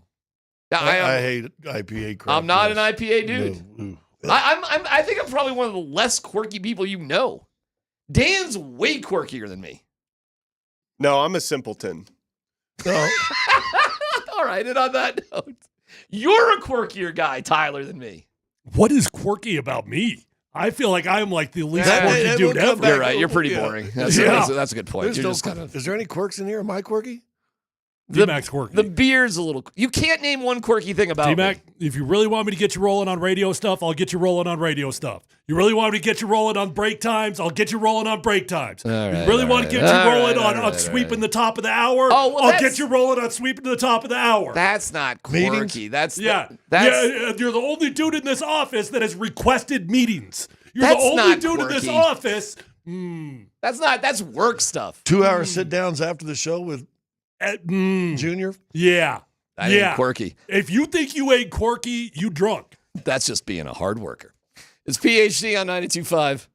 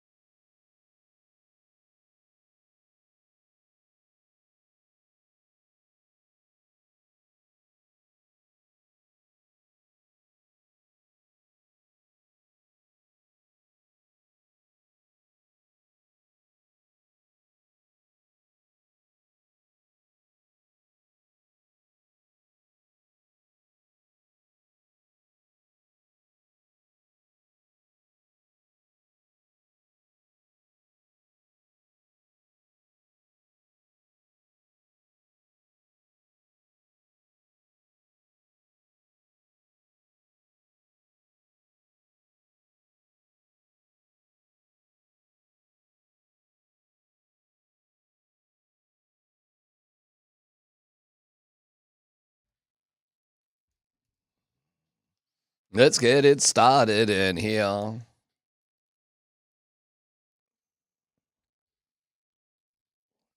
Did last night change anything? Charles Barkley. Congratulations to Canada. I'm sorry we got the tariffs on you. Heck of a hockey game. It was a great hockey game. Heck of a hockey game. So you think they were playing harder? They were playing harder because of the tariff, and they didn't want to be the 51st state. That's the motivation. That's motivation. Did last night. Pretty funny. And I saw Steve Nelson. He's like, hey, we become the 11th province, I guess, if that's the way it goes. Our bet about the booing. Scott, Dan, listen, I'm happy to pay for the coffee if I got it. I'm going to admit this is an interesting technicality here. I'm happy to give it a push too, because so I'm going to admit it's an interesting technicality. However, I think what it comes down to is who was singing the anthem.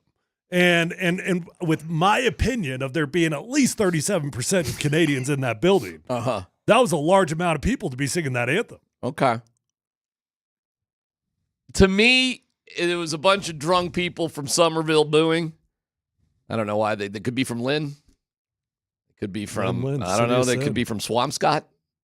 What was that place you talked about with jury yesterday? Where did I talk about? I don't know. Somerville, something. Yeah. I mean, it's kind of on the fringe of Boston. I think we just leave it to the people. I don't think you and I can decide this one. I think because this is an interesting technicality.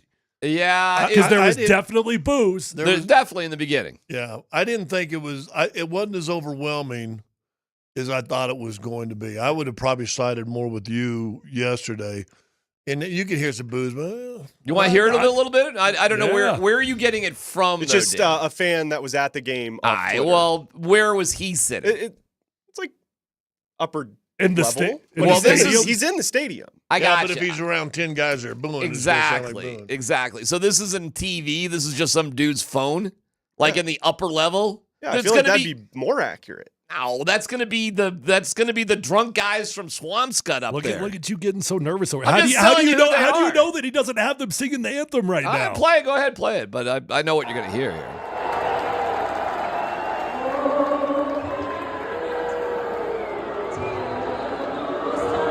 Oh.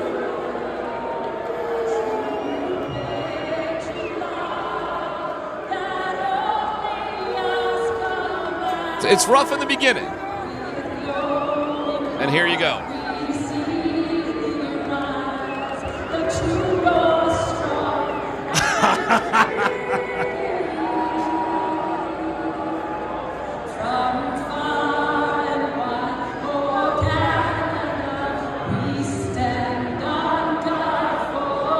And then the booing stopped.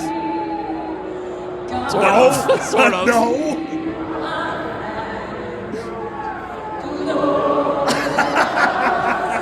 A lot of people singing. A lot of people singing.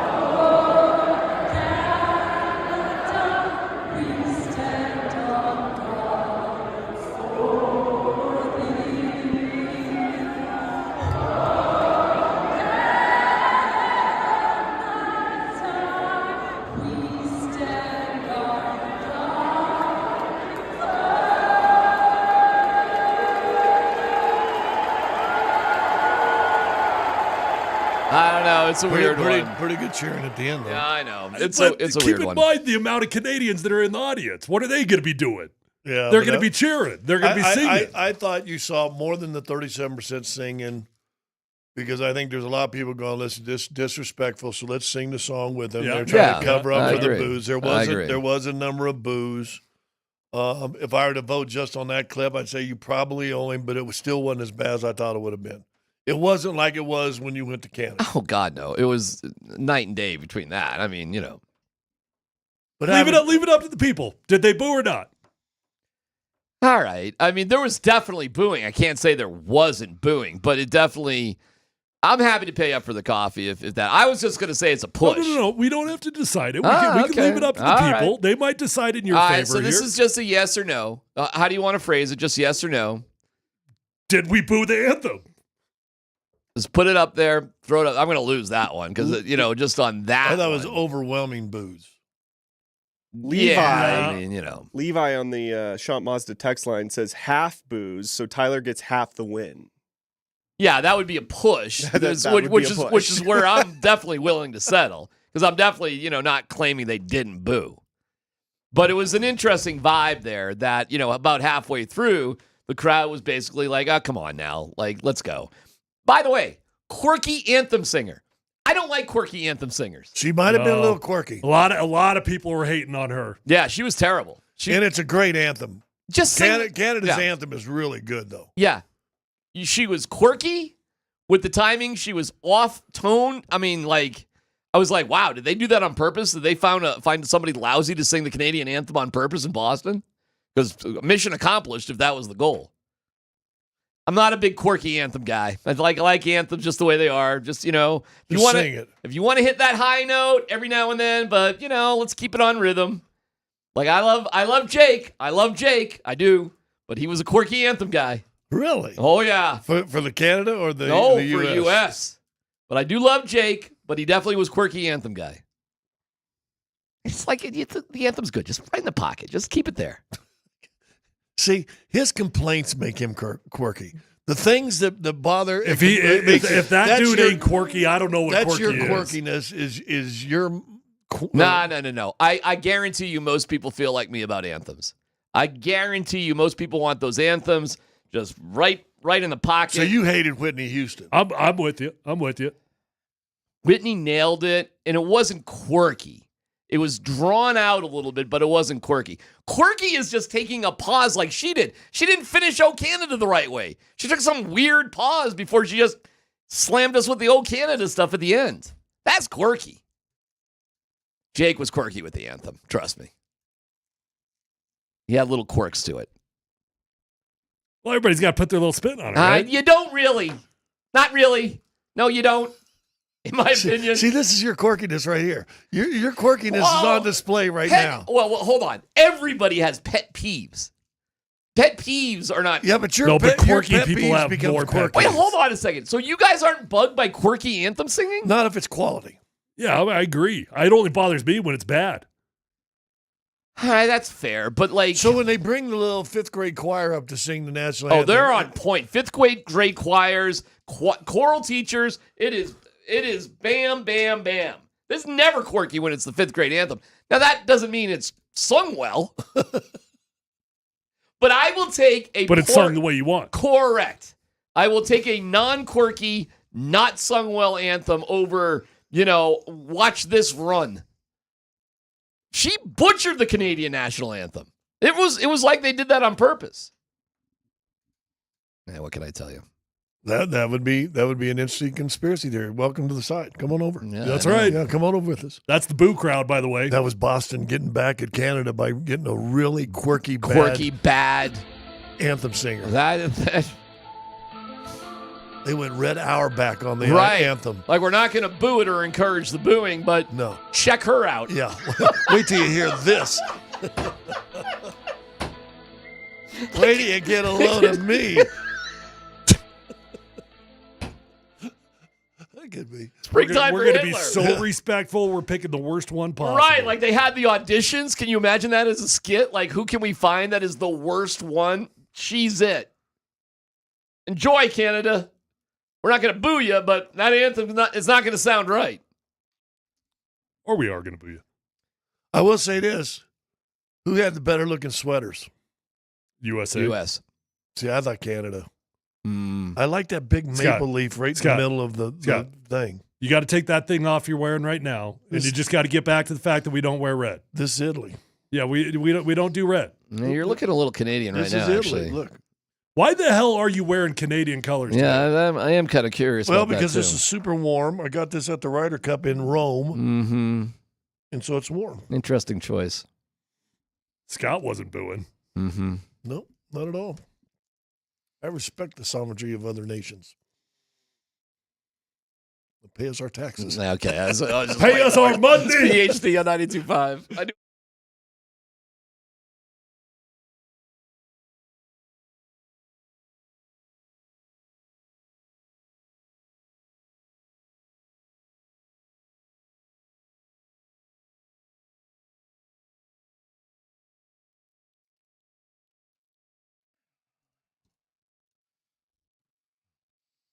Hey, it's DMac for the Rocky Mountain Men's Clinic. There are so many effective treatments for erectile dysfunction you probably haven't even thought of that the Rocky Mountain Men's Clinic has made their passion, and they have provided some amazing solutions for those that are struggling in this department. ED is a relationship destroyer. It can contribute to depression, conflicts, even breakups. No need for that because you have the Rocky Mountain Men's Clinic. Their treatments work when the pills or herbals fail. Success rates well over 90%. Some treatments can have you last an hour or more. So check them out today at the Rocky Mountain Men's Clinic. That initial visit's only $99. It includes a medical consult with a Colorado licensed medical provider, a team PSA test, if advised, a test dose, and hey, if that doesn't work in the office, your visit is free. With an expert staff, you could be like a lot of men and having sex the day after your appointment. Fort Collins, North Denver, Central Denver, Castle Rock, and Colorado Springs. Hit them up, 720-440-7900, RockyMountainMen'sClinic.com.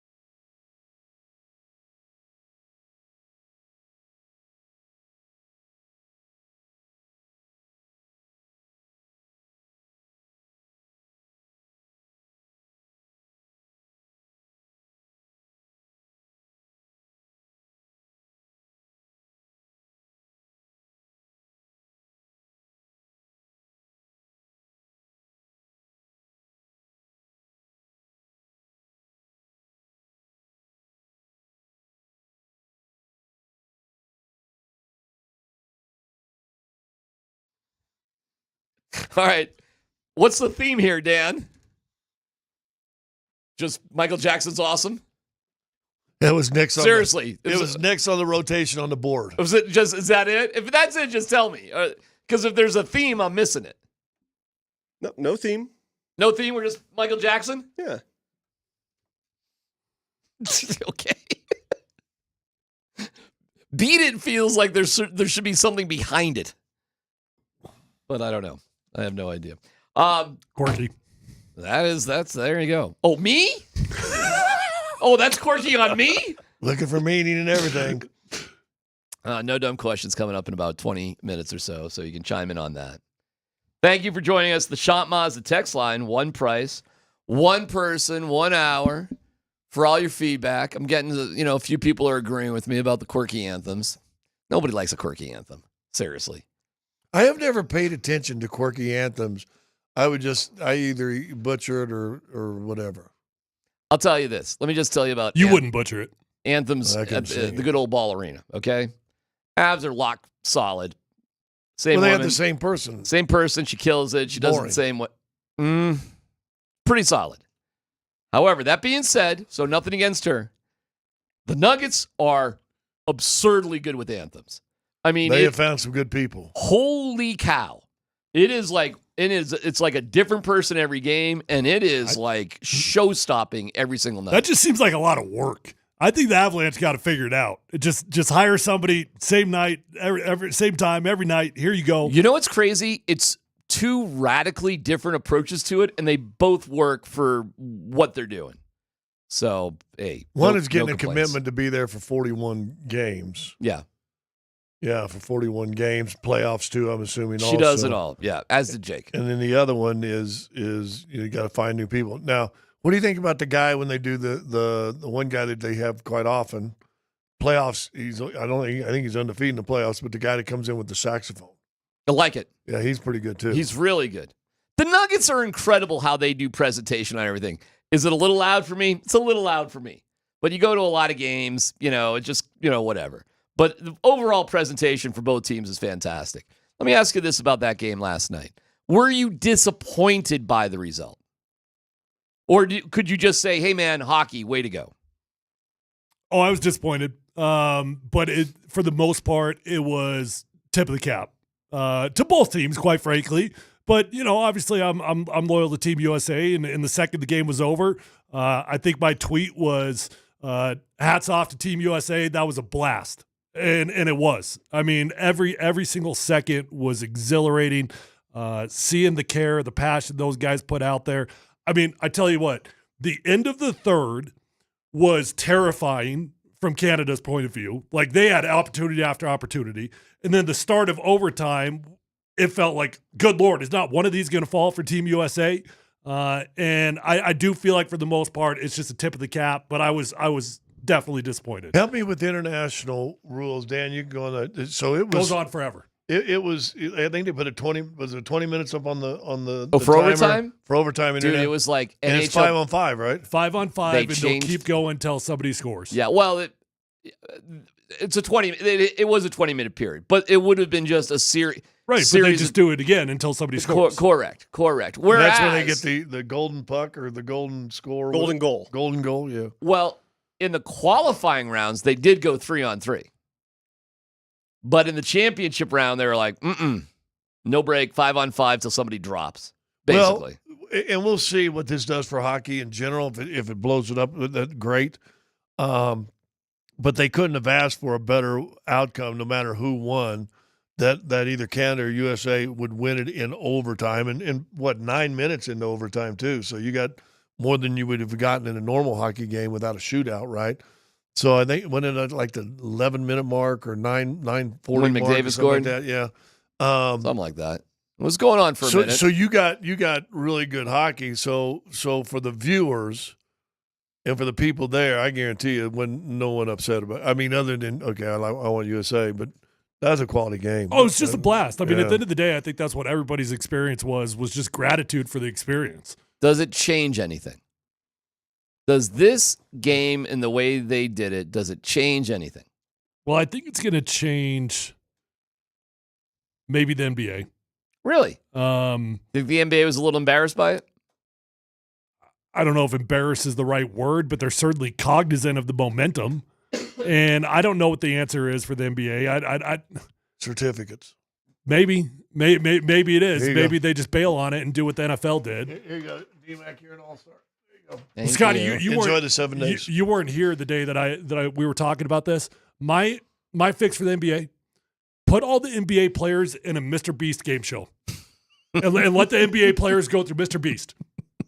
That would be far more entertaining. Last one wins $10 million. They can still do athletic things. They can still have basketball stuff. Be a involved. waste of time for some of them. And it's been they were on that set for like 3 months. No, but picture this: like he's all about putting them in like moral dilemmas, right? Yeah. So say there's $10 million on the line, and LeBron James nails a 3-pointer to win whatever. He had $10 million. LeBron, you got the choice to donate that to charity or keep the $10 million.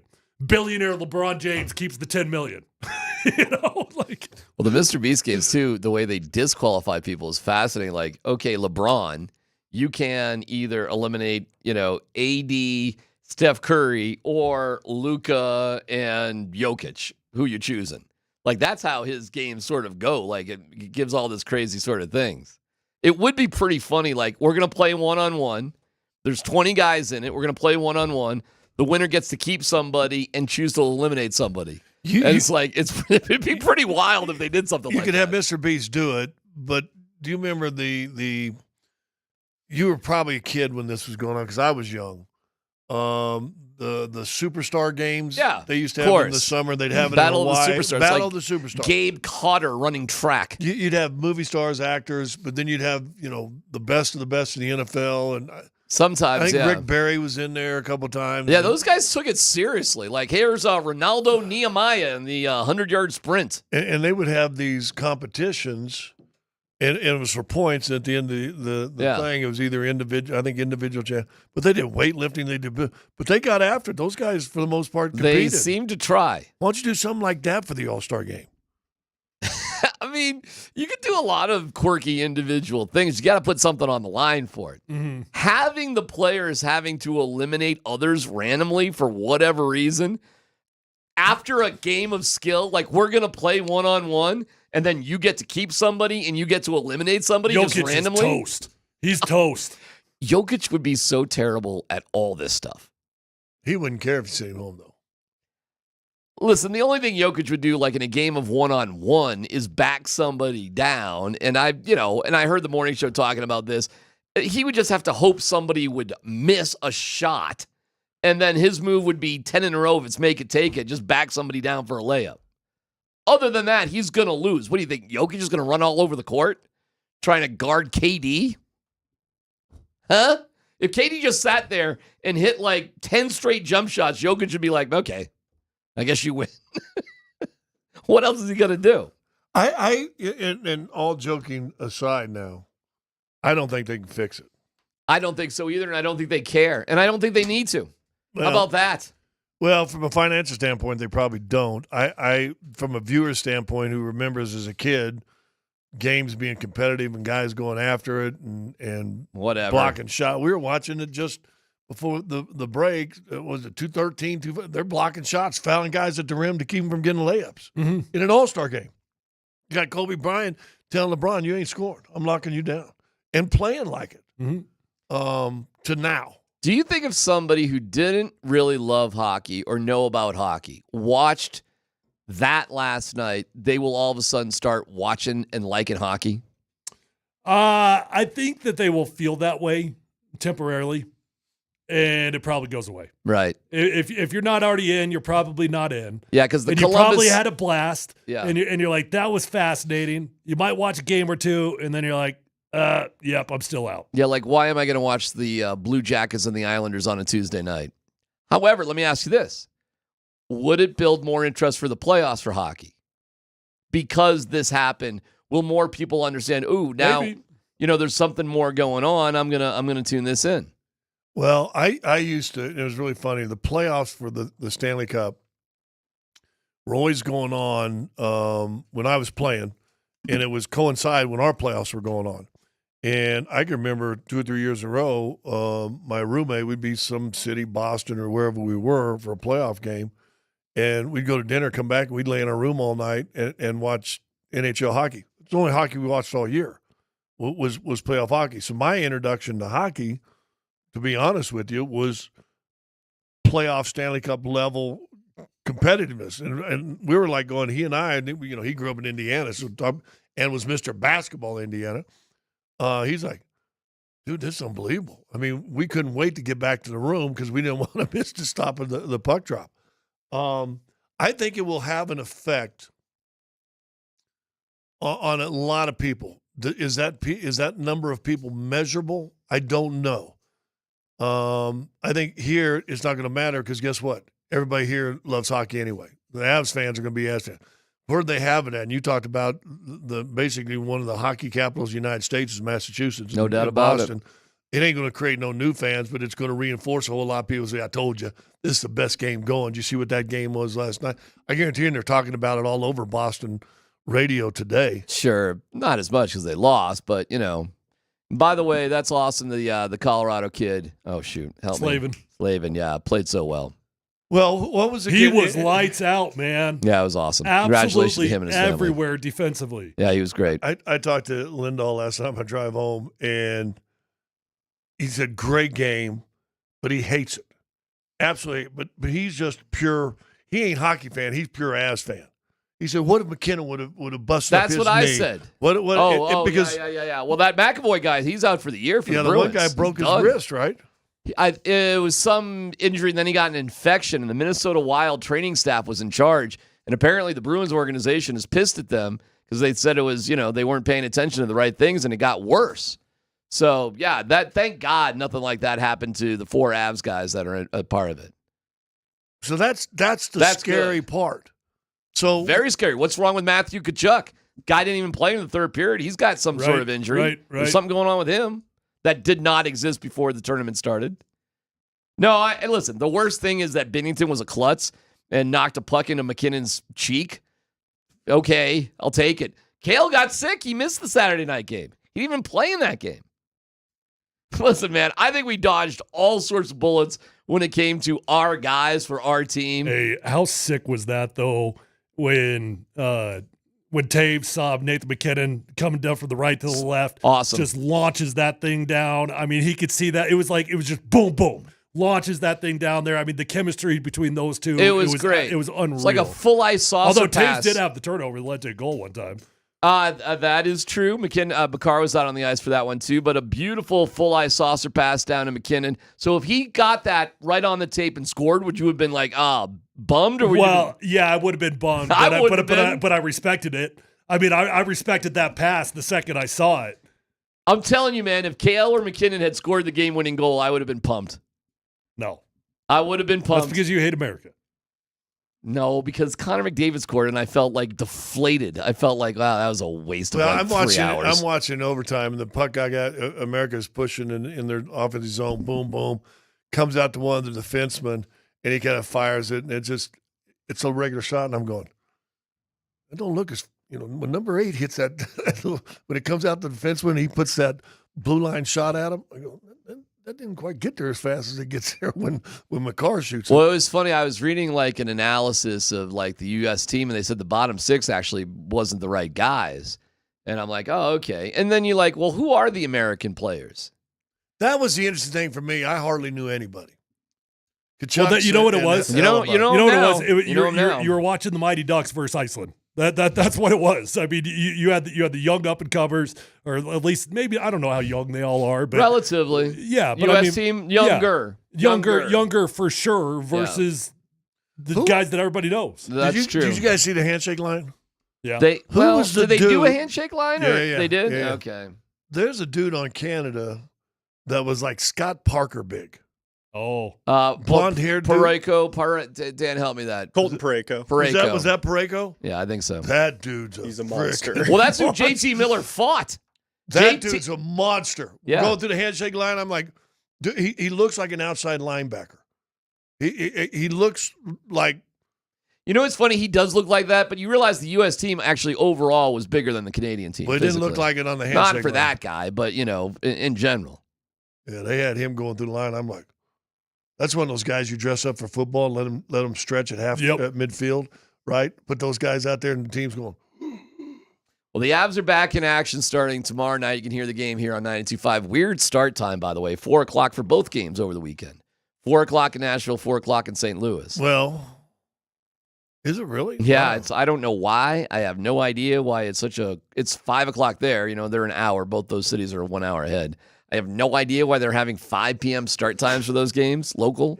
But 4 p.m. for us. Is either one of them on ESPN or TNT? I don't know. Who knows? It's just quirky how they do it. Other than that, the Avs don't play until Wednesday back here, but they start a 6-game homestand. That's when you're on the road for most of it. Yeah. Yeah. So we're right back into the fire. Started with the Nuggets last night. This homestand coming up. Okay, let's just go because two things you got to worry about the Avs. They got to start counting points to the standings, right? I mean, it's time for them also to be counting points for the standings, right? But they got 2 weeks, right? They still the trade deadline is still 2 weeks away, something like that. March 7th. I mean, so that's right around the corner too. Did you learn anything watching USA play that says, well, maybe the Avs do need a little bit more size? Maybe they do make sure they have more people they can put in front of the net once in a while. The Avs, well, first of all, they got 2 huge wins before the break, beating Calgary and Edmonton. After losing to Vancouver, I couldn't believe they got those wins. So that's Monster a positive. Wins. Val Nichushkin is not going on the road trip. He had a practice today. He's getting better, but he's not out there. Gabe Landeskog, you guys realize, is nowhere close to coming back, right? Yeah. Like, it's March, yo. I mean, what are we doing here? So I have no idea what the future is for Gabe, but forget about him coming back and adding something, I'd say. It'd be ridiculous to think that. So the question, do they have to add some Nichushkin's size? injury, too. By the way, Nichushkin surprises me how long he's out. What is going on there? I don't know. You hope nothing bad. I have no idea what to expect from the Avalanche. I don't even know. I don't know what. Can you get Sidney Crosby on the team? That feels like that'd be kind of cool. Probably not. You'd like that, Dan? Would I? If you had a choice at both times of their career for this team right now, and say he was still available to, would you rather have a Ray Bourque when we got him in his time of the career, but right now trade tomorrow, or Sidney Crosby? Ray Bourque. I think he would just add more as a defenseman, but Crosby would be pretty damn good. No, their defensemen they have the best D-core in the league.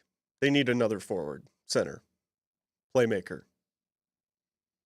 Are you talking about their defensemen? Do you think are the best in the league? They have overall. They have the best. Josh Manson's hurt, man. They have no size on the defensive line, especially with Manson. Well, Ray Bourque's not going to give you size. No, all right, this is a quirky question. Say the question again. Because I'm confused by the question. Would you rather at this time? Because remember they for trade, the Avalanche now. For the Avalanche right now, Ray Bourque when they got him, so still only had a so year would I rather and a half have left. Ray Bourque on this team or Sidney Crosby on this team? On this team right now. I agree. I'd rather have Sidney Crosby. They're very weak on their top 6. They need the Casey Middlestat's almost sadly useless right now in terms of scoring. You're going to get Nichushkin back, at some point, and you're good enough on the blue line. And Dan's right. You've got Makar and Taves at the end of the day. So yeah, Sidney Crosby, right? That's the answer. And Girard, right, Scott? Are you still down on Sam Girard? No, they're all good players. I just think they need more size. I think they need size on the defensive side, and I think they need size up front.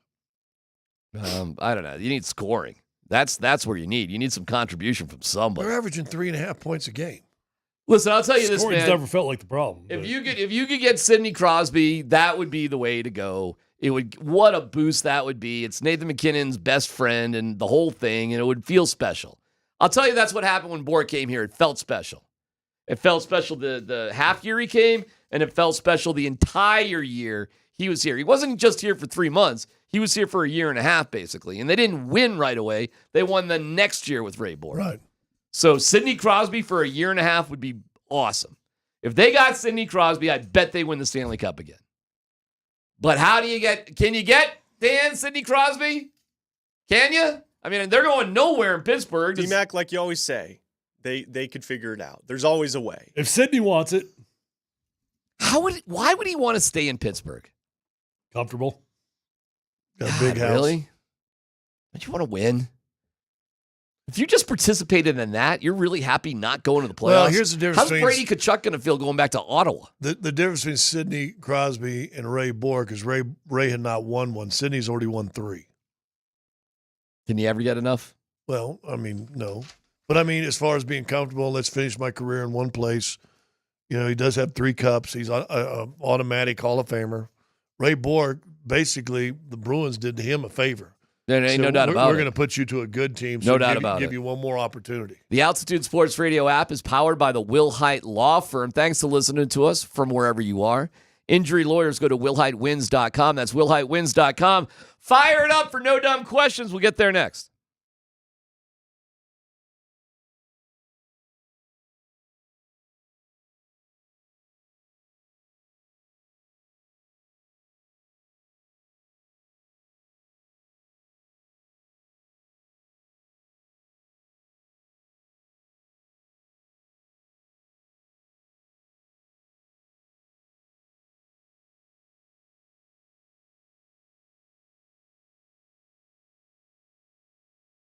Hey guys, if you're in the market for a new vehicle, there's only one dealership. I know the weekend's upon us and a lot of people go car shopping over the weekend. I don't want you to waste your whole weekend driving all over. You only need to go to Phil Long Ford, because when you go to Phil Long Ford, there's over 1,000 cars, trucks, vans, SUVs, electric vehicles, even commercial fleet vehicles on their lot right this minute. So whether you're looking for new, whether you're looking for pre-owned, you're going to find the vehicle of your dreams. I've built a long-term relationship with Phil Long Ford that matters to me. I'd imagine it matters to you as well. I've been going there since my rookie year in the NFL. Because they always respect my time. They give me the best deal. They get me in, they get me out, and they're going to do that for you as well. Guys, the interest rates are solid right now. The incentive deals are fantastic. Not only are you going to walk away with a fantastic vehicle, you're going to walk away with a fantastic experience. And at Phil Long Ford, they've got an award-winning service department. So once you buy that new vehicle, keep it serviced over at Phil Long, and you're going to have a beautiful ride for a very long time. Let them know that your friend Tyler Polumbus sent you on over, and feel free to shop for the comfort of your own home at phillongdenver.com.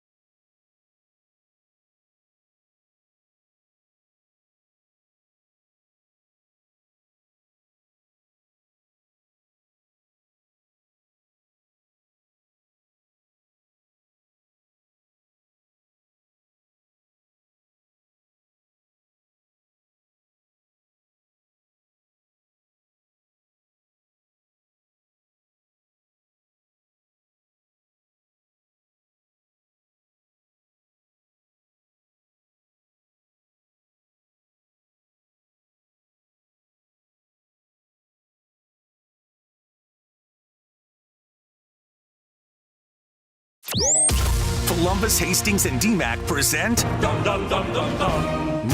Dumb Questions. This is your safe space. I like to use no dumb questions as parenting advice for myself. You're a smart guy. Send us your not dumb question now. Tweet it, text it, or Twitch it. It's No Dumb Questions on Altitude Sports Radio 92.5. If you want to reach out to us, the Champ Mazda text line is there for you. One price, one person, 1 hour. Also on Twitch. And that is brought to you by Safeway. Safeway Twitch stream. Download the Safeway deals and delivery app. Get exclusive grocery offers. Safeway fresh foods, local flavors. If Jokic averages a triple-double this season, does he get the MVP? There are some fascinating Jokic numbers going on right now, Scott. He keeps doing things that just haven't been done. And during this 9-game win streak, nobody in NBA history for more than 4 games has averaged a 30-point triple-double during a span of 4 games or more. I mean, it's stuff like that. Like, Jokic is just crushing it. But when we look at, like, the odds to win the MVP, at least on ESPN today, odds-wise, he's significantly behind SGA. I think this is a year which is good for the Nuggets because they won a championship that year. This is a year similar to Embiid in the fact that they want somebody new. I think voter fatigue, I think they call it, right? Yeah. I think that's real. So we did say that last year, though, also. You know, it kind of felt like last year we were saying the same things. No way are they going to give it to him. And then, lo and behold, he just keeps doing it. And at some point, you're just like, okay, fine, you did it again. I don't really know what's going to prevent him from winning it again this year. SGA, Oklahoma City killing it, and he's averaging 33. Well, we all feel like the Nuggets are going to go. I mean, they just won 9 straight. They're going for their 10th straight. Are they not getting noticed right now? They're getting there. Saturday will go a long way. If you beat the Lakers on national TV with Luka on there, it'll be the hello country, here we are again, Denver Nuggets. Because everybody will be aware that they just won their 10th in a row and they beat Luka and the Lakers. So, yes, Saturday matters in terms of that. Also, people will start mentioning that Jokic per efficiency rating is right now having the most efficient season of his ever career. of his career. The NBA. Of ever. Topping a previous best set by him. And third place is Wilt Chamberlain in 1961. And fourth is Joker. And we did hear him say he's going to make fun of Russell Westbrook for the rest of the life after he beats him in the triple-double. Now, I'll tell you this. They don't have to probably win the West and have the number 1 seed, and they're not going to. But in order for him to win the NBA MVP, they're going to have to at least come in second. If Oklahoma City loses their lead and are not the number 1 seed at the end of the season, then SGA will not win it. No dumb question. Who would look better, not worse, with a beard, Cale Makar or DMac? There's not a lot of things I can do better than Cale Makar, but I guarantee you I can grow a beard better than Cale Makar. But is it a good-looking beard? Well, I mean, I'm not a good-looking person, so I mean, you know. No. The beard's help with that. Slouch. The quality of the beard would trump whatever Cale Makar can't do it right now. No. The better question is Dan Tanner or Cale how Makar. about Cale Makar or Dan Tanner? Yeah. Yeah, Dan can't grow a beard either. Dan, you want to chime in on that? No, you can see the evidence. How long is that? How long is that mustache? Oh, this is about a week and a half's worth. Are you trying or are you lazy? A little of the red pill, a little of the blue pill. What's the longest you've ever gone without shaving? Oh, God, I don't know. Probably like a month or so. I do find it funny when people who can't grow a beard try to grow a beard. It's comical. And I really don't know what they're trying to prove. I tried to grow a mustache for like half a season or preseason. Did you have problems college. with it back in the day? Oh, God, yeah. Oh, really? Dude, yeah. I've got a photo of me like my sophomore year of college where I was trying to grow a beard and all I could grow was that nasty little chin strap. And it was patchy and disgusting. And I'm like, that is the nastiest thing I've ever seen in my life. But at the time, I was like, oh, I got to grow a beard. Got to go. Yeah, mine's here, not here, or not here. Yeah, it's weird. It was real patchy. No I dumb- grew one during COVID, though. No dumb question. Would you trade MPJ and Jamal Murray for Luka in the offseason? No. That quick? Just like that quick? You're not even thinking about it? Yeah. Why? Because I like the style they play. Wait. They're number one in the league in assists. Everybody complains about basketball, about the NBA right now. They say, oh, all they do is run up and down, shoot threes. Now, I know they shot a bunch yesterday. But they're like 26th or 27th in attempts, and yet they're fourth in makes, right, in percentage. So they're pretty efficient with their makes. They're number one team in scoring. The number one team in assists. They play a fun brand of basketball. And although Luka will get some assists here and there, I don't think his teams have ever been up at the top as far as sharing the basketball. I think it is a slow down. Luka is slow down ball hawk. How does the season end? For the league or for the Nuggets? The Lakers season's going to end when the Nuggets eliminate them. Will it, though? Will the Lakers be a 7 seed or a 6 seed? Mm. I mean, you go on another nice run, it's hard to break something up. But it is Luka. I think if the Nuggets don't win a championship, everything's on the table. Everything. If they don't win a championship. If they don't win a championship, everything's on the table. If they win a championship, they'll just run it back. Well, if they don't win a championship, Luka, is he in an option year this year? Who? Luka.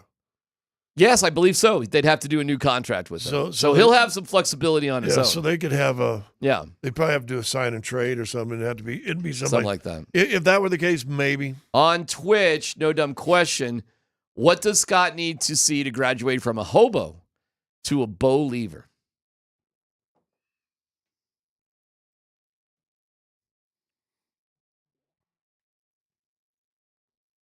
Second round postseason. Okay. Cool. That's a fair bar. Win a playoff game? Yep. I'm right there with you. Listen, only one team gets the bye. Okay, so forget that, right? Like, so you're gonna have to win a wild card game. I like it. I expect him to do it. Wasn't your expectation though an AFC championship this year? No. The expectation is just that, to win a playoff game in advance. My expectation in 2026 is to at least be in a championship game, if not the Super Bowl. Winning a Super Bowl, I don't know, man. I don't know if that's a fair expectation for anybody. Listen, there's been good teams. I know they won Super Bowl 32, but they were a hell of a team who didn't make it to the second round in Super Bowl. Well, the third round in Super Bowl, which would have been 31. The 2013 season, they look like the world beaters, and they get hammered in a Super Bowl. So there's great teams that don't win Super Bowls. We'll dig back into it and Let's Football go in about 25 minutes. USA, Canada, plus a nice win for the Nuggets. And Michael Malone revealed something pretty interesting that we never knew until earlier today. Details next.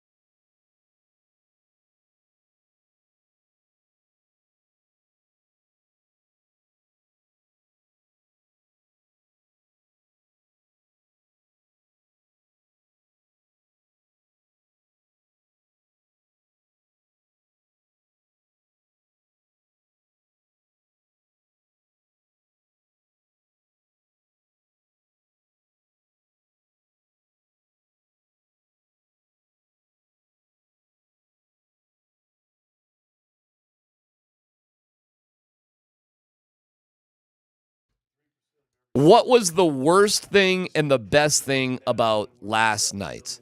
The worst thing and the best thing about last night was what, Tyler? I don't know about the worst thing. I mean, worst thing, what's the worst thing? They lost, right? It sucks. But man, it was a hell of an experience. And I guess when it was all said and done, for the most part, I just felt like that was an absolute blast. I could not have asked for a better experience. I'll put my hand up. I was in the camp of wondering how hard these guys were going to try.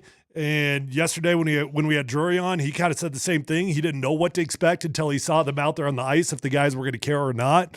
I don't know. There was a worse part. I mean, it sucked that they lost, but damn, was it fun. I think the best thing, gosh, I don't even know if this is the best thing. The best thing to me is maybe it gets other pro sports leagues off their backside and try to figure a way to put a competitive game out. And not just the NBA, that was the closest one, but Major League Baseball too. Hey, but what's baseball supposed to do? I don't know. They can't. There's nothing else to do. A batter's going to try to hit a ball. A pitcher will try to throw a ball. That's it. The end. That's all you can do. But then play the best players for 7 innings instead of 1. You could do that. I'm a big fan in Major League Baseball of a re-entry rule so that you can put the star players at the end of the game. I'd want to start them. Heck, half of them have already left once they played the first inning. A lot of them get in their cars, take a shower, and catch an airplane. You actually could remake the All-Star game in baseball very easily by simply playing the stars in the final 3 innings, not the first 3 innings. It really wouldn't be that hard of a fix. It would make the game much better. That's an easy thing to do, actually. That's actually a no-brainer. But maybe now it'll be discussed. Well, everybody. That's what I think the good thing that this thing does. That somehow NHL and there's a better way. International hockey said, hey, there's a better way of doing it. Because listen, as much crap as PK Subban wanted to give the NBA All-Star game, and he is 100% correct. We heard Malone just a while ago. He said the same thing. Why would I waste a minute watching it? And he's coached it. So he's 100% right on that. This was out of the box. This was something different, and they hit a home run. The NHL and whatever other governing bodies that got involved with this hit a home run. And I guarantee the NBA league officers going, dude, what was, Major League Baseball? What if we did a re-entry? What if we did, I doubt the Major League players would want to, because I'm telling you, a lot of them leave after their stint, they get in their cars and are all right, well, you don't give them a choice. You got to do it for the betterment of the game. Pro football, and we know. I don't think there's anything to do with football. You can't play a real football game. No, but is a well, you know what? But hold on, worth it. But hold on for a second, and I agree with you. The cat's out of the bag. You can't put it back with football. It's done. But it's really not true. What really is the difference between hockey and football? I mean, in terms of the way these guys are playing, the physicality, the danger, the risk that is out there. There's not hitting every single play in hockey. I agree, but that ain't a contact-free sport. The thing that we saw from the hockey guys is how much it meant to them. So there had to be a driver for it to mean something to them. That's just not going to exist in the NFL. Thing? Yeah, I can't. It absolutely was the country thing. And as much as we try to avoid it and probably not talk in detail about it, the politics of what was going on the past week and a half was a gargantuan part of everything that was happening. Not a little part, a huge part. Well, and I do wonder, there were 4 nations. What were the ratings like for the other games? That didn't involve this. What did Finland and Sweden? Did they say, hey, by the way, we're still here? Right. That's my point. Who won the Finland-Sweden game? Who cares? Well, but it's like the Nate Bargatze thing with George Washington. How many quarts are in a liter? Nobody knows. Nobody cares. It's irrelevant. Centimeters will equal feet. No. Nobody knows. I tell you what, you want to really make it interesting, put Russia in that thing. Well, again, with the politics. Listen, the politics were, to keep it real, the politics were a big part of the 1980 Miracle team. Big part. Huge part. Probably the biggest part. You're coming off the 70s where the U.S. Olympic team did not participate in 1976 because 1980. of 1980. Sorry, my bad. Summer Olympics. But the Russian invasion into Afghanistan did impact the Summer Olympics, not the winter. That's right. Sorry.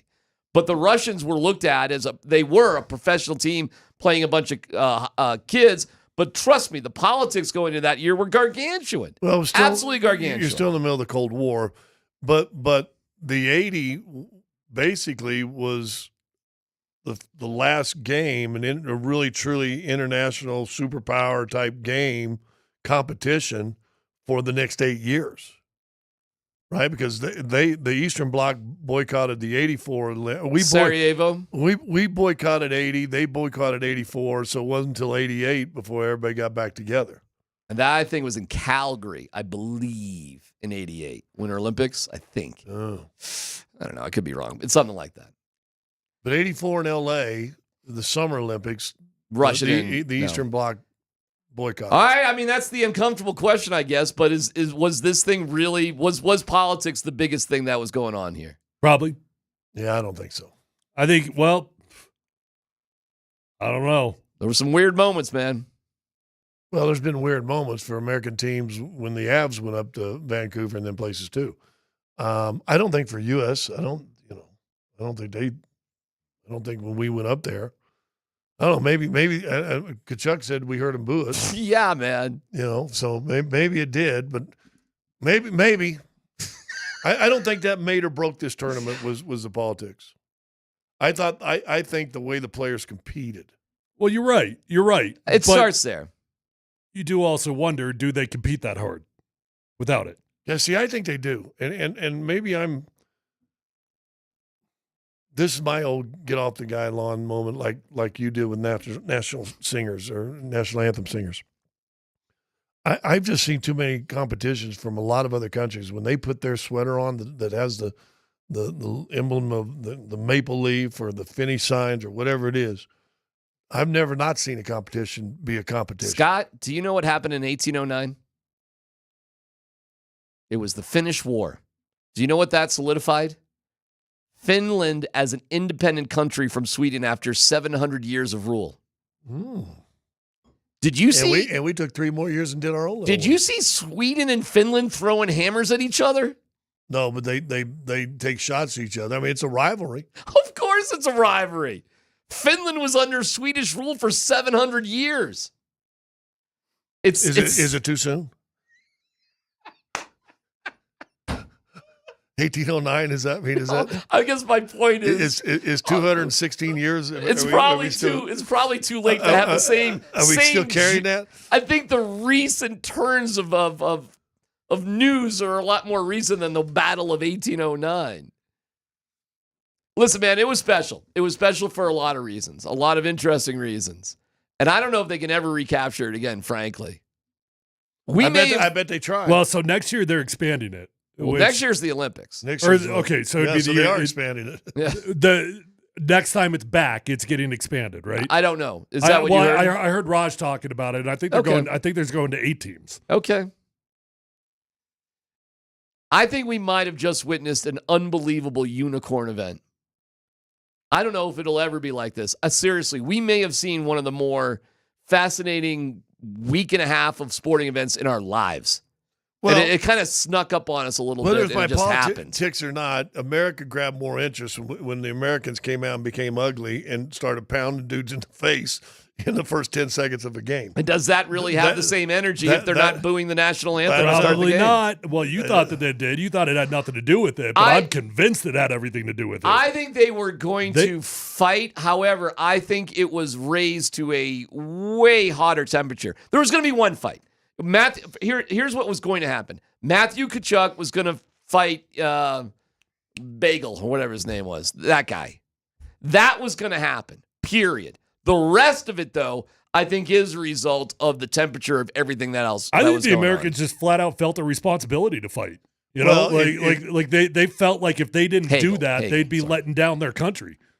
Well, and again, I can look it up, but wasn't it Kachuk's dad? Yes. Their dad who did the exact same thing correct. when USA played Canada. So Matthew was going to fight Hagel because they hate each other anyway. John Cooper was complicit on that because he put out the lineup. He didn't have to.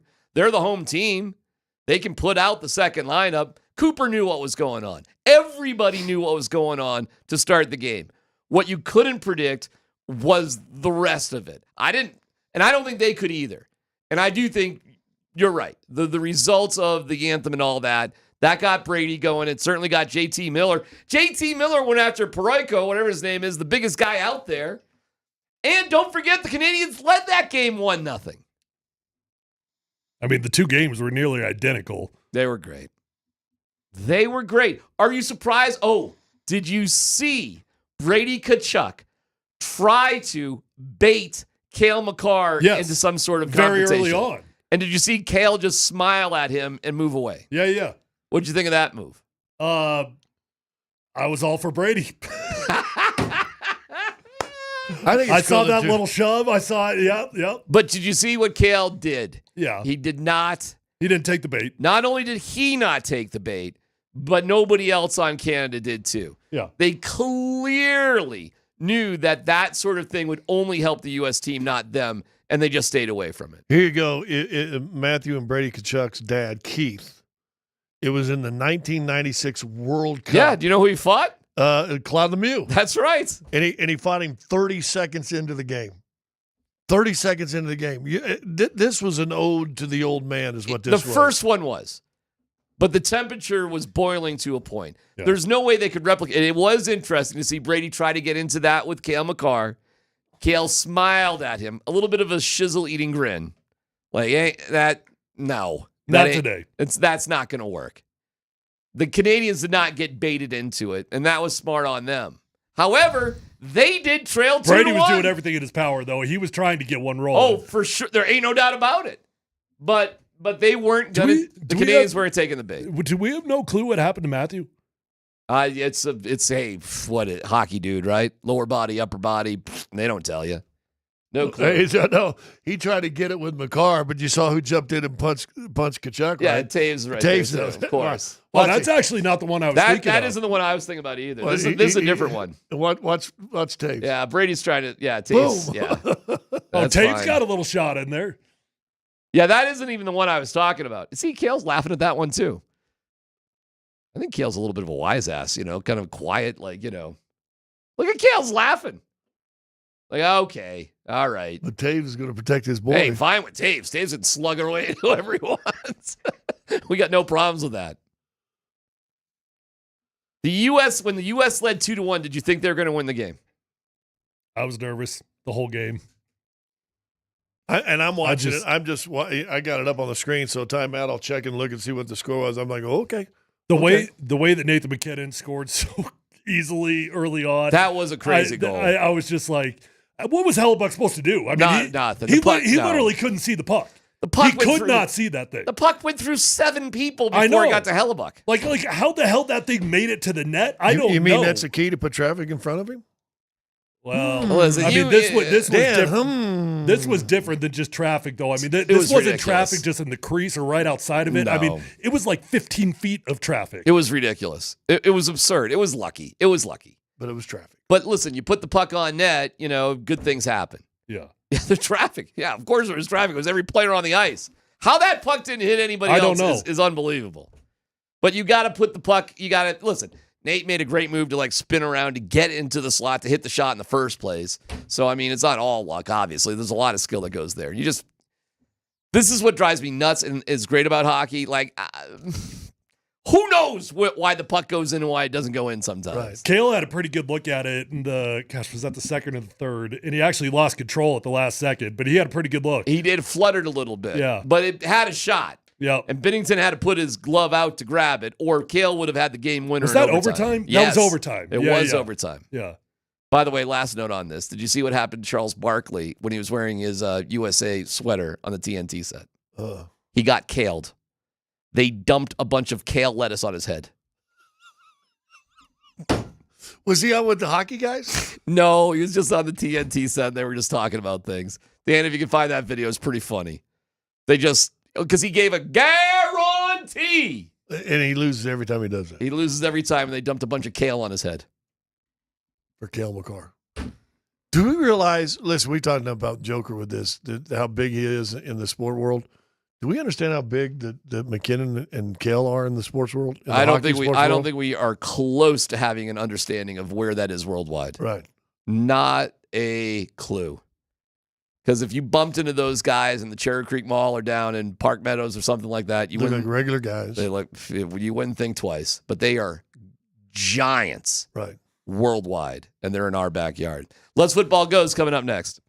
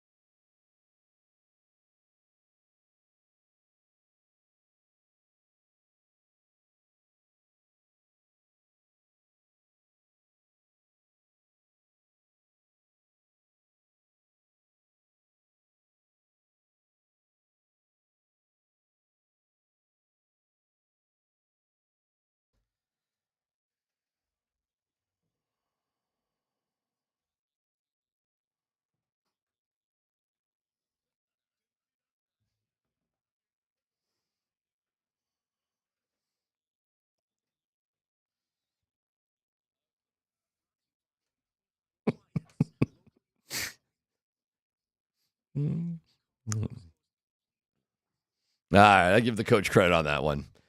By the way, fascinating interview with Michael Malone today as he revealed he was this close to being the Canadian national coach just a couple years ago. Was offered the job. Wow. Flat out offered the job. And is very interested in doing it in the future. So there you go. Thank you to Mountain High Appliance. Find them at mountainhighabpliance.com. Dan Buds Quins Tanner. Yes, sir. Let's football go, Dan.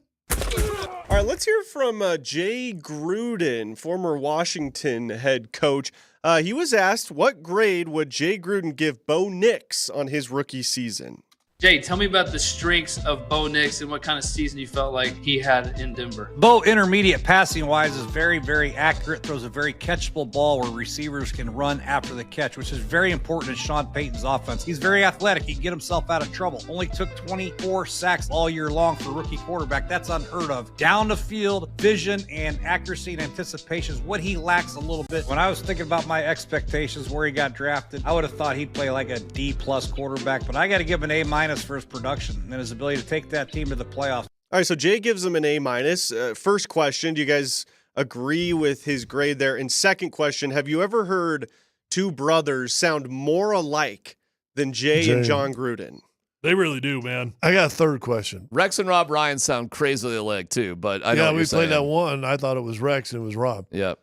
The video Dan sent, the guy to introduce, he's not really introducing Jay, right? He just pinched Jay off another site and acted like he was asking that question. I didn't look at it closely enough. And then at the end of it, after Jay talks, he basically, here's what and he says almost verbatim what Jay said. I mean, oh, you think he just ripped it off somewhere? You're a poser dude that just ripped off an interview. So that bothered me. But I will say this. Technology's quirky. That was part of when you asked me earlier about Bo Nix. After watching it, I was like, and his concerns were the same thing I concerns. His accuracy deep is not where it needs to be. Then he said that. So it gave me hope. I would say from what my expectations were probably a D, and I would say probably an A-. Scott, they're gonna win 11 games this year at least. They're gonna win a wild card game. I don't know about winning the AFC West, but it's all gonna happen. Let me ask this: They higher in the AFC West than Kansas City this year? They got a shot. They got a legit shot, in my opinion. I don't know how many times did we play this game with Tom Brady and we're like, he's getting old. I know we're not talking about Patrick Mahomes being old. There were gaps, though. There were gaps. There not weren't really, a lot of gaps. Not really, though. He went 10 years without winning a Super Bowl. Do you know what the gaps were? Every other year he was in the Super Bowl. That's what the gap was. It was an off season. It was a year. It was a moment. But even in that gap when he didn't win a Super Bowl, he was still in the Super Bowl. Gotcha. But there was a year he was also injured. Matt Castle was the quarterback. Right. There were years where he lost the AFC Championship games to the Broncos. I mean, it wasn't an overly strong division, by the way. Yeah, the AFC East. But to act like there were down windows, I wouldn't say that's accurate. I mean, there are exceptions to the rule where he got hurt or something along. But even Matt Castle, even in that year, Matt Castle got an enormous free agent contract the next year. Is Patrick Mahomes? Chiefs. Was it Chiefs? Is Patrick Mahomes? Who's the guy that got the one to Houston? That was Stroud. No. Brock Osweiler. You talking about Matt Schaub? It was Schaub. Is Patrick Mahomes Tom Brady? No. I mean, yes. For all intents and purposes, yes. He is. Am I saying he is going to get as many Super Bowls as Tom Brady? No, I'm not. But I'm saying that's what you're dealing with as long as he's there. Yes. Because what if Patrick Mahomes is Derek Jeter? Meaning he won a lot in the beginning. But after he won a lot in the beginning, Jeter won like 4 World Series in 5 years. Okay, true. What happened after that, he'd still go down, Jeter as a Hall of Famer and one of the greatest of all time, but there weren't any more championships after that early run. How do we know Mahomes isn't one of those guys? Okay, true. But Derek Jeter did play a sport in which an individual can't exactly change the outcome of a team. I could try to think of a quarterback equivalent. What if he's Troy Aikman? And he won 3 Super Bowls in 4 years, but that was it. There wasn't 10 years of success with Troy Aikman. He had an unbelievable run, but it was over after that. I hope you're right. I do. Evidence would tell me that he's going more in the Tom Brady direction than the other direction. Well, I think that's the big That's the big question. That seriously is the big question. We'll see. I don't think he's Tom Brady till he's there. I don't see that. But I'll ask you. It's not about calling him Tom Brady, though. It's just about, is he on the same path? Well, after Troy Aikman won 3 Super Bowls in 4 years, that was the end, though. It didn't happen again. And he didn't keep winning for the Cowboys. Guys like got priced out and guys got aged out. Happens, man. And what Tom Brady did was so ridiculous that it feels like, wait, are we sure that's who this guy is? Or is he more like Troy Aikman? Slam dunk Hall of Famer, legacy guy, first ballot, all of that. But it does end at some point. We sure? That's a good comparison right there. I make the bet that he's more like Troy Aikman than Tom Brady. Okay, but I think you're just being very wishful. No doubt. No doubt about it. The evidence there'd be far greater evidence that he's heading down the Tom Brady path than anywhere else. The verification of evidence starts this season. Well, that's right. Because look how many Lord, how many years do you need? I gotcha, but look at all of a sudden now is the defining moment of Patrick Mahomes' career. How many seasons can you win games by 3 or less points, 1-score games? How many breaks can you possibly get? How many Alex Forsythe moments can you get? Doesn't it catch up to you at some freaking point? Yeah, about every other year, like it did for Tom Brady. Well, listen, if he's able to do that every other year, then he is Tom Brady. If he doesn't over the next 5 or 6, then he's probably more like Troy Aikman. That's right. But the future will tell. I hope you're right. That being said, let's compare them. Both of them great players, right? Yes. First of all, this isn't a knock on Patrick Mahomes. Correct. I'd take him tomorrow, right? Great player. Got a great coach. I'll take him today. Tom Brady had a great coach, right, for most of his time there. So there's similarities. Which ownership group? Because you've put a lot of stock here in Denver about the ownership group here. Yes. What's a better ownership group, New England or Kansas City? Well, Kansas City actually gets knocked. They're terrible. Yes, KC's an awful ownership group. Yeah, I mean, Kansas City gets knocked by all the players for the resources, for the locker rooms, for food, for travel. So right there, how much did the ownership group also help the Belichick-Brady era? A lot. I think the Patriots ownership group in general is better than the Kansas City ownership group. But listen, Robert Kraft, he ain't no saint, man. He did all. I don't know what makes Robert Kraft so great. Yeah, I gotcha. I really don't. I think this is a pretty low bar for both, frankly. Here's what made him great. Here's actually what made him great. He figured out how to settle things between Brady and Belichick so they would work together as long as possible. I think that's true. And then he made a mistake because he went with Belichick instead of Brady over Brady, and that was a mistake. And he's paying for it now. But in general, you're right.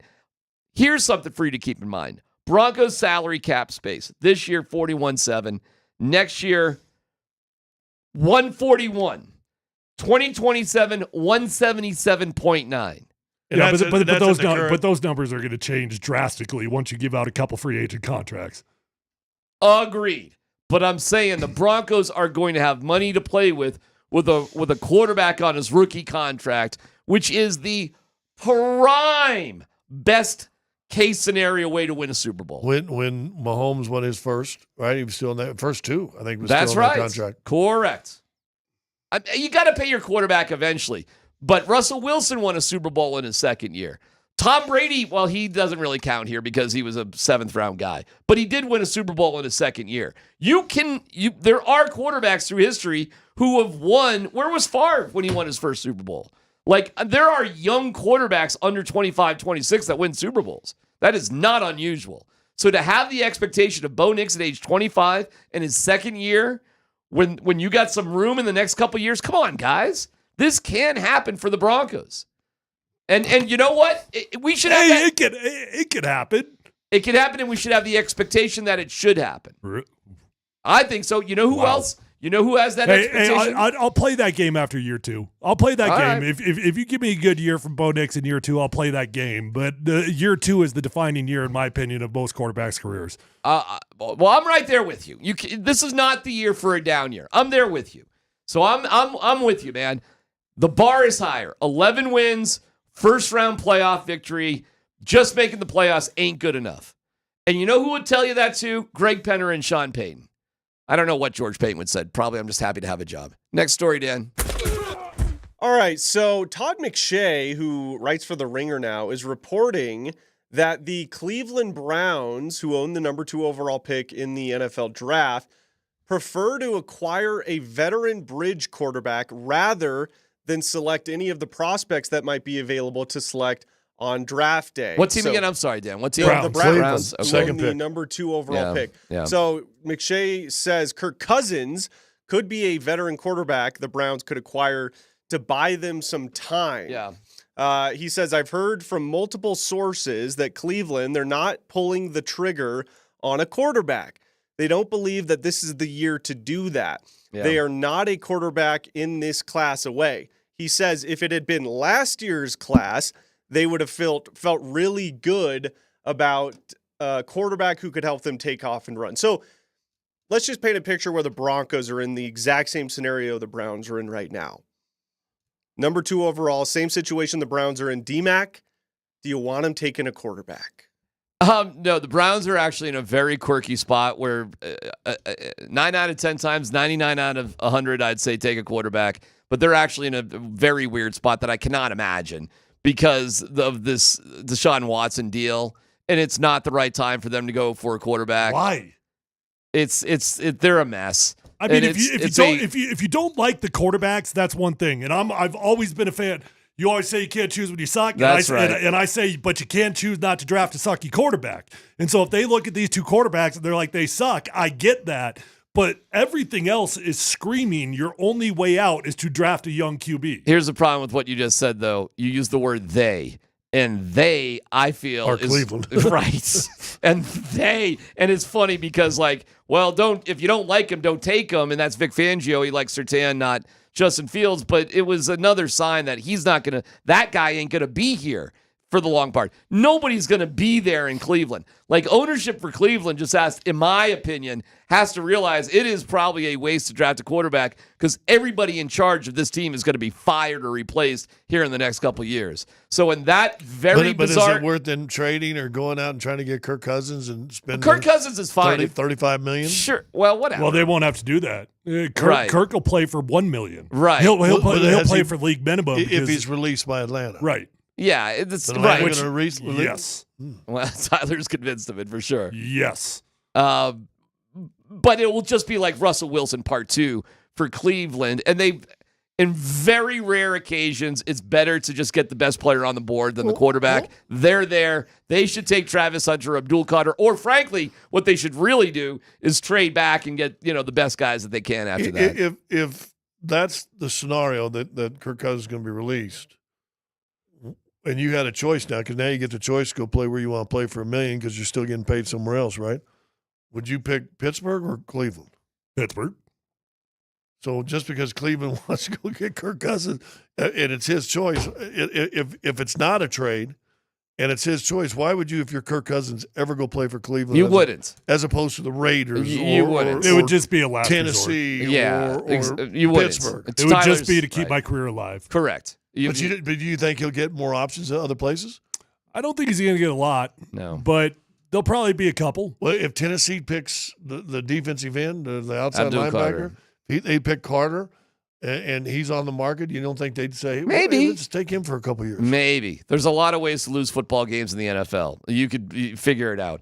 Kirk has had one of the most financially lucrative NFL careers of all time. If he wants to milk it for a little bit more, but his days of being like the lead dog for a great team are done. He had a window. I'm not saying you can't win somewhere else or be a backup somewhere else, but his days of being that guy for a great team, it's over. Tyler, you agree or disagree with that? No, he's holding on now.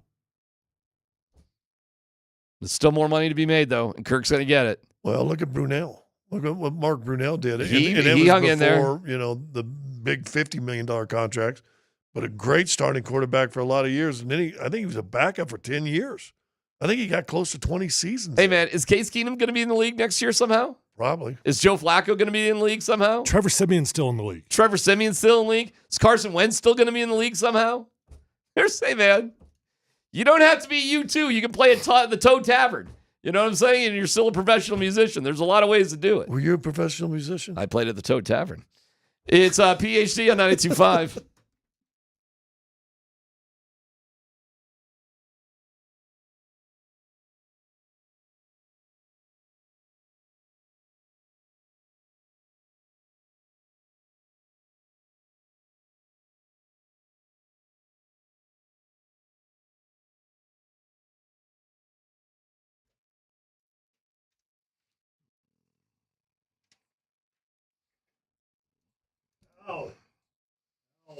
Hey, it's DMac for the Rocky Mountain Men's Clinic. I want you to have a spectacular weekend, and it starts with getting your erectile dysfunction situation in the past, not part of the present. The Rocky Mountain Men's Clinic can help you with that. They work where the pills or herbals fail with a success rate well over 90%. Rocky Mountain Men's Clinic, man, they've done the job for nearly a decade, treating tens of thousands of men. So schedule that consult. It's $99. You get the consult, the TNPSA test, if advised, a test dose. If it doesn't work in the office, that visit is free. Like a lot of men, you could be having sex the day after your appointment. So have a spectacular weekend this weekend with the Rocky Mountain Men's Clinic. Fort Collins, North Denver, Central Denver, Castle Rock, and Colorado Springs. Hit them up today at 720-440-7900. 720-440-7900, RockyMountainMen'sClinic.com.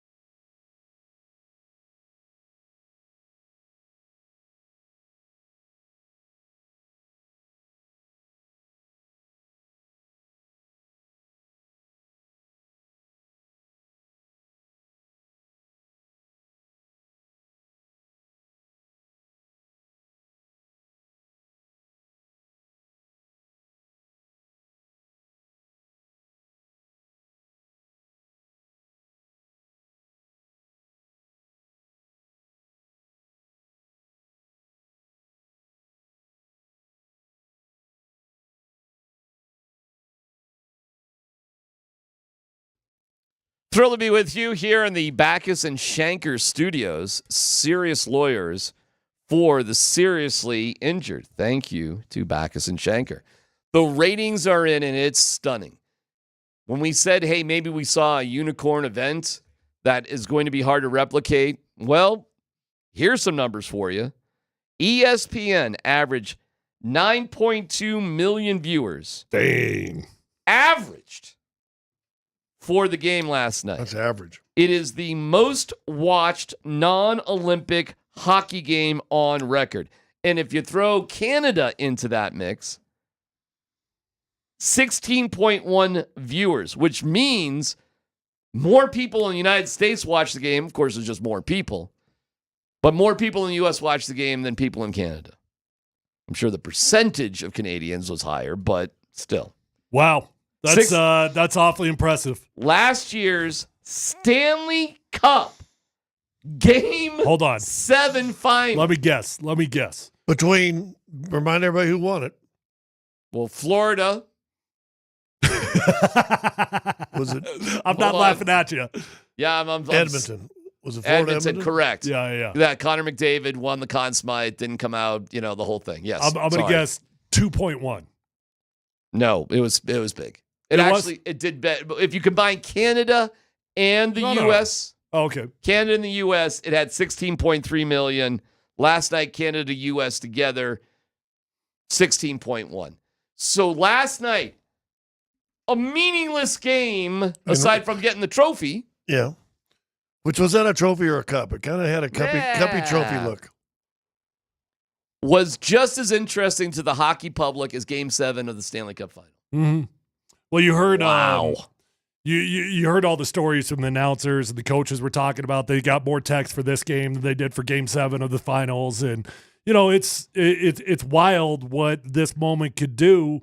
I do continue to go back to, I think it was a perfect storm of politics, of exciting hockey, of great hockey, of care, all of the above. Flat out fun. In terms of U.S., just for some more perspective, the 9.3 million viewers in the U.S. was the most in the U.S. of any NHL game ever. So not only was it gargantuan in perspective to the Stanley Cup Final, it was literally the most viewed hockey game in U.S. history. Wow. Well, McKinnon, McCarr, we loved him. I told you it was tough for me. Hellebuck was in there. But it was tough for me to like Canada. And we haven't talked about it in the week or so we done. See if Dan agrees with this one. You realize who the head coach was for Canada? Yeah.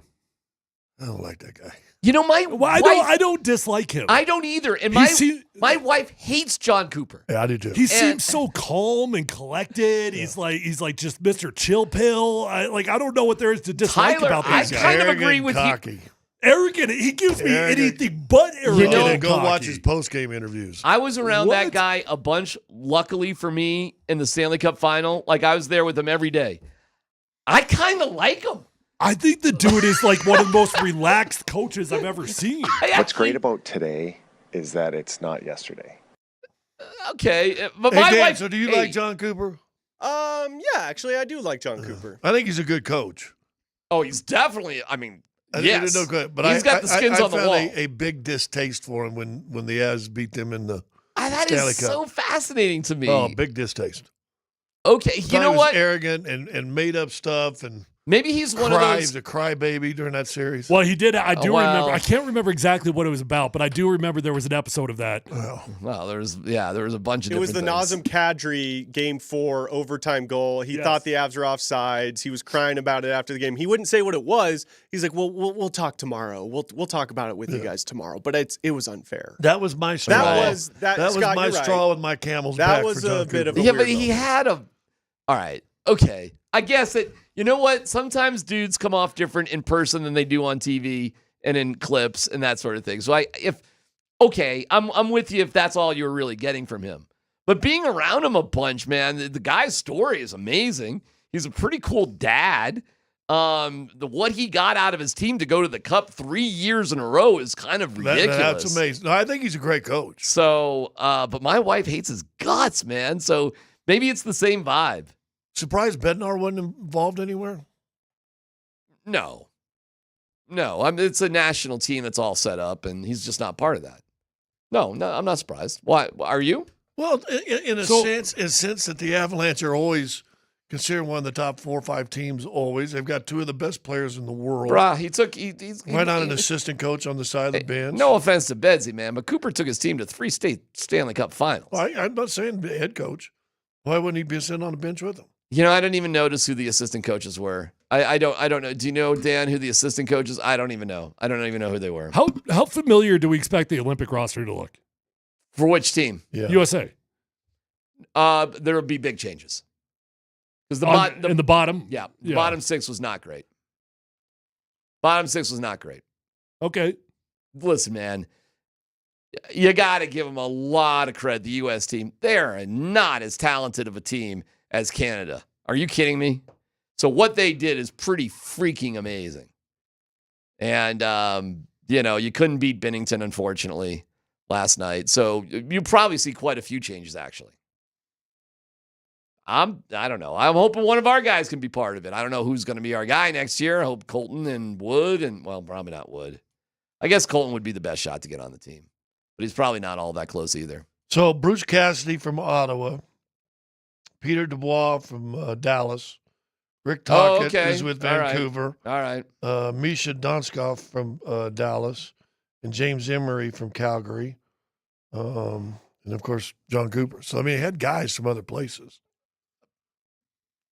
I don't know. That's a good question. I don't know. I don't know much about how Canadian hockey organizations, which is the right way to say it. I don't know what their process is to finding their guy. How do you say aluminum? What's aluminum? Yeah, how do you say that? Aluminium. Aluminium. All right, so are we ready for Nashville, Colorado tomorrow? You guys fired up for the Blue Jackets against the Islanders? Well, it will be Ottawa against Vancouver. We excited for that? It'll be interesting to just watch the NHL ratings over the next week and see if they do get a spike. That's a great point. or is this swimming and figure skating? The Olympic, How often do you guys care about swimming and figure skating? 4 years. Well, that's why Noah Lyles is racing Tyreek Hill. Every 4 years. But I'm being serious. It's the exact reason why he's doing it. Because he said, when we're not in the Olympics, nobody cares. So I got to do things to bring attention to us. Who are you putting your money on? Oh, are you kidding me? Noah's going to smoke him. It's going to be a joke. You think why is Tyreek doing this? It's stupid. I bet it ain't as big as smoke job. What's a smoke job? Dude, half a second is a smoke job. If they were running a 40-yard dash, maybe Tyreek Hill might be able to compete with it. Big maybe. Aren't they running? What are they running? They're running 100. And Lyles is a kind of a slow starter, so maybe. But a smoke show in that sport is a half a second. I was going to say 3/10 of a second. 3/10, yeah, a half a second. You got destroyed. So Lyles won by, I think, 0.05. I mean, it was like hundredths of seconds. He won the gold medal, I think, by 0.05 of a second. So what if it's the same angle with Tyreek? Well, it'd be impressive by Tyreek for sure, but he doesn't have a chance. Is it 100 yard or 100 meter? 100 meter, I think. Nobody knows. So it's actually. Well, you know what? You're right. Actually, I do know that because Noah Lyles just said that they actually haven't confirmed the distance. We are going to form a new country, but we'll only care every 4 years about meters. Why? Nobody knows. That's the greatest skit. Hey, they're both Americans while they run 100 yards. Nobody knows. Listen, you can say whatever you want about Saturday Night Live. They knocked it out of the park with that one. That is one of the funniest skits of all time. George Washington skit. They've done it. It's hysterical. It's hysterical. You know, when I was in junior high, I ran the hurdles, and they were the 110. We ran 110-yard hurdles. Yeah. 110. Yeah. How many inches is that? Nobody knows. Whoa. 17. How many inches are in a meter? 36. No, nobody knows. 36. The Nuggets will win by how many? No, 39. Really. This is a joke. It's gone. The Nuggets will win by tomorrow. Ooh. 12. Oh, okay, let's go. Wow. Okay. Wow, really? I wasn't expecting, really? Scott doesn't like the Luka experiment. Damn, okay. I'm happy about that. I thought that's a close game. Okay. That's 4 shots. You were getting on my case about, So what were you thinking? Hell yeah. Oh, damn. I 5'7", something like that. Oh, yeah. I think LeBron, Luka are coming to play tomorrow. I think they're coming to play tomorrow. Oh, good. You got any final words here, brother? 12.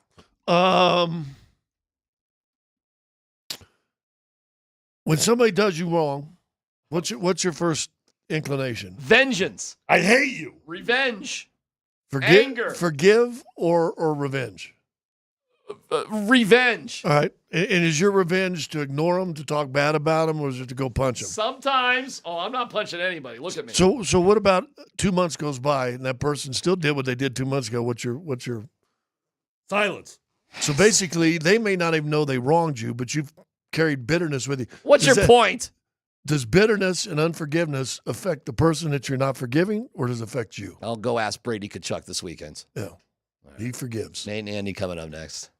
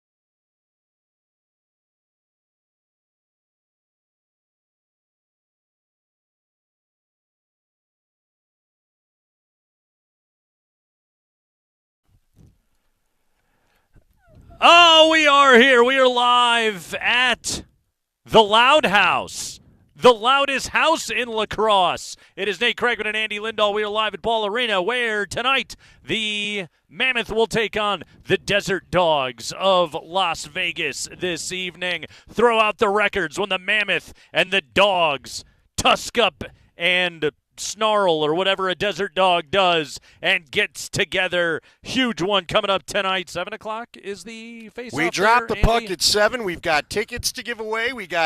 Turns out you can buy that jersey we were talking about, but you got to pre-order it. Ah, I see. Okay. The Captain America jersey? Oh, yeah. Did you see I wore my Mammoth gear You today? did. You're Look at showing the me. dead. You better be careful getting out of here. How so? Because those are hot items. They're hot items? I don't know.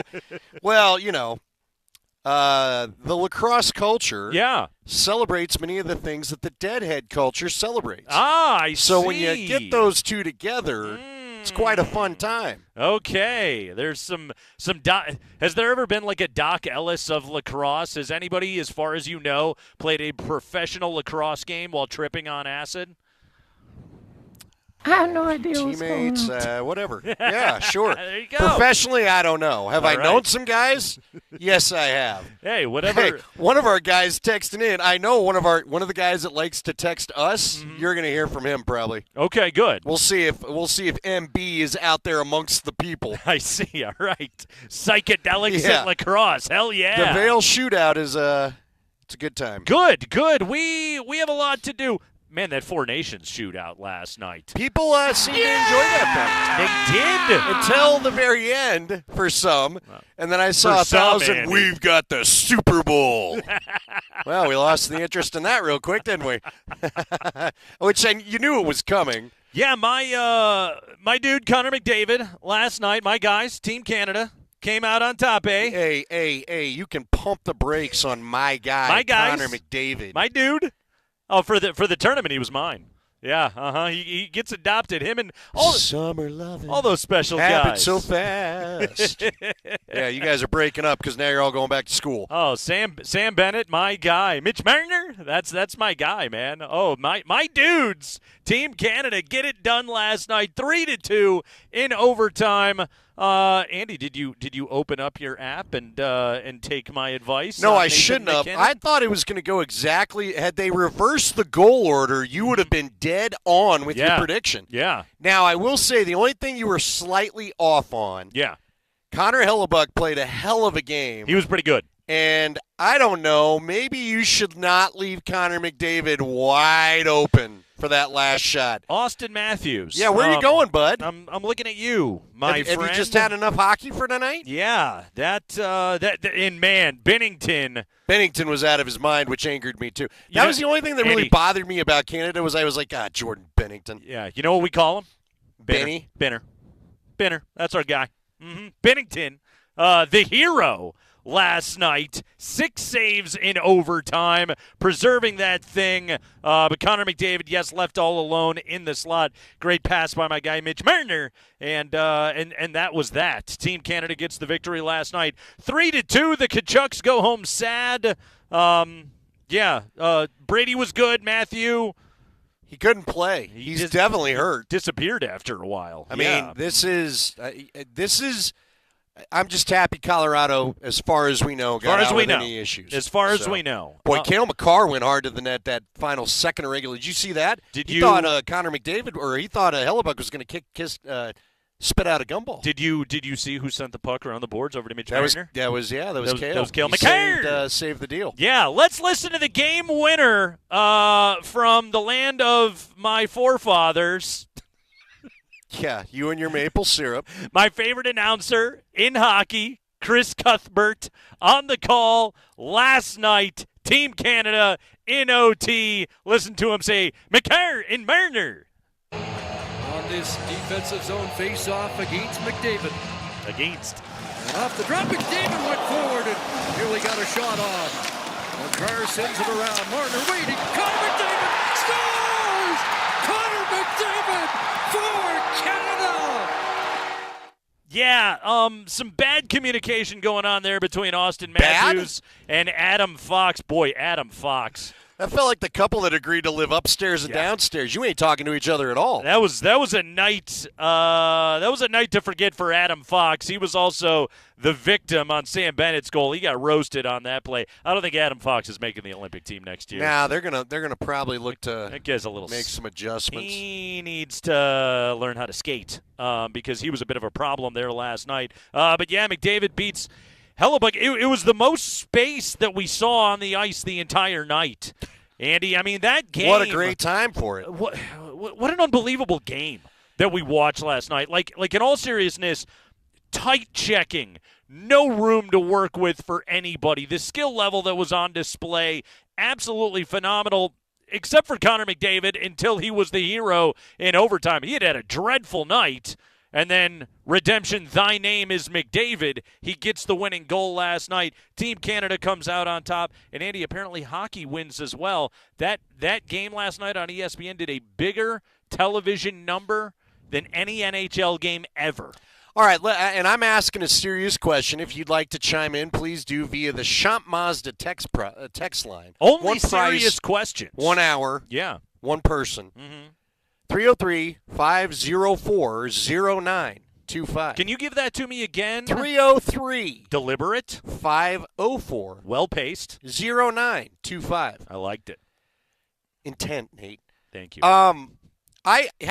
Listen, I felt like 1,000 World Cups, and that's obviously skewing the number, but how many times have we come off a World Cup play, in soccer obviously, where you're thinking, all right, this is what launches the soccer popularity. This is what takes it next level in this country. Yeah. This is where MLS shoots itself into it. And it doesn't happen. How does hockey actually build on this moment and not let this be just one of those really cool international tourneys that in 4 years maybe we'll get fired up for again? Well, or whenever they play this thing again. Here's the good news is we have an Olympics next year. So that'll help stoke the fire. So right off the jump, we're building this thing. Why was this so massive? Well, what night is tonight here at the Mammoth game? It's Captain America night. It's Marvel Comics night, right? What makes a good superhero movie or a good a good sci-fi flick? It's a great villain. The villain is what makes the movie. The hero you already like, but the villain is the one that you absolutely need. And in this case, we had villains on both sides. In the case of Canada, the villain was Bennington. Donald Trump. Okay. And yes, Jordan Bennington as well. That was somebody that they were complaining I thought you meant about. actually on Team Canada. Right. My bad. But it was the geopolitical firestorm and the 51st state talk and everything else like that. Canadians don't like our president. By the way, their president last night talking some trash on Twitter after the game. So you had that automatically. You had Team USA viewing the Canadians as the villain. How dare you boo our national anthem? You can't do that. And so that then led to that sort of hostility. On top of that, again, we're talking about villains. The Kachucks, perfect villains. Everybody that has a favorite NHL team hates those dudes, except for Panthers and Senators fans, right? Like, they hate those dudes. Remember when we had to go up against Matthew when he was on Calgary? Oh, yeah. We hated that dude, Yeah. right? Oh, yeah. Yeah, absolutely. JT Miller is apparently not too fond of him. You know, Team Canada's got Brad Marchand, who is everybody's favorite villain that is out there. But that to me is how this got so massive, is it came down to the villains were absolutely terrific in this entire thing. In the end, the hero, Captain Canada, Connor McDavid, is the guy that gets it done. But there was good hostility that happened here in this tournament. And I think what it went to show you was that passion can be derived out of spite or disdain. No, I definitely agree. And them playing next year, whether whatever side you're on, they'll be the villain, whether it's U.S. for Canada or Canada for U.S. Mm-hmm. So that will get helped renewed. I heard an interesting idea last night as they discussed this. I think it was SportsCenter I was watching. I don't even remember. I watched so much sports last night. It was not funny. But somebody threw out, it might have been PK Subban, threw out the idea of, Why even bother with the other nations at this point? Why not put together a 7-game series between U.S. and Canada? U.S. and Canada. Yeah. What are we even screwing around with the other stuff for, Sure. I mean, listen, I'm sure there's plenty of European nations that like a say. Honestly, I'm not sure Sweden and Finland would love 7 cracks at each other with the way those two those two countries are not friends. Sure. When it comes to hockey. Absolutely. If we next year in the Olympic Games, USA and Canada might not even get there. It might end up in that way. And what we learned here was, as a televised product, this is the best thing that we can give everybody. See, what I thought was good about last night, because you and I asked the question yesterday, are they going to play hockey or are we going to get fights? Great hockey game. It was great hockey, and it was hockey. Yeah. Right? And I'm glad to see the numbers so high for a game that, yes, there were some big hits, but it wasn't really the fisticuffs that took the center stage. It was just simply the hockey. Yeah. So we'll see. There's a whole regular season to be played now. We'll see if anybody wants to go by their local municipality and choose a team to root for if you have one. Sure, yeah. But I always just wonder, I love the fervor, I love the passion, I love everyone's being psyched about it. But again, I see this in soccer all the time. And yes, to be clear to everybody, because if you're a soccer parent out there, I understand you have more elite team options, travel team options than you've ever had, certainly than when you and I were growing up. It's the same case with But how do you get it up to the pros? Right. How do you get it to that TV number? It's not about youth playing the game. Yeah. Hell, this game I'm about to call tonight, trust me, there's a billion lacrosse leagues in this state alone. Mm-hmm.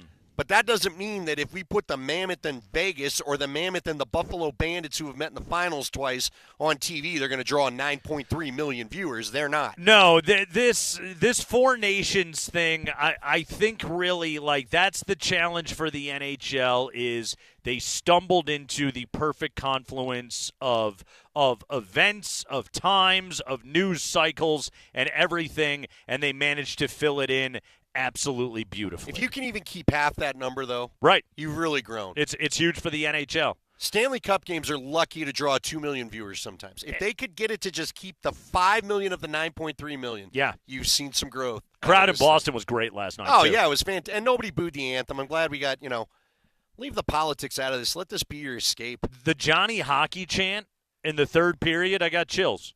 It was a beautiful moment. Good on the fans in Boston that were at that game last night. I thought the game itself was absolutely marvelous. That really was honestly, Andy, a lot of times when we build up sporting events, they can sometimes fall flat. And I was concerned that late in the tournament, this close, the Avs are back at it tomorrow against Nashville, this close to returning to everybody's NHL teams, that guys would be looking past that, or that the game would come out and not have the kind of jump that we hoped it would. And it lived up to everything. It lived up to every bit of the hype. It's honestly, I thought it was one of the best sporting events I've ever watched on television last night. Yeah, it was a special moment in time. Yeah. And look, I don't know if it'll ever be replicated. I hope it is. But well done, because all I wanted were the damn commercials to go away before this thing started. And it ended up being a fun 2 weeks of hockey. Yeah, absolutely terrific. So, way to go, Canada. Nathan MacKinnon, your MVP of the tournament. Feel good for Nate. Yeah. Feel good for Kale. When you say feel good for Nate, you obviously feel good for me, because I told everybody to bet it, and they could then thank me for the money that they made. We're far enough down the road. I don't ever need to feel good for you. As long as we're not getting fired, yeah, I feel good for you. That's about it. I feel great for me. Well, I'm glad. I also feel great for Nathan MacKinnon. I feel great for Cale Makar. I feel great for my guy, Devon Taves. Obviously, I'm ashamed of all you Avalanche fans out there that hopped on the USA bandwagon. But, hey, you can get back in line now and cheer for your guys. No, Yeah. Help pay for arena here. So I'll feel all right just doing just that. How about the 3 guys going straight to Nashville, too? I know, right? Yeah. Do you think they went early? Where they were like, well, if we're going to party, Might as well go to mini Vegas and go on down, or to Southern Vegas, or however you want to look at it. So I don't They're follow. going straight to Nashville. I don't follow all these dudes on social media. I'm assuming Team Canada went big last night, right? I have no idea. Yeah, I'm assuming the Ranger Nate was said a lot of beers would flow. Yes, was of high quality last night there in We were Boston. wondering though, is it Michelob Ultra? Is it right? You said is it clear liquor, which I hope it isn't. What is the chickpea pasta of booze that Nathan MacKinnon is allowed to drink mid-season? Some fancy wine, very few calories. So, yes, way to go, Team Canada. Connor McDavid gets it done. Nathan MacKinnon, your MVP. Team USA falls in overtime. The Four Nations, an absolute home run. We got to talk about a game that was played in this building last night. It was all right. A little bit when we come back. Oh, the Nuggets have a chance to make history tomorrow night. Our buddy Dan Hyatt going to join the show at 3:45. Kreckman and Lindahl, so much going on. Friday afternoon, live at the Loud House, where we are loud on Altitude Sports Radio 92.5.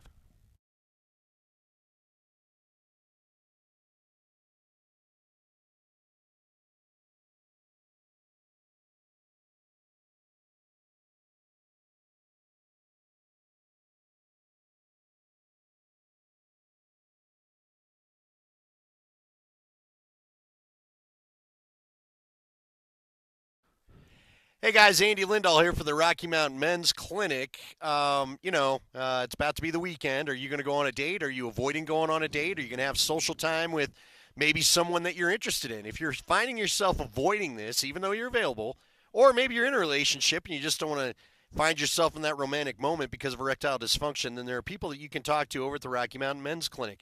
Look, this stuff can lead to things like depression, pulling away in a relationship, suffering from divorce, ultimately. Don't let any of this stuff happen, and don't, frankly, suffer with a mediocre sex life. Go get a solution over at the Rocky Mountain Men's Clinic, because they have treatments at work when pills and herbals fail, treatments with success rates well over 90%, and some that can have you lasting an hour or more. At the Rocky Mountain Men's Clinic, they've served the Front Range of Colorado for nearly a decade, and they've successfully treated tens of thousands of men. So schedule that consult today. First visit's $99, does include a medical consult with a Colorado licensed medical provider. You get a TMPSA test, and if medically advised, a test dose. And if the test dose isn't working in the office, then your visit is free. They have an expert staff, and if you're like a lot of men, they could have you back to your old ways the day after your visit. They have 5 locations throughout Colorado to serve you, including Fort Collins and the Springs. Call them today, 720-440-7900 or RockyMountainMen'sClinic.com.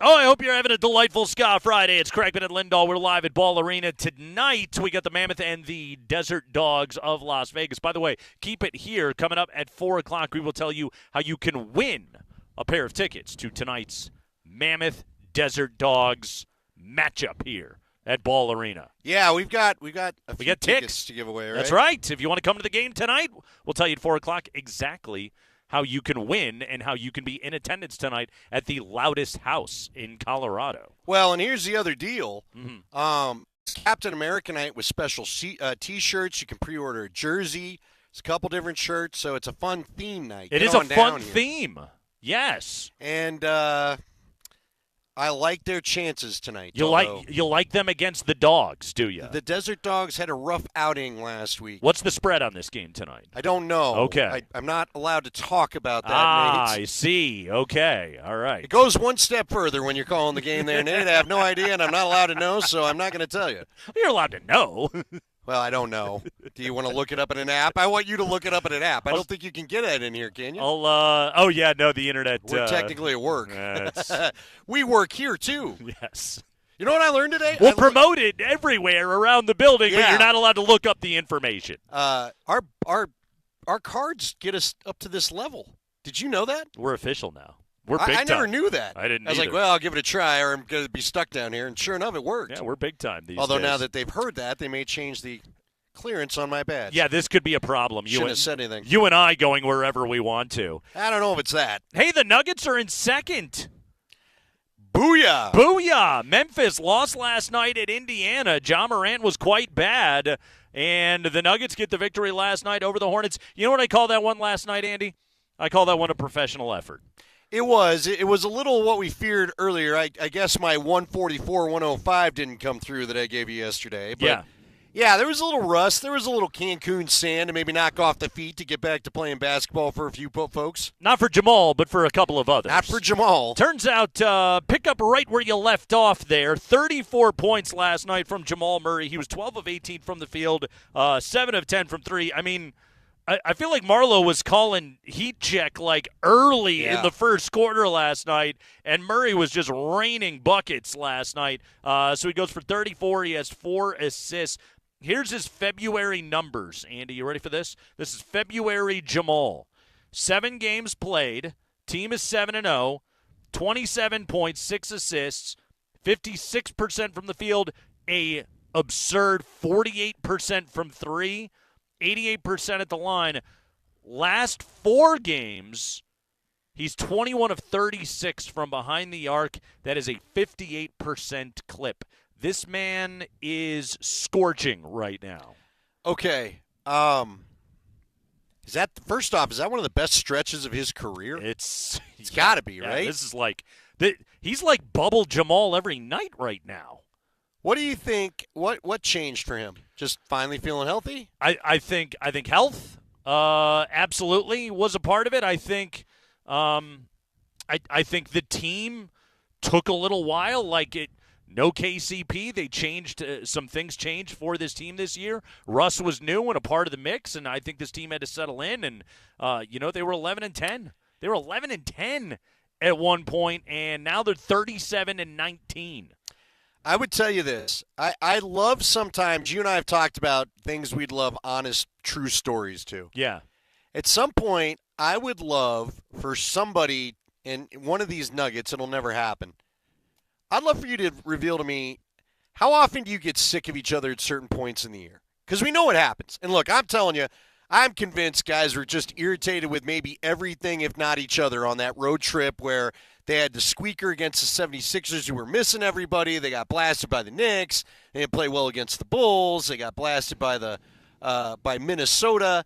Like, what was going on there that just getting home and getting off the road flushed out where it feels like everything is so kumbaya right Okay, now? I'm glad you went here because this, I think, leads to the biggest topic, the biggest question with this team at this very moment. But let's look back first, to your point. Let's look back before we look ahead. And, Andy, I think that a team that has won a championship together, a team that blew that series last year against Minnesota in pretty historic fashion. I think those guys parted ways for the summer, and I don't think there were the greatest feelings. No, I think you're right. For everybody, and Jamal in particular, he had a bad offseason. Jokic had a great offseason because everything's great when you're Nikola Jokic, right? And you and Serbia go and win a bronze medal, and it's awesome to be Nikola Jokic. Now he's talking trash to Westbrook, telling him he's going to break his record. We're going to play that later. Such good audio that is out here of Jokic knows now, by the way. He knows he's the best in the world, and it's almost like now he gets to revel in it and hold it over everybody. Yeah. Yeah, he's like not even like, oh, if I ever break the triple-double record. It's just like, no, I'm gonna do it. We all know I'm going to do it. By the way, last night, shout out to Dan Hyatt giving me the bonus stat, 59th career Sombor double last night for Nikola Jokic, 29-17 and 9, 1 assist shy of the triple-double. Also, he hit 6 threes last night, pretty good. So, looking back at it with this team, Andy, I do think it was the start of this season was a heavy lift. I think a cloud hung over the organization, and I think the team came into it with their daubers down. And I don't know if the locker room was all on the same page, and I don't know if everybody was buying everything Malone was selling right away. I don't know if everybody was bought into being ready to listen to Russell Westbrook as leader right away when this season started. And to be fair, and this is one of those where you could sit back and go, the well-compensated professional athletes, shut up. Human nature was for them to look around and go, damn, we got to do all this again. Right, and not coming off a good feeling. Right. It's one thing to go, damn, we got to do all this again, but, man, that parade was fun. It's another thing to be, as you said, wow, we really screwed up a game we should have won. It culminated with the loss in Washington. And again, that was 35 games ago, and they're 26-9 since that happened. And I think a bunch of things happened. Number one, I think Jamal got in shape and got healthier. I think that happened. I think that Jokic and Westbrook and Christian Brown, they collectively as a group sort of raised the expectation for effort from this team. I think Michael Porter, who came into the start of this season in great shape and then struggled out the jump, really found his game. And I know he had a terrible shooting night last night, but really for the most part he's having his best season as a pro. And now Jamal Murray has come into his own and has sort of rediscovered himself and is, to your point from before, this is one of the best stretches of basketball we've ever seen out of this guy. Again, he's averaging 27 points a game so far this month, and that's with a game with 10 points sprinkled in there against New Orleans. Remember, he only took 7 shots that night because everybody else was hot that night. So I just think it took this team a while to find itself. Okay, so let's now push it forward. How do they play this now?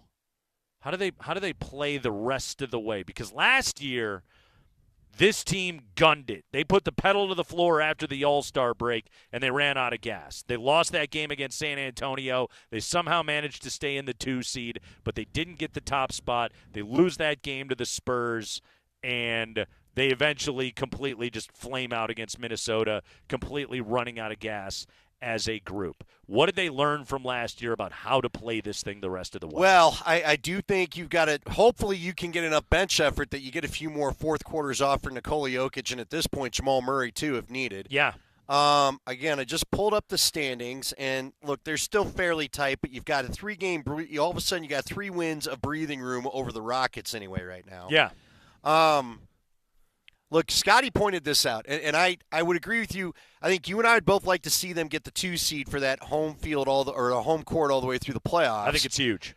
But if you are the 3 seed, you still are avoiding OKC till the very end. Yes. Right? Yes. Because there's no way you'd be the low enough seed to have to go face OKC until the Western Conference Finals. Right. So I don't think you totally have to stress on the 2, but I do think you have to keep it between 2 and 3. Yep. And I think you got to manage the minutes the right way. Now, if you can do somehow they've got to get some efforts And they don't have a lot of crappy teams coming up. This back half of the schedule, I believe, is the toughest by percentage. Didn't you say that? Yep. They've got the toughest second, or it's not the second half, but back stretch here. I believe everybody. By win percentage. Let's see. Everybody through Saturday, March 15th, the Wizards game is over 500. Okay. You somehow have to get some don't make everything stressful. Because not only did they go pedal to the metal last year, but they kept having things. They could not figure out a way to not blow leads with the non-Jokic minutes. Yeah. So let's not go back to that life. Right. Let's find a way where whether it's Russ and DJ, whoever it is that Malone is now staggering to try to keep the pace going. Just you don't even if let's say you just get to give your guys 5 minutes here, 5 minutes there at the end of the game off. I'd take that right now. But you got to manage Jokic right. Now, he does feel like he's in a real – the guy is just simply amazing. He's incredible. He just incredible. feels like he's the Energizer Bunny that never wears down. But he did look worn down in that at the end of the Minnesota series. So somehow, whatever it takes for him not to feel that way, and maybe that's Nikola being honest with the coaches, as well as them talking to Nikola, just avoid that. I think you'll be okay. Let me I want to give you 2 games down the stretch here that I think are critical. And critical, but not in the way that you would normally use that word. I think it's critical that you use them as rest games. And one of them you might think I'm crazy on. But Friday, February 28th at Detroit, okay? You play in Milwaukee the night before that against a good Bucks team. And the Pistons are good, by the way, too. You got the Celtics looming on Sunday in Boston. You got 2 full days of rest after you get home before you play Sacramento. Second night of a road back-to-back against the Pistons next Friday night. That could be one where you look at Nikola and go, have a seat, big fella. Not your night, bud. Yeah. Here's the other one. Monday, March 10th, the second night in Oklahoma City. You'll play them the day prior. If you win, are you saying? I'm saying no matter what happens. Really? And I say it for this reason. You're not catching those dudes. They're up 8 on you with 26 games to play. You're not going to catch them. I know Jamal Murray said after the game last night, we're eyeing that 1 seed. No, it's just mathematically too much, okay? So you're not going to catch them. You play them the day prior. That can be on ABC. That can be your go-for-it game. The next night is the one where you say on a Monday night, look, we got the Timberwolves in our building coming up here on Wednesday. Let's go and just muddle our way through this thing, and let's not redline it too hard. I think there's 2 second nights of back-to-backs coming up right here where the Nuggets can steal rest nights, where I don't think this is what they were doing last year. Go Steve Kerr? Yeah. Where maybe you're not going to win them anyway, although they're very good on the second game of a back-to-back. They're great. That's the funny part about it. But they're both on the road. I have no problem with what you're saying with the Detroit game. I'm in for that. I do think it's important you let Oklahoma City know mentally you ain't got us the way you think you do. Sure. And so I can't go along with the Nikola sit the second night on the 10th just yet, and we wouldn't know until we got there. Unfortunately, it'd be a conversation. I'd say we're going to put a pin in this. We'll come back to it after I see how they play on the 9th and make sure you won't run out of the building. Yeah. I don't think you need to take 2 rear-end whoopings in their building. The other back-to-backs are funny. Like Sunday the 23rd, you're in Houston. All right, well, that's going to be a big game because you're close to the Rockets in the standings, so you're going to want that one. You come back the next night, you play Chicago at home. We know the problems that the Bulls have, so that should be one that you should easily be able to get, but that's also the second night of a back-to-back after a 4-game road trip right there. That's Monday, March 24th at home against Chicago, so that one's kind of a weird game right there. I just think this team has to learn lessons, and really, I think last year, the locker room, Jokic and the players very much wanted to go for it. I think this year, Michael Malone has to do a better job of finding that balance because championship year, they didn't have to go for anything because they were kind of like the Thunder were like the 8-game lead the Thunder have right now. The Thunder all but have the 1 seed already locked up, so that's going to happen. That was what the Nuggets were 2 years ago when they won the title. This season, last season, it was we're going to gun it at the end of the year, and they ran out of gas. So this year, it's like, okay, pick and choose your spots and make sure you're staying in a place where you're going at least, 7-3, 8-2 every 10 games the rest of the way. If you stay in that place, I think this sets this team up for the postseason. This is the funny thing about the NBA is they give you those 82 games, right, Andy? And as paying customers, you're like, I want to see everybody play as hard as they possibly can. I want them to play like it's the Four Nations every single night in the NBA. And the ridiculous part is you're going to be better off if you actually don't. Yeah, you got to enter your Steve Kerr or Greg Popovich era where you just say, we're really good. Yeah. We're going to have a run. Yep. And my guys, I'm not doing the back-to-back thing because you insist on shoving 82 games in. Yep. I don't know if Oklahoma City is one of those games. Okay. But we'll revisit that as we get there. All right. I don't know. Look, if you're on a heater, fine. But I want you to have a really convincing win against both OKC and Minnesota, frankly. Yeah, I agree. Get For those your games. own mental health. I think you can do it the first night and chill on the second. Then I'm fine with that. It's Kreckman and Lindahl. Dan Hyatt, 2 Nugget stats you need to know, 1 you don't, coming up next.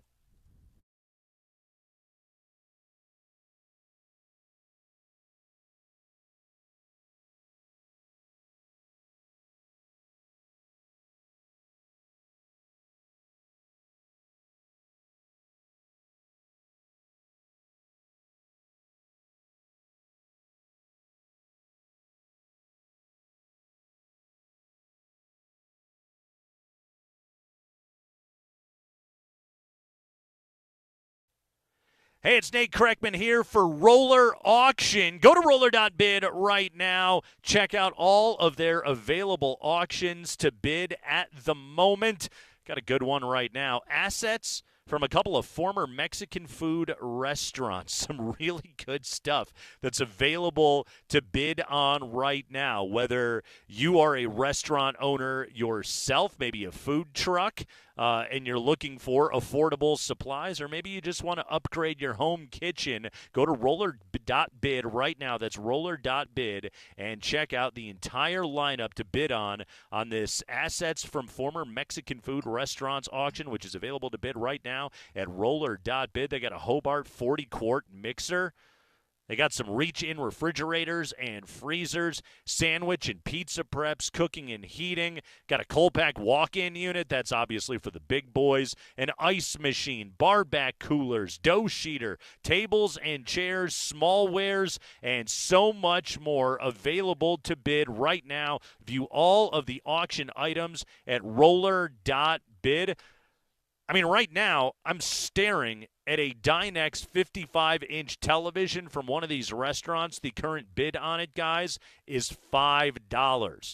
$5 for 55 inches of television available to bid right now at roller.bid. It's a treasure trove when you go digging through these auctions. These former Mexican restaurants have closed. Their assets are available. Bid right now at roller.bid.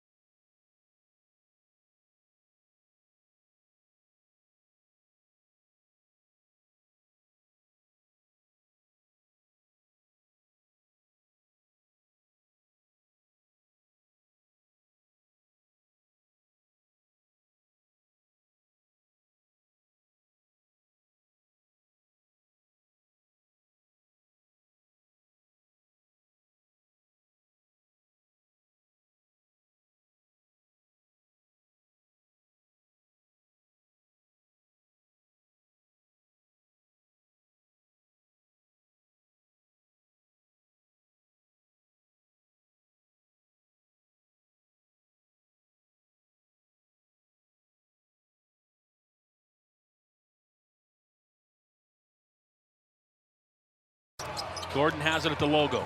Throws top of the key over to Jokic. Jokic hands it off for Murray in a three. Jamal Murray! 34 in the game from him, following a 55-point performance. Denver leads it by 12 with 45 seconds to go, and this thing is over. Yeah, Nuggets go plus 11 in the fourth quarter to seal it. Gave you this number before. Last 4 games, Jamal Murray, 21 of 36 from deep. Not bad. Our buddy Dan Hyatt, Nuggets and NBA statistician extraordinaire, joins us every single Friday afternoon on the Ramos Law Hotline. Car accident, you need Ramos Law, medical doctor and attorney. Visit ramoslaw.com. Dan, who, by the way, now is available to you on Twitter. You can find him right there at Hyatt Stats. How's that going, bud? It's awful. It's awful. I got to pay attention to what everyone's saying. I'm supposed to say things all the time, you know?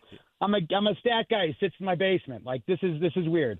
No, you don't have to pay attention to anything, Dan. You really don't. You're better off for it, dude. Yeah, you really don't, man. Just this is what you do, Dan. Is you put all your stats on your stat sheet, which I appreciate and love and use endlessly on this radio show. You take a good note, you copy, paste, you put it on Twitter, you hit send, and then you don't look at it again. Yeah, no, that's what I've been doing. And then I realized that, you know, I said something about a stat that I wanted to, you know, enhance or push forward the Nugget side, and then I have to get back on there, and I'm like, oh, there's views, and I'm like, oh yeah, I realized I just gave an opinion. Okay, so it's different. You know, I'm old school, but now I'm new school, so.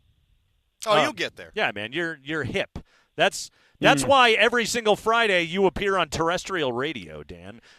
So let's dive into it here, pal. 2 Nugget stats we need to know and 1 we don't. All right, this team has won 9 games in a row. They can win 10 in a row with a victory tomorrow night against the Lakers. The Nuggets have never won 10 straight in the Malone-Jokic era. And yet, we know the strength of schedule hasn't been that tough so far, and it's about to crank up quite a bit. What can you tell us? Well, I love the conversation you guys had in the last segment, and it was talking about, you know, how the early start of the season was different. The Nuggets kept the core of their roster, right? And you think to yourself, okay, when that happens, you know you have an identity. They do. But even if you keep the same guys, it still takes some time to rediscover that identity. Then you add in Westbrook. You shift gears from not being the champions, but being a team that got knocked out of the playoffs. So during that time, that schedule was tough. You faced 10 games in that early 20-game stretch of plus 500 teams in the West. That's your playoff competition. In the last 36 games since then, you've only seen 6 of those Western Conference, powers. And so this 9-game win streak is amazing. It is dominant. It's historically dominating when you factor in points per game differential, but only one of those 9 teams was above 500, and none of them are currently in a playoff spot. So you guys addressed the fact that, now you've got these games coming up. 2 of the teams, the Phoenix Suns, are also under 500. So you talked about games between now and March 15th against the Wizards. Phoenix is technically under 500, but they're still not the worst team you're going to face. But again, L.A., Indiana, Milwaukee, Detroit, Boston, Sacramento are your next 6. And those are all winning teams. And that remaining strength of schedule for the Nuggets is right now, based on the strength of the opponent, the 3rd hardest in the NBA. So now you've got to go, and now you're going to see those Western powers while you're trying to balance, do I rest? Do we go for it like last year? Do we just skate around 500 like we did 2 years before and felt rested for the playoffs? It's going to be interesting. It really is, and something that you brought up right there, though, and this is one thing that I want everybody to remember when they hear all this of like, oh, Denver's just getting fat and happy on all of these bad teams. Well, that's what everybody does. Like, the path to 55 NBA wins means you're mostly beating crappy teams. That's how you get to have a great winning record and a very high seed in the NBA. Like, that's just a part of the job description, too. Well, not only that, I also want to add in there, you barely got by the Sixers. You barely got by that Charlotte team in their building. Mm-hmm. You are showing improvement over teams that may be bad that you didn't play well earlier. Yeah, I mean, Malone will tell you that they'd never overlook an opponent, right? Some of those teams were bad, and the Nuggets at some point in the game were like, okay, let's just do our thing, and ran away with it. But at the same time, there were games earlier in the season, like the Washington loss that basically redefined the season, and a couple other losses where you said, okay, these guys look terrible. They're not doing anything right. They've lost their identity. When will they find it? Now is when you can't afford to lose games against losing teams. So, yeah, you're going to have some games against winning teams right now that you might struggle against. But right now is the time less important to beat the great teams like the Oklahoma City Thunder, who you're not going to catch, but you have to now beat the Bunnies. Dan Hyatt giving us NBA stats, 2 Nugget stats we need to know. That's one. The Nuggets are about to face the third toughest schedule the rest of the way over the last 26 games right here. Let's talk Jamal Murray. The numbers, Dan, they're absurd. 89 points scored total over the last 2 games, 14 threes hit over the last 2 games. I gave the stat he's 21 of 36 from downtown over his last 4 games. The month of February, he's shooting 56, 48, 88 right now. What else can you add to the context of this heater that Jamal Murray is on right now? Well, a couple weeks ago I told you guys that when Jokic, in wins, Jokic averages the same as in losses. But Murray doesn't. Murray's like 5 points ahead in the wins versus losses. His role in contributing to that offense and taking over matters. Right now, he's on a heater. And you talk about one of the best it's one of the best stretches he's had in terms of scoring, in terms of field goal percentage. And right now, it doesn't really matter what Jokic does. He's going to do what he does. But Murray being able to take control, and you say to yourself, okay, these are not winning teams, right? Is he able to do this against the Thunder and the Memphis Grizzlies and the Rockets, teams that are defensive stalwarts up on that perimeter and don't let you just drive and create like some of these other teams? But I went back and looked. Again, that early part of the season, they're trying to rediscover their identity, and Murray wasn't healthy, okay? But if you look at his performances against winning teams early and then overall the season, right now he's averaging 21 points per game against teams that are above 500 and teams that are below 500. So he is showing up against the better teams. He's had some clunkers early, but now you're seeing a stretch where he's healthy and he's taking over. The usage rate has gone up too, right? The role, responsibility. And one of the things we know about the Jokic non-minutes, which they're winning right now in February, which has never really been done over the course of a month, is that Murray doesn't actually have to score when Jokic is out, but Murray has to assist. Porter and Brown and a couple other shooters, Strother, they don't create on their own. They need Jokic to help them unless Murray can also. And right now you're seeing that driving, dishing, finishing. That's the complete Murray game that helps everybody else out, and that flies really well when Jokic is sitting. Yeah, don't forget the part. I mean, he's an elite scorer, but don't forget about the part where the guy's a pretty damn good point guard as well. All right, Nuggets take on the Lakers tomorrow night. LA will be in the third game in 4 nights after they won in Portland last night, and LeBron went for 40. But they come into Ball Arena tomorrow night. Dan Hyatt will get you all set for that on Twitter at Hyatt Stats is where you follow him, everybody, and make sure you tweet at him. He loves it. All right, that's Loves 2 stats you need to know, but this is where it gets weird. Dan Hyatt, give us a stat we don't need to know. Well, so I'm checking you guys. I'm watching the show on Twitch, and I'm looking at Spring's beard, right? That's so I saw the news today was the Yankees facial hair thing, right?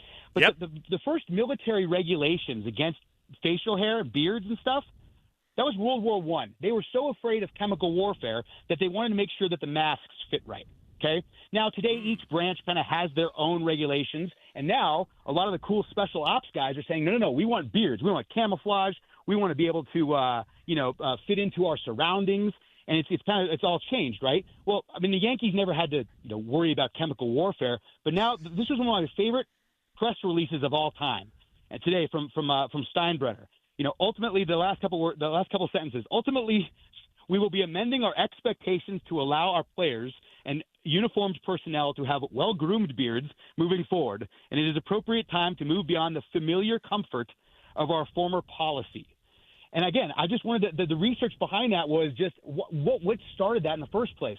Well, George Steinbrenner had a military background. Yeah. And so he wanted all of a sudden in the early 70s, guys had long hair. They took off their hats for opening day, and there was hair everywhere. And he said, no. We want to look like we're a disciplined ball club. And that was where it kind of started. And then you had guys like Thurman Munson and Goose Gossage and Oscar Gamble being told you can't play for this team unless you clean it up. So I love the all the guys who kind of gone against the Yankees but never really won over the course of time, right? Like Lou Piniella going into spring training and saying, why can't we have beards? Jesus Christ had a beard. Why can't we have beards? And he basically pointed to a pond outside in right field and said, "You walk across that, you can have a beard, Lou." And it's just been it's been awesome to now to see. Okay, now there's a little bit of a shift. I think one of my favorite stories was the Cardinals and the Marlins share a spring training facility, and I'm down there at Jupiter, Florida, and Mattingly, who was in charge of the Marlins for all those years, right? He had the mustache that was allowed.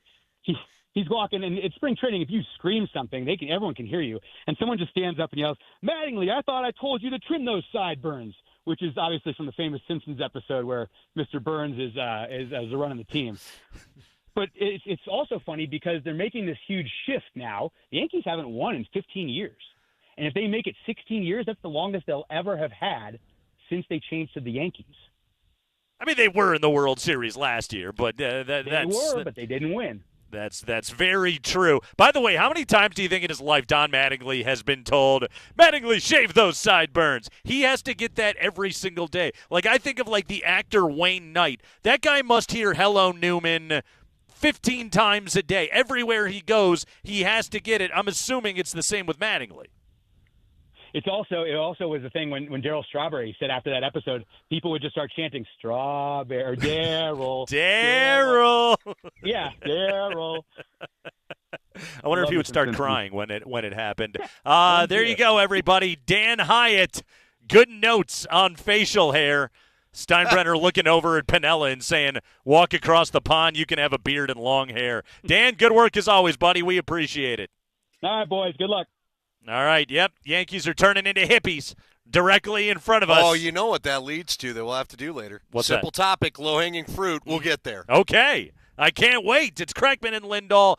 We got a lot going on. But after the break, we have Mammoth tickets. We have Mammoth tickets for you. We'll tell you how to win tickets to tonight's game between the Mammoth and the Las Vegas Desert Dogs right here at Ball Arena, the loudest house in lacrosse. That's next. Mattingly, get rid of those sideburns. What sideburns? You heard me, hippie.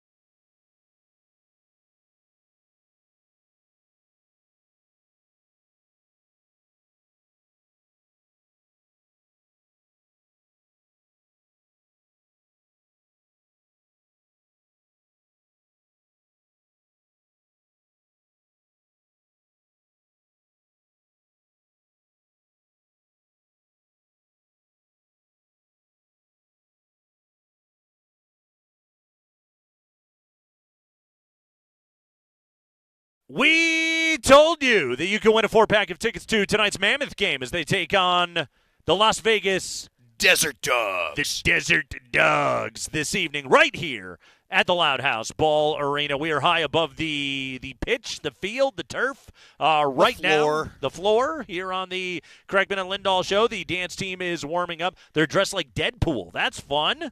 Yeah, it's Marvel night tonight. So get out here to the game. This is what you have to do, okay?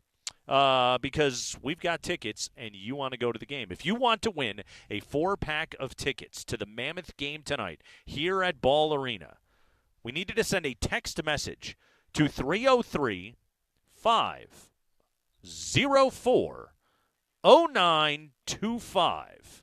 Again, please. 303-504-0925. Send a text message to that number right now. That's the Shop Mazda text line. But text that right now, and you need to text the key word. The key word, which is Zed. Zed, as in right-handed shooting Zed Williams, big number 28 of your Colorado Mammoth. Text in the word Zed, and you are eligible to win a 4-pack of tickets to tonight's game between the Mammoth and the Desert Dogs. They got the measurables on there? Is at least like 6'3"? 235. 235. 235. Big boy. He's a beast. Yeah, large fella out there. 37 goals, 34 assists, 71 points on the year. I'm just going to read the stats, and then I'm going to stop giving any lacrosse information before I get over my skis. In their last game 2 weeks ago versus Georgia, Zed had a rebound in BTB, otherwise known as behind the back. Ooh. To tie the game at one point. The Mammoth got a win. They're looking to extend this thing tonight. Local DU kid Jack Hanna that we told you about yesterday will not be bringing out Jungle exotic animals. He will actually be playing lacrosse. He had 4 games for the Desert Dog, or 4 goals for the Desert Dogs. I believe they only scored 8 last game. So, yeah, he's a pretty big deal on their team. My dude dropping knowledge on the game prep tonight. Andy Lindahl is on the call this evening. So make sure you check out the Mammoth game. Altitude this evening? Altitude, ESPN Plus. There's an NLL Plus if you'd like to give it a shot. But okay. Altitude's good enough. That's perfect, absolutely. And watch it on Comcast Channel 1250 tonight, the Mammoth and the Desert Dogs. But text the word Zed to 303-504-0925. And again, the game is tonight. Tonight. At 7 o'clock. 7 o'clock. It's Marvel night. So make your plans and get out here for a good night tonight here at the loudest house in lacrosse, Ball Arena. The Mammoth and Las Vegas coming up here this evening. I had a question for you. You want to get to that? I do. Ask me a question. I was going to make another point, but I'm here please do. I'm here to answer your What's questions. Well, no, you had looked up a list. I want to hear one other point if you've got it. Well, here was me yanking the wheel on you. Okay, you don't have to yank the wheel. I can yank you it back. You see just fine. I know there's a car stopped up there. We're not going to hit it. Speaking of yanking, we had a real awkward moment pulling into Ball Arena here today, but we'll get to that later. It was awkward for me. I don't know what you were up to, but for all to see. Uh-huh. You know, there's cameras on those light poles. That's what they tell me. We always mention the Washington loss. Yes. The Washington loss. The night the Nuggets lost to the Wizards, okay? The Washington Wizards had lost 16 games in a row. The Nuggets go in there and somehow lose to those dudes. Unbelievable, but it happened, and we all lived through it. And again, Dan Hyatt brought this up, and he's absolutely right. It was the turning point. They're 26-9 since that game, okay? But the Washington Wizards lost. And look, that stuff is just going to happen in an NBA season when you play 82. There's a black mark on everybody's resume, okay? You bring up the Avalanche losing to Chicago. What are you doing losing to Chicago? Twice. We should add to that one. That's another one. That's a good one to put on the list because that franchise is a bit of a mess. The Avalanche shouldn't be losing those games, obviously. We're going to talk to Legwold coming up at 4:20. The fact that we still can point back at that Broncos season and say they never had a Washington loss. You know what I'm saying? Like, they won every game that they were supposed to win this past season. That is such a difficult thing to do in pro football. It's one of the things that really only the elite teams do. Look, I don't think this Broncos team is elite yet. I don't think they're ready to be called elite. I think I'm waiting for a big step forward again this upcoming season. But for where they are in the bell curve of the development of getting to a place where this team is ready to contend, which I think could be coming in the next couple of years right here, the fact that they're already in a place where they can say we're at least winning the games that we're supposed to, that is such a good sign for this team. Last year was the big step from we're the team that nobody wants to lose to because you would be the Washington loss. Yeah. To now they're good enough that they shouldn't lose to the lower half of the league. Okay? Now, to your point, the jump has to come where you're actually vying for the division or at least that first wild card spot. Yeah. And that can be a tougher, bigger jump to make, but we'll see what happens, you know. Listen, if the Broncos don't handle their business the way that they did last year, they're not making the playoffs. Nope.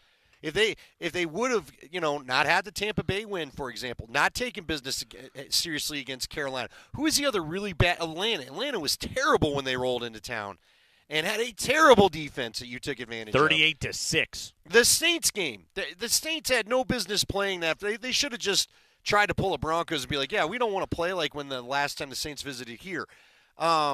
All those games ended up being the reasons why you were able to get into the playoffs the last week of the year. Yep. So you're right. It does speak to their focus. It does speak to, I think, the team makeup.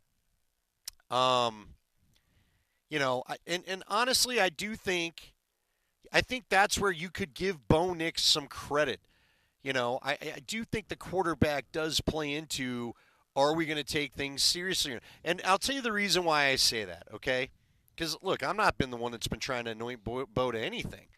But I'll tell you what, how many times did Drew Lock talk big at the podium during the week and they would come out and look like they didn't even practice for the first half of the game? That never happened with Bo Nix and this Broncos team. Never happened with Sean Payton's Broncos team. He wasn't Vance Joseph up there telling everybody they had a great week of work, a great week of practice. No, that didn't really happen for this team. They generally came out to play and ready to go. Here's a topic I can't believe we've never broached.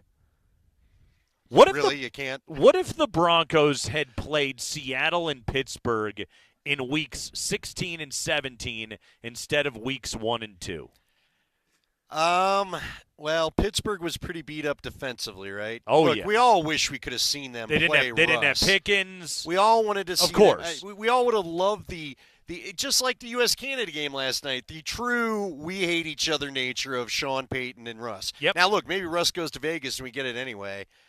It would be fascinating because Pittsburgh was gripping. Lost their last 5 games. Pittsburgh looked so much like the Broncos did a year ago, where everything was fine in the middle, but as it was time to win the final game to get in there, they couldn't do it. Right. The Seattle one is another good one that you'd really love to know about. You get some tape. Biggest what one sucks there is they had a good first half, and Sean didn't trust Bo, and Bo was just, man, it was his first game as a rookie. That's what I'm saying right there. Like, Seattle was a 10-7 team that barely missed out on the postseason, but also, like, it was Bo's first NFL regular season game. Like, what would Bo Nix have looked like? Again, the November-December version of Bo once he got through kind of the Baltimore-Kansas City gauntlet and really started cooking. And what else would Sean have let him do? Sean did not let Bo do anything the first month of the season. Yeah, it was. I mean, really, the turning point there, if Washington's been the turning point of the Nuggets season, there's no denying looking back that Bo Nix getting in Sean Payton's face on the sideline is what turned some things for the Broncos. Yeah. Yeah. It was almost the Joe Flacco. Remember Joe Flacco with his "What are we doing here?" Yeah. Well, that was a private moment, I think, between Bo and Sean. And I'm willing to bet you those conversations were going on behind the scenes as well. Sure. Of hey, call it, dude. I can make the play. I can handle some of this. It's year number 1. Sean's got to do the push and pull of how do I make sure I'm not exposing my rookie quarterback? How do I make sure that this guy's staying positive and all that kind of stuff versus when do we get to a point of a season where we just kind of let it go? And it started to happen later in the year, and Nick started to play some good football. We have got draft and combine and free agency conversation. So much more coming up. You still have a chance to get in and win a 4-pack of tickets for tonight's Mammoth Desert Dogs game here at Ball Arena, 303-504-0925. Text in the word ZED, Z-E-D, as in Zed Williams of the Mammoth. Jeff Legwall joins us next.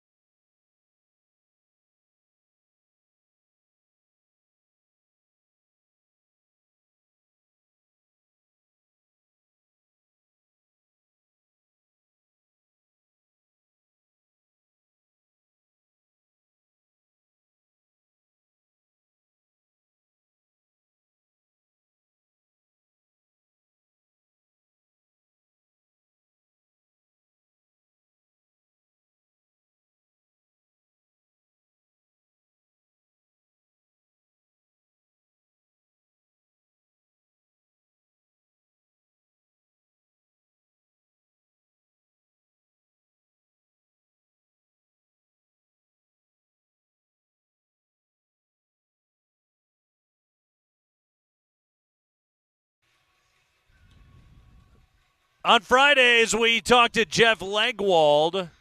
As always, his appearance is brought to you by the International Brotherhood of Electrical Workers, IBEW Local 68. Start with a job, you end with a career. The Combine is next in the life cycle of the NFL offseason.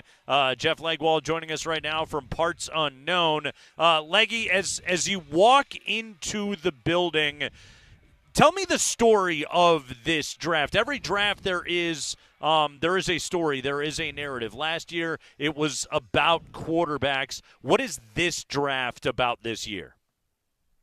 Well, Nate, it's because of that draft. This draft is not quarterbacks, and it's following the record. 6 quarterbacks taken and 12 picks. It's unprecedented in draft history, and to have this draft follow it, I mean, these quarterbacks that, they barely got the season over and they were already being slotted into where they would have been in last year's class and all of those things. And to me, anytime there's not a slam dunk quarterback at the top of the board, that leaves open a whole variety of things that could happen on the draft weekend. And to me, ultimately, that will be the story of this draft, is how those first 10 picks shake out, because I think it's very difficult to predict. Even, GMs even in the league are going to have a difficult time predicting how that's going to go. All right, Jeff, a lot of reports that it looks like Cam Ward will be QB1.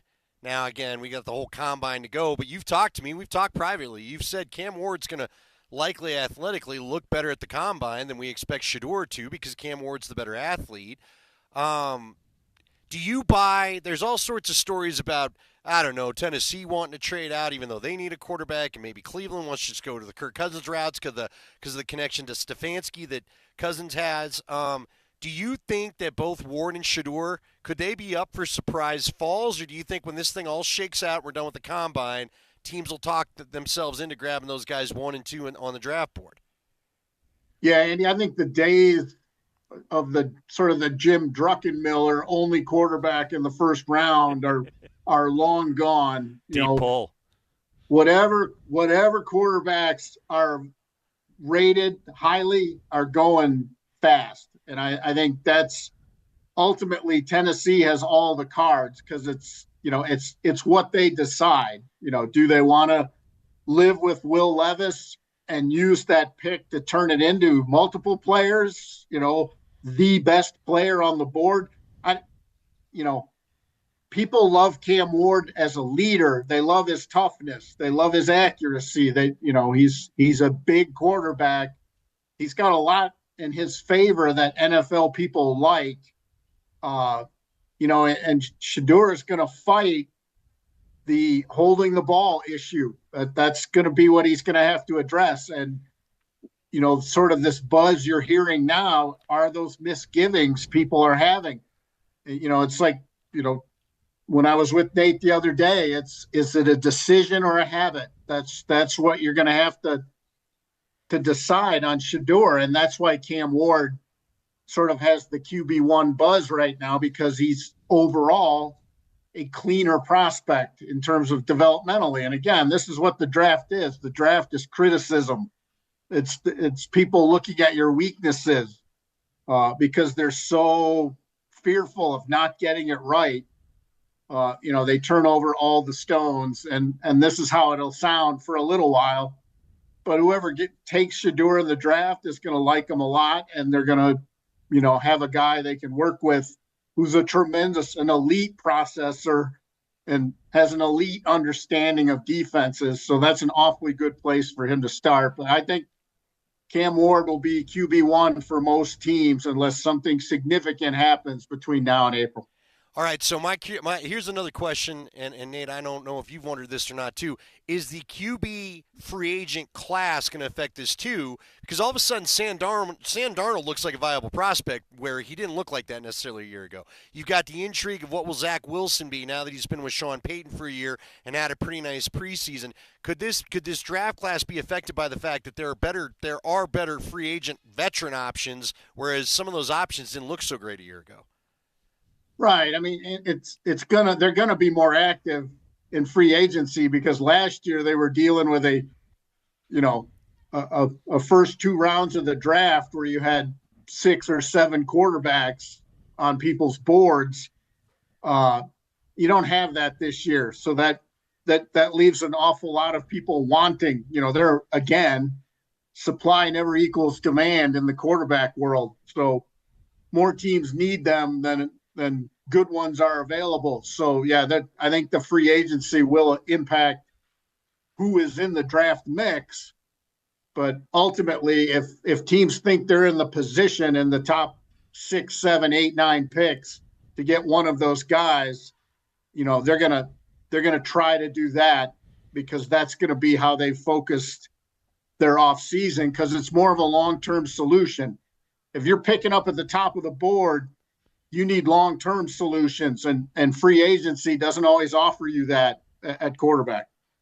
Talking to Jeff Legwald here, talking NFL draft. We're going to get to what Denver's looking at 20 and beyond in this draft, because, hey, what a concept. They actually have picks this year. But, Leggy, let's talk about Cleveland at number 2. I think the Browns are one of the most interesting teams of this offseason. They have so many problems, but they also do have the number 2 overall pick, which affords you some possible solutions. They like their GM. They like their coach. Given and I say that based on the fact of they haven't fired any of those people yet. You can't really trust what the Haslams are going to do going forward right here. But when you look at Cleveland, what's the buzz? What are you hearing from people about where they're at in trying to dig out of the crater that they have found themselves in?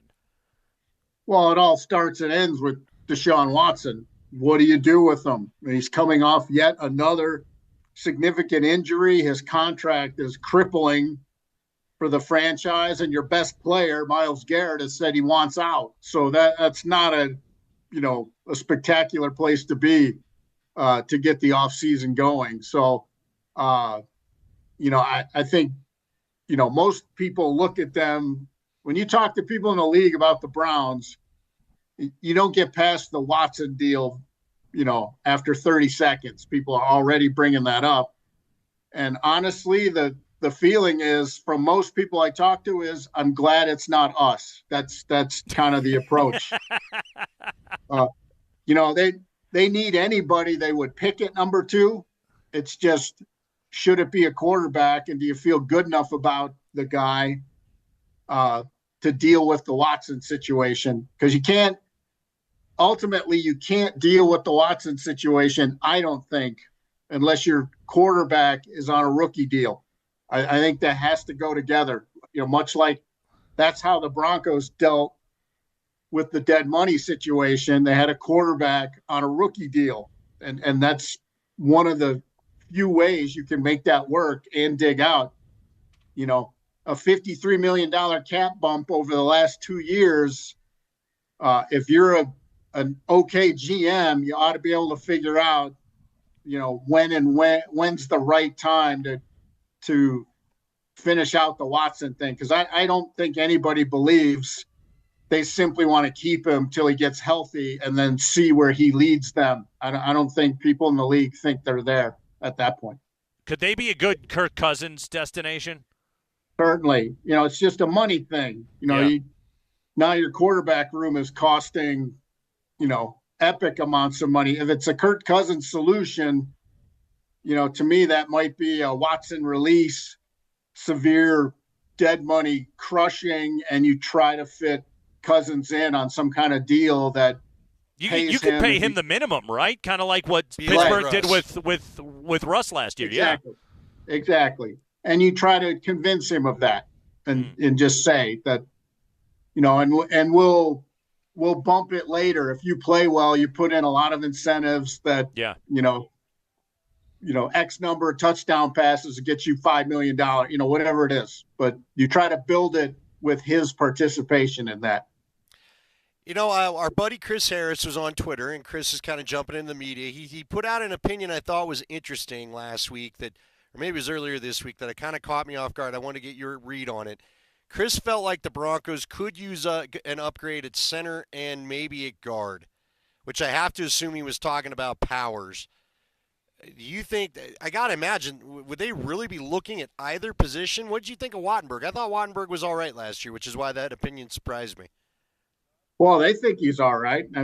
Their metrics were off the charts in the offensive line. They were one of the best pass blocking teams in the league, and they didn't produce in the run game. But in the advanced metrics of run game wins, they fared pretty well. So I don't think they see it that way. In Powers and Miners make too much money to simply discard them and move on. Well, Miners was obviously good. You can't be talking about Miners, right? Kid was he was a Pooper, All-Pro or whatever.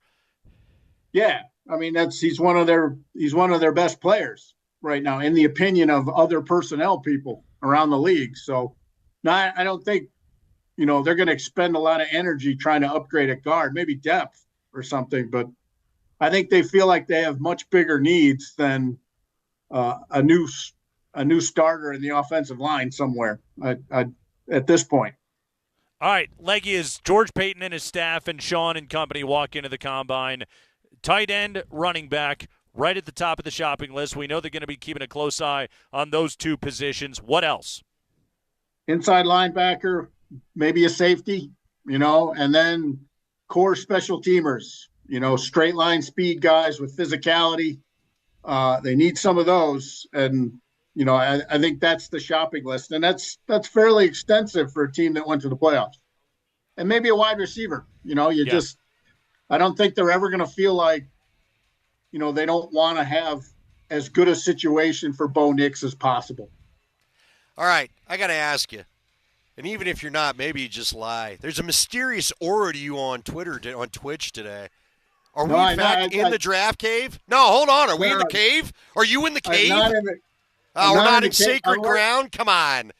I'm working on a project, and I just finished a couple interviews for it, so I stepped in another room to do this. So, all right. I'd like it better if it was the cave. No, is it like the Bat Cave? Do you have a little elevator that takes you up and down to the draft cove? Do you still have a reel-to-reel viewer 8mm?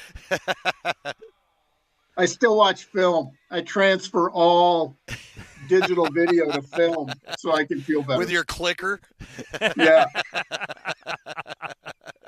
All right, Jeff Legwald. I had an excellent clicker thumb. I was really good on the clicker. You could be fast with it? Yeah. Leggy, give me a name, and I want you to define it this way. A name that you're eager to watch in Indianapolis, a guy that you find intriguing, that you are looking for more information on. Judkins from Ohio State, the running back. I'm intrigued with him. I have him.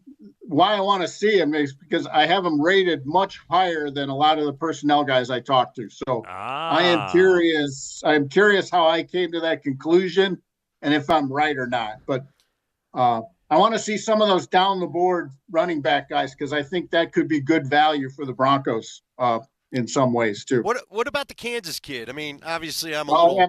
I mean, he tore up Colorado, so that's where my interest comes from. Is he legit?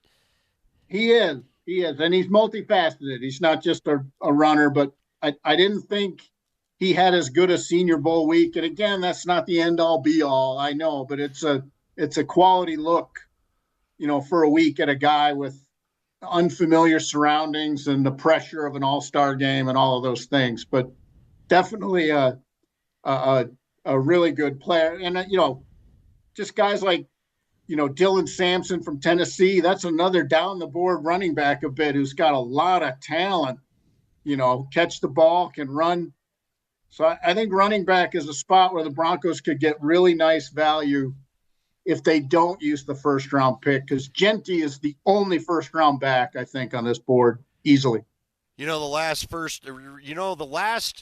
down-the-board running back out of Tennessee you told me about, do you remember who it was? Who you raved about? Who you had me dialed in 2 years ago? I can't remember now. Oh. It was Christian McCaffrey's class. I'll give you that hint. Yeah. Who was it? I'm trying to think. Now, Alvin Kamara, baby. Alvin Kamara to the Saints, and now, Sean Payton knows what to do with guys like that. So, and that's the multifaceted player you're looking for. He's not going to be looking for just the runner, as it were. And the defensive linemen in this draft are epic. It's a really good class there. So I'm intrigued to watch some of them, and just guys that like Derek Harmon from Oregon, played with Knicks at Oregon. You know, he's probably a middle round defensive tackle who could walk in and play immediately, or, you know, probably a late or early day 2 defensive tackle, and he could play immediately for the Broncos.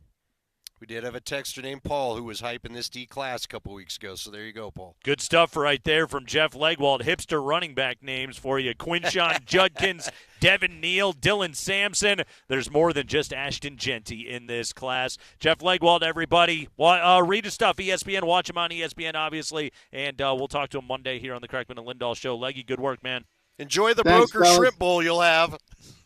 Yeah, appreciate you, man. See ya. All right, Jeff Legwald getting set to head to Indianapolis for the draft combine. Yeah, I don't think Genty's there at 20. Obviously, if he is, you know, you run, you don't walk to hand in that card right there. But outside of that, they got to draft a running back. There's no doubt. They need to draft a couple. Yeah. Let's be honest. Yeah. They need a couple. They've had some nice stories, guys that are fun to watch, but they don't have the dude. We know they don't have the dude. They got some complimentary pieces at best. All the guys they've got are complimentary pieces, period. I kind of liked Audric Estime. Turns out they don't. So well, but even then, that guy, and who knows, maybe he gets rid of some of the fumbling problems. Maybe it's just that Sean Payton, I don't play rookies thing. And he'll be the Marvin Mims of next year where he actually gets to play, and then we'll start to figure out what the guy could be. But he's not the dude. He could be a really nice player. I want guy you game plan for. I don't think even Cortland Sutton's not guy you game plan for. They need a guy you game plan for to really help Bo out in year 2. By the way, you know, like the Broker Shrimp Bowl. Have you ever had the St. Elmo's shrimp? I never have. No. Oh, it's fantastic. It's people talk it up. They hype it. So I'll give you the hint. I'm not a big Indianapolis guy. Yeah, you don't need to be. I mean, whatever. It's cold and gray. I've been there 3 times. I was more of a West Lafayette guy when it comes to my Indiana really towns. Anything else. Now, I've been inside the Pacers arena. They used to play arena football in there, so it was pretty cool. But I will tell you, there's a second restaurant owned by the St. Elmo's people. Okay. If you ever go to Indy for this draft extravaganza, and I can't remember. Go to the hipster St. Elmo's. Yeah, it's like a Bugs and Judy or something like that. It's named after a guy and a girl.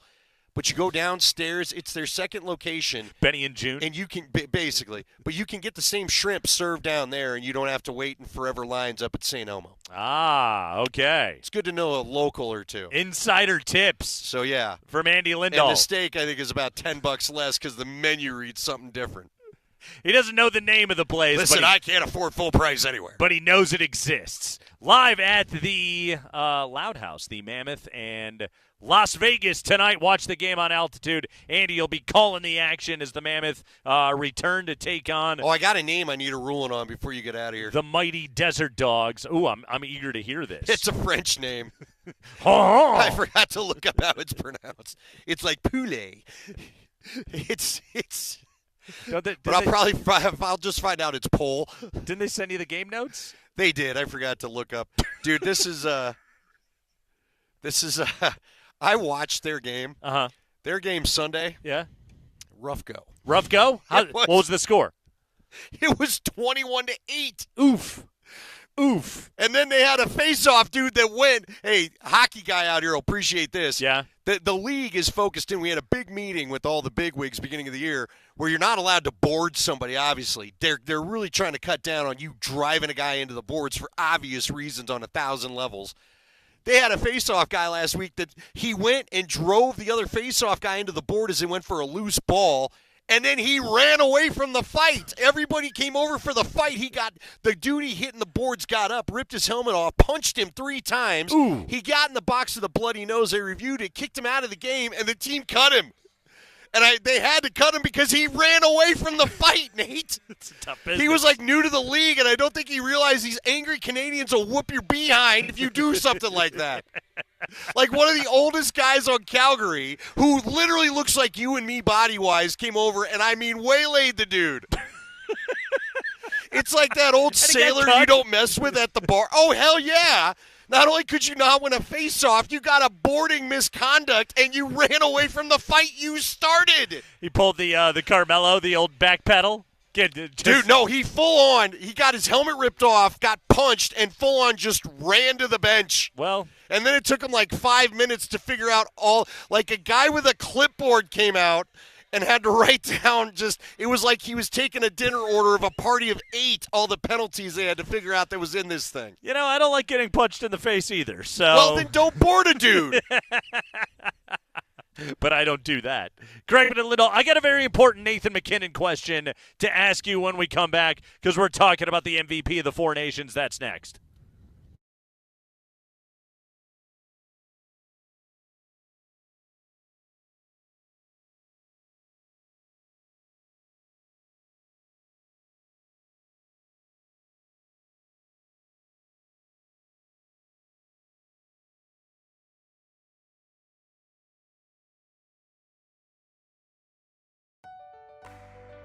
Hey, it's Nate Kreckman here for Apple Air. Look, guys, Apple Air is a family-owned and operated company from right here in Denver, Colorado. They're not owned by private equity. They're not looking to gouge you. This is one of the last family-owned companies, HVAC companies here in Colorado, and they need your repeat business, and so they care about the things that you care about, and they provide things standard that other companies, other HVAC companies, will upcharge you on. Apple Air is not there to gouge. They write a quote. It is not an estimate, and that's what they're going to charge. You get a ton of value. You get the red carpet treatment. You get comfort and efficiency with Apple Air. They installed a brand new furnace in my house last fall, and it has been absolutely fantastic. I love working with Apple Air. Give them a call right now because they'll give you $1,000 off a brand new heating and cooling system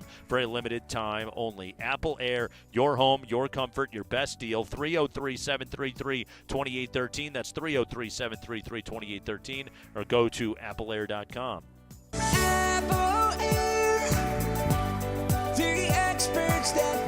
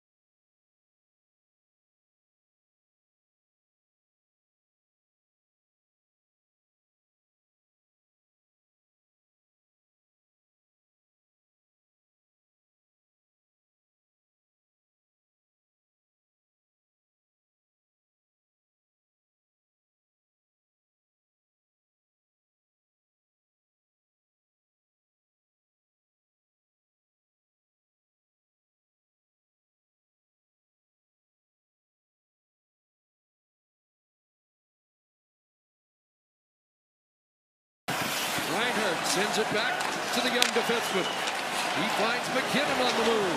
MacKinnon scores! Nathan MacKinnon with the icebreaker in the championship game. The Four Nations Face-Off Tournament MVP is Nathan MacKinnon.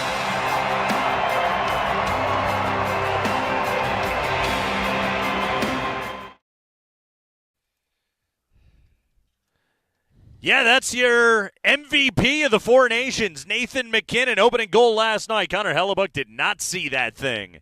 Zip, hell of a shot by big number 29 last night. He didn't see 2 of the 3 because I don't know how he would have seen the McDavid one either. Yeah. Oof. Did the defenseman, I don't remember who was on the inside that I was wondering, and look, I'm not blaming him at all. He was with his man. But I felt like, and I'm sure defensemen and goalies would tell you, get the guy out of the way so I can see the shot clean. But I almost felt like, man, you probably should have cut off that top corner, bro. Yeah. Although I'm not stepping in front of Connor McDavid's shot like that close. Nathan MacKinnon. By the way, it's Harry and Izzy's. That's the. Well done. I know you're going there. I was going to be up. I gave you the knee. I was going to be remote if I didn't give you the knee. I was going to be up late tonight worrying about that.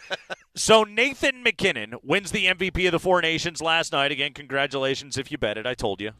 You did. You could have given a lot of people a very profitable evening. I hope that I did. Neither of us A few benefited. folks hit me up on Twitter. So yes, I'm there to help you guys out. Nathan MacKinnon wins the MVP of that thing last night. He scored that goal early on. He was dynamic in this tournament. He's on his way to possibly winning the Art Ross this year. He's right there in the Hart Trophy conversation. Andy, throughout this tournament, Connor McDavid was good but not great. Obviously, he scored the winning goal last night, and we get the symbolism of it all of like Crosby passing the torch to McDavid, Canada, big international goals, golden goals, all that stuff. I get all of that, but in all seriousness, Nathan MacKinnon's the best player in the world, right? Yeah. He played well. Yeah. Every time he was on the ice in this tournament. No, you're right. He answered the big bell. Right. And he's got the ring.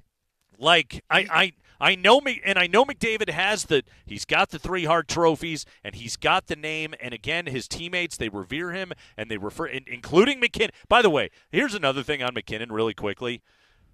Every time there was a microphone in front of him, he said the right things in this tournament. He did. It was a pressure cooker for his team to be in. Again, we know the political climate and what some of the nastiness got to between USA and Canada, and at every point he was just like, it wasn't like I'm dunking on the Americans. It was like they got a great team. Everything that he said was so professional and class through and through. I thought MacKinnon had a great tournament that way as one of the spokespeople for his team, but also he was the best player on the ice for his team. Okay, I'm going to make a comp that may be painful for some locally, but are MacKinnon and McDavid a hockey version of Brady and Manning? Where during the regular season, Manning has every stat known to man. Sure. You can't come near him. If you're drafting fantasy quarterbacks, he's the first one you're taking because all the stats are going your way. Yep. But when it's time for the trophies right now, I mean, listen, both have played in a Stanley Cup final. Nate won his. McDavid lost his. Yeah. But McDavid ran into a better team last year. Yeah, he did. I just feel like, I don't know, he was the best player in the tournament, and I guess it's fine. He is the best player in the world right now. I don't want to be too hard on McDavid because that guy lives with a different pressure in Canada than I think most in America probably appreciate. Yeah. Let me ask you this. Is there an athlete, because hockey is the Canadian sport, right? And he is the face of Canada in that sport. Sure. So is there a position in sports in America that's equivalent to the national pressure that Connor McDavid lives with? It's a great point right there because he plays for Edmonton, obviously, and they were a Canadian team that was in the Stanley Cup final, and obviously the drought continues. No Canadian team has won the Cup since Montreal in 1993. You're right about that. Yeah. Like pitcher for the Yankees, quarterback for – I mean, the Cowboys, I don't believe the Cowboys are even really America's team. Half the country just showed you they're not rooting for Mahomes, on this. We don't have, the team. And, again, I'm not even saying, McDavid, that the Oilers are the team. It's just that he is Mr. Hockey playing in Canada. Nate doesn't have to put up with that so much because he's down here in Denver. Sure. Playing in a four-sport city. No, it's a really good point right there. And, MacKinnon talks about that anytime that they go to Montreal or Toronto, like the just circus of media that he has to deal with when he goes through those cities. Really, anytime that he goes up and plays in Canada, he and Cale Makar deal with all that. But to your point, McDavid deals with it absolutely all the time. The only way I think it could be more insane is if Connor McDavid were to ever play for the Toronto Maple Leafs. That would be like the height. The absolute height of it. I don't know that he could withstand that. I mean, again, listen, it's one of the things. It'd be brutal. How many French-Canadian players have cracked playing in Montreal? Yeah. Yeah. Yeah. It's not easy to do. It's a ton of pressure that is upon you. And in this tournament, and again, McDavid got the game winner. Andy, it was like his stick was allergic to the puck most of the night. Oh. And what was funny about it was, so last night, I had to do a bit of driving last night, and so I was listening to the radio broadcast on 950. By the way, I thought those guys did a great job. Fun broadcast. I heard some on the way home, Yeah, too. I really enjoyed it. They gave some great insight into the ice, which I did not realize. They weren't skating on the Bruins sheet. They put another sheet of ice on top of that with all of the Four Nations decals underneath it. And these guys, the broadcasters, had talked to the ice crew, and they were having some issues with it just because it's tough to do. There's a lot of concerts. Obviously, the Celtics play in that building as well. Then they put another sheet of ice on top of the Bruins sheet, which is on the bottom. It was tough. And so once I got home and I went back and rewatched the game, and I'm watching the TV copy of it after listening to the radio call, there were points of it where I was like, yeah, I can see where the ice is giving these guys problems, but this is the thing, McDavid would fumble the puck away, and then Team USA would come away with it, and it would be like, well, I don't see Austin Matthews having those problems. Right. I don't see Brady Tkachuk having these problems right now. I thought their stick handling was clean. McDavid just kind of sucked. And then he scored the game winner. Well, he got lucky in that sense. He was wide open. Well, not only that, but I mean, if he doesn't score that, yeah, he's getting crushed. Hey, can I bring up one more name really quickly? Please. I'm not a huge hockey hipster. Jacob Slavin. Shout out to the Denver kid. Dude, played his college hockey at CC, Carolina Hurricane. That blocked shot on Jarvis last night. Phenomenal play that he made right there as a stay-at-home defenseman. The play he made on Crosby. Yeah, I mean, Crosby had a wide-open net, and that dude just erased that thing. He was like Mutombo in there. They said there was an I think it was The Athletic, someone put out immediately on social media, Slavin has shown the world he is the most dominant stay-at-home defenseman, the best, so to speak, defensive defenseman in hockey. He can't do what Cale Makar does, but also there's things that Slavin does that Cale Makar can't do. And I apologize. Somebody asked us over Twitter, why did you guys talk about it? I didn't know. I'm not in the junior hockey circle. Raj said that he saw him around town when they were both playing in the circuit. Yeah. I don't have kids that play hockey. I was unaware. We would have given him a shout-out much sooner. Good player. But it's too bad. We were going to try hard to get Carolina.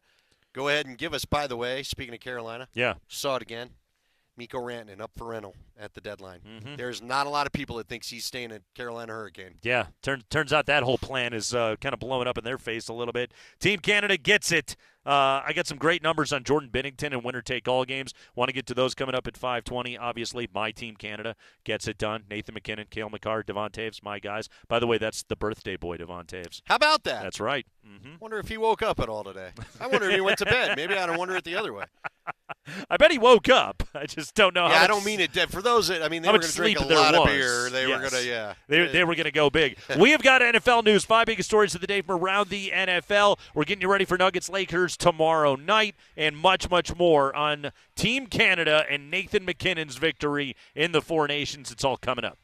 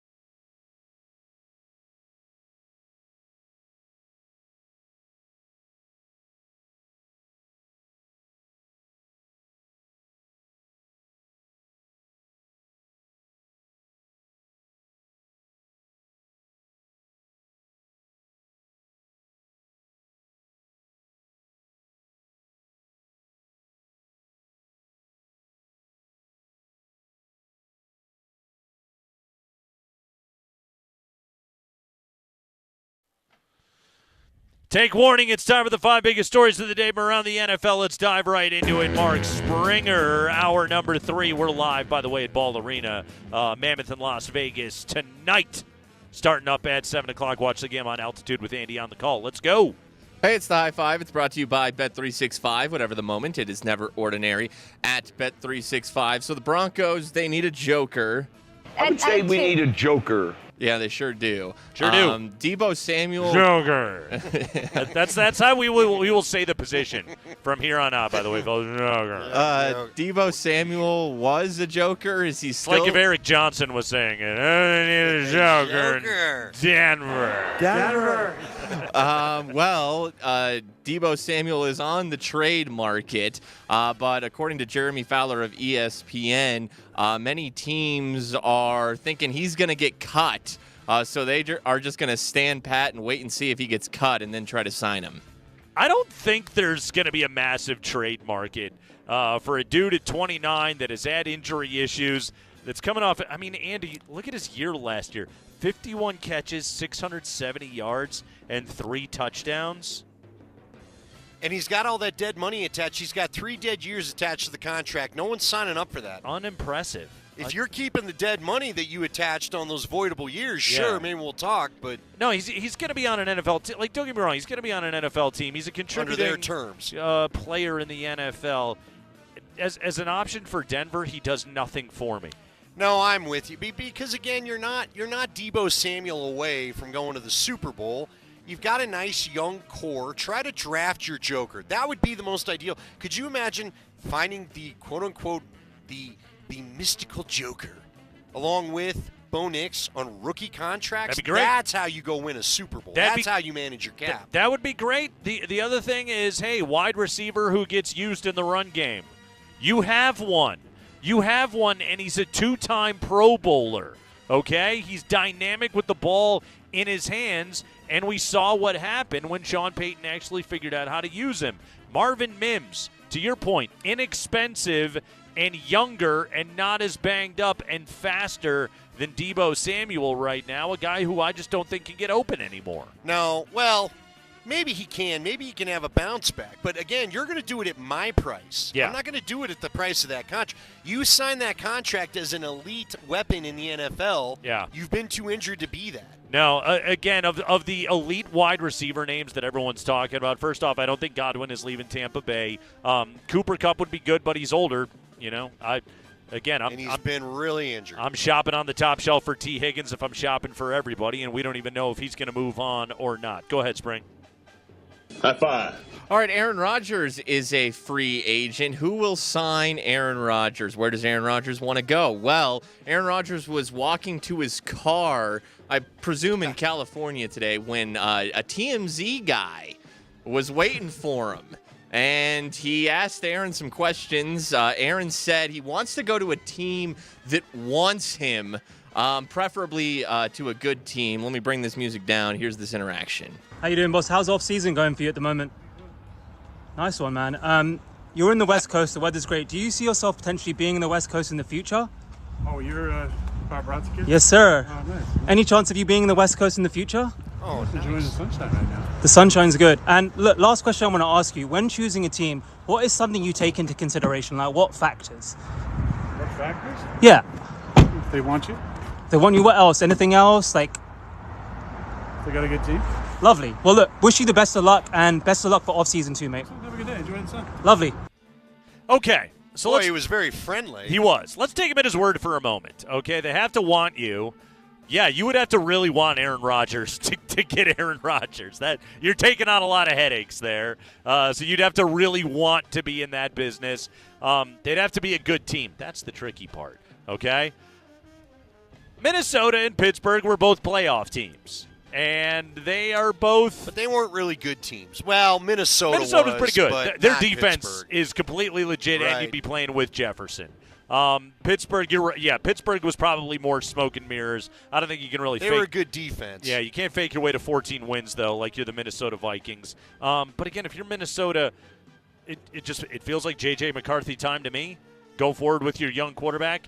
do the thing that, we talk about all the time of try to win while your guy is on his rookie contract and let him go on to a team that has an awesome defense and you don't have to ask him to do everything right away. But maybe the Vikings say we need another year of development out of McCarthy and we want to bring in a veteran guy once again, so why not do it with Aaron Rodgers? Maybe. Okay, I got another name, though, you haven't thrown out there. Of teams? Okay, what do you got? What about the Niners? Not sure what to do with Brock Purdy. I Try to get him on a one-year deal. I think let they him go like back home. Brock Purdy. Yeah, but do they $45 million like him? Do they $50 million like him? Do they $55 million like him? I know I don't, but I think they might. It's a hell of a team he's had around him. I mean, Kyle Shanahan. I'm not saying he's not a good quarterback. He was balling out last year until he had the injury, and then he wasn't quite the same player. And then Trent Williams got hurt, and Christian McCaffrey never really played. Exactly. Like that Debo team was Debo, and needs Ayuk major got lost. Offensive line upgrades. Actually, here's a question. Like, when John Lynch and Kyle Shanahan are having honest conversations inside their building, do they view themselves as a win-now team right now? Yeah, I You think so. Okay. Dude, they're too up against the cap not to. Yeah. Think of all the big contracts they've handed out. Kittle, Trent Williams, didn't he just get a little more money given to him last year? Man, you got offensive line issues. Juszczyk. You're paying all those weapons. You just brought Salah back into the fold. I just wonder if they're really being honest with themselves, if they're really in that spot right now. Okay, is this where we finally see the Trey Lance thing bite them? They escaped unscathed for the Trey Lance mistake and all they gave up to get him. Right. Is this, though, like Denver? Someone posted the 2020 draft class today. Who was it? For the Denver Broncos. Oh, that was the Judy the draft. Jerry Judy, KJ Hamler, not a single person left. Yeah. Natani Muti, remember that name? I'd forgotten about that name. A lineman, really fun story. Yeah. A mauler of an offensive Fresno lineman. State, Yeah. Natani Muti. I was excited about the guy, but never totally worked out. We were a little surprised when they let him go. Yeah. Albert Okwuegbunam, never worked out. I mean, is this where because what was Lance 2020? Michael Or 2021? Michael Ojemudia never worked out. Oh. I'm just saying, is this where the Niners have that hole from the draft, that basically, or at least that top part of the draft? McTelvin Najim. Yeah, remember him? He was fun for a minute. Whoever he was.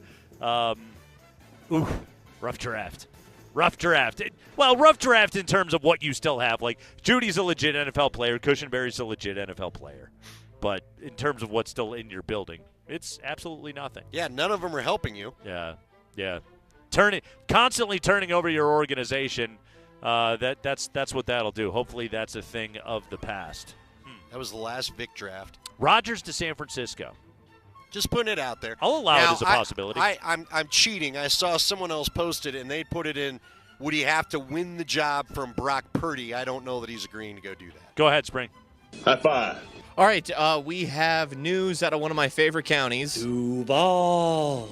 Yes, Jacksonville Jaguars news, as they had fired Doug Peterson but refused to fire their GM Trent Baalke. Then no one wanted to go coach the Jaguars, so they fired Baalke, hired Liam Cohen as their head coach, and today they have hired a new GM. It will be James Gladstone, a longtime front office exec with the LA Rams. He did work with Liam Cohen, as Cohen was formerly an assistant coach and spent one season as the OC of the Rams. So Gladstone would have been a former coworker of ours. Okay. Yeah, okay.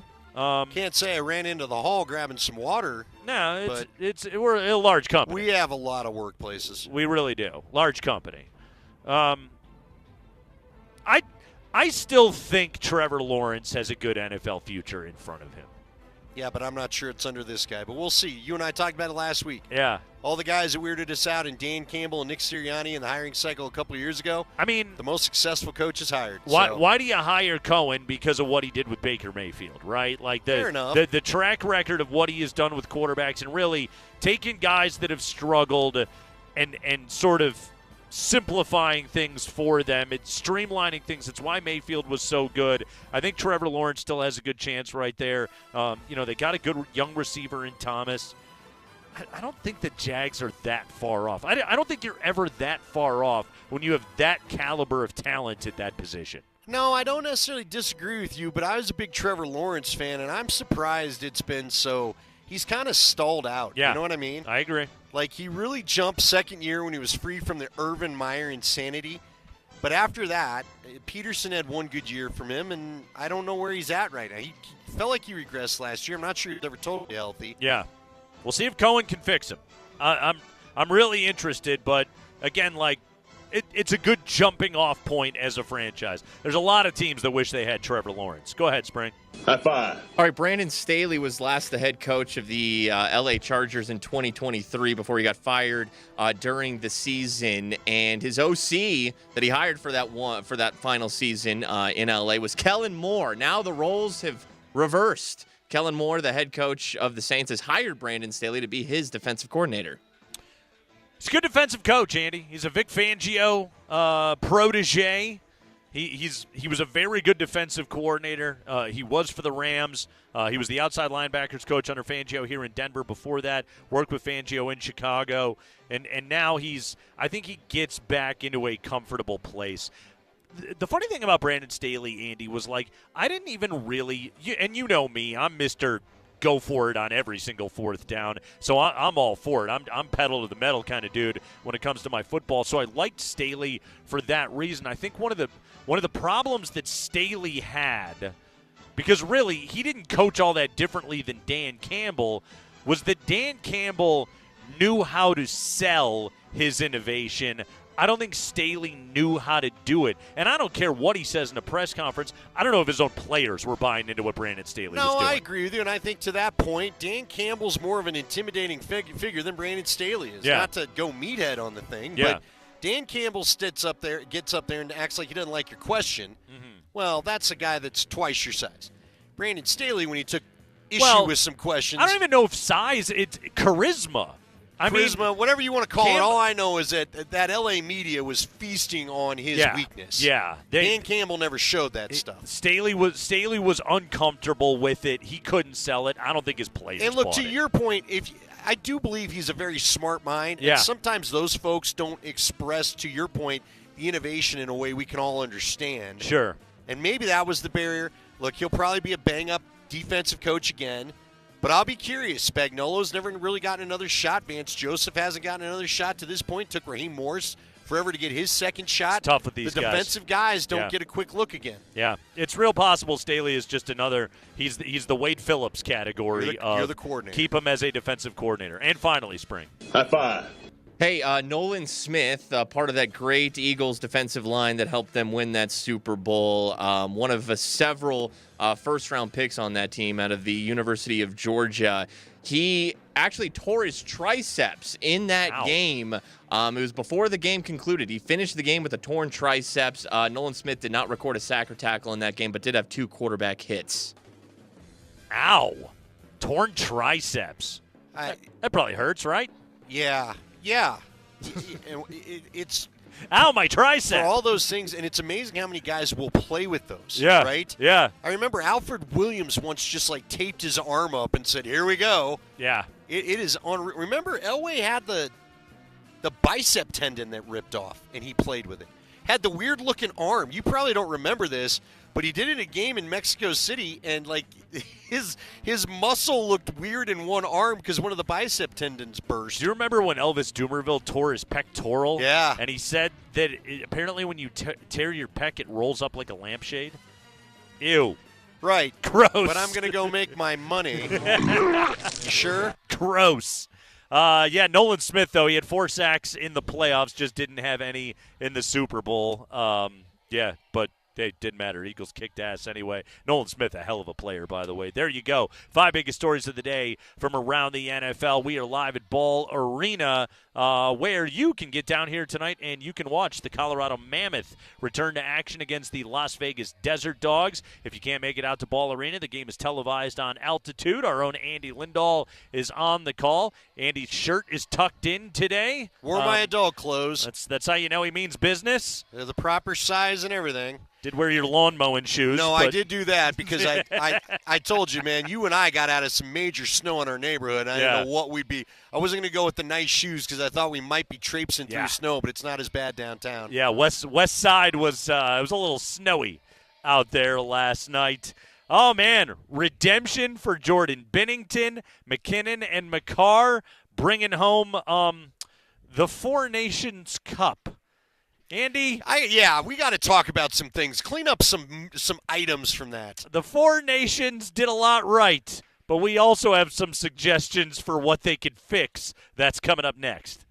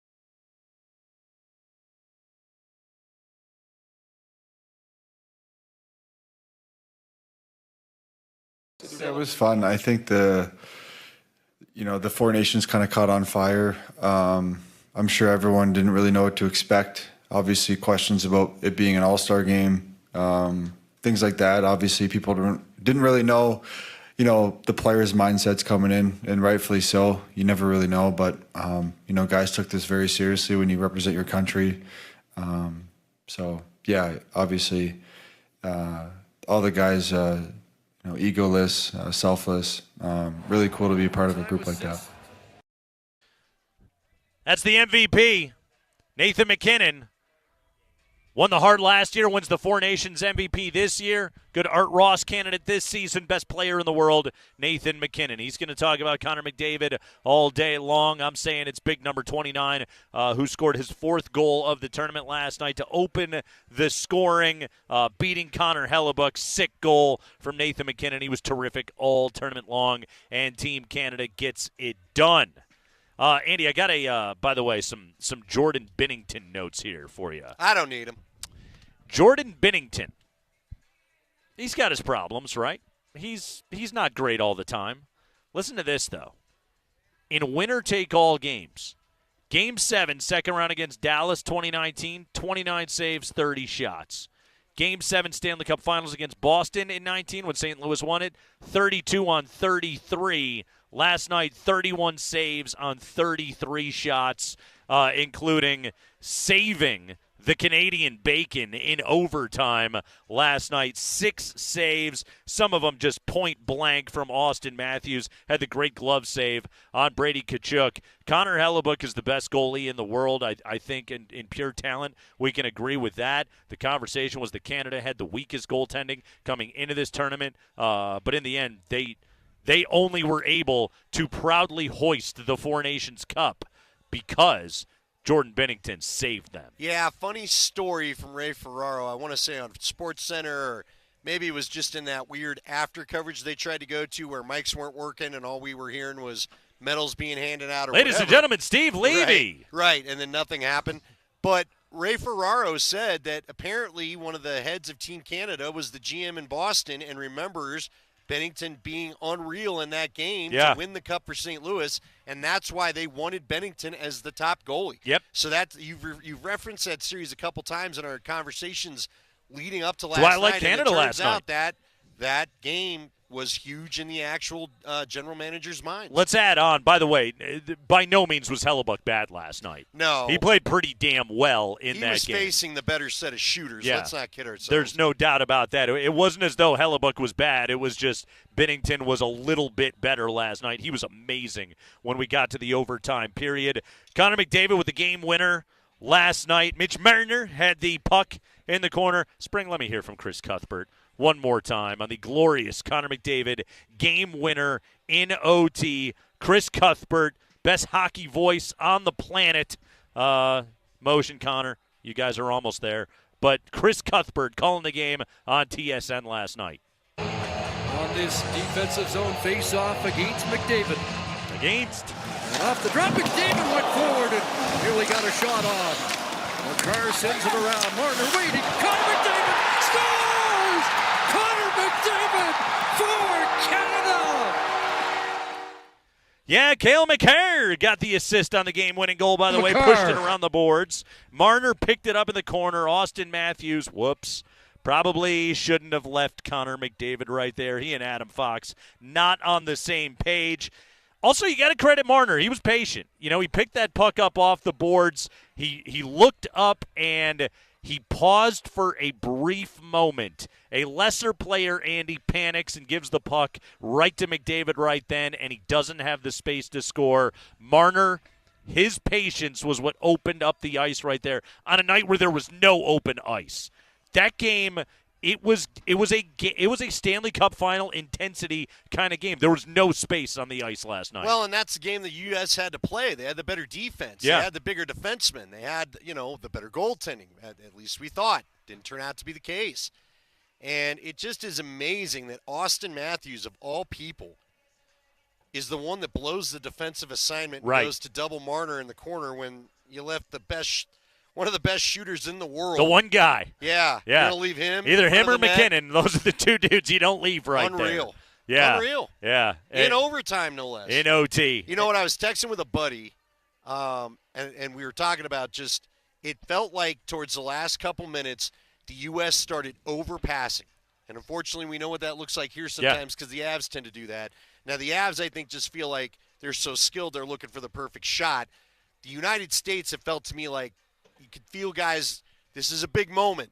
They got McDavid. They got MacKinnon. They got Crosby. They got plenty of shooters not afraid to shoot and miss the net. It felt like the U.S. guys got a little tight. Yeah, they did. Man, one of those, God, Austin Matthews, such a good pass by Gensel, though, right to him, and Bennington My guy just got Gensel him. let me down a few times for the pick to click. Yeah, oof. All right, let's get to business. So Team Canada wins the Four Nations.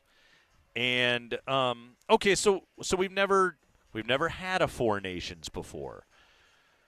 So naturally, it's you celebrate, okay. Then it's time to bring out all the staging and everything else like that.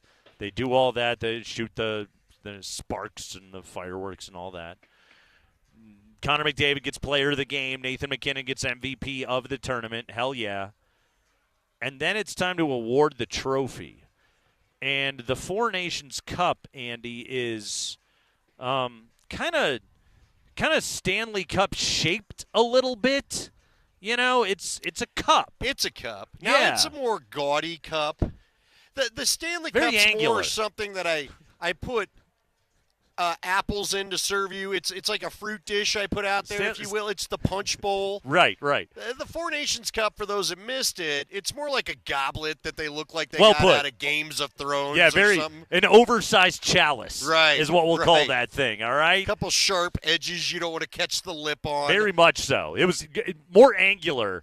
The Stanley Cup. She's a big booty Judy. Okay, so the Four Nations Cup. So they then proceeded to, I'm assuming, make the Canadians do like a Stanley Cup style handoff. Yeah, the walking camera guy's out there, and he's like, all right, I'm going to follow you. Yeah, so, they start with Crosby and the captain, and then he's handing it off.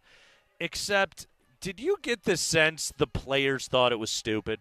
Yeah. Yeah, I did too. About 3 in, they were like, we're all going to do Oh, this. we're all doing this? And, every guy did the same move. So they would get handed the Four Nations Cup, and then you know how it is. They get the Stanley Cup. First off, the thing is huge, so they have to do the hoist it up move, and then they, pump it, and then they F-bomb the bleep, yeah, and they kiss the thing, and they do a full lap around the ice, and the cameras follow them, and it's great.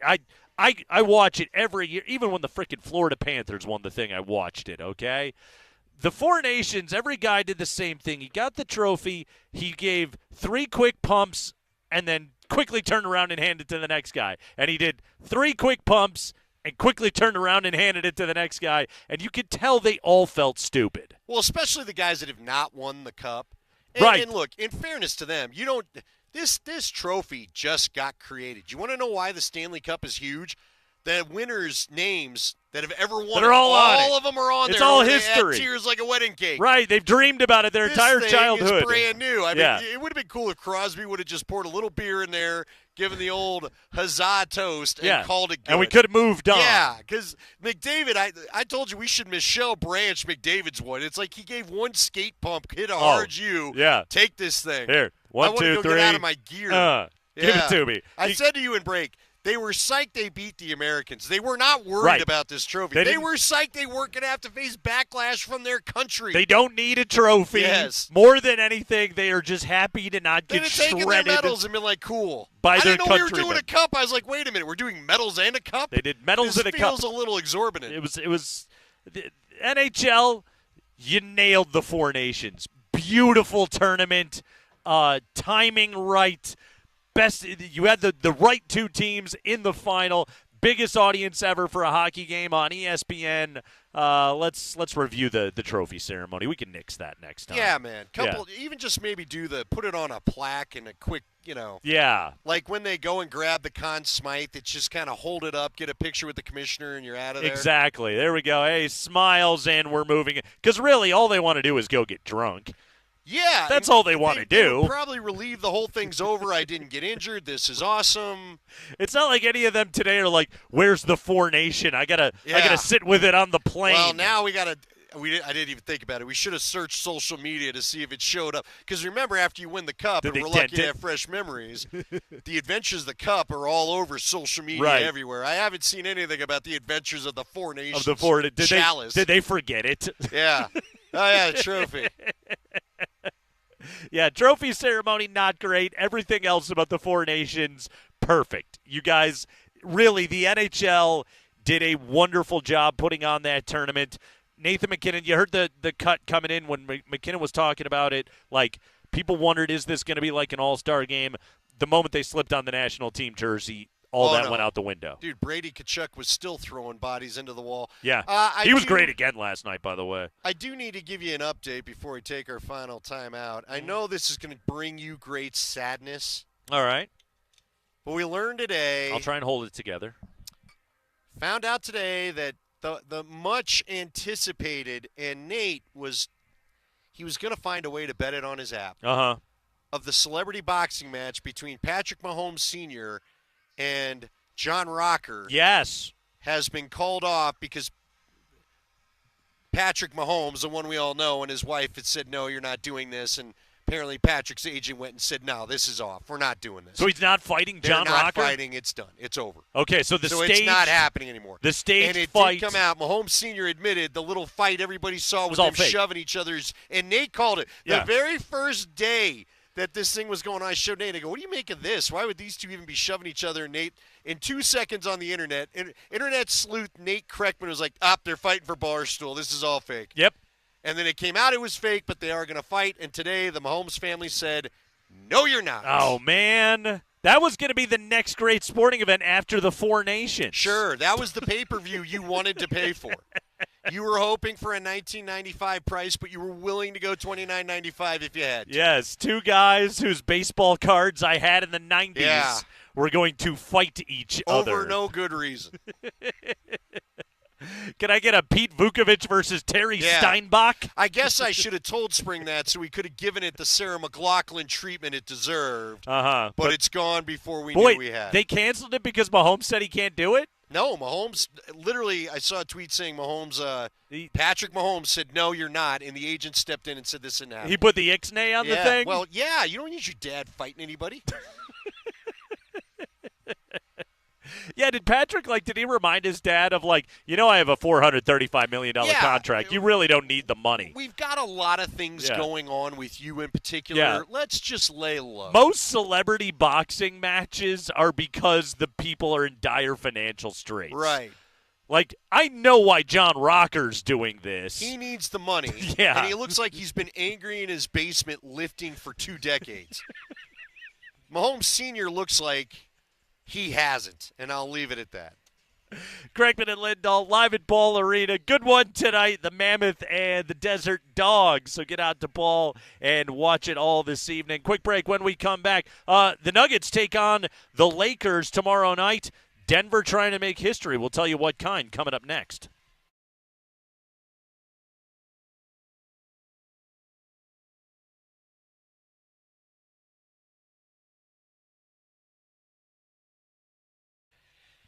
Hey guys, Andy Lindahl here for Colorado Off-Road. All right, are you looking for any sort of truck or 4x4 accessories? Maybe some to help with the snow if you were on the right side of town getting hit with that storm last night.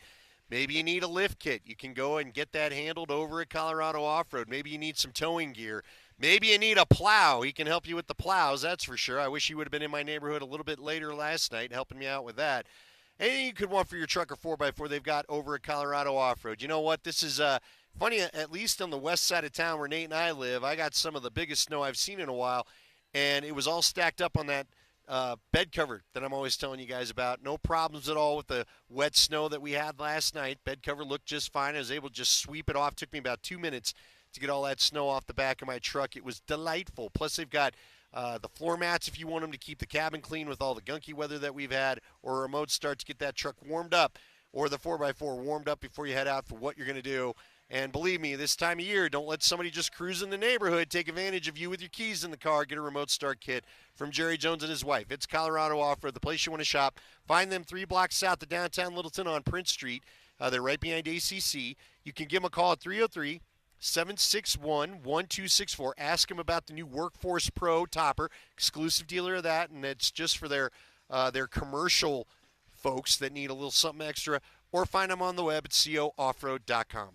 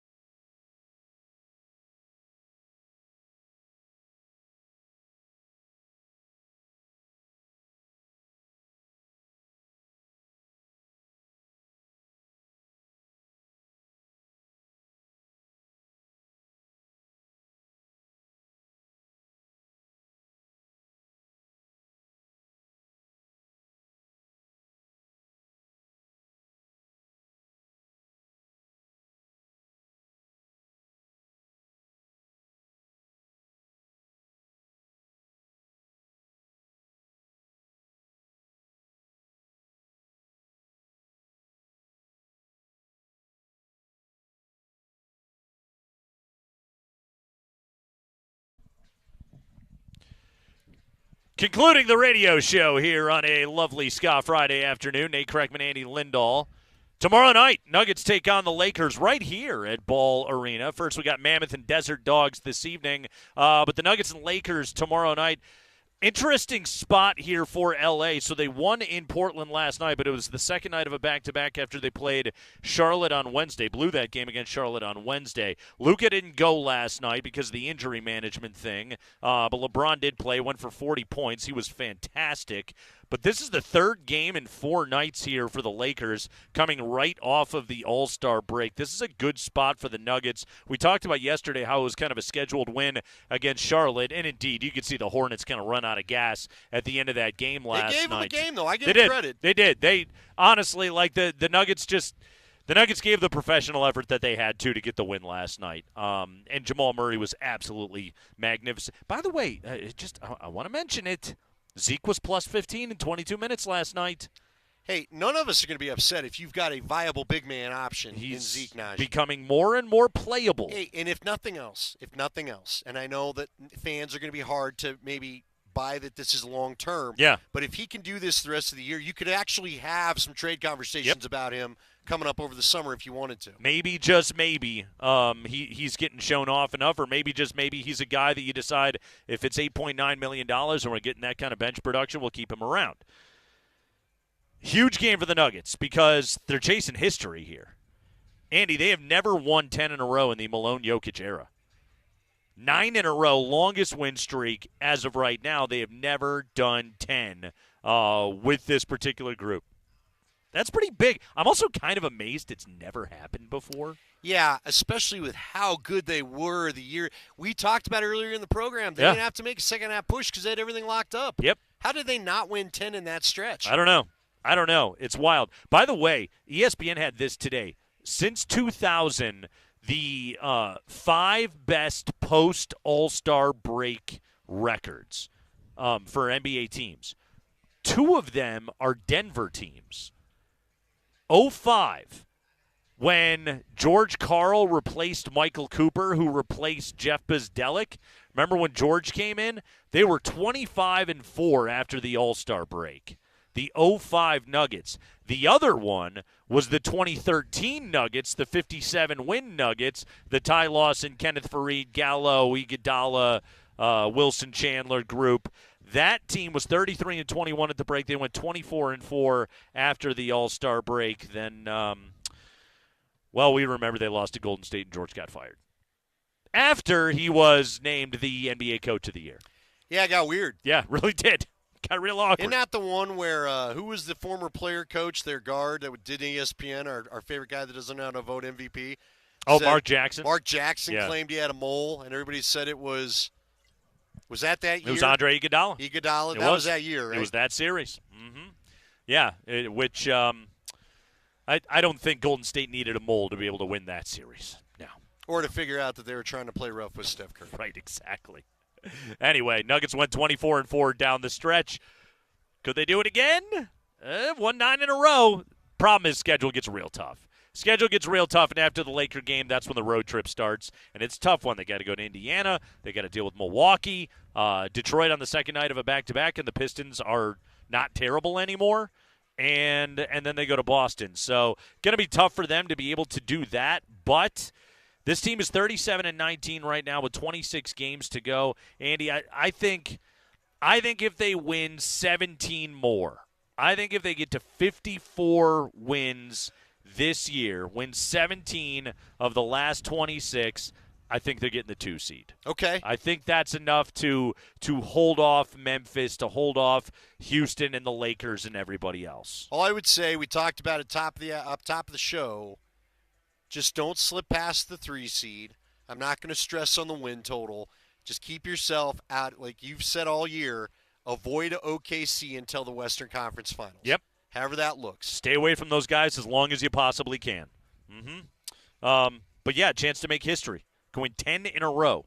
Christian Braun back in the starting lineup, by the way, last night. Let me ask you this. I meant to ask you this when we were talking Nuggets in that 3 o'clock hour. Okay. Great segment. Go back and check it at 3:20. They're all great. Do you think the Christian Braun benching, and I hate to call it a benching, but removal from the starting lineup. Yeah. I mean, did that send a message to a few other people that maybe I better not take some things for granted? Because he wasn't playing bad when he was pulled. No. Russ was playing really good. No. And did that say the sacred cows are done? You better earn your playing time? Because, look, man. I could see it having some of that effect. They played well. Yeah. They played well after it happened. Yeah, It's not like Christian pouted when he got his chance again. Like, that message isn't going to – the core four are fine, as we know, but the Julian Strawthers, Peyton Watsons of the world – right, exactly. Pickett didn't get minutes last night, but he played well before the break. It's not the worst thing for guys to realize, hey, this playoff rotation isn't set. You got to keep your foot on the gas. And my playing time isn't set. Yeah. Right? Yeah. And look, and I've said it before. I'll say it again. I got no problem if they mix and match starting lineups depending on who they're playing that night. Sure. Yeah. No, I don't disagree with that. Huge game coming up tomorrow night, though, with the Lakers coming in. I'm assuming you got to beat them, man. The Lakers are not good. They got no size. They have no size. ESPN's trying to sell you. I told you, ESPN all day today has been trying to sell. Oh, we got to praise LeBron. He played in back-to-back games at over the age of 40 in a 40-point game. Fantastic. You guys lost to Charlotte the other night. They did. And then you played Portland. Congratulations. I do want to point out a 40-year-old scoring 40 in an NBA game. Yeah, I get it, but you should see the coverage today as if it's the only thing that's going on in the NBA. You're not a good team, and now Luka's back to not playing because of all the management and stuff. Sure. Are they going to game management him right out of the playoffs? Not out of the playoffs, but dude, they've struggled with some bad teams. Yeah. No, it's there's a line of demarcation. I think the top four teams in the West are pretty good. But I think there's distinct tiers. I'll put Denver with OKC. I think that's the cream of the crop. I think Memphis and Houston after that, and then it's kind of starting with the Lakers. It's everything else after all of that. Spring, give me the weekend preview.